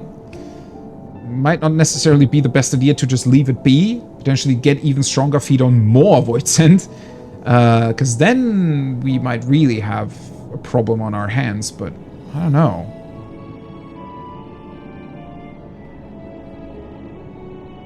Technically, the gap in strength should be huge, yeah. I mean, yeah, with Golbus, I felt like it wasn't really a problem, because it always felt like there was more to him that we simply just didn't know, and was more about finding out what the hell is even going on rather than just beating him. I don't know. I feel like it would have been easier to explain this by saying, well, you know, the ether that dissipated from the Shard of Zodiac couldn't go anywhere, but it started to suck up all the, you know, void ether or void scent or whatever. Just like the void scent feed on each other, it was pretty much a cloud of ether that was so strong that it just sucked up all the void scent, and we were practically fighting the entire 13th at once. That would make that thing really, really threatening, but it kind of didn't really go that way.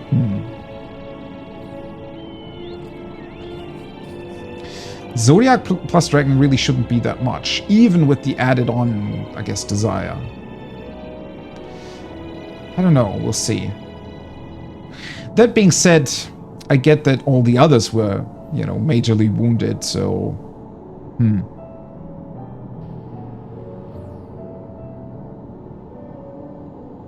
But we could have returned. We could have just walked in there all alone. Probably deal with it. I don't know. Though art returned, I'm pleased to say it hath been blessedly uneventful in your absence, but more importantly, what of your mission in the void? Heavens forfend that Ashdaya should be used to birth a dread void scent born of Zodiac's residual ether. Although we could not have predicted this outcome, there is one small mercy. the Voidsent Containment Seal.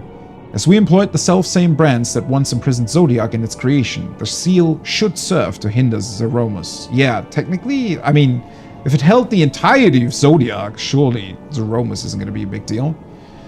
Yet for how long, none can say, for our enemy's strength is unknowable, whilst the barrier was erected in haste.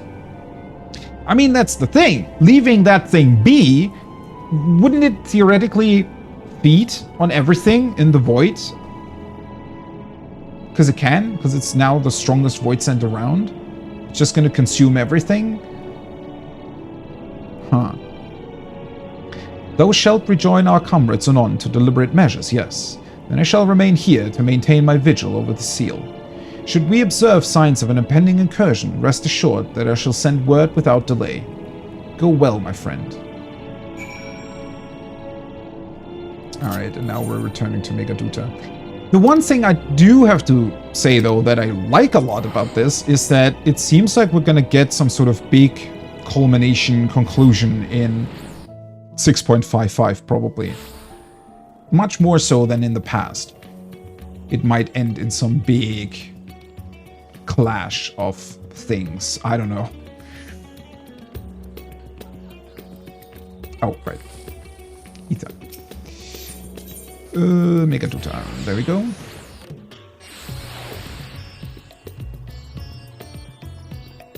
That's the thing where I'm still not quite sure if we're actually going to go to Mericidia or the New World. It's like, I can see them pulling another stunt and suddenly we return the Void to its former state in 6.55 and we're going to explore the 13th or something. Because, I mean, Emmett also mentioned the other reflections. So we could go there as well. No idea. We've been expecting you. When the Satrap and your comrades returned earlier, I couldn't help but notice that they were in low spirits. I hope it is nothing too serious. But forgive me, you must be eager to join them. If you would follow me. Alright. I feel like we're gonna get some final big cutscene here, probably. Huh. I do feel bad for Vitra, though. Being so close to rescuing his sister.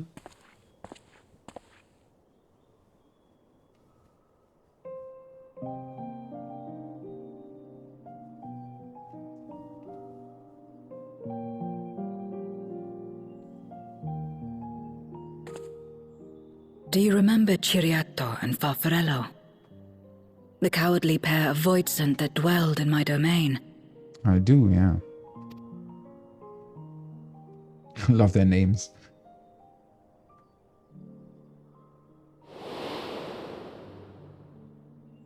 Ciriato devoured Farfarello. And in so doing, he inherited an all-consuming fear of Barbariccia. For as you know, when a Voidsent is devoured, it doesn't simply cease to be. Its soul persists within the devourer. Yeah, and Ashdaya's soul should still be present within that being. And when a Voidsent dies, all the souls that harbored may break free to become individual entities once more.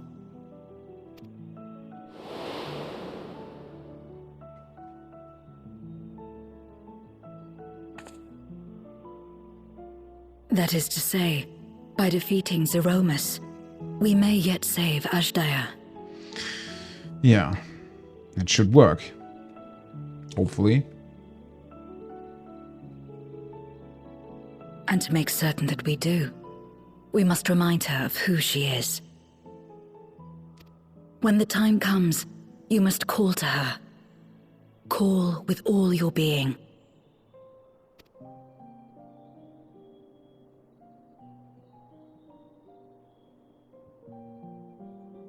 Thy words give me heart, Zero.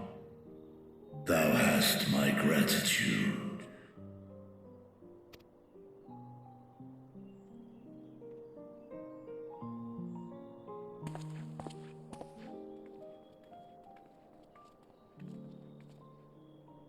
Then it's settled. Our objective is to defeat Zeromus. I mean, what else were we gonna do, huh? While it is unsettling that a void scent could be born of Zodiac's ether, its very nature may render it susceptible to the brands that once contained him. Did Urianger have aught to say? Yeah, the same thing, pretty much.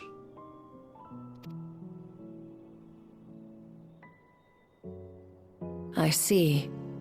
If the seal may not hold for long, then haste is paramount. Couldn't we just let it come to the source and strike it down here? Doing so would consign Ajdaya's soul to the ethereal sea. Any attempt to ensure her survival demands that we deal with Zeromus in the 13th. Ah, true. I hadn't thought about that. Yeah, the only way to rescue her and to get her soul out of there is to do it while the soul cannot return to the ethereal sea. That is very true. Although, that obviously then comes with the problem that the Void Send is capable of just consuming more Void Send in the 13th, whereas I feel like if we would lead it over here, it would be easier to deal with it.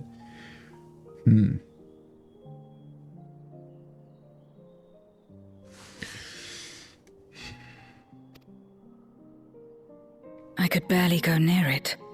Never mind land a blow. So thick was the shroud of darkness. How do you propose we fight such a foe? Or maybe it was that it had some sort of barrier around it too?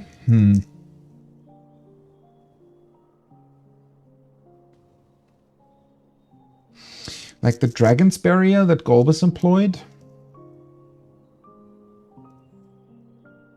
Maybe that's kind of the problem, right? Not necessarily its strength, but it has this unpenetrable barrier around it. Simple. Against impenetrable darkness, we must wield resplendent light. Let's call up Reen. Let's get Eden over here and just blast that thing with all of the light from the first. I don't think it's going to survive that. And it just so happens, there is a world replete with light. Oh, well, there we go. Yeah. I agree. We should have done so a long time ago. Well, we didn't really have the means to do so. The question of how we will harness that light, you may leave to me. So, we just go to the moon on the first, right? Open up another portal.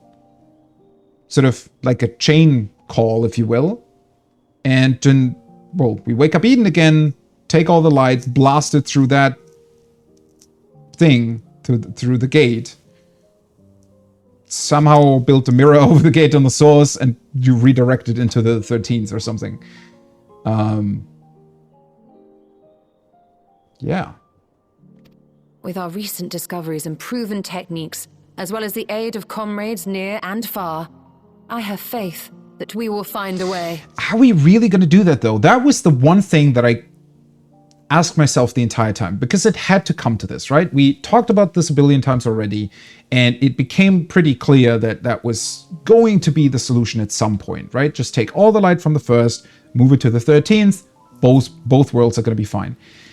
The one big question that I always had about that is, well, how is the game going to handle that, right? I mean, technically, they could just say, all right, both worlds are sort of in a weird ethereal state that we cannot enter yet, or something, and it needs a couple thousand of years to return to a normal state or something.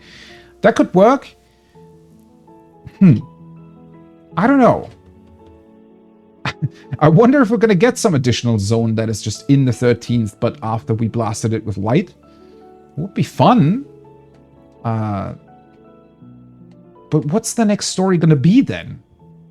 Because I don't think that the next story is just going to be rebuilding the 13th. Because that would be weird.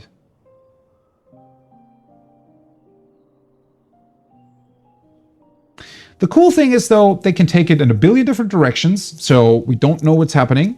That's nice, because it leaves us in suspense. And it does look like we're going to have some giant clash there at the end in 6.55, potentially with maybe even reactivating Eden and blasting all the light to the 13th, which sounds absolutely ridiculous, and I like it.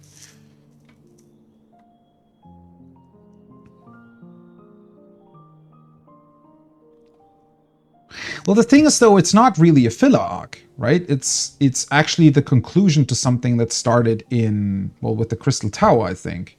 Kind of, yeah. So it's more a, I almost want to say a continued sort of epilogue to the whole Zodiac story. Which is funny, because they said that we're going to do something completely new, but I guess that was kind of a fake out, because we never did. The first thing we did pretty much is, oh yeah, we're going to do some things with the Void now. And I was like, wait, what? I thought we were going to go to new adventures. I mean, that was even the patch title in 6.1, right? And we immediately just went back to a story that was still there, lingering, or had been lingering for like 6 years. Or, well, 9 years at that point.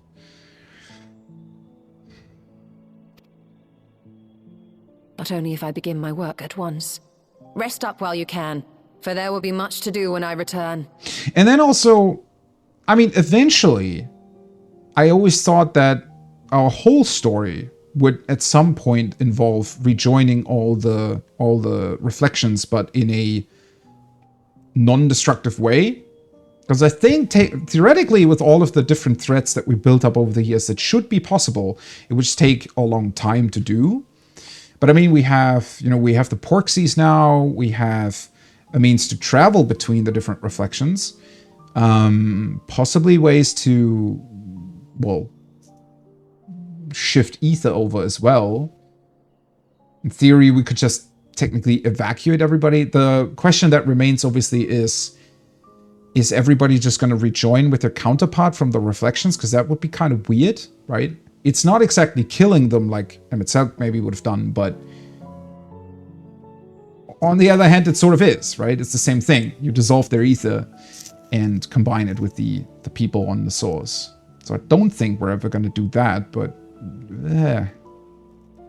it's all of a bit of a weird thing, because there's still a lot of lingering threats that have to come to a conclusion at some point, and it's going to be very interesting to see how they're going to handle that, because, well, clearly there is still an overarching story going on, or rather, a lot of those overarching elements still haven't been really resolved all the way to the end, yet we're also doing and engaging in some other things. At least, considering that apparently the cloud of ether of Zodiac was sort of existed there, it does mean that technically the other shards of Zodiac should be dissolved, because they would dissolve right away in a normal ethereal environment on the other reflections. So at least that's good. I don't have to deal with that. Unless somebody with white auracite was right next to them, which that's another plot point that now has come up through the raid story that kind of blew my mind, because it seems to predate even the ancients. So maybe we're going to face some entirely new threat there with some even older alien Ultima thing wielding auracite, potentially influencing people. I don't know. A lot of potential, a lot of different ways to take this in. It wouldn't do to be idle while our esteemed sorceress labors tirelessly. I shall be training if you have need of me. But sadly, no questions answered. And that definitely leaves us in suspense, but it also kind of leaves us hanging.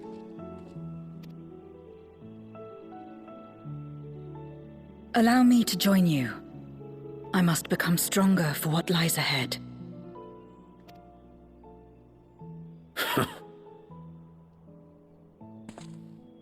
Fine by me. Come on then. I had also expected Zero to... I mean, maybe she's still going to play a bigger part. I pass my time wallowing in despair. Using my vessel, I shall attend what preparations I make. Because part of me did believe that she was going to survive that, or that maybe her connection to Golbez in the past would mean that she would join him after all after a while, but I guess that's not going to happen.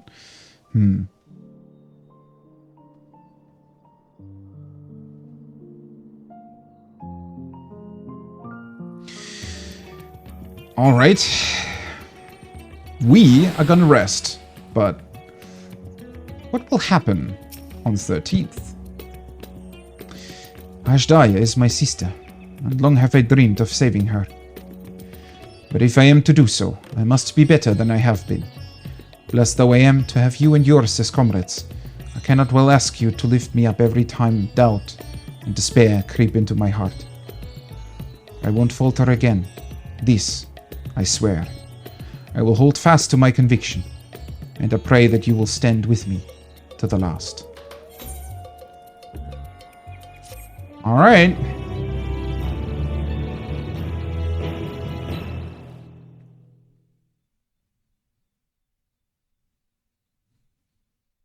Meanwhile, at the Legion of Doom.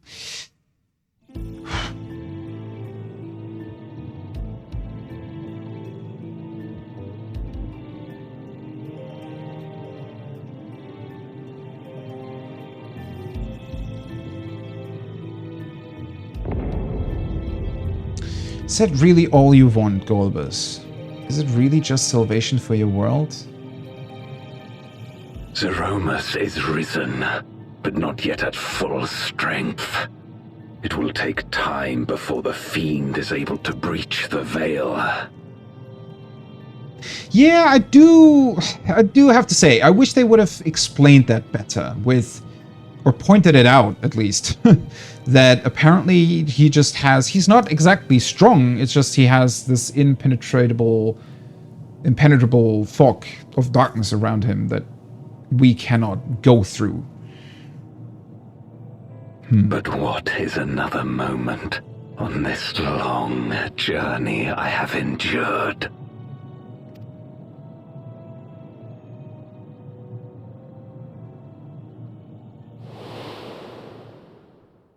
It remains as fresh as if it were yesterday. Old friend, the memory of your passing and the pain. So, he took the armor from his friend.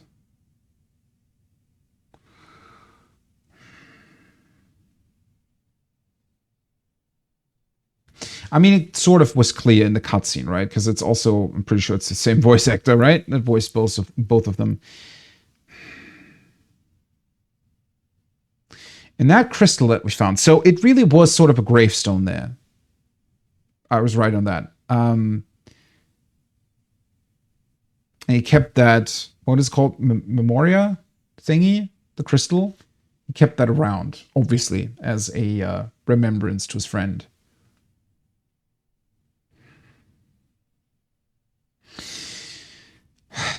Which now makes me believe that maybe he tries to follow in the footsteps of what his friend was trying to do, but maybe without fully realizing what that even means.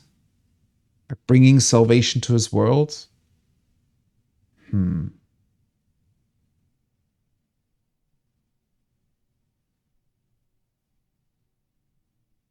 Well, at that point, they weren't really void sent, right? They were just...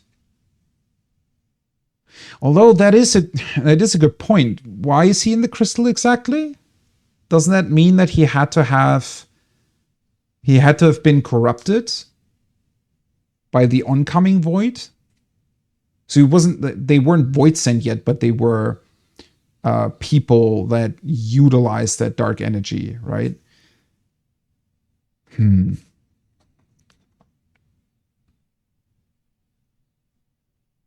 Yeah, was it his friend that sealed him? That brings up a lot more questions, actually. Did he purposefully use that darkness? Or did he just use it so that he could be sealed, that his memories could be stored? Like, did his friend do that and infuse him with it so that he could store them and remember him?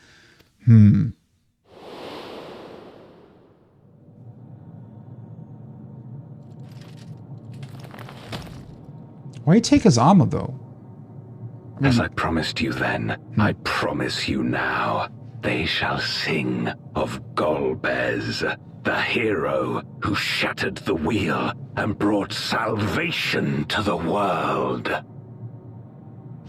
So, Golbez is another ancient hero then. It was neither of them. He just took that name after the fact, I guess. But what are those ancient heroes then? Because, I mean, what did they do?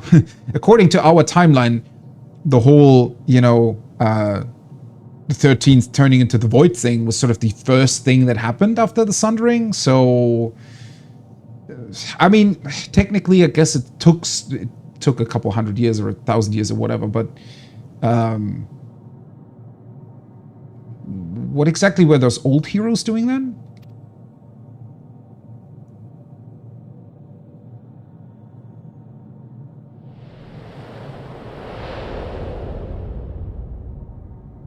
Well, no, I feel like he named himself Golbez. Like, neither one of them was ever Golbez. He just named himself after an old hero he knew, just like he named the new dragon Zodiac creation after an old hero he knew. From light's embrace to shadows deep, a world to save, an oath to keep.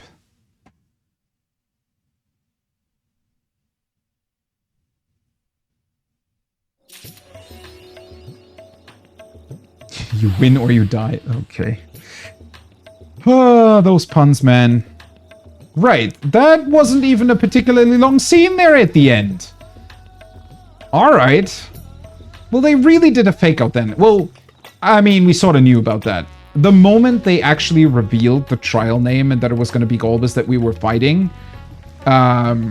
it pretty much was clear that this wasn't going to be the culmination of the story. That being said, I did not really expect this to happen. In that we would, well, at least as of now, simply replace one opponent for another.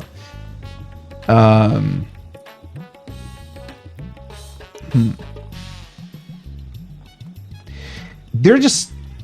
The problem is now we have like 1 billion different questions that are left unanswered. And the problem is, well, a bunch of these things you can maybe predict by looking at other Final Fantasy games that have similar themes. I think, as somebody who's never played most of the other ones, but very much plans on doing so, I think Golbez was an enemy from 4, right? And I think there were a lot of themes, at least where you kind of, if you played 4, you pretty much knew who the Archfiends were. That being said, it's mostly about names at that point, right? Less so about the actual story. I don't know. But Zeromus and Golbez, that seems like 2 very important names. So maybe Golbez was his majesty that he was speaking about? But the way he said, like, old hero, Shin Golbez, the hero who shattered the wheel and brought salvation to the world. What does that even mean? What wheel? What else was there? Because as far as we know, Sundering happened, then Ascians tried to rejoin the 13th. That's the first thing they tried, before anything else ever happened. And at that point, the source pretty much was, well, nothing really, bunch of Neanderthals. Well, not really, but they didn't really know much at all. The source was just a kind of a mess at that point.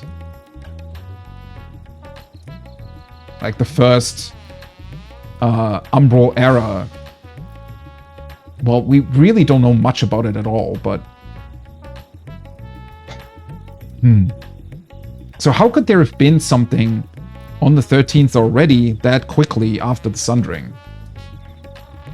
that brought forth some heroes, apparently, that were so important to these people that they remember their names and also name these new creations after them? Huh. Yeah, the real lore bombs are in the normal raid storyline this patch. That is very much true. Although, I wonder how they're going to deal with that, because technically that's treated as an optional story, right? Unless, well, okay, they have with the Shadowbringer storyline, they have required, you know, certain intersections to be done at certain points. So I can see them requiring the raid storyline of this patch after a certain point in the main story, because those lore bombs there were way too important to ignore for the future. And this is also so interesting to me that they're then bringing in, like, what was that bit about Thancred and Urianger having some new task to fulfill? Why even bring that in if we're not even resolving the big bad threat in this patch?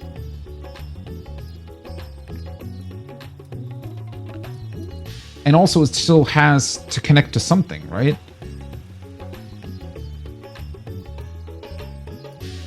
And with all of those revelations from the raid, man, this can go into like 15 different directions. And we have like at least 10 major questions completely left unanswered there. Because one thing that also strikes me as odd is really that, well, Golbus's friend, Durant, he was called, I think, right? In the cutscene. The guy that we saw speaking, that became the person we now fought. Why did we see it from the eyes of the other person? Because I get the feeling that that might have been our shard. Like part of our soul. Which would be bad. Really bad, actually, because that means... Because Zero lost that crystal, the Memoriat thing, when she tried to strike at Zeromus. Meaning that maybe, accidentally, she may have infused that Zodiac dragon thing with our, or Azem's, soul as well. Although that would be funny, because, like, how does that exactly work, right? Because the reason why he wanted to fuse the dragon with the part of Zodiac in the first place is because he knew, or Golbus knew, that the dragon had the strong desire to return home, right? That makes him so threatening because now that's his, like, all his being, right? He wants to do that desperately. But what if there's a part of our soul, or Azem's soul, in there? If he has completely different desires, what would that mean? Would it mean that at a certain point he just says, wait, no, we can't kill anybody, you know, and just leave us be?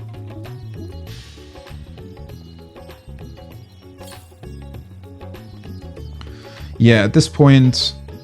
Well, no, all the other reflections all have a part of our soul, right? Every single person has pretty much reflections of themselves on the shards, because our soul, through the Sundering, got split into 14 pieces, and we only have the rejoined parts. So, well, at this point, 8 parts of 14, because there have been 7 rejoinings, and we, quote-unquote, manually fused with Artbird, right? Because the first wasn't rejoined, but we did rejoin with Artbird, giving us 8 pieces out of 14. And those other 6 pieces, well, they're still left on the reflections. So there's people walking around like Artbird that are them, or us. I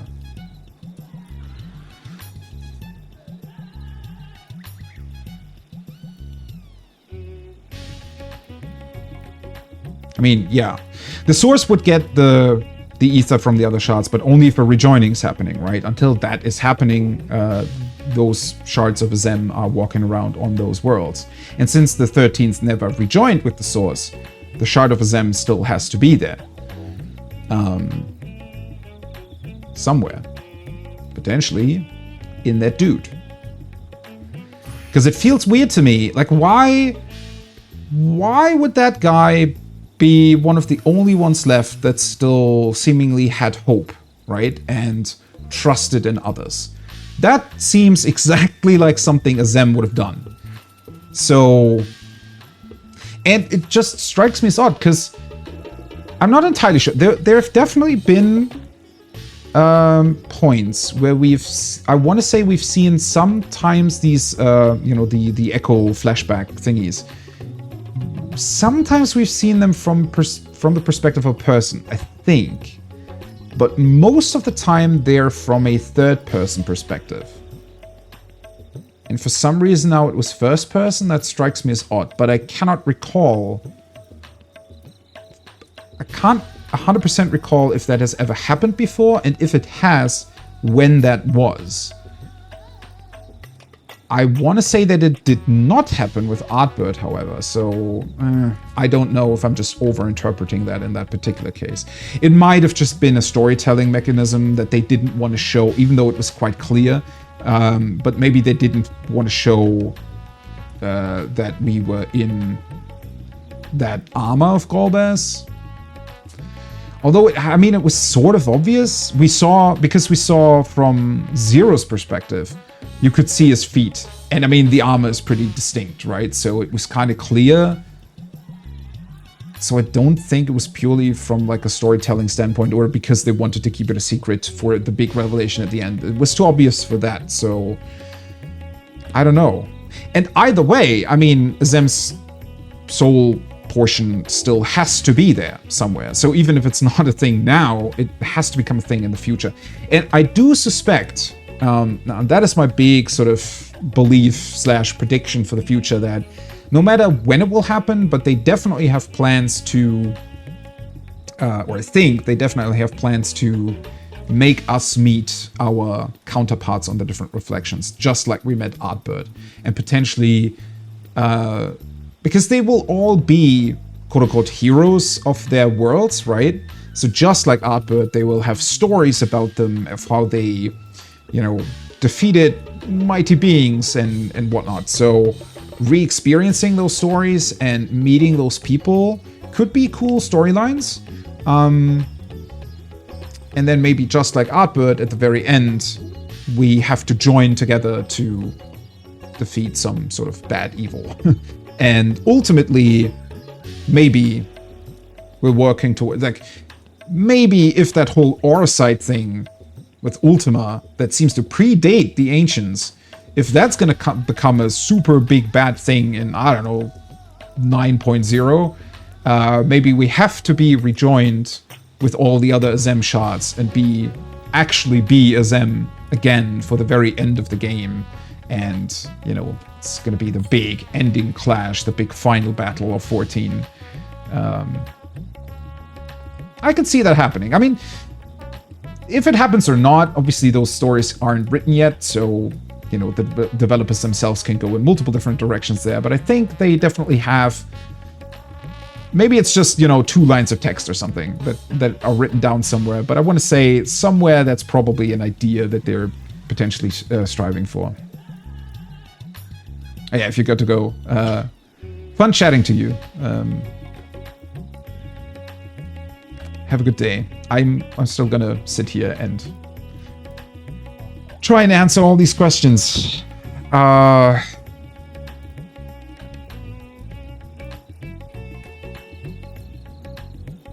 Right. I think what I am gonna do, though, I'm gonna take a quick break to kind of order my mind a little bit. And, well, we could still be discussing a couple of these revelations and also potentially go into the extreme trial in a little bit here with my static. I had hoped to maybe be able to craft some gear before that happens. Of course, Midgardsormr is going to fly in the pick. Yeah, he always does that. I won't be able to do that now, but oh well. I don't really mind. Either way, where's my mouse? There it is. Gonna take a short break. I'll be right back. Alrighty, I'm back. Right, so let's take a look a bit at this.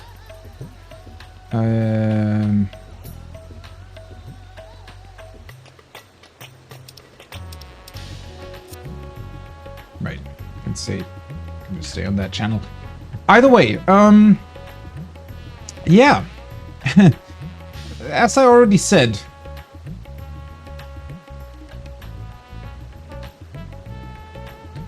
this can mean a lot, or this could mean nothing. I don't know. I mean, obviously it means something. It's difficult to figure out what exactly, though. Not gonna lie. It's a little bit of a weird thing, right? This can go into so many directions. There are so many questions left unanswered, especially when it comes to Golbez. Like, who is he? What's up with those old heroes? Why does he name things like them?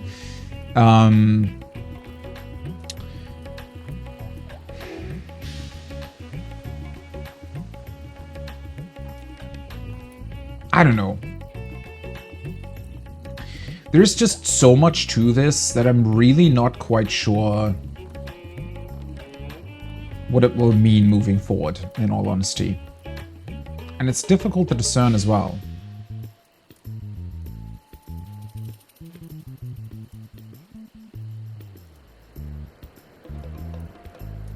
Huh. A friend of mine is also speculating about all of this.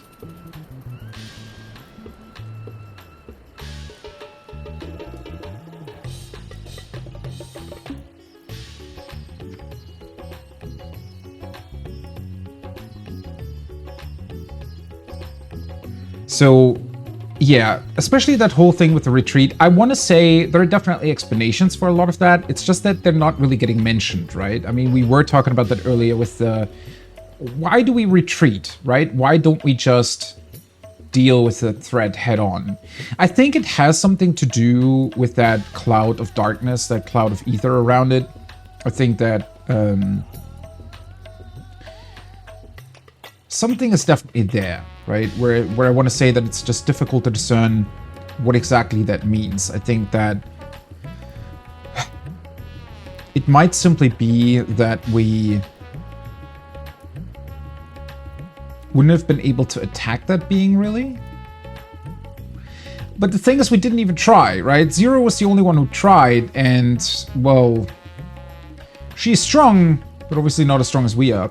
That being said, we always have to remember but that's another thing that they only sort of at one point showed very briefly, and that is that even we technically can't really survive in the void, right? We have to rely on the warding scales from the dragon in order to even be there. Otherwise, our ether would simply dissolve, right? Or being corrupted by the influence of the void. So you always have to remember that it is difficult for us to be there, and we cannot be there for an extended period of time. So having already fought Golbez, even though we defeated him, you know, maybe it's a bit of a... There's definitely more speculation there that is needed. But I think that's definitely the weirdest part here, is with everything else that was going on, it truly feels like we got thousands and thousands upon questions and no real answers whatsoever, which isn't exactly bad, because as I mentioned as well, it does feel as if the story still hasn't reached its culmination. And I think, especially with them already, I mean, they did kind of a fake out, but with knowing that we were going to fight Golbez, I think that even though I knew that wasn't the whole truth, I still somewhat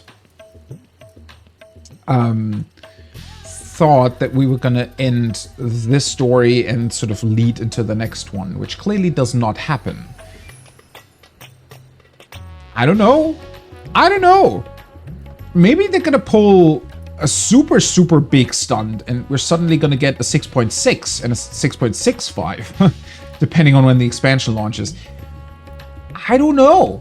There is, it's weird. It's weird and exciting, not really knowing the storytelling stuff. Because as cool as 5.3 was, we did know that it was going to be the culmination of the story. And, well, yeah, their sort of, their way of handling patches has been the same all the time, more or less, right? Just like we always get an Alliance raid in the same patches, we always get a normal, like a Savage raid in the same patches, Ultimate, and so on and so forth. So,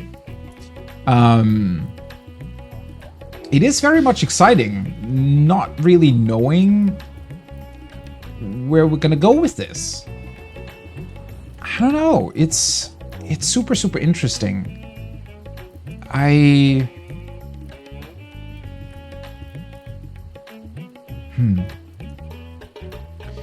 It is just very difficult. And then also with those big revelations, as we also said earlier in the raid storyline, it almost feels as if the main story is suddenly becoming the side story. I don't know. But ultimately, those threads are probably going to come together in something else.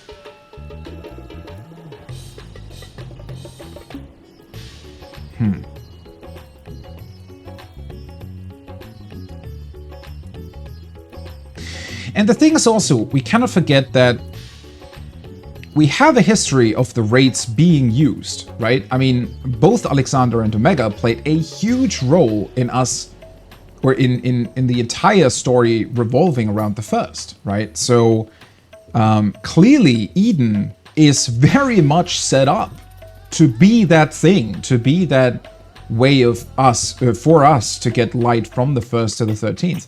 It's just, it is also somewhat weird to me because it seems like such an obvious solution. Yes, all the logistics need to be set up first, right? So it's not something that we can just go and do. We need to figure out how to do it first, and I feel like maybe Golbez is also a little bit of a means to that end, right? To prompt us to really investigate the 13th and to really investigate, well, how can we achieve these things? How can we make sure that we can actually move things from one reflection to the next, right? Because that we definitely haven't done yet. We have opened void gates, which were a thing that were already present in the past, and we just sort of built upon that technology. To the first, it's still really, really difficult to travel there. We can utilize those vessels, but only because Grahatia has a connection to the Crystal Tower, and it's only us who can freely travel over there. So we're still missing a lot in terms of those logistics, right? So it definitely is no easy feat to somehow get that light over. It is interesting, however, though, especially with us going into the void, we're dealing with void things in the 6.x storyline. I personally definitely thought that we were gonna, well, do more research into the whole first versus 13th, light versus dark thing, instead of having to deal with Golbez and his minions. I do want to say that, well, that is another one of those unanswered questions, is what really was the point of the Archfiends? Was it still Golbez testing something? Was he hoping that at some point he was going to find something to fuse with the part of Zodiac? Because at the end of the day, Ashdaya always wanted to return home. And she was there the entire time, right? And the Zodiac part was there the entire time.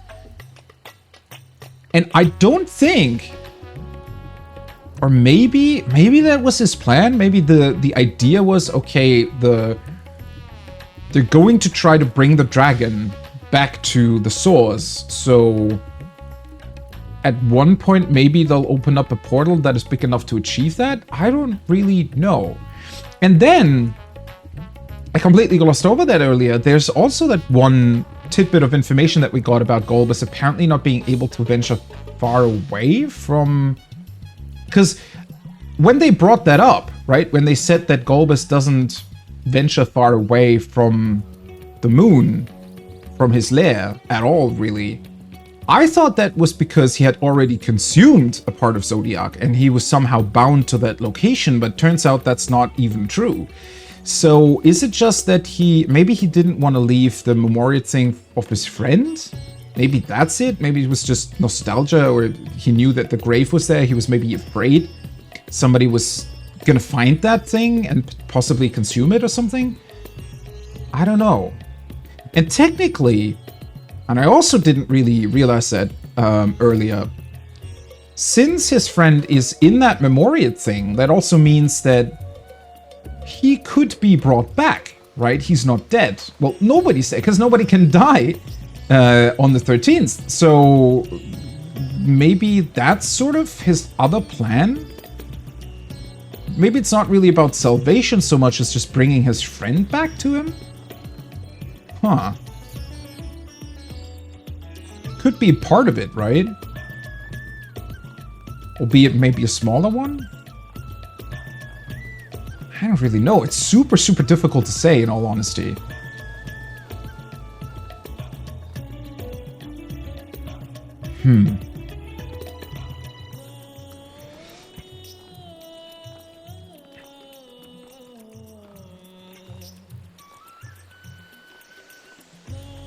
God, this is a weird story. Although that being said, and I mentioned that earlier, this is definitely in line with Final Fantasy XIV patches. There are always this weird cliffhanger at the end where you kind of go, huh, we didn't really get that many answers, did we? So yeah, it's not exactly something new.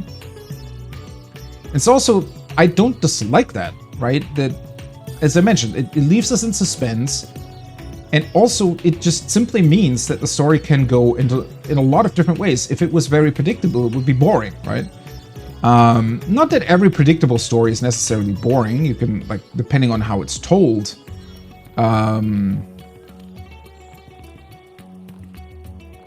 It could still very well be, you know, a super, super well-told story, but I don't know, man. This is all just weird, honestly.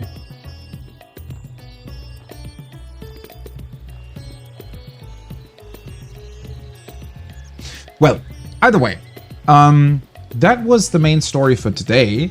Now, we have to...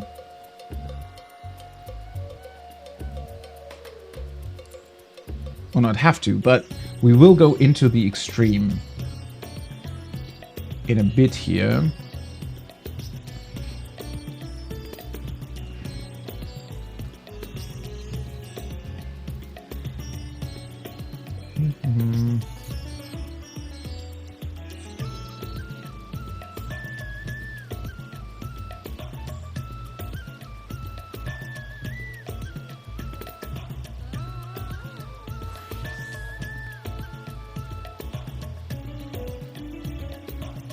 Alright, interesting.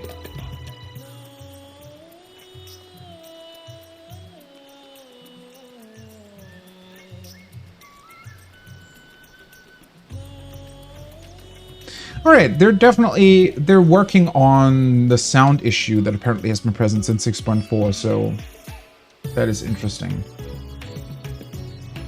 Right, so, we want to do the extreme in about 50 minutes here. So first of all, I should probably unlock it, which should be in Old Charlian, right? Yeah, I'm still very much, I don't know. Every time this happens, right, my mind just sort of starts racing, and I start like asking, okay, what could this mean? What could that mean? What the hell is going on? It's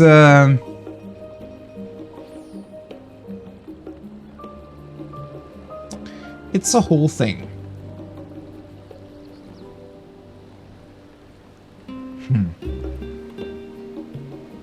I'm super excited though. The super interesting part about this is now we are truly entering the FanFest territory, right? Meaning that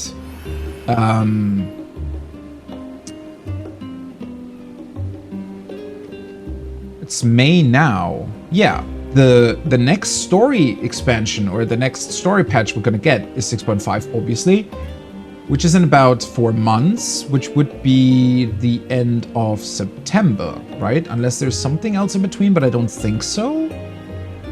I don't think there should be anything that delays it. So it would be end of September, which is a very curious time, to say the least, because that means, well, we're gonna get a lot of information about the upcoming expansion in the first FanFest. Though I do have to say, maybe what they're gonna do is...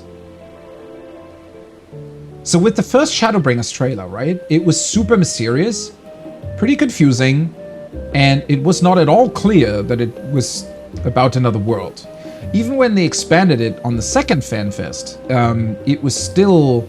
Like, people were still believing that it was simply, like, special places on the source that we were going to visit, right? But turned out it was the first. So maybe they're going to pull something again like that, where it will be somewhat unclear where we're even going to go in the first trailer. Although, maybe I'm totally wrong on that, and they're going to show us right away. Which was surprising with Endwalker, for example, that they showed the moon right away, right? I mean, it's literally in the title screen.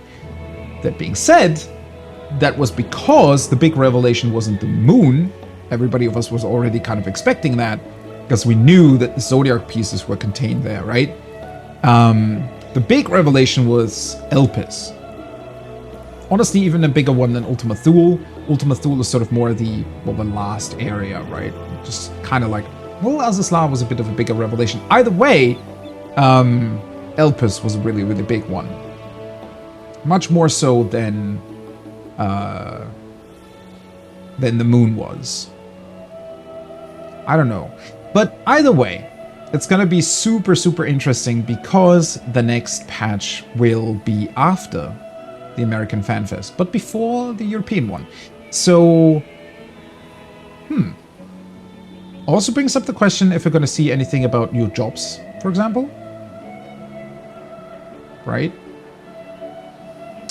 Which is something, interestingly enough, that we've gotten absolutely zero hints about. Right?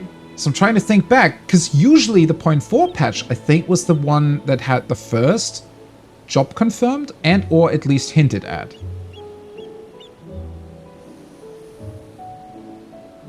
Right? Because yeah, at the end of 5.4, Xenos chose his weapon. We didn't see what it was, though. Right? We didn't see what it was, but at least it hinted at him getting a new weapon and a new job, therefore. Huh. But this time around, a lot of things are simply different. Especially also the time frame, right? And how it intersects with the different fan fests is definitely different to what we had before. Greetings, my friend. If you have a tale to share, this minstrel is all he is. Yeah. Golbez. Ah, the knight clad in armor black. Pray tell me if you encounter with him beyond the veil, and spare no detail. I like that we're still calling it Beyond the Veil, right? Sort of the old school way of thinking about the void. That's pretty cool. Oh, wait. 1 second. Just need to bring that back. There we go. So the true motive for his crusade was the salvation of his brethren. Thus did he pervert Ajdaya's yearning to return home into a force capable of breaking down the barrier between worlds. The one that speaks of deliverance, concocting a plot that would condemn the souls of another world to death, rings decidedly unheroic. Still don't really know if that's even true. Nonetheless, I feel inspired with a new verse. Pray, lend me your ears.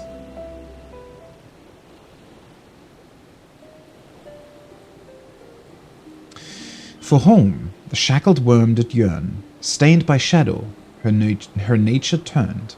In darkness did her captor swear, to claim his kind, their stolen share. Only salvation would suffice, another world to pay the price.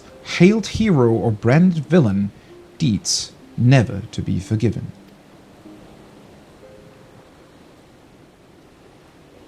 Sometimes I do wish it would be voice acted and he would actually sing.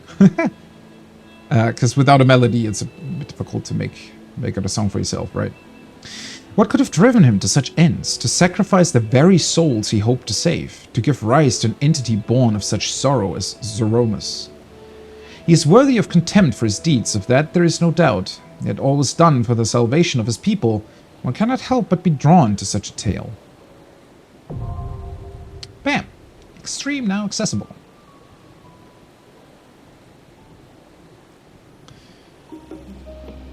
Alrighty.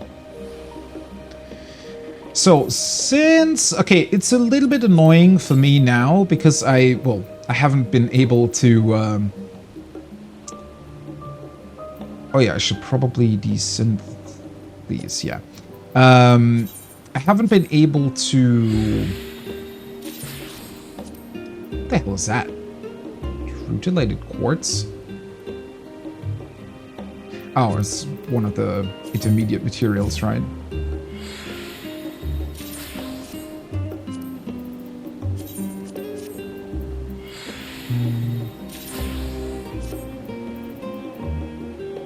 Do I need this? I don't really think so, actually.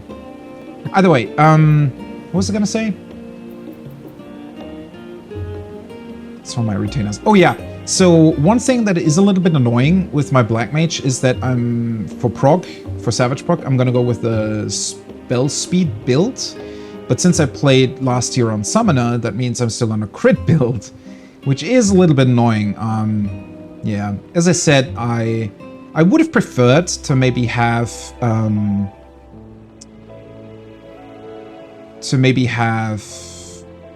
the crafted gear already available when we were gonna do Extreme. That being said, it's not a huge deal, and well, it is what it is at the end of the day. Once I had sort of the timeline for myself, and knew how things were gonna go, I also knew that I wasn't really gonna be able to do all of that before, you know, before now. Because obviously Tears of the Kingdom is the thing, right? And I wanted to play that, so... Oh well. It is what it is. Just means that I'm going to do the Extreme now with a crit-based Black Mage, which hopefully should work out. And I'm gonna craft my stuff slowly but surely over the coming days, and... well, just be ready with it for Savage. And maybe Sunday, I think we might be going back to Extreme on Sunday, because as much as our raid lead said that we're gonna go get weapons for everybody today, I highly doubt we're gonna be able to do that. I mean, it's only Extreme, right? But depending on how the fight goes, it might take us a little bit to clear, like an hour, something like that. And then if the weapons don't immediately drop, I don't expect us to like one-shot it every single time, meaning that I don't know if 3 hours would be enough to get everybody their weapon. Either way, might not be too bad to just return to it on Sunday to do a little bit more. That being said, you know what I'm gonna do? I do still have a little bit of time. Let's just do one quick PvP match. Because one thing that I definitely wanted to do, or that I, well, definitely don't want to repeat, is that I don't want to end up not having done the PvP series again very, very shortly before the patch. So, you know, I want to progress through this slowly but surely, meaning that I'm going to try to do one PvP match per day, simply to, well, progress the series far enough, right? So let's do that real quick. And then afterwards, well, one thing that I definitely still need to do is I need to figure out, because before I can start crafting the gear itself, I need to craft the, whatchamacallit, I need to craft the crafting food. So, and I need some shrimp thing for that. And I need to figure out where I can get that. I need to look those things up.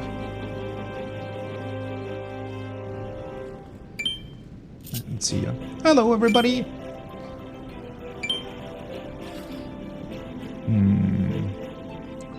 Machinist, Red Mage. Yeah, let's go to Black Mana.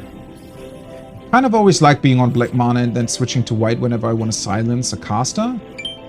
So far it's worked out quite well. Unless we're in a pinch, right? Then it can help to switch to White Mana to have a little bit more of a sustain going on. Because it also heals. But it does reduce the damage, so... I like this arena. I think this one's still my favorite arena.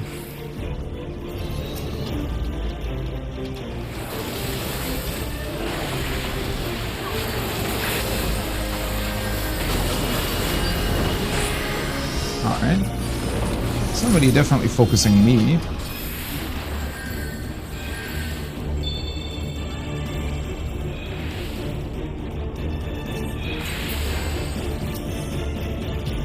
There we go. Let's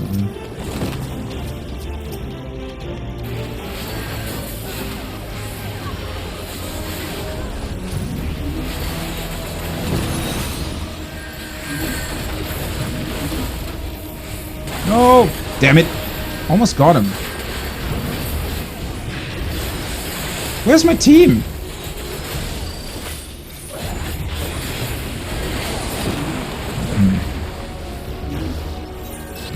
Didn't even realize I was suddenly all alone there. I don't know, I think they're attacking the gunbreaker, which is not a good idea.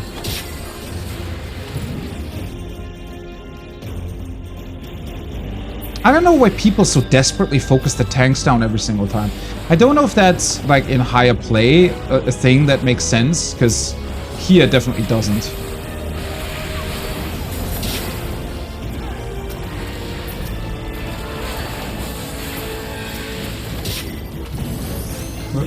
Where's everybody?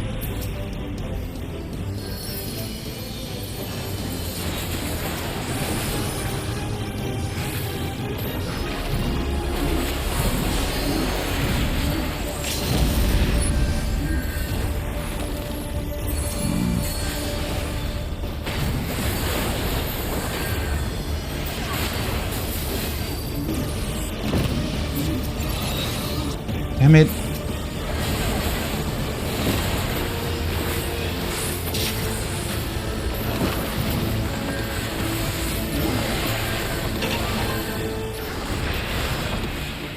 What's the Dragoon doing here?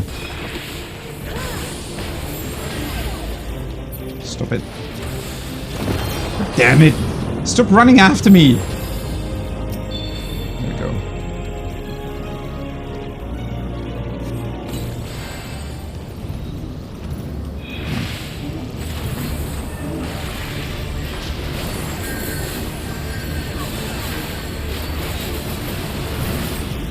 No! Damn it!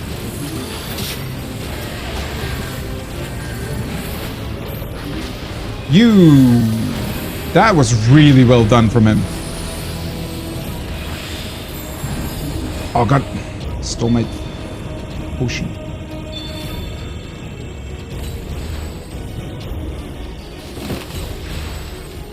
Really? He wasn't even around the corner. Are you kidding me? How can he even come here? How is there nobody that stunned him or anything else on the way? What the hell?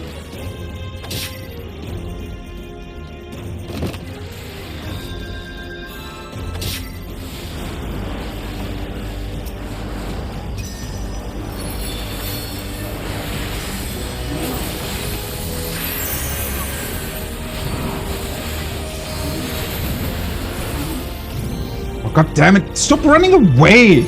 I hate that. It's so boring every single time. People are just running away.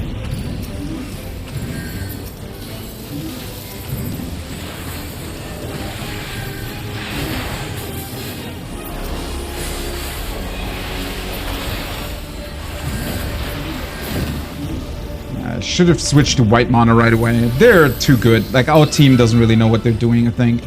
The problem is we don't stun them enough. Like, that Dragoon running away like that should never happen. We're not utilizing stuns and crowd control efficiently. I should stay on white mana, probably. Yeah, and somebody's engaging with the gunbreaker for no reason.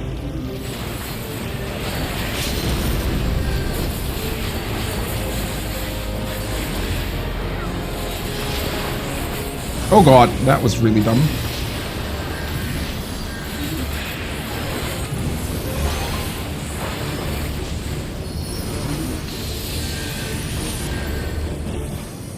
Yeah.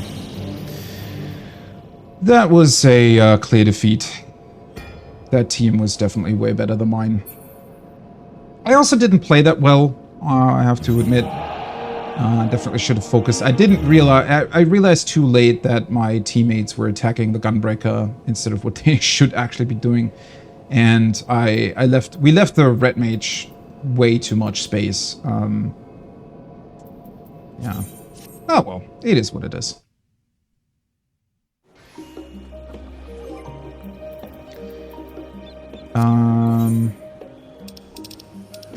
That brings me to the difficult task, though, of still having absolutely zero clue as to what I'm supposed to do with the trophy crystals. Well, I haven't been to the Wolf's Den Pier yet. Might as well claim our... Like, in this patch, I mean. Might as well claim this. Ranking word. What? Oh. Unable to obtain... Oh. Oh. I forgot that you also get even more trophy crystals. What am I supposed to do with those things? Is there actually stuff that we can buy? Let's see. Any new Framers kits available or anything else? No. Cool. Absolutely nothing. Neat. Are there new weapons, though? Tropaios Rapier? No. Those were here before, right? Yeah. Or maybe not? Royal Vest. Oh yeah, they were. These are the Alliance raid things, but dyeable. Pretty sure I bought a bunch of stuff. That's the thing, right? I already bought everything that I liked in terms of the dyeable gear sets, and that's pretty much it. And I don't know why they're not introducing new things. I mean, that's weird, right? Why aren't they introducing anything to buy for trophy crystals? That is such an odd decision. There's literally nothing.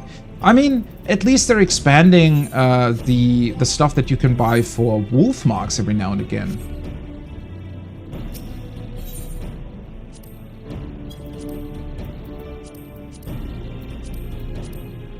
Well, not this time, though. I always forget that you have this option here. Why is there nothing added? What's the point of this whole thing?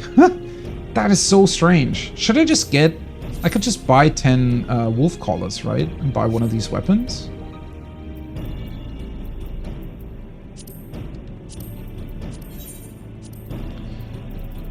I don't think I've bought any of these so far. What does this look like?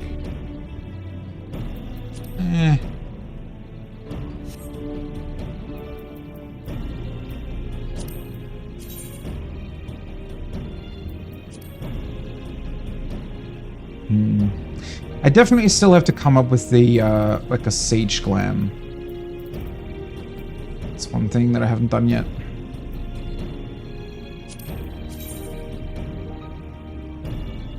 I mean, that looks kind of cool, right?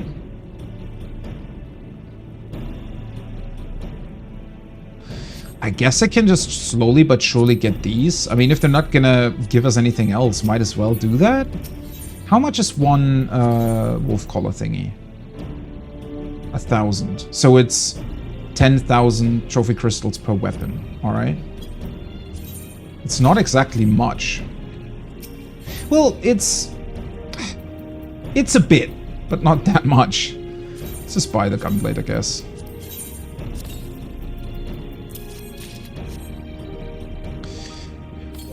At least that way I have a little bit of space here to collect these as well. Such an odd decision, though. I really don't know why they did that. Or didn't do anything, rather. Plenty of reward. There we go.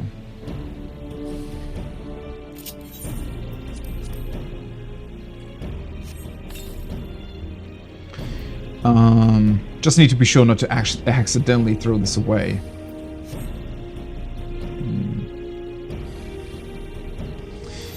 Right. Might as well put it into the glamour dresser. But before that, I'm going to quickly head to my island and set that up.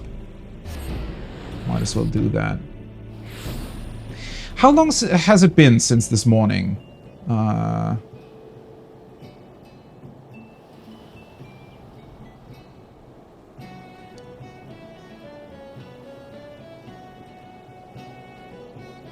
Okay. Let's see here. I might as well already change to Black Mage. This exclamation mark there in the corner is so annoying, man. I think the entire time that something wrong with my like glamour set or something, but I don't know, it's just some odd thing that they introduced now. This does look a bit weird though, right? The beginning of the path. It also looks like it's not even like symmetrical. How weird. Oh, wait, I never realized you could run through these lanterns. Then it's even stranger. Why would they not make this symmetrical? Are you kidding me? That's odd. That looks totally weird. We definitely need individual glamours here. Because you can only change the ground for the entire island, not individually for any given section. So, yeah, I don't like that at all. That should definitely be changed.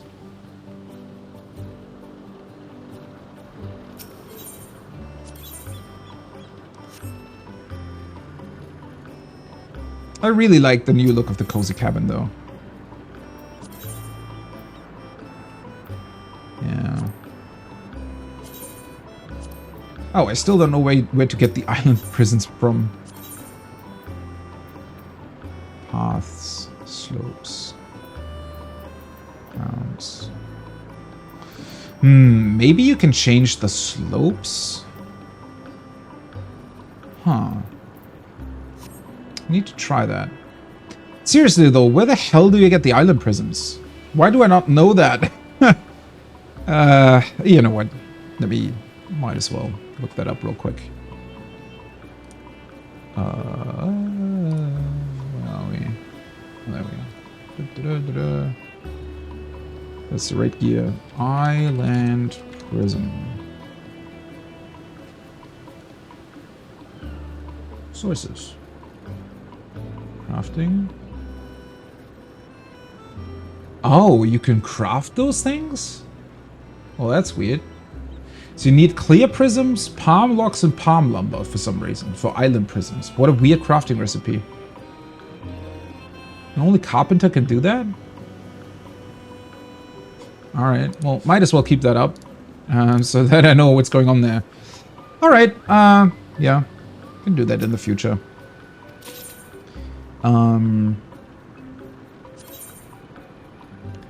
Review the agenda. So, the fourth one isn't available yet, because I think I need to be level 14 for that.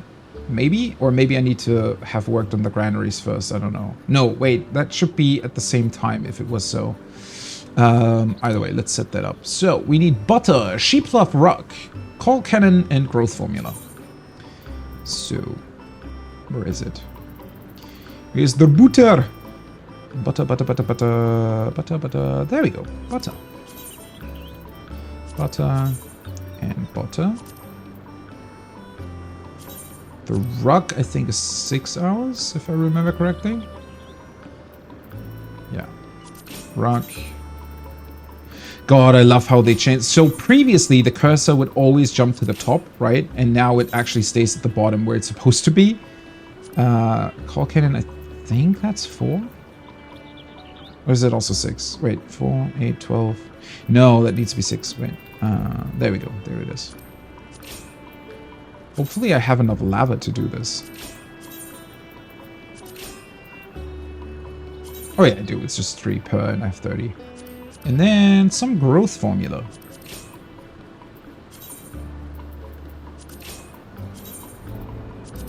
There we go. Workshop setup. I do still need a little bit of experience though for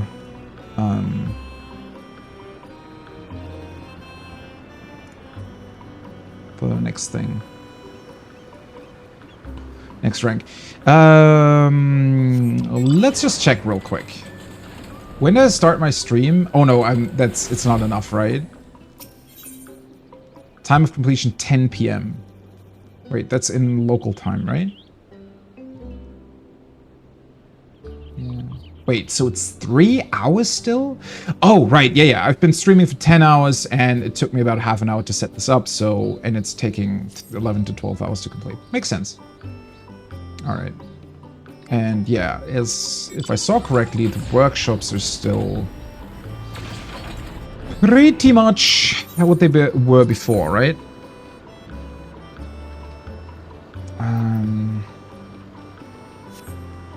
Oh wait, right. It's not displayed here, but I can display it here. Review. And it's just not telling me. I love that the vision currently just is enrich your island experience. Whatever the hell that's supposed to be. I mean, it's island rank, I'm pretty sure, but still. What a weird description. I do wonder why they're already giving out... I guess if I had not automated... Like, if I had gotten more experience through the crops and whatnot, there's definitely a way for people to already be level 14, right? I don't really mind waiting. I like to take it slow. But yeah, so there's... How many different appearances are there? We have paths, slopes, and grounds. So the one thing that I'm a little bit afraid of is this considered a slope and therefore it gets an actual staircase and this is just a path? Because if so, I would maybe like to change the appearance of the path, right? But the problem is it would also change the appearance of these ones, I think.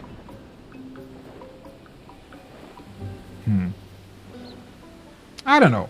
I mean, island prisons should be too difficult to get, so, you know, might as well test that out. I'm just...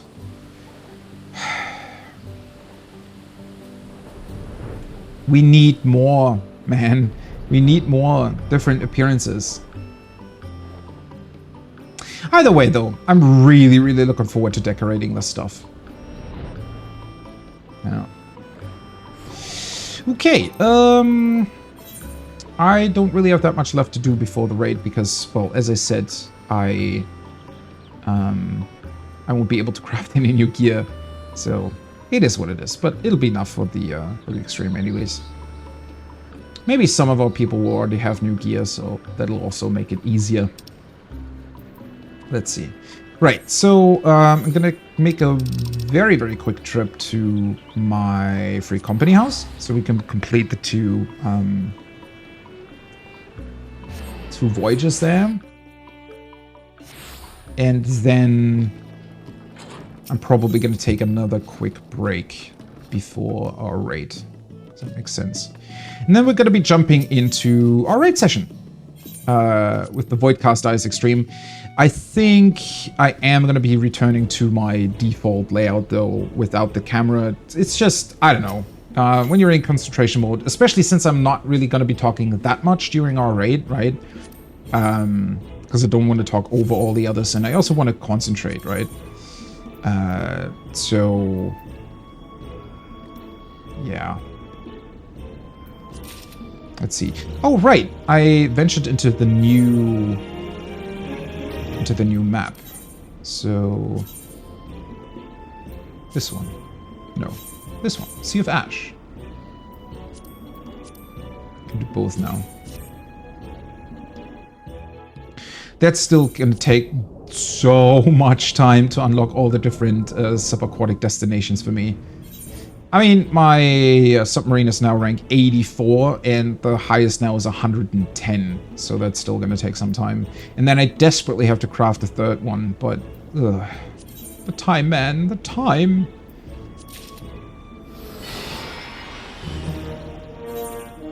At least my second one is now slowly but surely reaching rank 50, which means that it'll get additional points, right? Every single time. Okay. There we go. Send those two on their mission.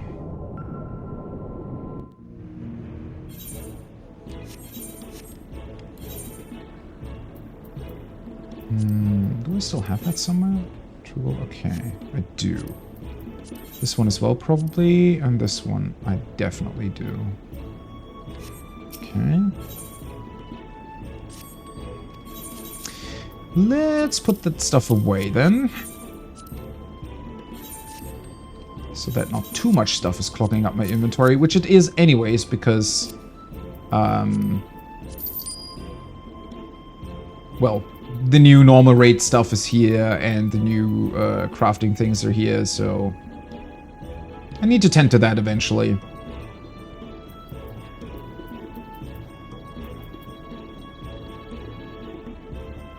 That all looks fine. Alright. So these ones I could theoretically turn in, right? Doesn't really make sense to de-sense that.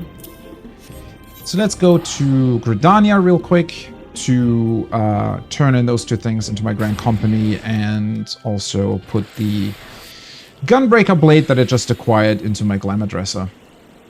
Might as well do that. Actually gives me a chance to also look at how many slots remain available in my Glamour Dresser. I want to say it's only like 30, but then again, there's a bunch of stuff in there that I haven't really, you know, looked at for quite some time, or rather didn't use.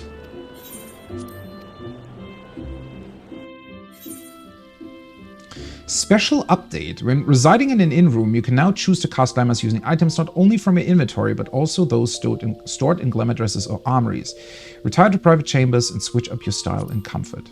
Okay, so it now just draws from everything that's available here. That's neat, I guess. Not really something that all gonna be using, I don't think. Hellhorn Gunblade. Actually makes me wonder if I... What's my... I still have my winter outfit here. I really, really need to go over my outfits. Yeah, my Gunbreaker. Where's Gunbreaker? Gunbreaker. Gunbreaker.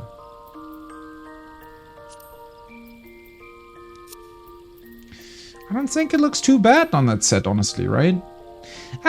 Well, it kind of clashes, honestly, a little bit, right?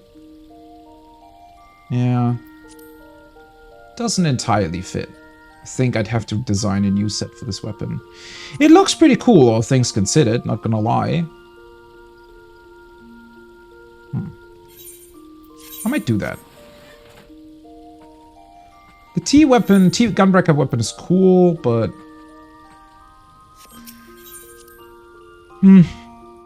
I need to change it up some more, honestly. I feel like I'm changing my glamours. I'm not changing my glamours often enough.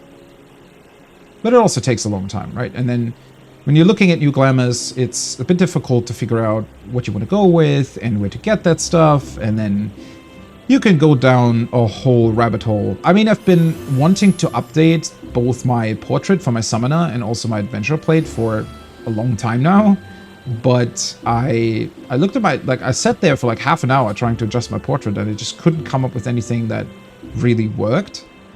So, let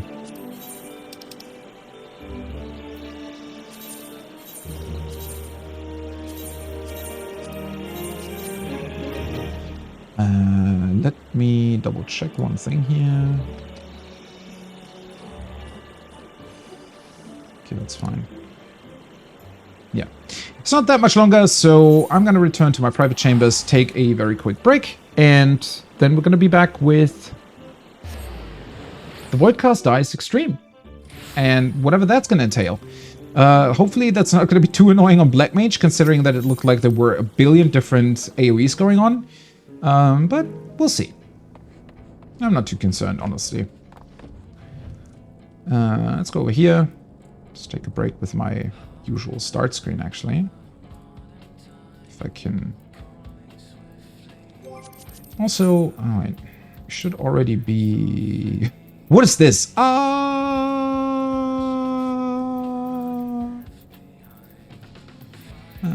Raid lead isn't in here yet.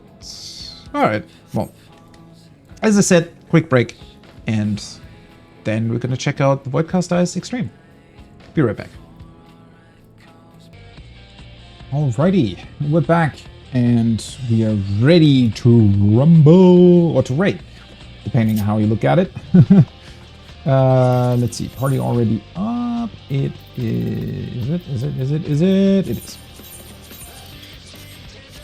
So let's join the others on Discord. and see what beautiful things might await us in this funky little extreme of the Void Cast Ice. Check something here. Yeah. Hello, Marcus. Hello, hello. Finished the story 90 minutes ago, so perfect. Very nice. Only took me like 7 hours. I finished it like 5 hours ago. Then went to Professor Dre to get my gear. Hello. Hello. Yeah, sadly, I didn't have time to craft anything yet, so... No, I probably get something for us over the weekend as well. It's fine, though, it's just an extreme trial, so it doesn't really matter. Yeah. The most difficult extreme trial so far, but... Is it? According to Xeno, it is. I see. Well, Xeno's word is gospel, so... I mean, the normal was actually really fun. Yeah, it was decent. Wasn't like outstanding to me, but yeah. Best one in my opinion has been Barbaricha. The worst one in my opinion. But you know, this range. Haven't even done Ruby Conte yet. The big mommy energy. Ruby Conte was decent, but I never got too interested in it. It's actually the first one I haven't farmed since like the beginning of Shadowbringers. I still didn't do Rubicon Extreme, I was just not bothered to do it. Well, we were bothered to do it, but in the other static group it wasn't a priority, let's just put it that way. Yeah, I really love Can you elaborate on that, Ray? Well, Grolix didn't want to do shit about it, no matter how many times I asked. I am not gonna lead the charge on this one if he isn't interested. Yeah, I got like my weapon on the first run, and then did once more with that group, and then never did it again. And Singer Extreme was probably my favorite so far. It has the sense of gravity and size and all that shit. Didn't like the huge AoEs. It was decent. Like, pretty, like, mid-tier in Oh my my god, I'm sorry. Warhammer 40k is going to have a crossover with Power Wash Simulator. I need it. Sorry, go on, yes? Not much. It's just Barbaricha jitters around the whole arena like a retard, turns around all the time, wasting positionals. That is extremely annoying to deal with. It's not even fun or difficult, it's just plain annoying. Oh, here we fucking go! It's true, yeah. Yeah, I can imagine. Here it is. Why can't I see the PF? He realized it.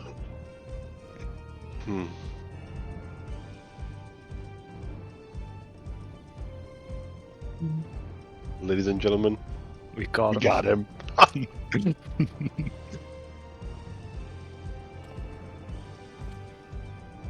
NP.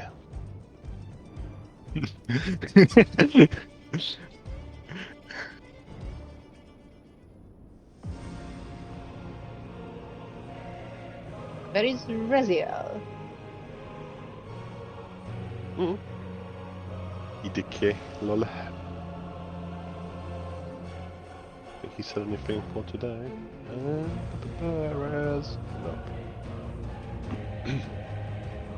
He's online in He's Discord. online, yeah. What? He's online on Discord. Was he online in game though? He's not online in game. Oh god. Azia, the betrayer of statics. Let's have a look. Who is online? Wait, that's his name, right?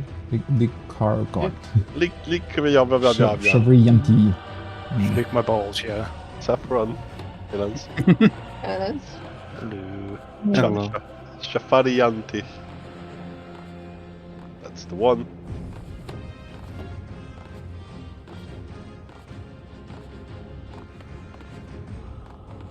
He's late. Shame to all Germans. Absolutely. Marcus, I really hope that you give him a proper lecture in being German once he arrives. Isn't it like an actual thing in Germany to be like several minutes early before the fucking doors to your office even open? That's just common courtesy, though. Like, if you have an appointment, you arrive a couple of minutes early. Yeah, but like, before the doors to your office even open, like... Also, you're gonna run in first and be super efficient. I don't know about offices. I mean, usually... Well, with offices, it's a bit of a... You usually have like a time frame where you can arrive, right? It's not like a specific start time, at least most of the time. Got him! Might just be a friend of mine being like screwed over by or like having to be like really early for some reason then. Well, okay, it's but I don't know, that's not like Germany specific, right? To be like a friend of mine worked in a supermarket and he had to open the door sometimes. So he had to be there super early because they need to set a bunch of things up right before they open. Well, yeah, but that's if you're like the designated opener. Like he wasn't like someone who'd normally open like the office. It's just like a normal employee. I mean, if you start at 7 and the person who opens the doors arrives 5 minutes before and everybody else does, but you arrive like 2 minutes before them and you have to wait 2 minutes, right? I don't know. Yeah. Marcus, you may begin your lecture. Raziel, Sie waren spät. Ja! Okay, I needed to add my wife. To the guest chamber with you.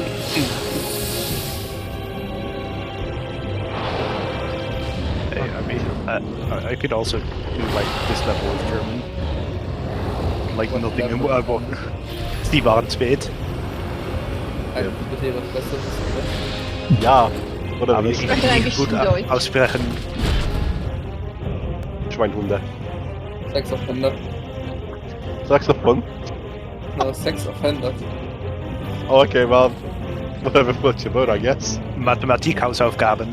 Expect no mercy. To destroy you, I shall bring my all to bear. I like how that's the one that's gone still. That's PTSD, okay? I have only one food. What fucking math homework is PTSD? For some people, probably. Absolutely. Alright, let me put some markers there.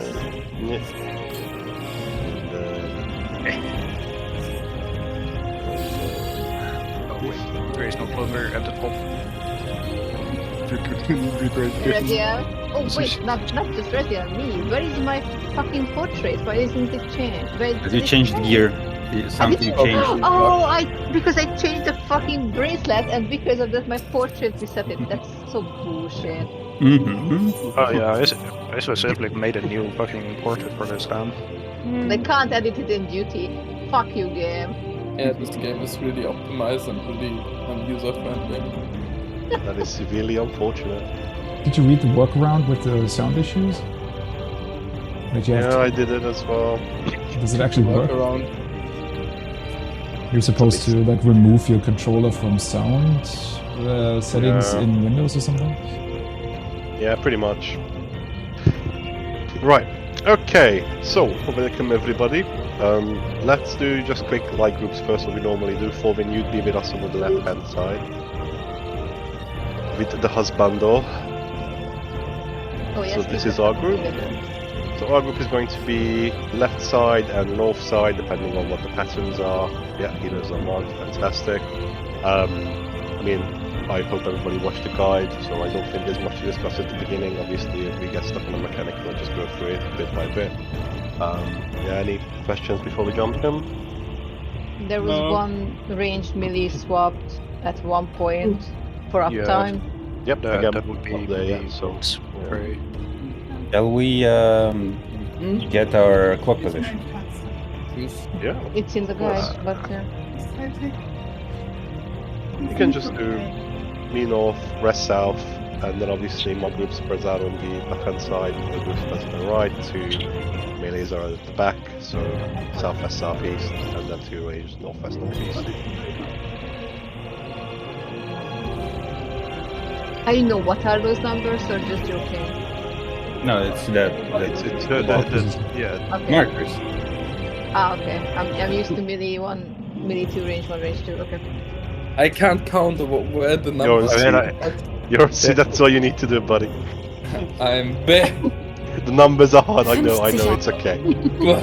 No, don't think, don't need the cog wheels just yet. Don't stress it yet. No. Sorry, I've already vomited because I thought about numbers. It's okay, it's fine, you're fine. And now, unfortunately, I creamed my pants. I see. So many things. That is vastly unfortunate, I must say. Whereas just don't think as you usually do. At all. Yeah, just turn the brain off. Let the darkness consume you. I can do that. Remember, do not bolt. Do it, coward. I have only one food for tonight. Crusade, then oh yeah, I'm still using old food. But no, none shall I have 60 of that shit. Ain't no way I'm using new food for this. This place shall be your tomb. Oh, I don't have food.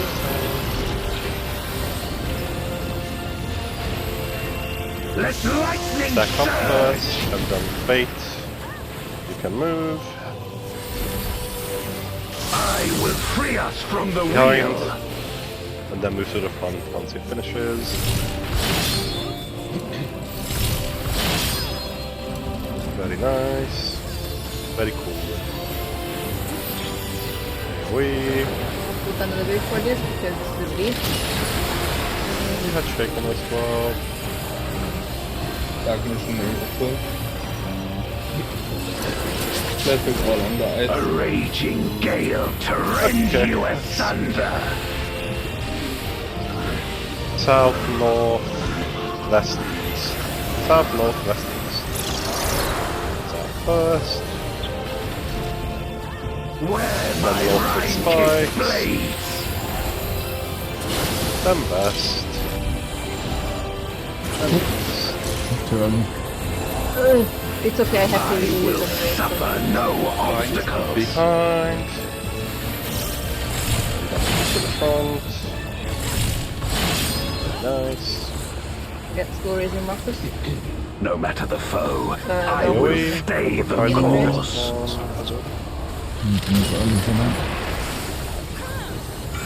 I'm healing, you can raise. And busters. Remember, is you okay to provoke on the second on the line AoE? Sorry, after the second story. Oh, hello. Such is your power. Are you good? Yeah, it's okay. You're not raising? Oh, you don't want to. Come forth, my servant of shadow. If you have any myths, that would be cool. I have. Yes, that mission I have been moving for the past. Okay, not good. You shall know true terror. Oh, it's a long cast. Okay, Whoa. next one's gonna be the proper one. And Buster is running as well. Hear me and obey. This is gonna be out and stacks when it goes off.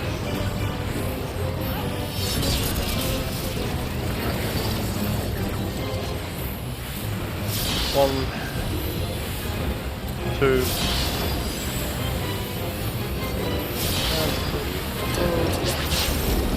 Crush them. I'll be back, that goes to the back of it and it's out and stack at the end.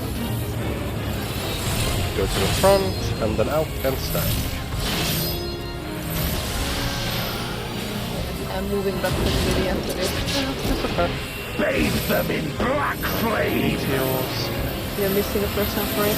Yeah, it's fine, just do one My scan. meteors will extinguish your light. There's a little Not so comfortable. It's okay. We had a lot of that before anyway, so it didn't really matter much. I think The we need person some that has mitigation the there. knockback needs to go in the middle. Yeah, sorry, I was healing. Yeah. Is there someone who's, obviously I know a lot of us just saw this for the first time, but just asking, is there anyone who doesn't know how should they be standing for that part? You mean for the knockback plus towers? Yeah. No, if not, then we just carry on. No big deal. Okay. Then we just go again. For any mitigation, we are just happy for it at the moment. I think the one we wiped on, we will need a bit more. I don't know if it hit it harder because we were low HP or not just properly positioned, but we'll see. Do you want to use Shake on Transition or?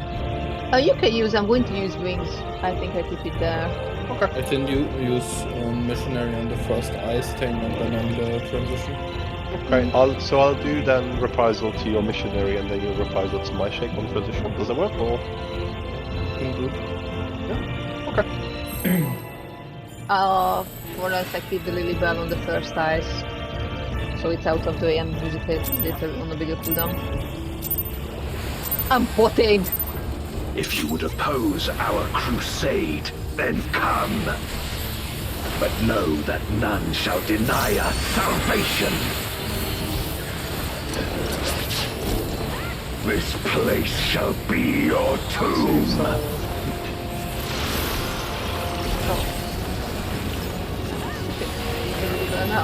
Let lightning surge! Baby Louise on the move.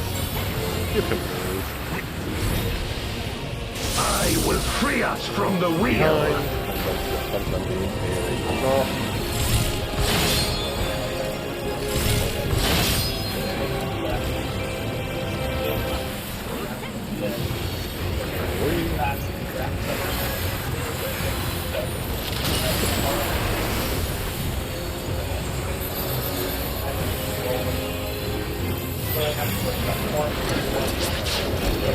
A raging gale to rend you asunder. I'll fix it after the pool. South, north, east, west. South, north, east, west. South first. The north and ice. Where my Rhine-kissed blades. What? Oh god. That was west. And west. Yeah. I will suffer no obstacles. To the front once that finishes. To the front. Very nice. No matter the foe, I will stay the course.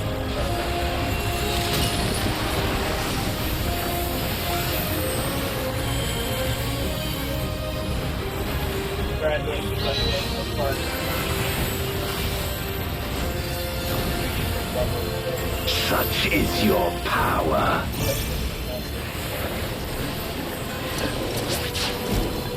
Come forth, my servant of shadow. And your reprisal rounds.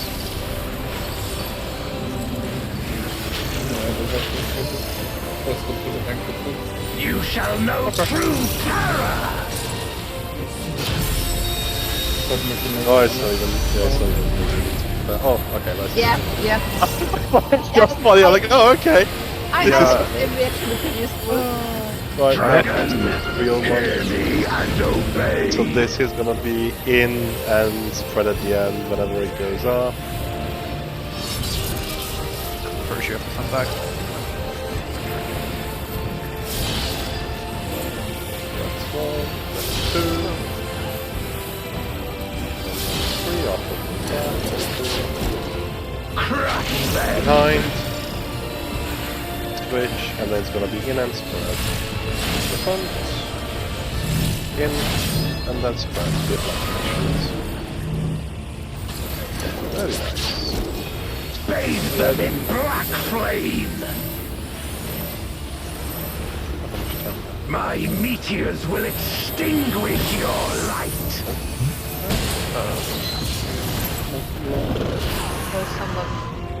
So DPS north, Tranquilus south, and then obviously adjust with your flame markers as needed. Cool.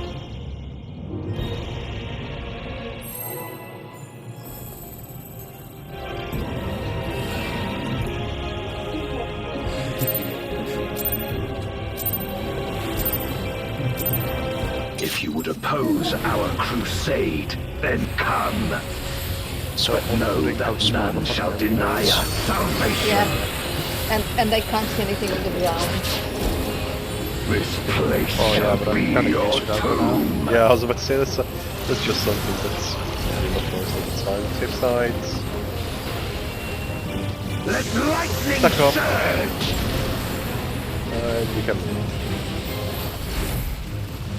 I will free us from Behind. the real. And then to the front once the animation goes off.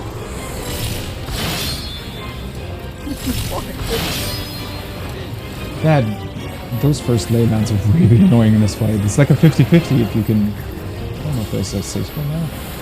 I mean, it's always waited on the first time, so you can just anticipate the other side. No, but I mean the first two like big thingies. A raging gale to rend you asunder. North, south, east, west. North, south, east, west. North first. Where Then my south right spikes. kiss blades. Then east. And then west. Oh god, this is I will suffer Behind, no behind, obstacles. and then to the front when the cast finishes. To the front. Okay, very nice. No matter the foe, I will stay the course.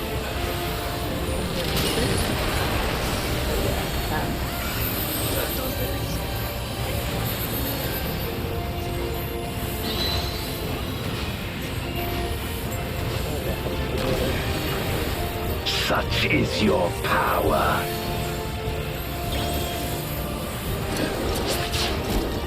Come forth, my servant of shadow.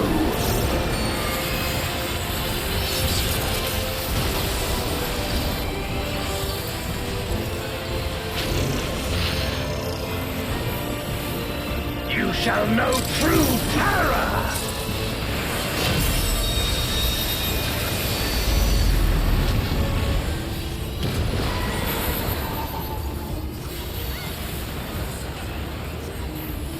Dragon, hear me and obey. It's gonna be out and stack. And it goes off.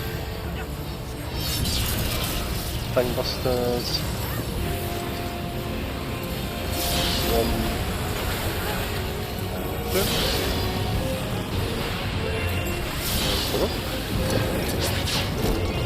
Crush behind to the front, and it's out and stack.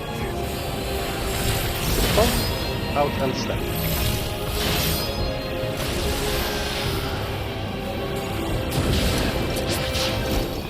Bathe them in black flame. My meteors will extinguish your light.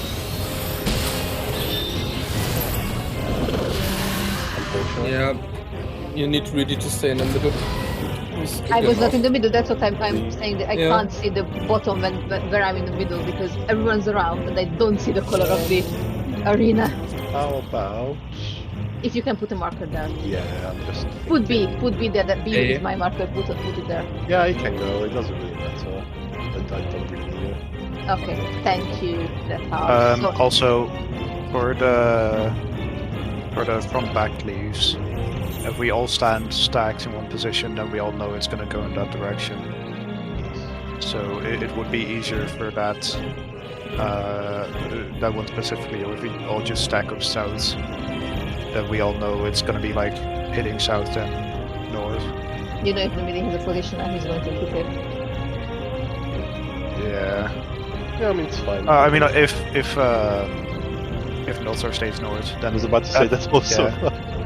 Then it's also like easier to kind of keep the direction of it and make it less confusing as where to go. Cool. Alright, thanks, Fred. It's Omega all over again. Just running circles. To be honest, it reminds me a lot of Varys. Yeah, I a little hate bit. it very. Crusade, then come. A little bit. But know that none shall deny us salvation. think the Ferret was pretty decent. It has a really position for healers. Particularly really bad position for healers there.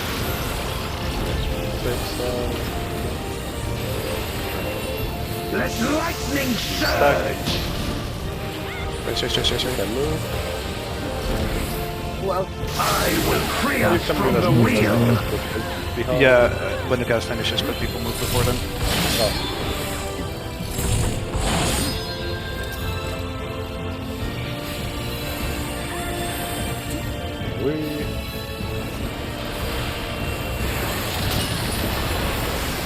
Also the moving out during stack AoE, if he's in that center, it should be safe to stand like outside the markers. A raging gale to rend you asunder!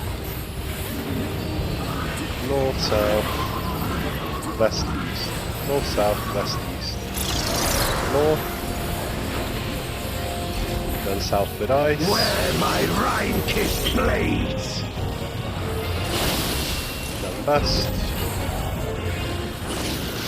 Levels. I will suffer no obstacles. And then to the front. That's really fun moving one by Okay, sorry, I moved back too early. Might be. No matter the foe, I will stay the course. Can I just leave the boss on you when the tank master's in this phase? Actually, never mind. By that time, it won't matter. I'll give you some extra motion. I give you my TBN and my population. Thank you. Such is your power.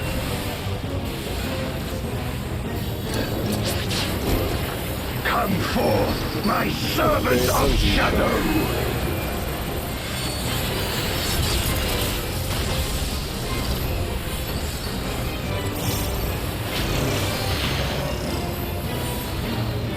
You shall know true terror!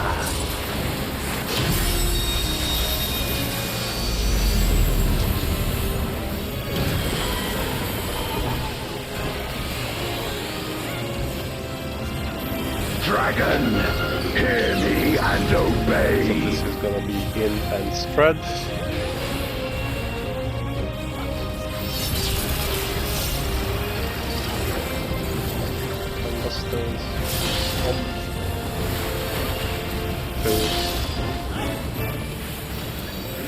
If we stack upside now, it should be easier to load. Crush them! And then it's gonna be in and spread. Stay in and spread.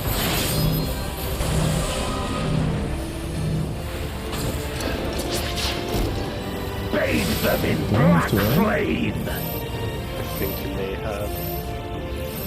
My meteors will extinguish your light!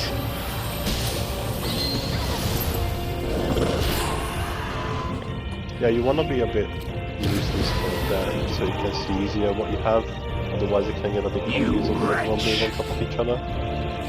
Or we can go with middies, or some people stay in, some people move out. I don't think it requires that much like coordination, okay. It's usually just a case of don't be on top of each other really. Yeah, sorry, I missed what we were talking about. It's just for people, or when towers happen, it's just to be a bit loosely spread so you can easily see what's going on. If you would oppose our crusade, then come. You also leave mid there. But know that none shall deny us salvation. Yeah. It's never this place shall be your tomb. It's more that I don't really have it, so I need to save it from somewhere else. Have a look. Let lightning surge! You can move. I will free us from the wheel! What?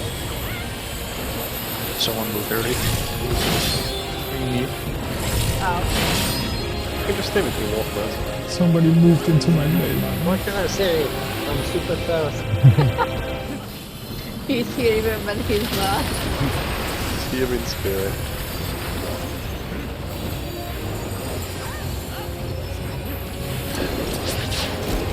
A raging gale to rend you asunder. south, north, east, west. South, north, east, west. South first, then north with ice. Where my Rhine-kissed blades! East. And west. I'm gonna hit this. I will suffer no obstacles. And then to the front.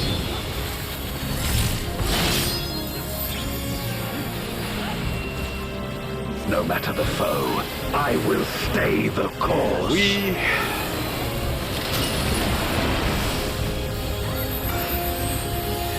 Thank Basta.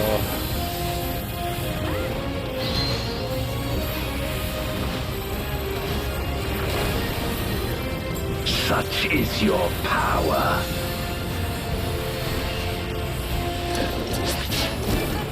Come forth, my servant of shadow!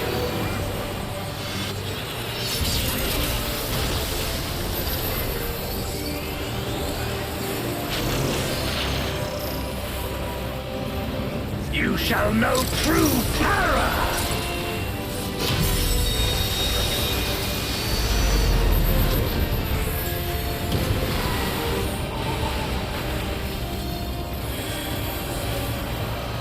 Dragon, hear me and obey. This is gonna be out and spread. Gangbusters coming up.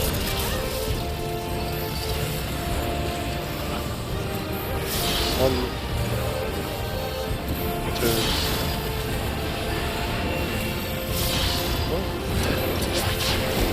crush them. Out and spread after you move to the front. Out and spread. Attack, sorry. Oh. Why are we there? Bathe them in black flame. Oh, that's We'll just practice the positioning, I guess. My meteors will extinguish your light. No. Yeah, sorry, I was saying before raid that I have this fixation that for some reason out is spread. So sounds.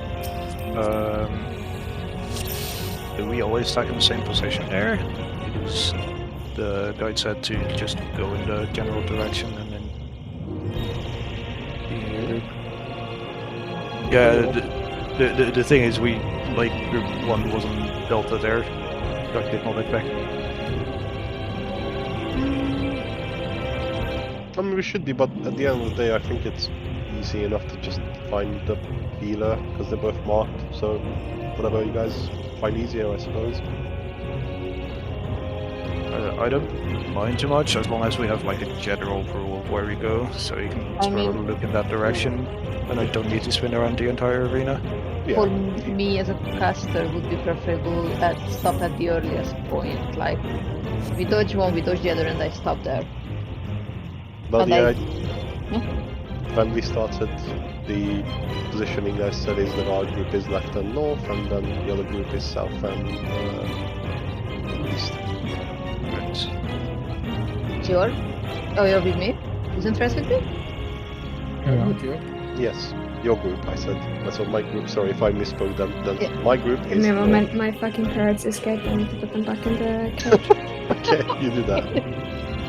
So No, group number 1 is north and west, and group number 2 is south and east. Is that better than that? Yeah, I was meaning that I'm already deviating towards east, so whenever we are doing the dodging, I just up at the end of the dodge on 1 or on 2 regarding where we are, and I stuck there. Sounds good.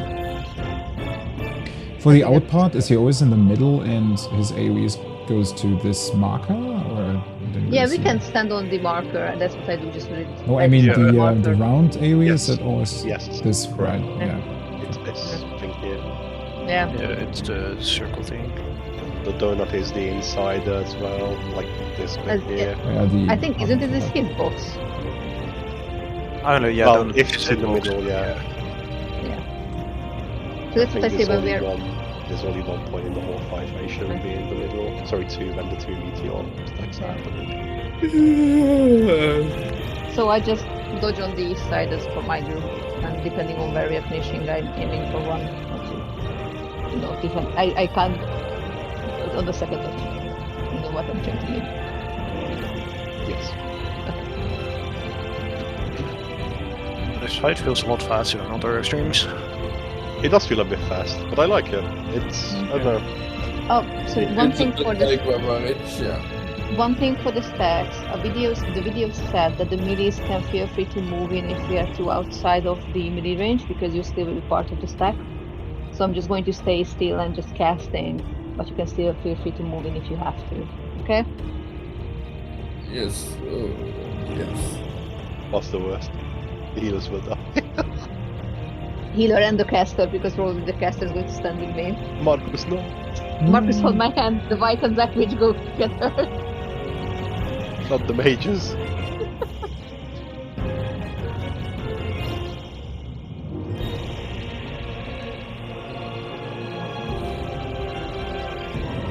What was the animation exactly again for the, like, it's small circles and big circles, right? For the in or out? Yes, correct. And then out is That stack, was in is the- spread. The big, imagine that the big circle means that the AoE is going to be big, so you have a door. Yeah, I know what it circle. means. I'm having trouble seeing the animation. Yeah, the big circle is like there's purple shit all over the arena. The small circle is only like around him. You check for the Shadow of Asjaya. The first one is just the bait before the Black Fang. But after that, every Shadow of Asjaya is the one you have to check. Actually, the exact same as Barbarisha does. Yeah. Sure, do you Oh yeah, think I now I remember see that? it. I was looking at it. Yes, you do know you did that, boss. I did it, but it doesn't mean I remember it. Do you think I'm not a goldfish? Well, excuse me for having basic respect for my teammates. Guess I need to correct that. I am back. The unfortunate part about owning parakeets is that they're really fucking smart. And they have figured out how to get outside of their cage. Did they learn to pick the lock? Yeah, they'll use their beaks to break out. Grunt If you would oppose our crusade, then come. But know that none shall deny us salvation. It feels so weird to see my animation more. This place shall be your tomb. It's just larger. You can finally see it now. Anyway, I don't even want to. Let lightning surge. Wait. You can move. I will free us from the wheel. No.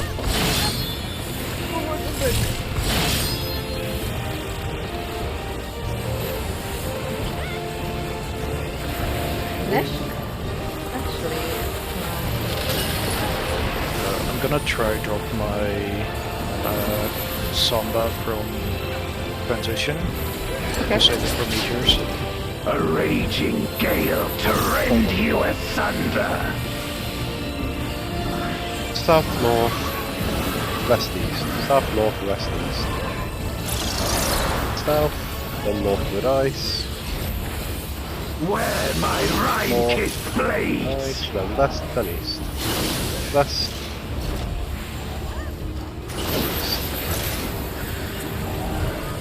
I will suffer no obstacles. Bit of fun.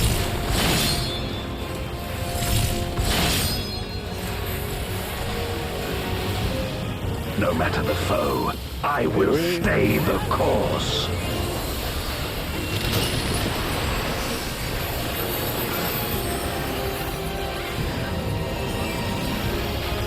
Have to overhear to keep on track of my release.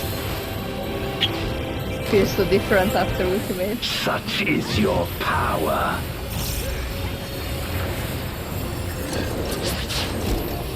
Come forth, my servant of shadow!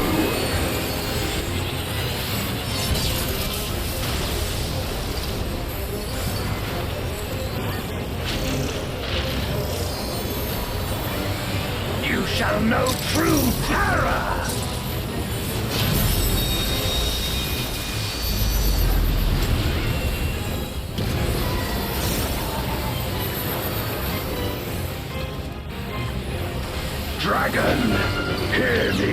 obey. It's in and spread. Goes off. And Busters goes up as well.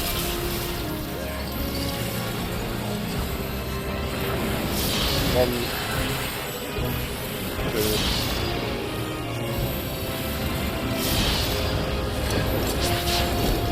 Crush Behind. Stay in when you move to the front, and then spread at the end. Spread.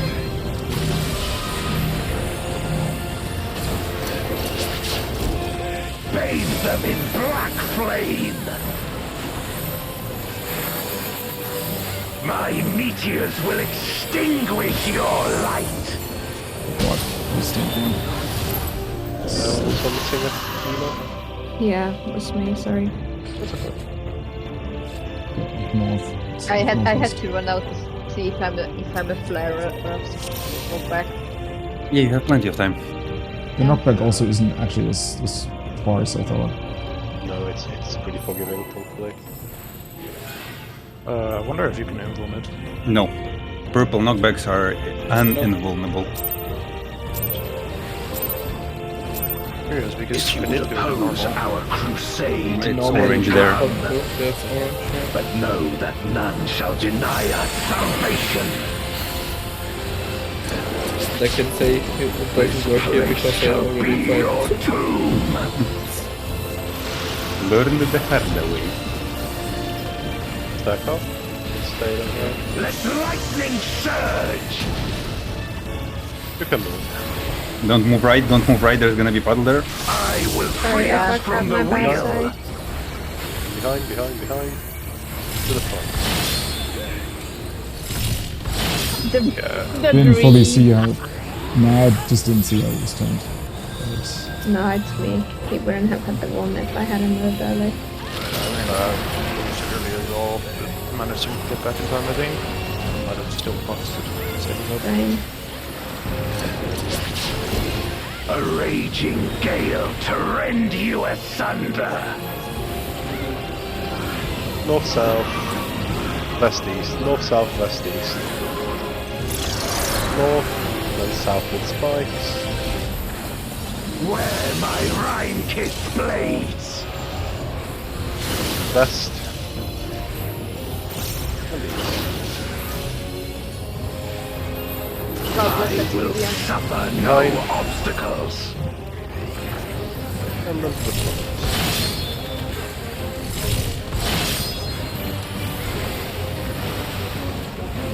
No matter the foe, I will stay the course.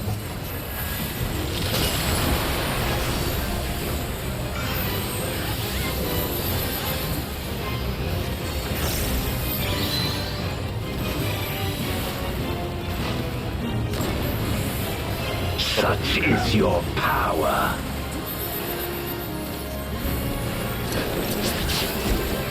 Come forth, my servant of shadow.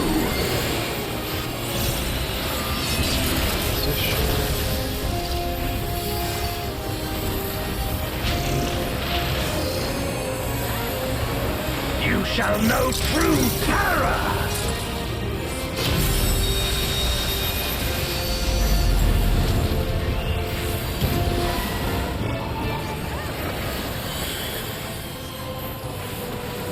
Dragon, hear me and obey. So this is in and spread.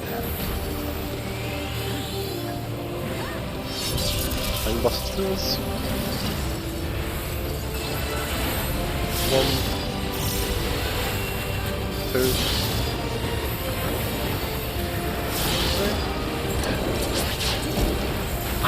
9. It's gonna be in and spread.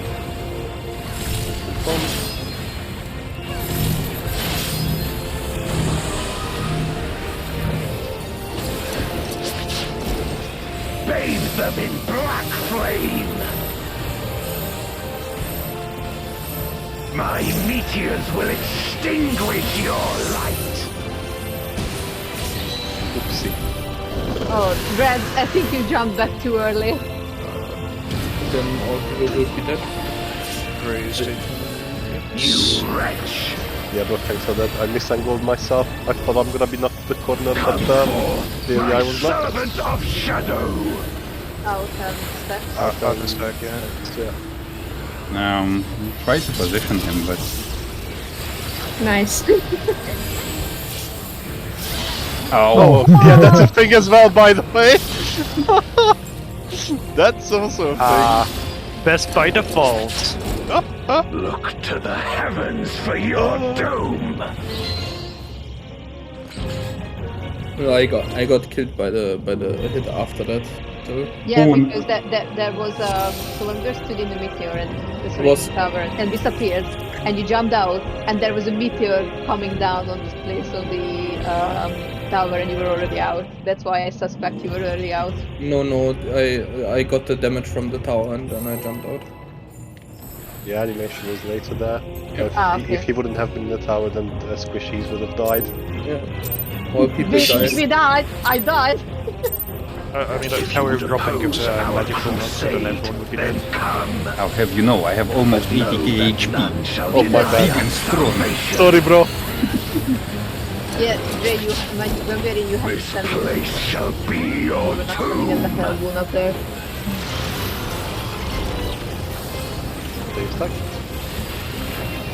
Let lightning surge! Reach Kazbar. Move. I will free us from the wheel! Sorry, that was me. I was afraid to move there.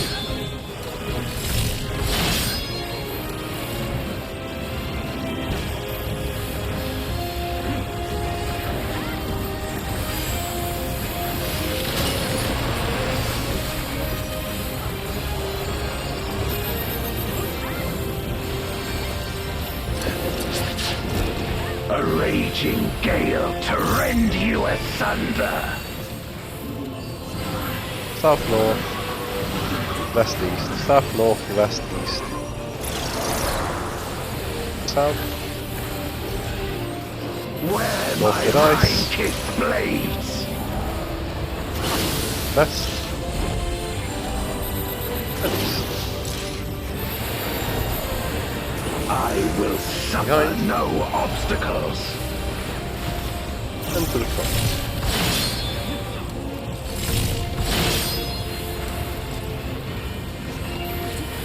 No matter the foe, I will stay the course.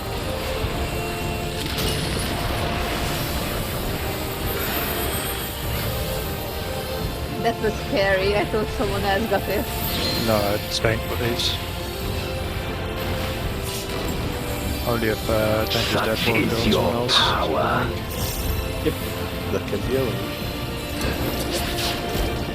Come forth, my servant of shadow! No incidents can happen. I'm glad they made the fight RAS-proof. Yeah. You cannot make a fight RAS-proof, my dude.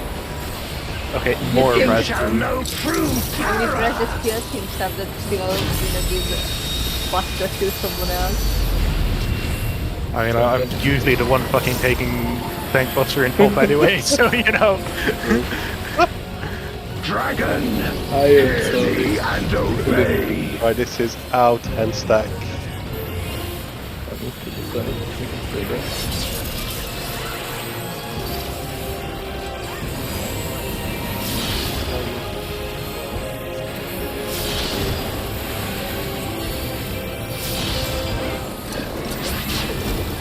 Crush them!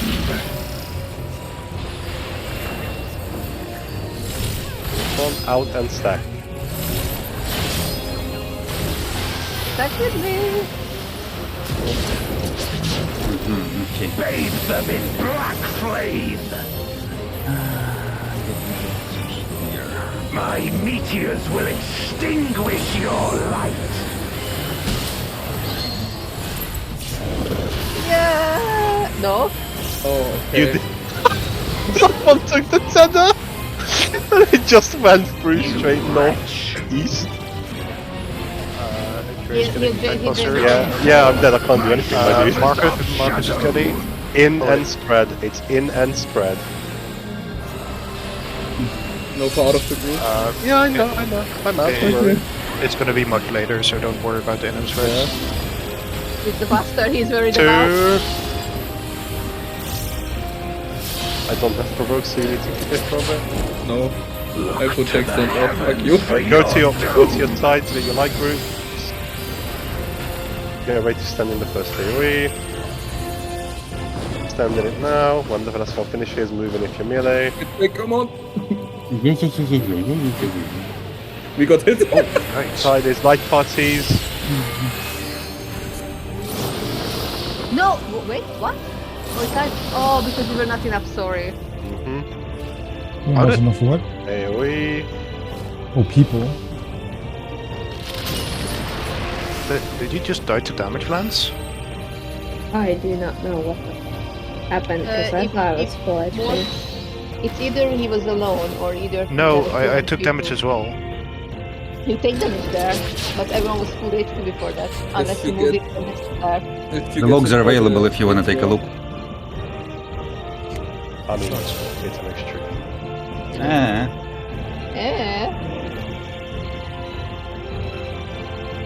I think we need to move a bit later, Dre. Like, yeah, we both got it from the thing before, like that going there, the Exa. But uptime. Yeah, that's the problem. We need to. There's an angle on the safe line if you just time it correctly with GCDs. So we could probably go out and then move like here. And Yeah, that's the idea. You move to the first meteor, then to the second, then in. Well, no, actually. You have time to stack together. You have plenty of time. So. It's not about time, it's about optimization. We can just pop sprint and then move like after the meteor. Also, please be careful if you have the line in the middle, because it'll just go you towards northwest. Well, that's that. Does anybody still need any call-outs, like onto the point we are? Because if not, then I'm just gonna shut up. For us, yeah, it's okay for the remaining. I think Wind Fierce will be good. There's a bird on my monitor. Just eat it. I want to grab it like a banana. Just don't peel it. If you would oppose our crusade, then come. Oh, But know come! that none Okay, shall well, that's no deny our problem. salvation. You already did that every pool. This place shall be your tomb. But now I was like, oh, he's talking to me. Of course, you specifically. Yeah. He's like hot as Thoron, so that's good. I will free us from the wheel. Behind Raz. No. Okay. You can die. I don't think that will kill me. Parry. But the Parry this, you filthy casual. but the rescue can kill you, which I hide behind the crest. Oh, I like rescue. So it's okay to get rescue. To rend you asunder.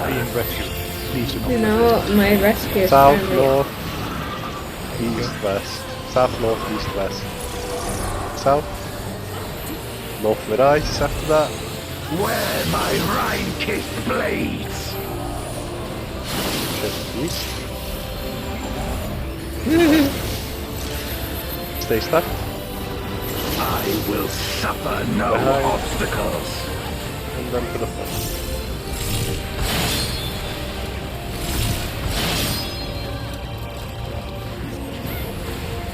No matter the foe, I will stay the course.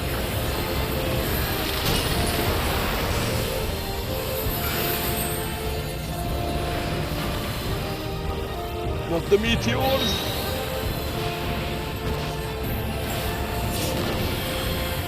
Such is your power.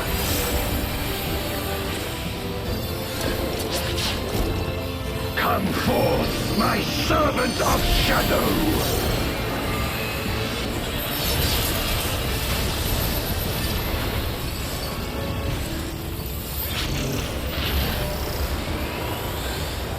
You shall know true terror!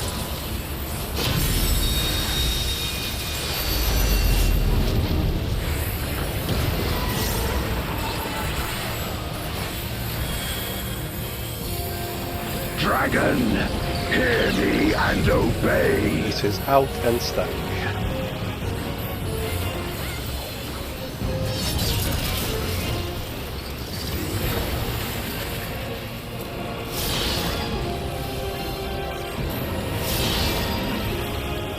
Provoke? Crush them! Behind. Out and stack.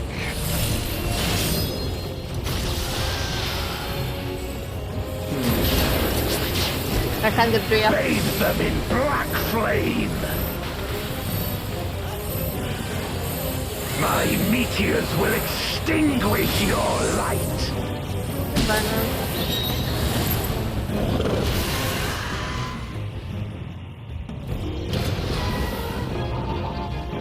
What does the line area in the end there?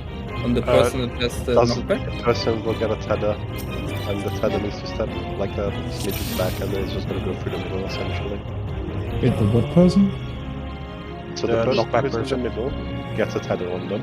So that tether person will get the dragon from gold that's just rush through them essentially. So that person needs to stay just a bit behind A, towards C.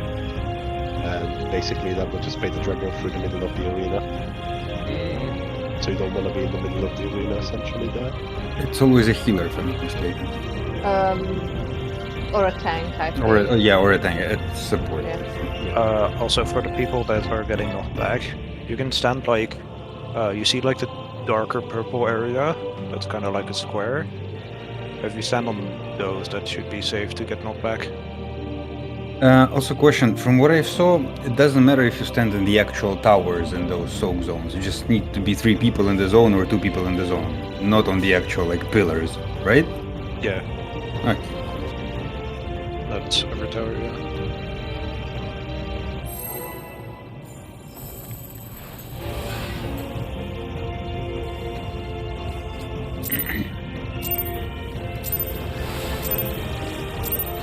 If you would oppose our crusade, then come. But know that none shall deny us salvation. This place shall be your tomb.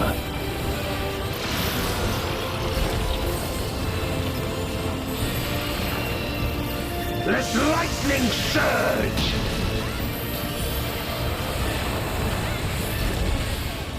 I will free us from the wheel! Behind.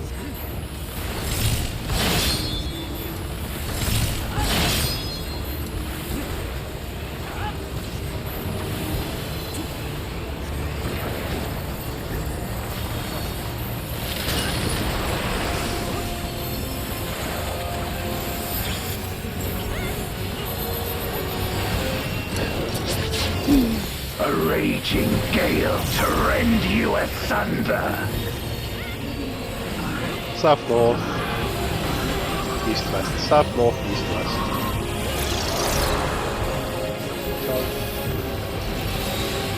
Where North my to west. rain-kissed blades.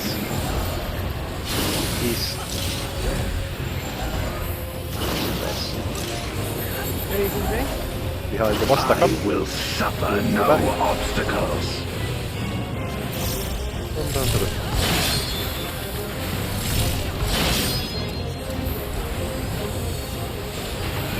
No matter the foe, I will stay the course.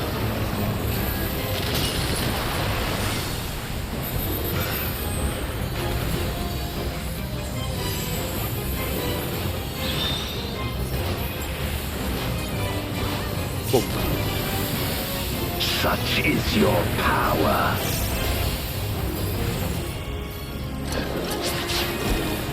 Come forth, my servant of shadow.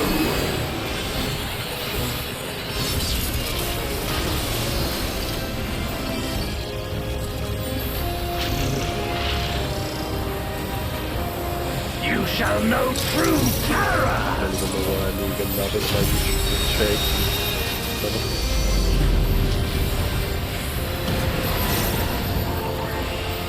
Die hard, I guess. Dragon, hear me and obey. Gonna be out and stacks. Tank busters as well.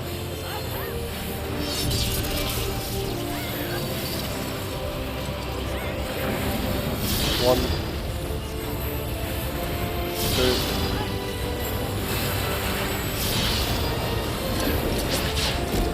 crush them. 9. Gonna be out and stacks. One, out and stacks.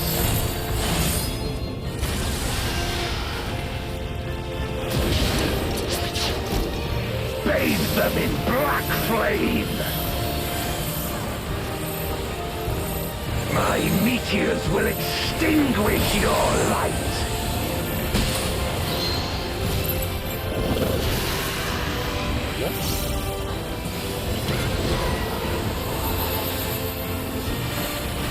You wretch! Sorry, a bit slanted. Come forth, my servant of shadow! So this is gonna be in and spread. At the end anyway.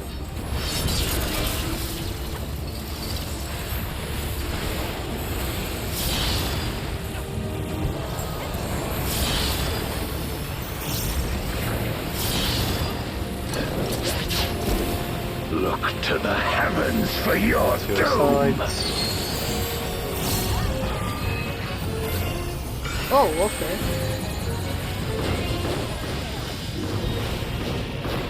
I'm a bit lost. My bad. Was I on the wrong side? Light parties. No, I was, I think. Nope.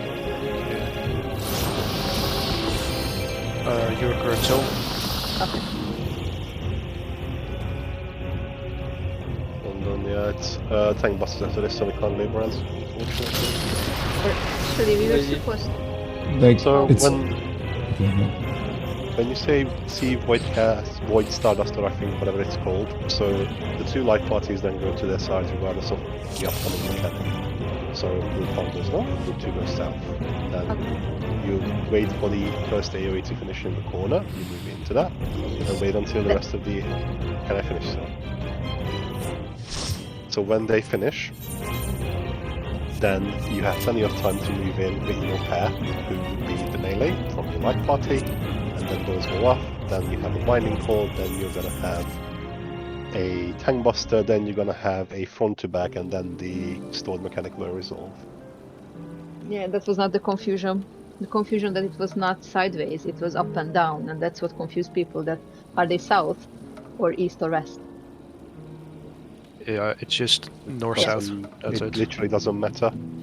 It's always north-south, yeah. Yeah, that was the confusion that people were not sure about, that is it always north-south or we have to check east and west? Also, on the out and stack stuff, you can already like pre-position on the sides and do your movement that way if you don't have positionals, so you need to move less, and you don't worry about the like big AoE if you have the stack after. Yep.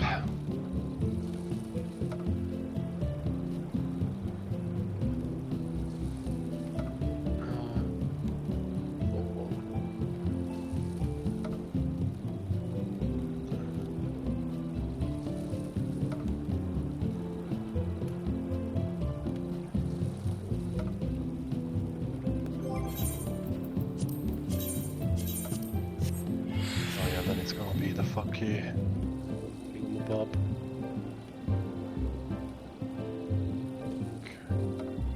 I mean, like, we've essentially seen everything except a second, what's it called? Second skill.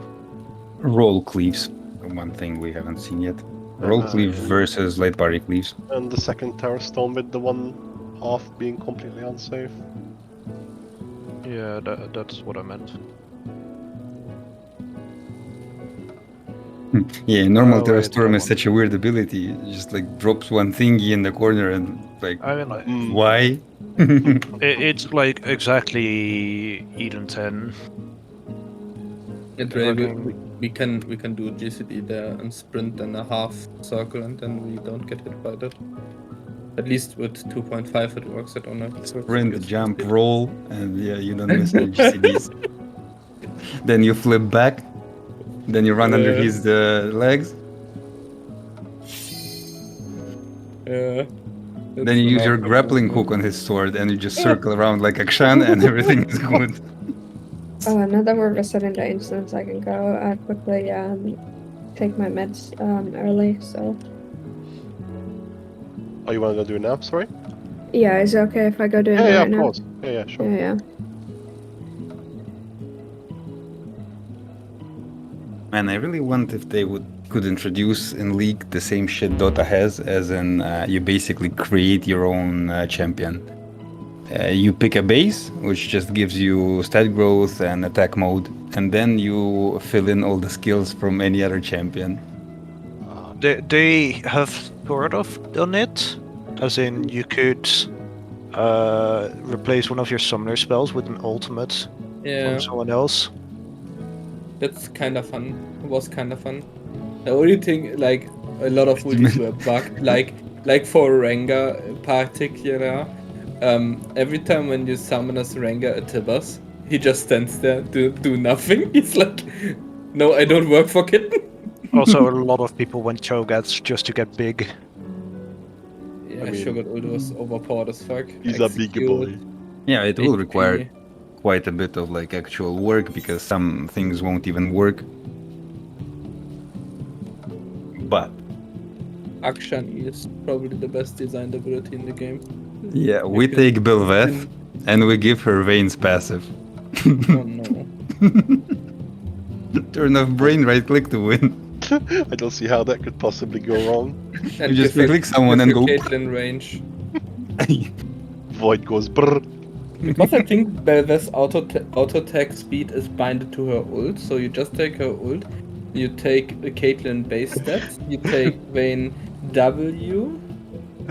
No, what you do now is you get Blitz Q, then you put on W Thresh Q, and on E you put Nautilus Q.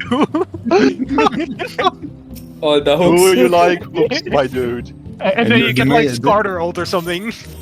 The mayor of Hook City is here. Welcome to Hooktown. Population no. You get like fucking Skarner ult and Nunu W. Oh no.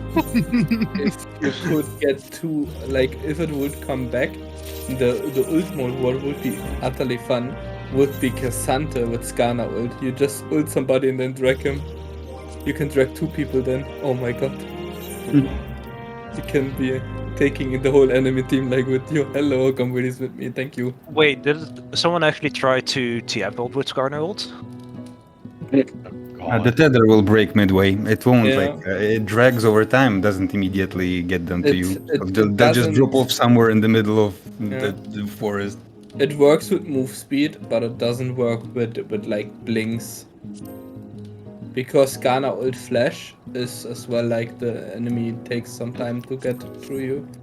Because like the dragging of a person of Skarner is like mathemized with your movement speed. So just pick Hecarim. So what you do is get like Sivir ult and like Ghost and Ramus Q, Hecarim E, Shurelia, Sivir ult, and on W something with move speed as well. And Skarner W works. Oh yeah, so there we go. Best E would be the one from Zillion, because Zillion has the most amplifying. It's insane. Zillion the Zillion. Can't kill I am back. Welcome back. Right, ready to check. I mean, like, the Zillion E you can get from someone else, so you don't specifically need that one. That's you can say with like Lulu W.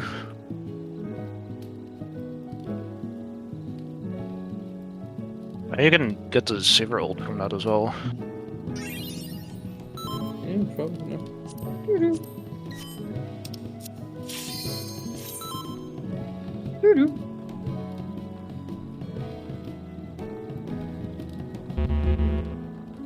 We think the same way, Trey. That's when you dance too often. Stuff like that happen. Yeah, it's Putting out the bongos. It's the brain link. Did you Now we're- notice that they added every single minion as a sticker for adventure plates? Today. I never even. Every single one? Wow. Yep. 800 something must be done. Nice. Fun fact. Can you? Oh, okay. So that's what they've been spending their time on. Apparently it's almost all, not all of them. Sorry? Really? If you All? would oppose That's our so disappointing. crusade, then come. But know that none shall And deny stay us on the salvation. Oh yeah, probably that's this one. What about that? This place shall be your tomb. I mean, we have to go again after anyway. We have to do it 5 times. Lightning surge. If he drops 2 totems. He does 2 times, it's confirmed. Okay, it'll be fine if it is one. From the wheel. No, you should have said on MV. I want to kiss Yoshida! Yoshida-san!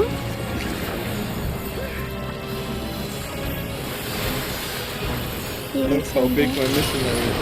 Oh. But do you wanna kiss Yoshida in Dark Missionary? Oh yeah. I was just about to say you wanna link him Dark Missionary? I take him in any North, pose. south, west, east. North, south, west, east. North.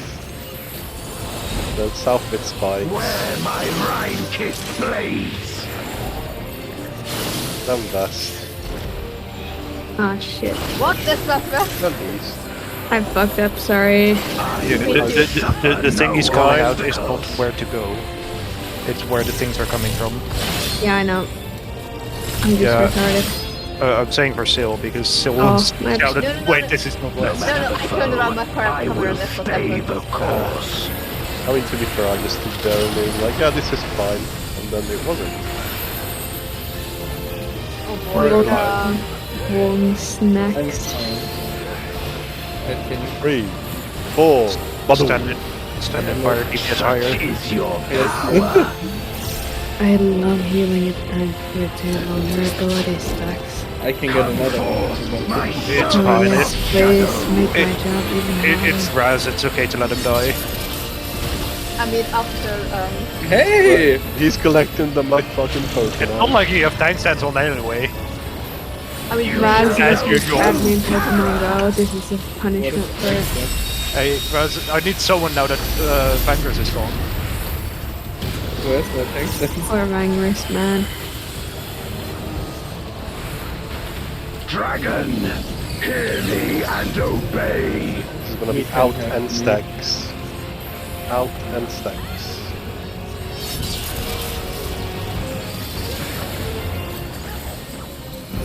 One. 2.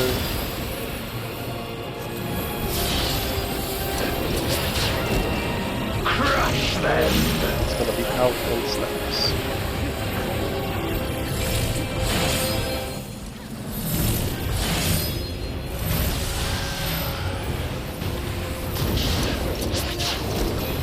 Bathe them in black flame. My meteors will extinguish your light. Oh god, fuck. I thought I had the thing, the purple thing with the arrows. I thought that was me, but it was not.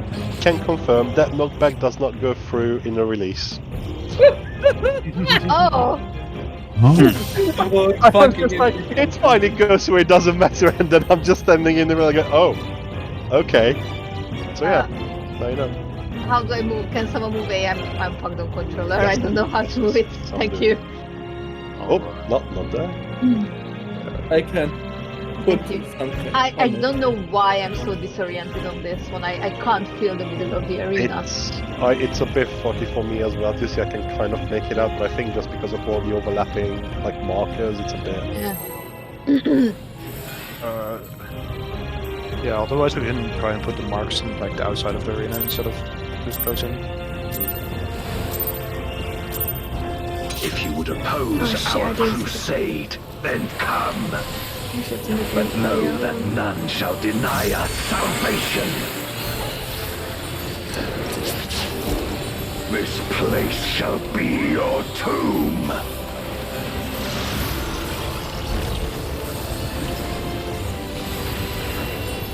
Let lightning surge!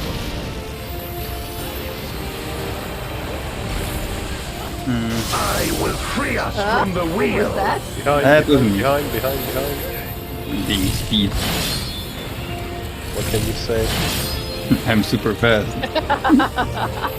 What can I say? I'm super fast. I think he's hiccuping. Yeah, it's Oh, fuck, I give me a move. I don't need to worry about DPS tracks in this fight. I can easily tab out. A raging gale to rend you asunder. Momentum powers. South north, west east. South north, west east.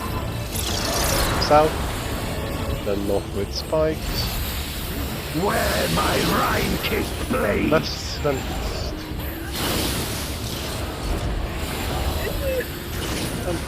Whatever. Stay stacked up, stay stacked up. Suffer Behind the no boss. obstacles. And then to the front.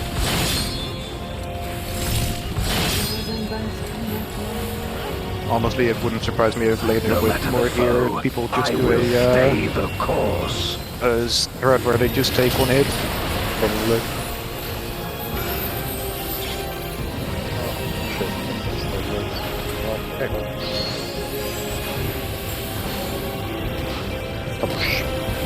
Just kicking him every time you get hit by a meteor.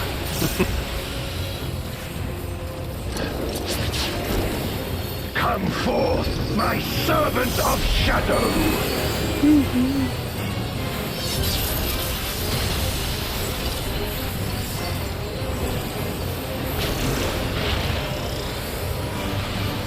You shall know true terror!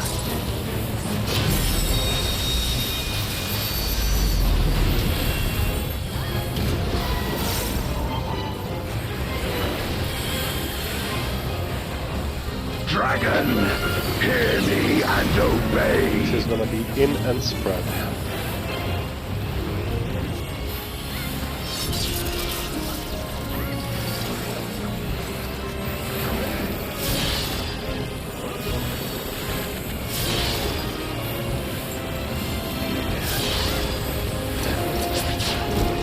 Crush them. Boss, and then it's gonna be in and spread.